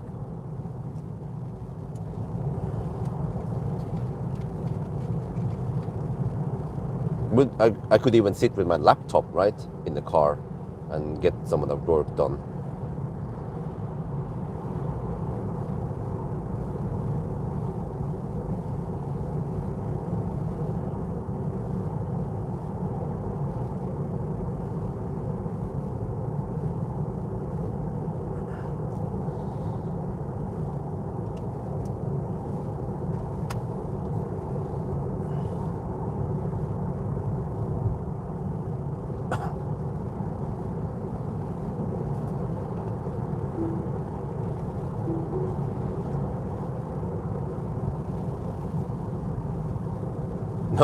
In our lifetime, I don't know.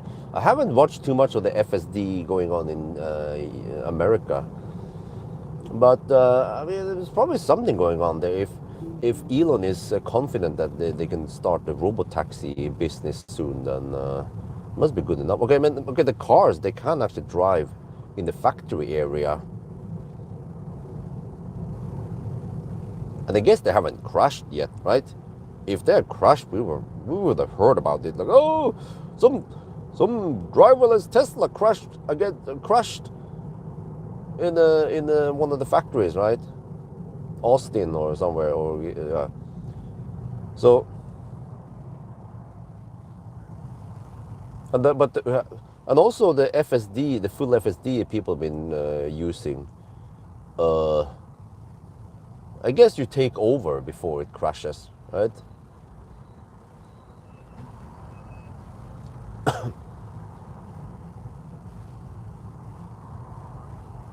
But it depends what kind of situation. But in some kind of stau situation like this, then it is quite hard to crash it, because all you need to do is pay attention to the traffic. You just go with the flow. If this is like, if I just want to go like this, okay, now we have some exits I have to do eventually and so on.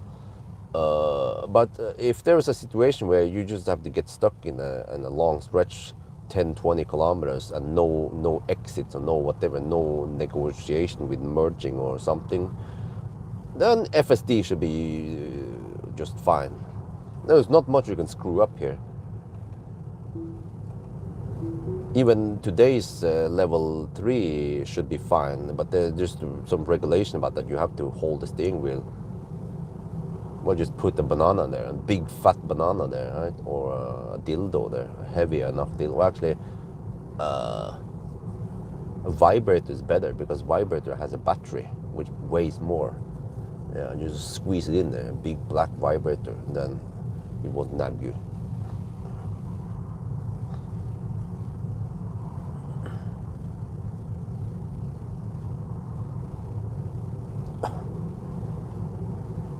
Well, consumption is staggering low, 138.7 watt hour per kilometer since we left Inspiria. I was guessing on 170 watt hour per kilometer. We'll see once we go uphill and hammer in the, yeah. Well, we can't even hammer that fast because there are too many Nisse out on the road now. They're gonna block the left lane anyway.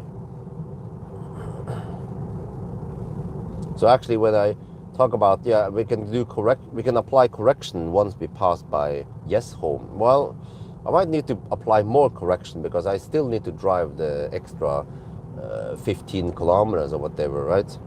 Until I 999. And if I'm stuck behind a bunch of Nisse, then that also slows me down. So we probably have to round down to the nearest 5 minutes.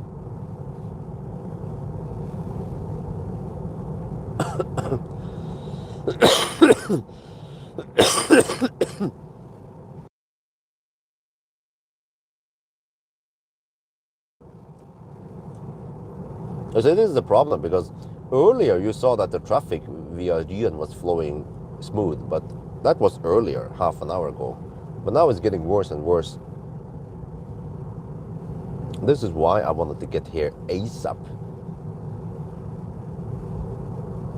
But that was not the case. We were delayed yesterday by some roadworks and detours.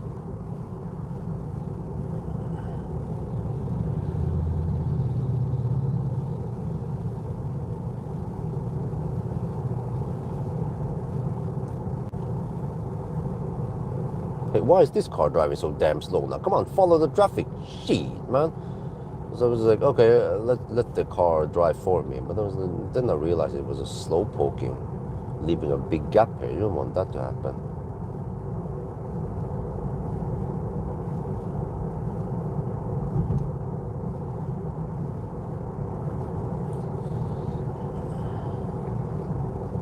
It usually goes a little bit better past Alnabru because we have so many lanes there.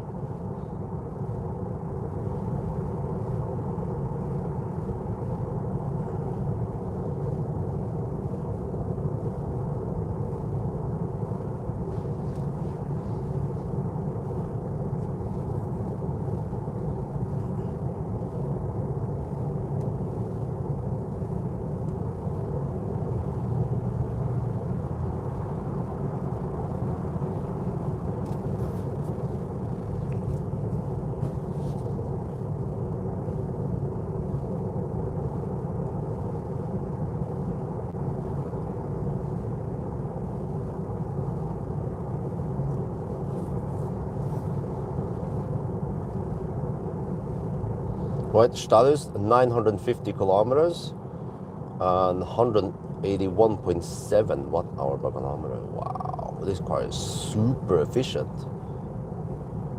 Okay, but at least yesterday when we were hammering around Falkenberg, we also saw how efficient it was.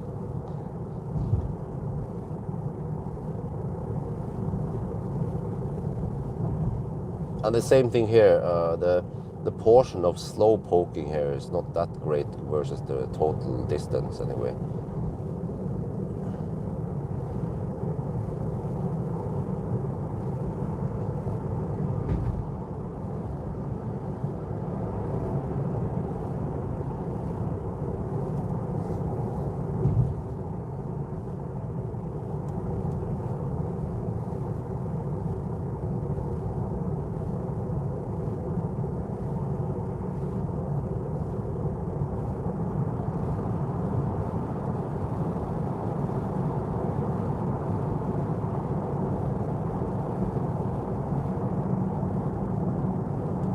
I'm getting hungry now. almost out of food. Well, I'm pretty much out of food. Okay. Well, I can eat some breakfast with Isabel then. I was a bit tired earlier, but at least now I'm wide awake. That's good. I survive the morning hours.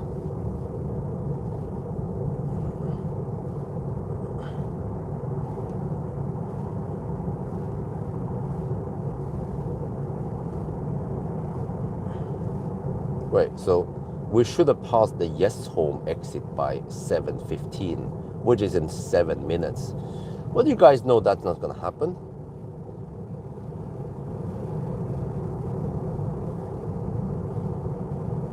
Let's see how much the delay is then.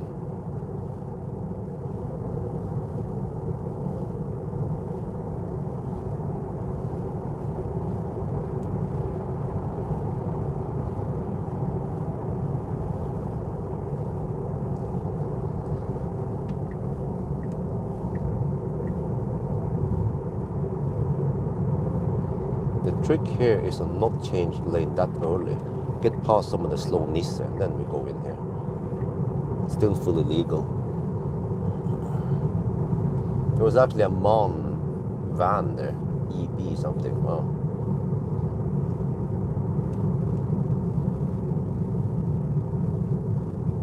Hey, what kind of EV van is that?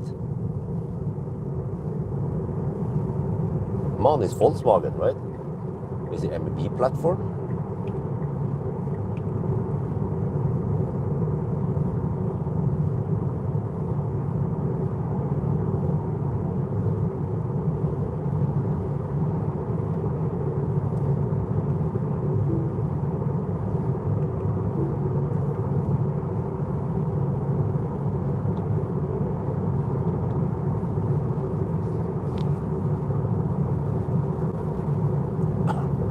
Seven is on there. Yeah, well, in winter it's 60.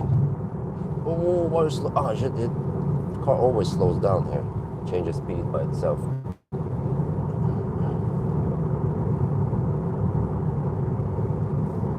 Dude, what the heck is the taxi driver doing?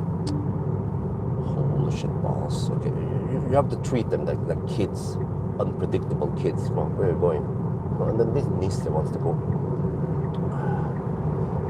Dude, I'm trying to change lane here.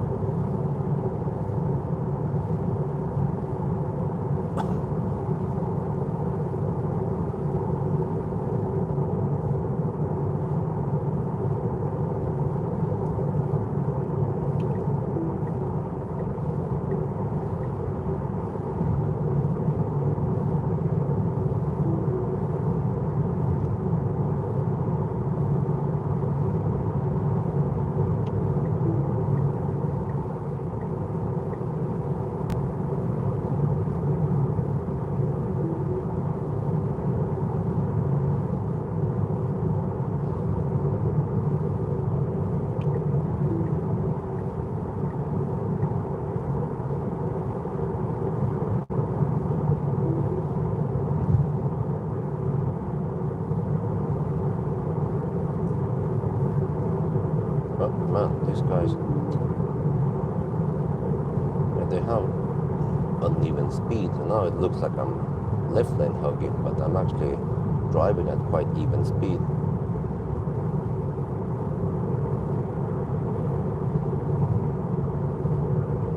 How to get past this van?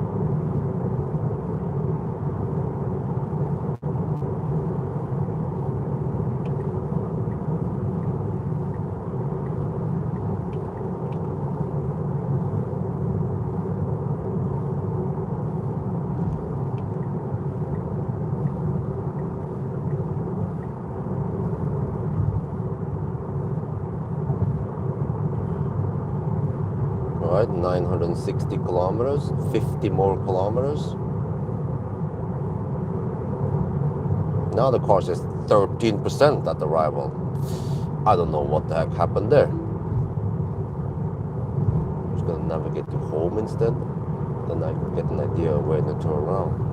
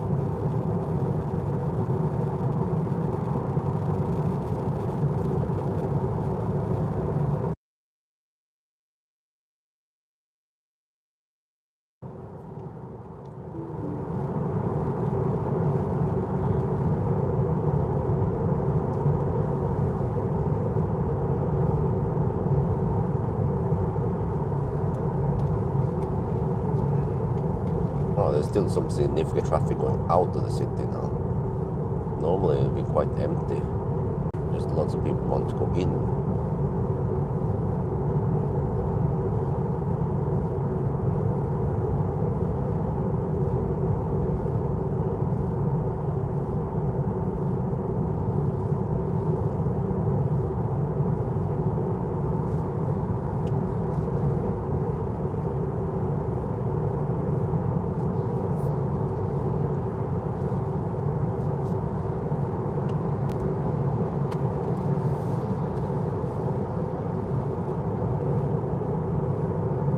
$966 kilometers.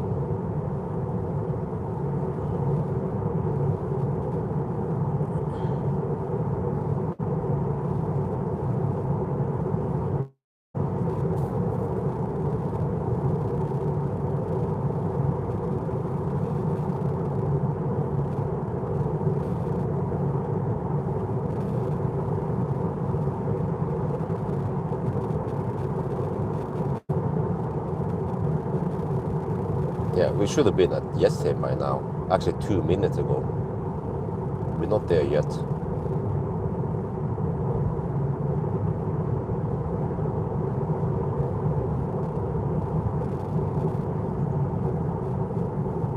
But it could have been worse. Seems like the delay is around 10-15 minutes max. I remember I've been delayed by way over half an hour.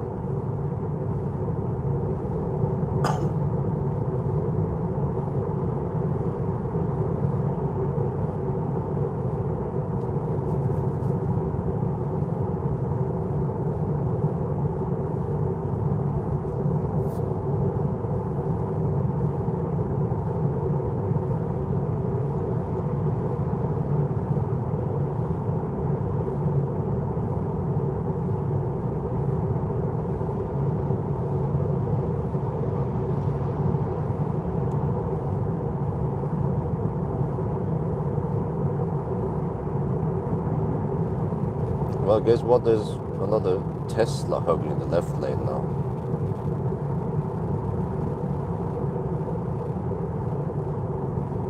They finally moved. I think the Touareg behind just tailgated really close to the Model 3.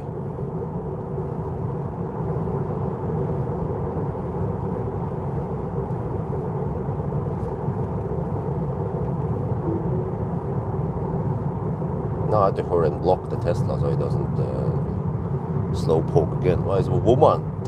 Well, why I'm not surprised. Freaking women, man, hugging the left lane.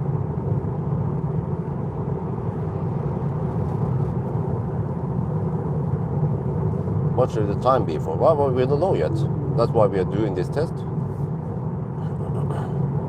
971 kilometers soon.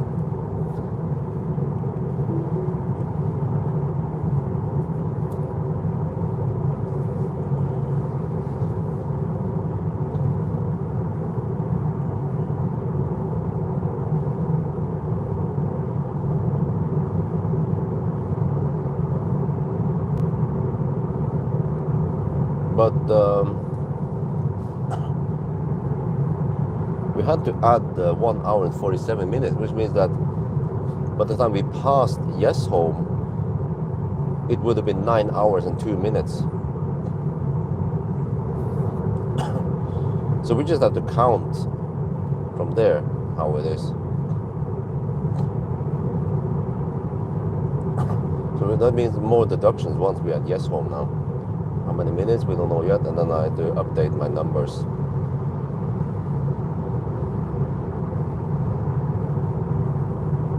We are already 5 minutes delayed. We're still not at cleavage yet, so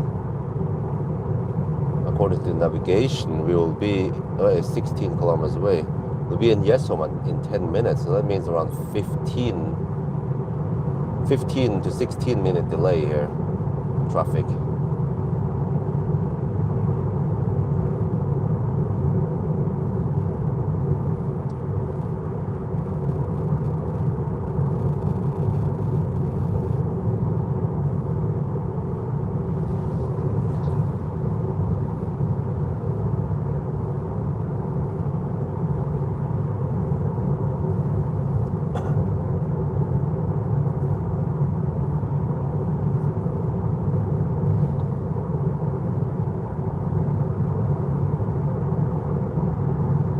I don't know why the autopilot doesn't follow the car consistent enough. Sometimes it leaves a big ass gap for no reason. So I have to drive manually instead. But then I have to pay more attention. And if I look at the screen or something, or the distance, something, then the car in front might brake hard, which is a bit risky.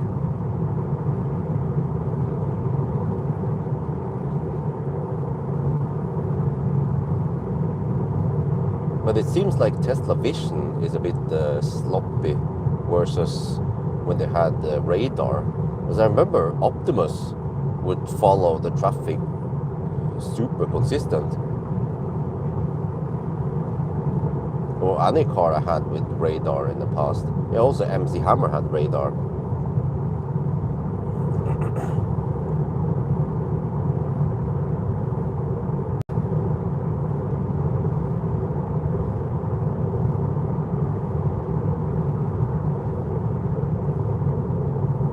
Oh, guess what? We are stuck behind yet another Tesla.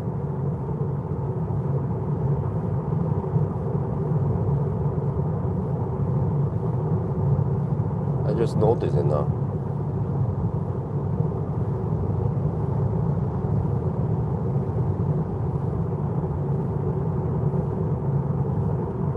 Okay, consumption since Sarpsborg, 135.5 watt-hour per kilometer.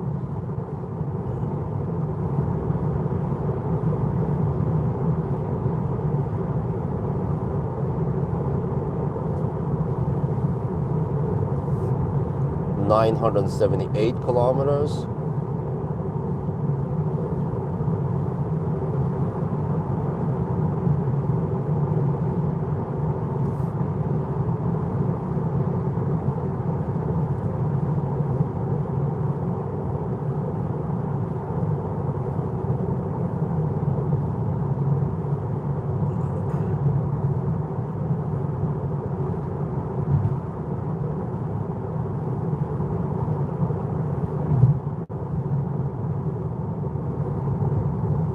that was Arcade Brew we went over, where there's always accidents on one or the other side. Almost every day, actually. It's crazy how frequent it is over there.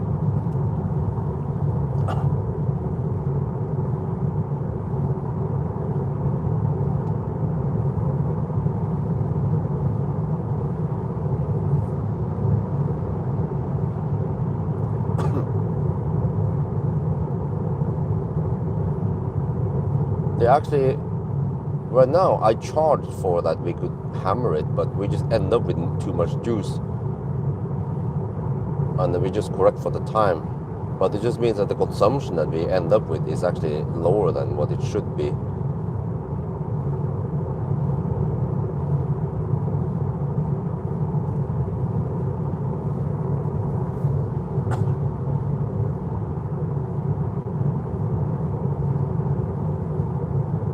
$980 kilometers, 30 kilometers to go.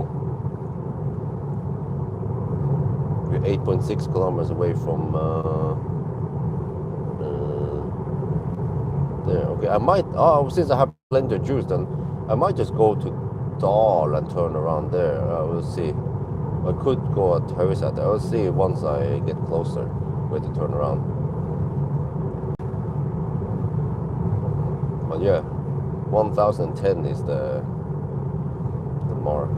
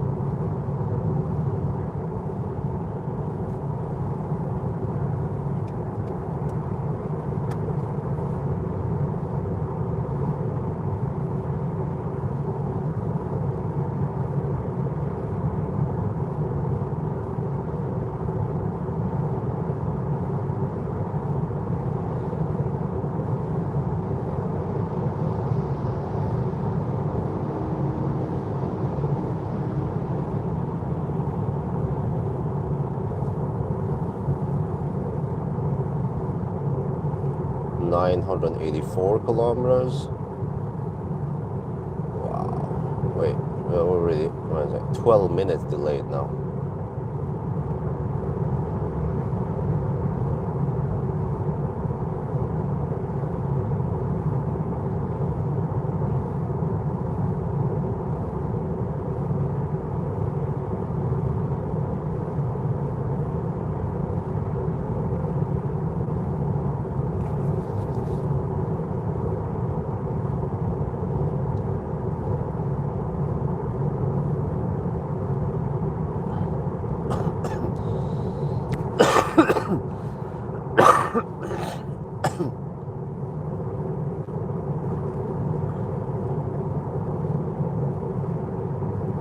But I wonder if it should be like 910 or 915 this run.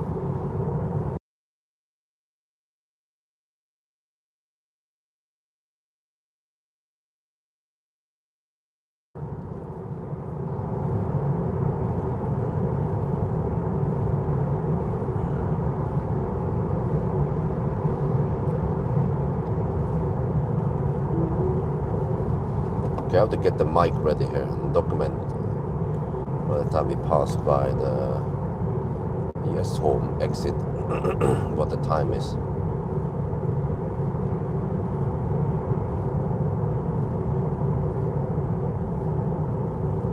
There's only an EV, there's an e-golf park over there. What, did you run out of juice, bro?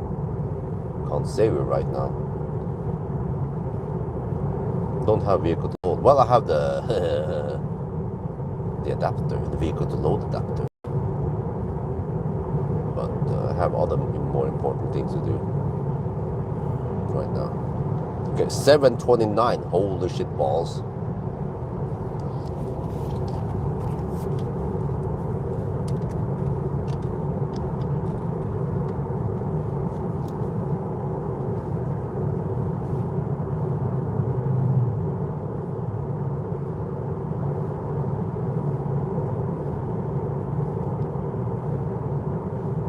All right, we are now at the Yes Home exit, and this is where we should be at 7:15, and it's 7:29. I wonder if it's going to tick to 7:30 actually. I normally count to the exit point right here. You can see how slow the traffic is flowing. It's been going quite slow and annoying. A bunch of Norwegians without lane discipline. 7:30. Okay, so that was actually a 15-minute delay. Yeah. So no, it's not a 6. It's okay. So I have to correct, and then we drive north, and now we finish the 1,000 kilometer because we are 988, and we have to count to 1,010.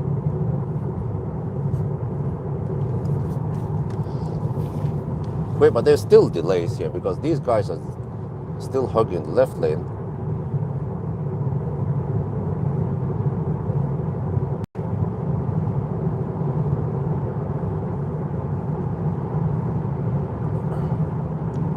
So 147 becomes 132.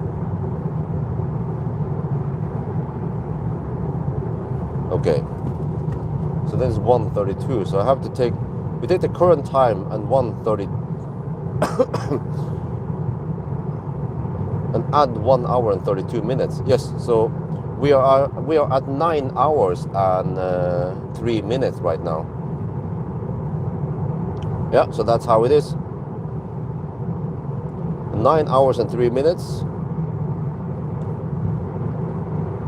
We are 991 kilometers, so we're gonna count down soon. So now it boils down to how fast we can hammer down the last 19 kilometers. Oh shit, man. I need to block the, oh shit. And the other guy's a Tesla. We just have to round down this result because we applied correction to Yes Home, but what about what happens past Yes Home?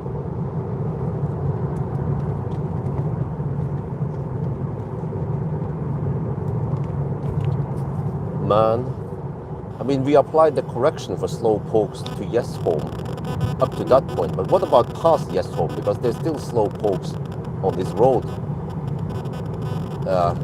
So I might need to round down the result because of this. No, then I didn't record in time.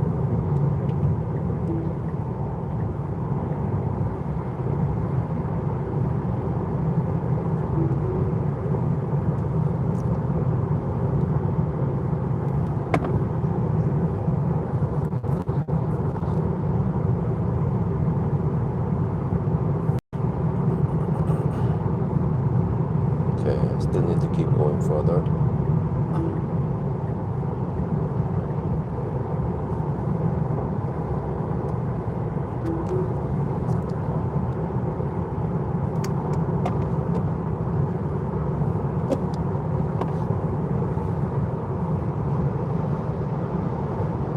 Yeah, I probably have to also turn around, which means that I'll be slow poking. Well, actually, it doesn't cost me that much extra time. I could just 999 towards, let me see here, try again, Nebbenes. That will be 15 kilometers plus, that'll be right there. I can 999 before I exit towards Nebbenes. Maybe I'll do that because the traffic seems to flow better now, northbound. But then southbound, there's a bunch of Nisse in the left lane. And another advantage is that I don't have to do the slow turnaround point, which means I'll be losing another minute. But the downside is that then I have a longer distance to drive to get back home.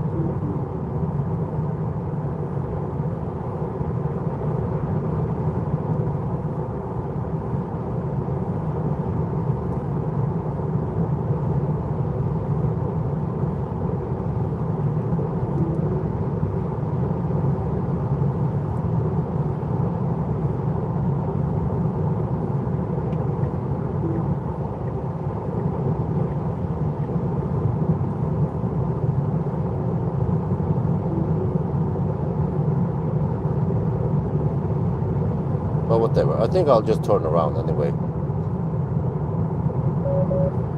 Let's entry. No, I'm looking at the map here, dude. Don't bug me.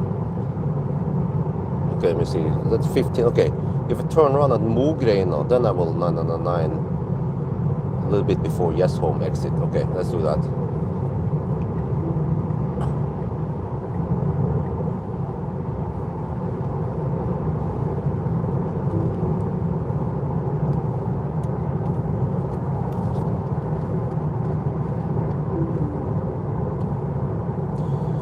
Ah, jeez. I mean, we corrected for slow people up until Yes Home, but I've been slowed down by a bunch of cars also past this point, so yeah. No, get out of the way, please. What are you doing? Man, seriously? I told you guys that Norwegians, they have no lane discipline. But okay, we just need to round down the result. And normally I do this at night and on a weekend, so we don't have to deal with a bunch of Norwegian Nisse on the road. Okay, I'm gonna turn around here anyway. But wow, it goes so slow, man.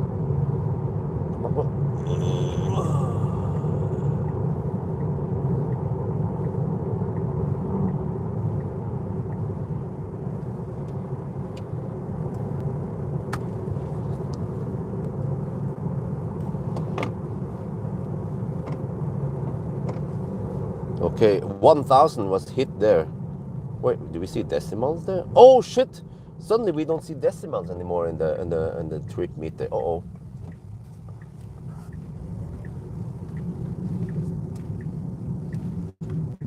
You don't have to pay attention when it ticks to the next to 1002, and then I have to count another place there.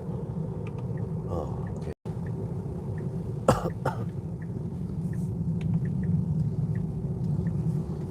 Let's see, 1000 and...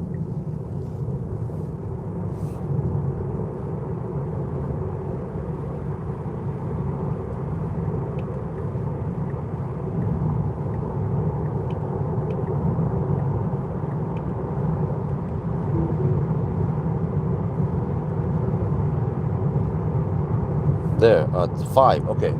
So 5 is the tick then, alright?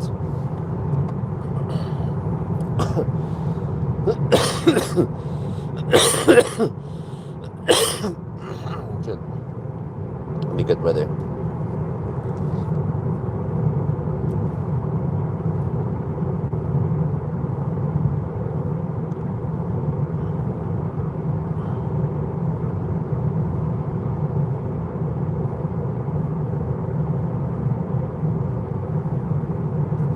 So take current time plus 1 hour and 32 minutes. Okay. So we are currently at 9 hours and 9 minutes.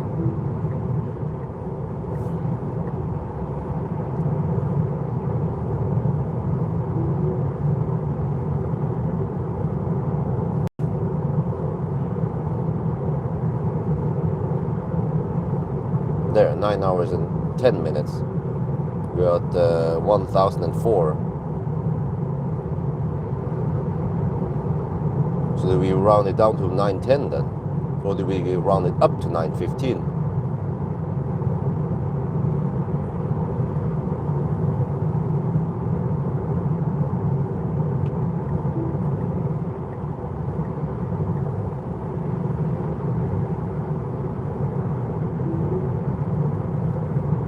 $1,005.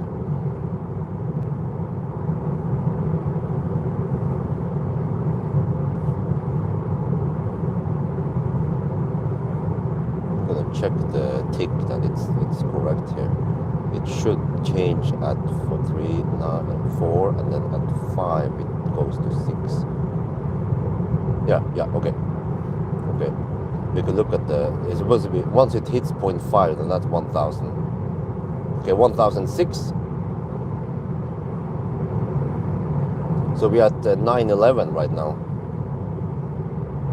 So it might be 913, so we just rounded down to 910 then. We did it as accurate as we could, applied all the corrections, given all the circumstances.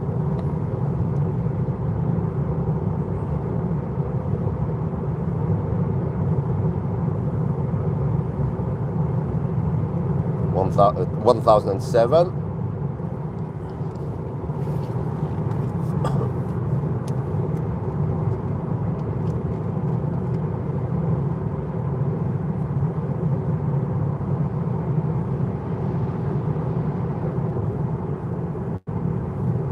One thousand eight.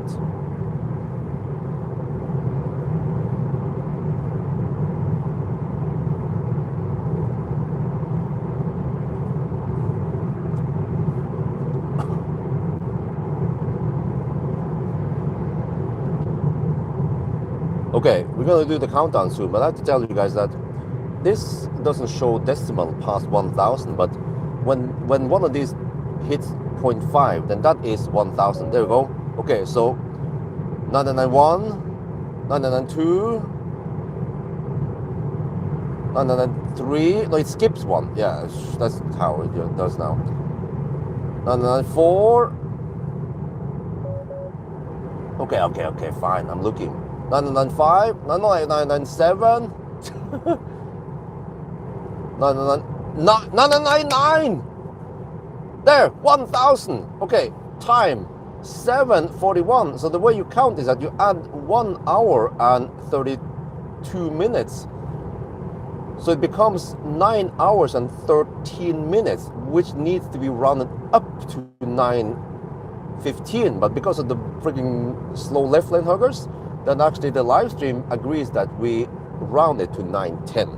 Okay, so we did it as fair as possible. When it comes to consumption here, 179.4 watt hour per kilometer, that is a bit too low because we had the delays and stuff, so it should be higher. Maybe I could just say we add 5 watt hour per kilometer to correct it as much as possible, but 9:10 is very impressive.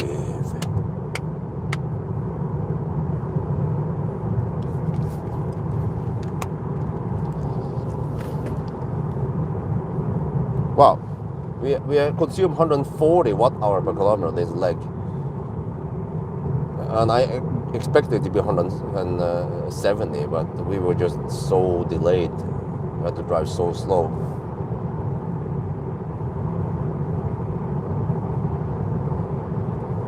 Well, let me see. Current drive took over 2 hours and we drove only 147 kilometers. That's around 70 kilometers per hour. Yeah, that's already solid proof how slow we had to drive in the last leg.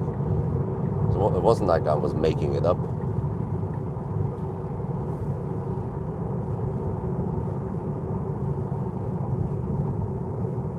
So maybe I will do a quick wrap up at the supercharger before I go home. But I think Isabella is supposed to wake up anytime soon now. So just want to make a 5-minute, but I can get some juice done during the 5 minutes. Okay, this is why.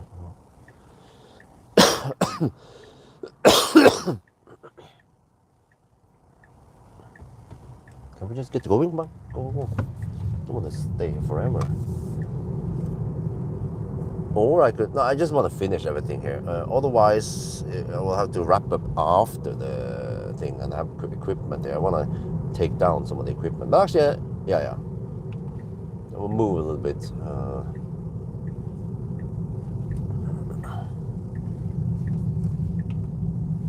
Maybe I'll just correct for the low consumption, because there's no way it's going to be that low. We have to add a little bit. I'm not sure how we're going to correct for it. Well, actually, I have the the current drive here.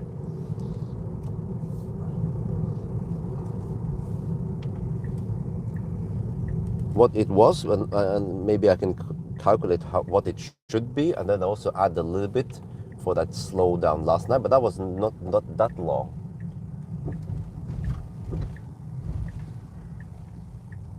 Oh, I haven't preheated the battery. I forgot about that, but okay, whatever. We can see what kind of speed we get then if it's not preheated.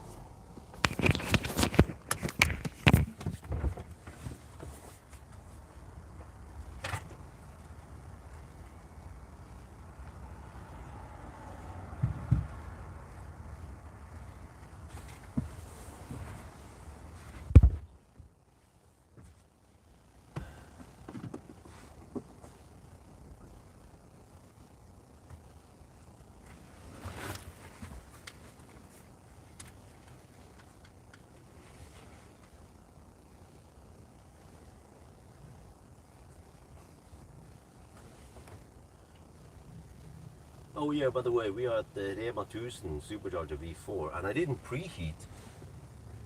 Yeah, so only 33 degrees Celsius. And now we're getting 172 kilowatt. Yeah, so it's not optimal, but whatever. I'm just gonna top up here a little bit before I do my wrap up.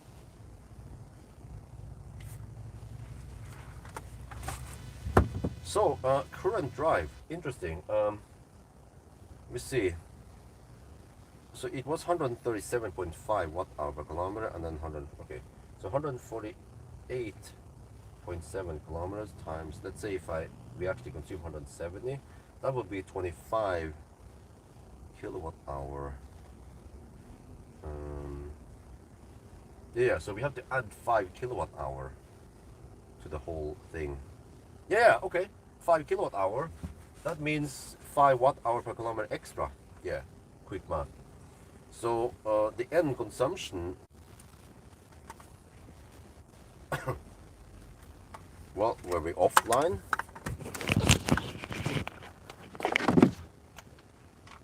I don't know, but I'm gonna end the live stream now at least. I didn't know we were offline. But did someone mention that, ask if I end the live stream?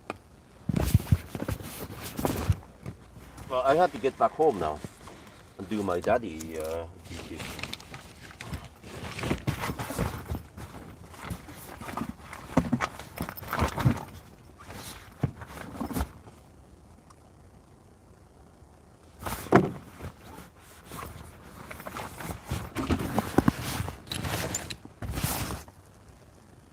Okay, bye-bye.